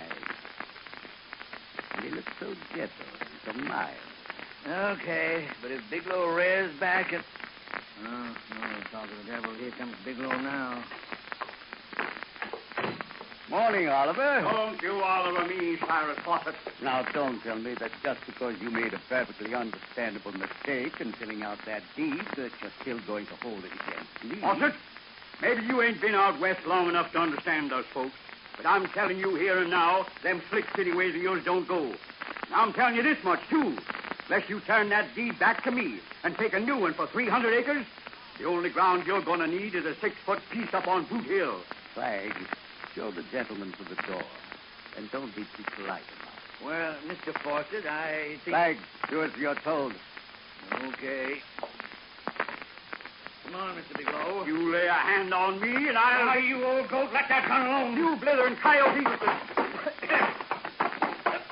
Let go of that gun, all right? Mr. Bigelow, you pulled your gun, acted like a fool, and ruined a $500 mirror. Now get out before I lose my temper completely. If that gun hand of yours didn't have my 6 guns, I'd show you who'd lose their temper. But you wait till tomorrow. Just you wait till Red Ryder gets here. That's all I have to say to you this morning. So, he sent for some help, did he? Well, the only kind of help Oliver Bigelow is going to need from now on isn't one man. He's going to need 6 men as pallbearers for his funeral. Come on, Flag, and bring my rifle. That old coyote is never even going to get home. All right, Flag, here comes Bigelow. And remember, we're not going to miss.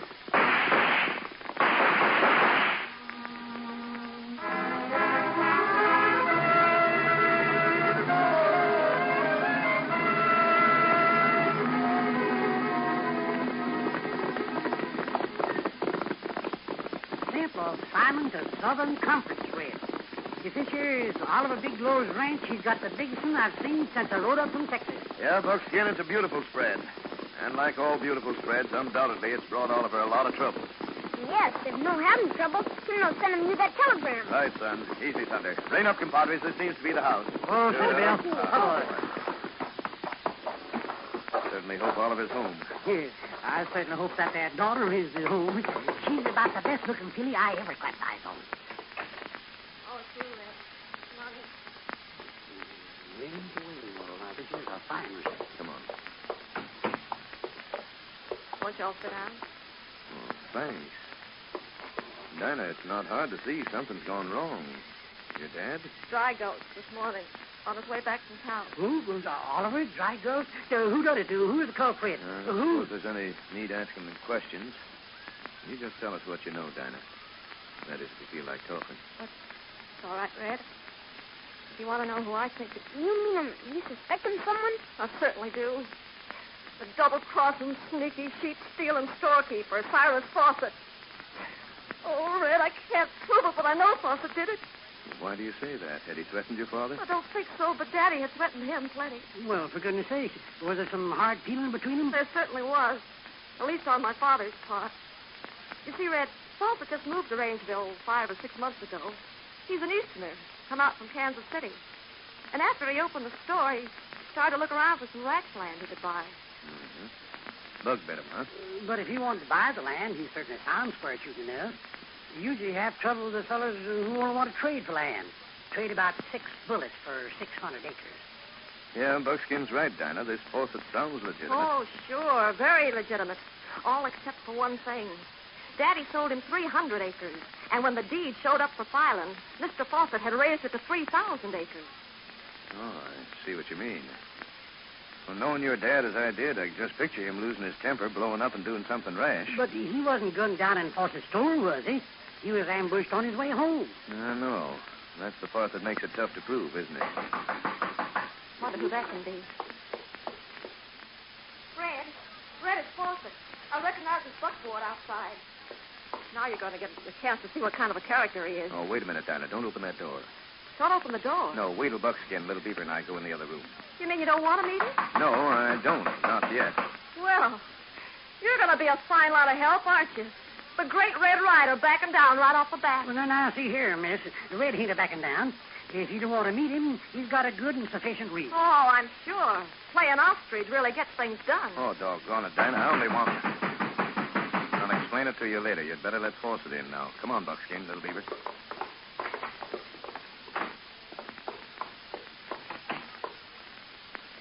Good afternoon, Miss Bigelow. May I come in? I suppose so. I heard about your father. Of course. A week ago, I would have felt sorry for your father. And for you. Well, you don't have to. Certainly your sympathy is something I don't expect. What's more, I don't want. Now, if that's all you come out here for... It was. But since your attitude is very apparent, I think I'll make this a business call. Save myself the trouble of coming to see you again. Well, that's fine. Because you'll be saving me the trouble of seeing you again. Your father told you he sold me only 300 acres, didn't he? That's all he did tell you. Well, that point is past argument.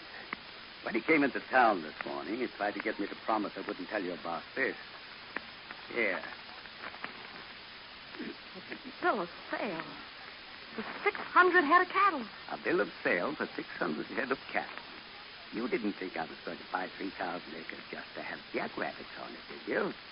I bought a ranch from your father. A ranch with cattle on it. You...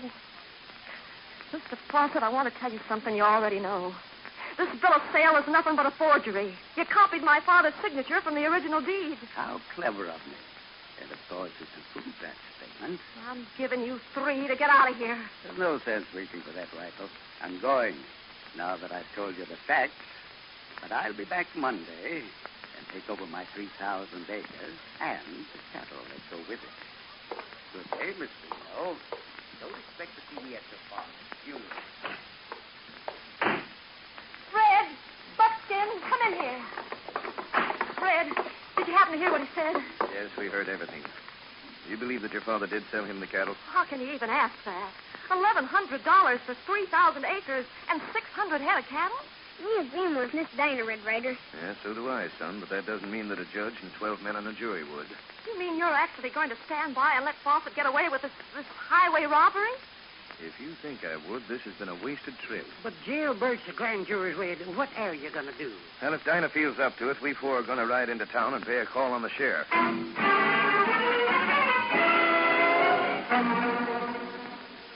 Sheriff, you can't really mean that. Well, I'll bet I do, Miss Dinah. Guessing is one thing, proof's another. And how you going to prove a thing like a forgery when even you admit you couldn't tell if it was your father's signature or not? Well, there's no sense glaring at the sheriff, Dinah. What he says is right. Well, if you think I'm going to be robbed in the ranch and stock, either one of you, you've got another thing coming. Miss Dinah, law is the law. Isn't that nice? If that's the law, maybe I can make up a few laws of my own. Dinah, you're not going to get any place acting this way. And as far as you're concerned, Mr. Ryder, remember I didn't ask you to come down here. And if my father had known as much about you as I do now, I don't think he would have either. There are ways of getting things done.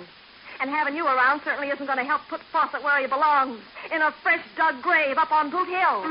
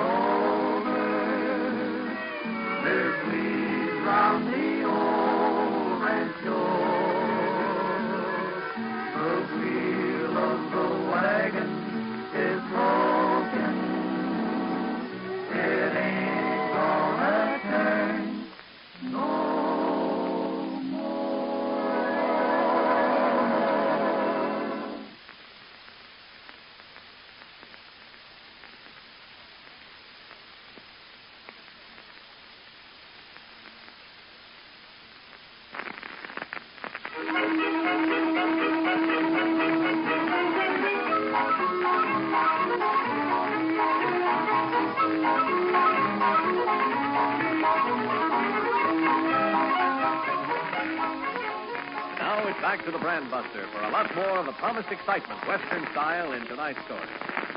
As we return to the action, Red, with Dinah and his two compadres, have returned to the Bigelow Ranch from the sheriff's office. While Dinah, still bitterly angry at Red, has flounced off to her room, Red is trying to explain to Buckskin and Little Beaver what he plans to do about Cyrus Fawcett. Let's go awful angry with you, Red Ryder. Angry? She's a plumb riled up. She'd have split her sides. And that is, if she hadn't been wearing... Buckskin, never mind the intimate details.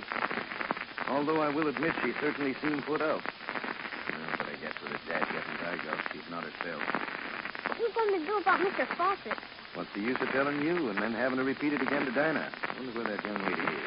What are you coming with? Now, that's what I call a capable idea. Oh, you do? I don't know where you two were brought up, but you're certainly shy on manners where young ladies are concerned. Well, there's nothing in my book of etiquette that says I can't knock on her door. Oh.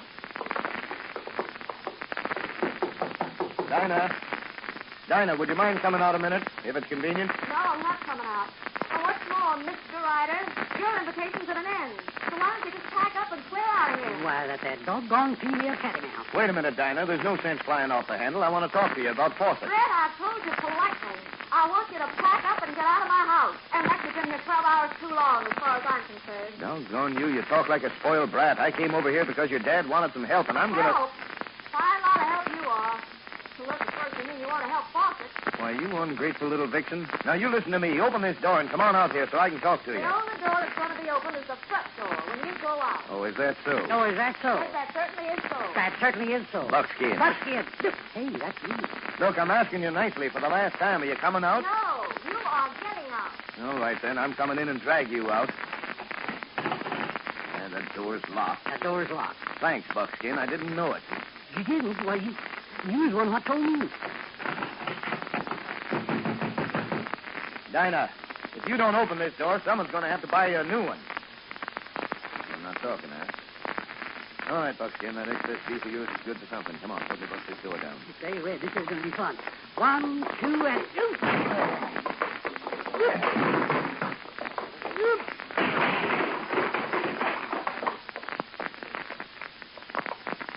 A big, strong man. Well, do you think you're strong enough to swallow lead? Ryder, we're going to sit on you. Like a temper, all on the surface. All on the surface. Just the same, I want to tell you one thing, Dinah. I'm not leaving Rangeville quite yet. And for your information, I don't care what you do or when you do it. Good enough. That's a bargain. Come on, compadres. We got a bit of riding to do right straight now.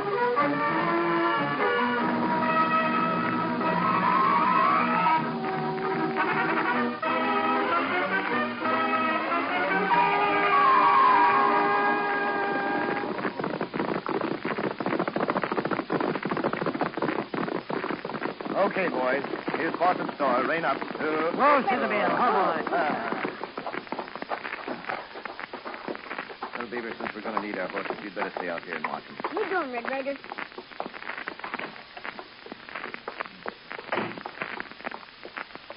Morning, gentlemen. Something I can show you. We just got in the new line of guaranteed paid proof. I'm sorry, Mr. Fawcett, but we came in to sell you something, not to buy. He says we come in here to sell something. Well, if you two are salesmen, you're the funnest-looking drummers I've ever seen. Well, I don't know. We're dressed for the kind of business we're trying to drum up. My partner's name's Blodgett, Mr. Fawcett. I generally answer to the handle of Red Ryder. Oh, Red Ryder, eh? I've heard of you. Well, thanks. Yeah, I've heard of you, too, Mr. Fawcett. Well, don't believe all you hear. I don't. Sorry, but what I heard about you, I've got to believe. You've got to believe. I don't think I would, Ryder. You know, you talk as if you think I came here to make trouble for you. I know better than that. Oh? Yeah. Here it is, quick. All cards on the table. Oliver Biglow sent for me. When I got here, he was dead. His daughter, in my humble opinion, is a double-dyed, self-willed little fool. I think so, particularly after talking to the sheriff. Biglow offered me $500 to come down here, and it looks as if I'm not going to get it. So, well, I thought maybe I could make a deal with you. Deal? Well, now, keep talking. The sheriff says there's no question that you bought and paid for 600 head of 2 Bar S cattle. And since you're a merchant and not a stockman, I'm offering you my services in rounding up and branding those cattle you bought. I wish I could believe you, Ryder. Well, why shouldn't you believe me? For $200, Blodgett and I will round up 600 head of cattle for you, rebrand them with any brand you choose. That way, at least, I don't go back a total loser. Well, I don't know. Well, what have you got to lose?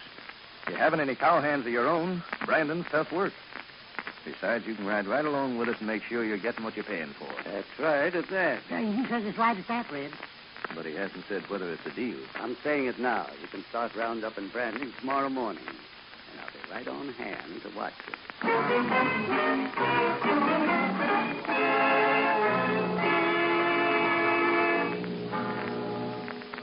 Now, Dinah, won't you give me a chance to explain? Don't you think you've explained enough? You're going to do exactly what Father asked you to come down for. Help Mr. Fawcett take possession of 3,000 acres and 600 head of cattle he never paid for. But I've got a reason for doing it. If you'd only stop and figure the time of the year this is, you'd get some if you'd idea only of... stop trying to alibi yourself, we'd all be a lot happier. Let me tell you this much. I'm going to pay you back someday and show the world what a double-dealing, low-down, mealy-mouthed buzzard you really are. You can take your bedrolls down to the bunkhouse. Good night.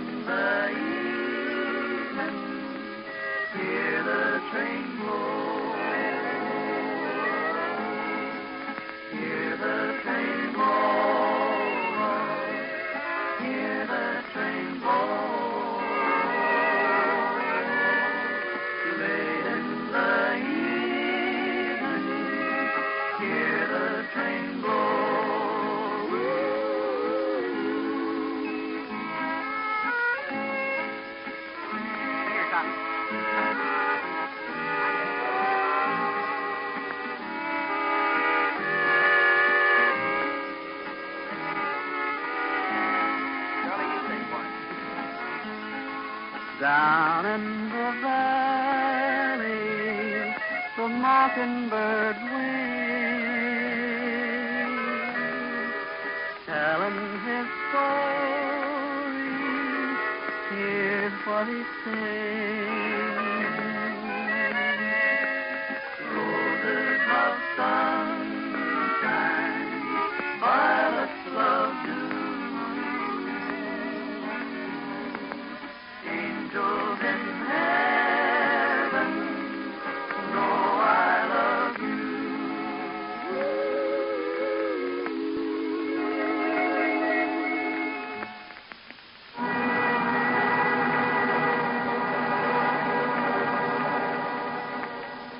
Well, it's back to Red Ryder and the surprising and exciting finish of the Brand Buster. It is now the following day, and Red, Buckskin, and Little Beaver are cutting out the 600 head of cattle Cyrus Fawcett claims to have bought, and they're preparing to brand them. Not too far away, Dinah Bigelow, her eyes two icy blue pools, her hands clasped tentatively around the stock and trigger of her Winchester. All right, Buckskin, nail that heifer. Haul him over here to the fire. We're ready to brand. One beef ticket coming up, Red. Are you sure this brand design's going to be all right for you, Mr. Fawcett? If you say so, and it's easy to put on. Oh, it's not too much trouble. Triangle cross, I think it's kind of unusual. You're not going to find it twice in 1,000 miles a year. Headaches, the hangovers, Red. Such a critter ain't a hankering not to be branded again. Now, who's going to hold and who's going to brand? I'd better do the holding, Buckskin. You look plumb wore out. Well, the only reason I look wore out, I am wore out. You ever see a branded before, Mr. Fawcett? No, this is my first. Uh-huh. Not looking forward to it. Don't like to see those dumb animals hurt. Hurt. Why, you won't hear any more out of these cattle than a contented moo. Makes all the difference when the branding's done by experts. Red, will you stop that there gabbing and toss that there cow critter? This your iron's weighed hard. Okay, Buckskin. Don't forget the instructions he gave you. Yes, sir. Once over like it. Okay, then. Here we go. Come on, Doogie. All right, Buckskin. Slap that iron on. We've got 599 more head of cattle who've got to wear this triangle cross brand.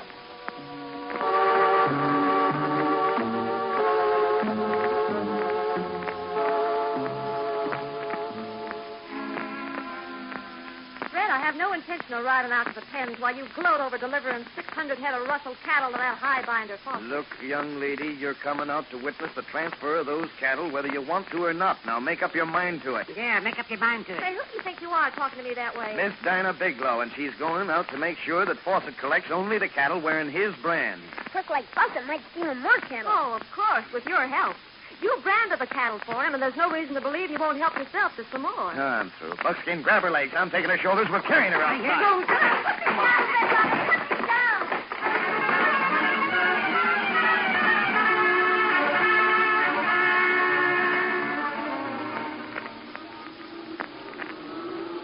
Now, you stand right there, Dinah. Well, all right, Mr. Fawcett. Go ahead. Pick out the cattle wearing your triangle cross brand and drive them out of here. What are you talking about? None of these cattle have the triangle cross brand. Brand and Iris, a bulldog. They're the same cattle you saw at the Bear and East, Kitty. And you left two of your men here overnight to guard them. We're not magicians, you know. But there must be some mistake. Can't possibly be. And what's more, you gave Miss Bigelow here a receipt for the cattle after the branding. So if your cattle aren't here, I guess you'd better be on your way. Ryder, you pricked me. By glory, you're not going to get away with it. Oh, I'm not? I'll tell you not. Right.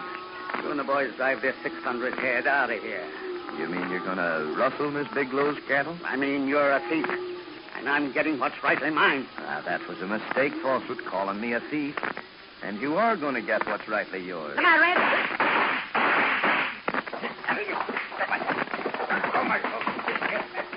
Try to steal cattle, will you? Well, see what you can steal after you wake up from this. All right, Sheriff. You can come out of the bushes now. You heard Fawcett say he was going to take 600 head of cattle that weren't wearing his brand. And I know that you know exactly what to do with cattle.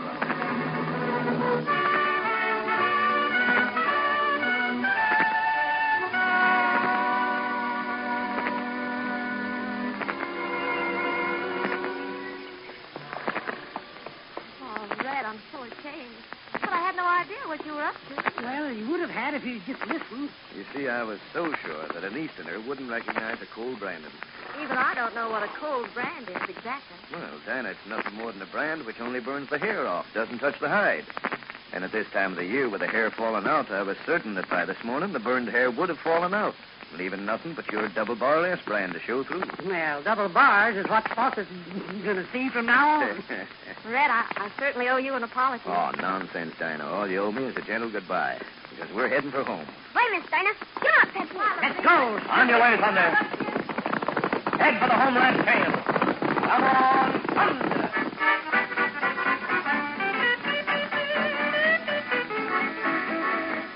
This is the United States Armed Forces Radio Service, the voice of information and education.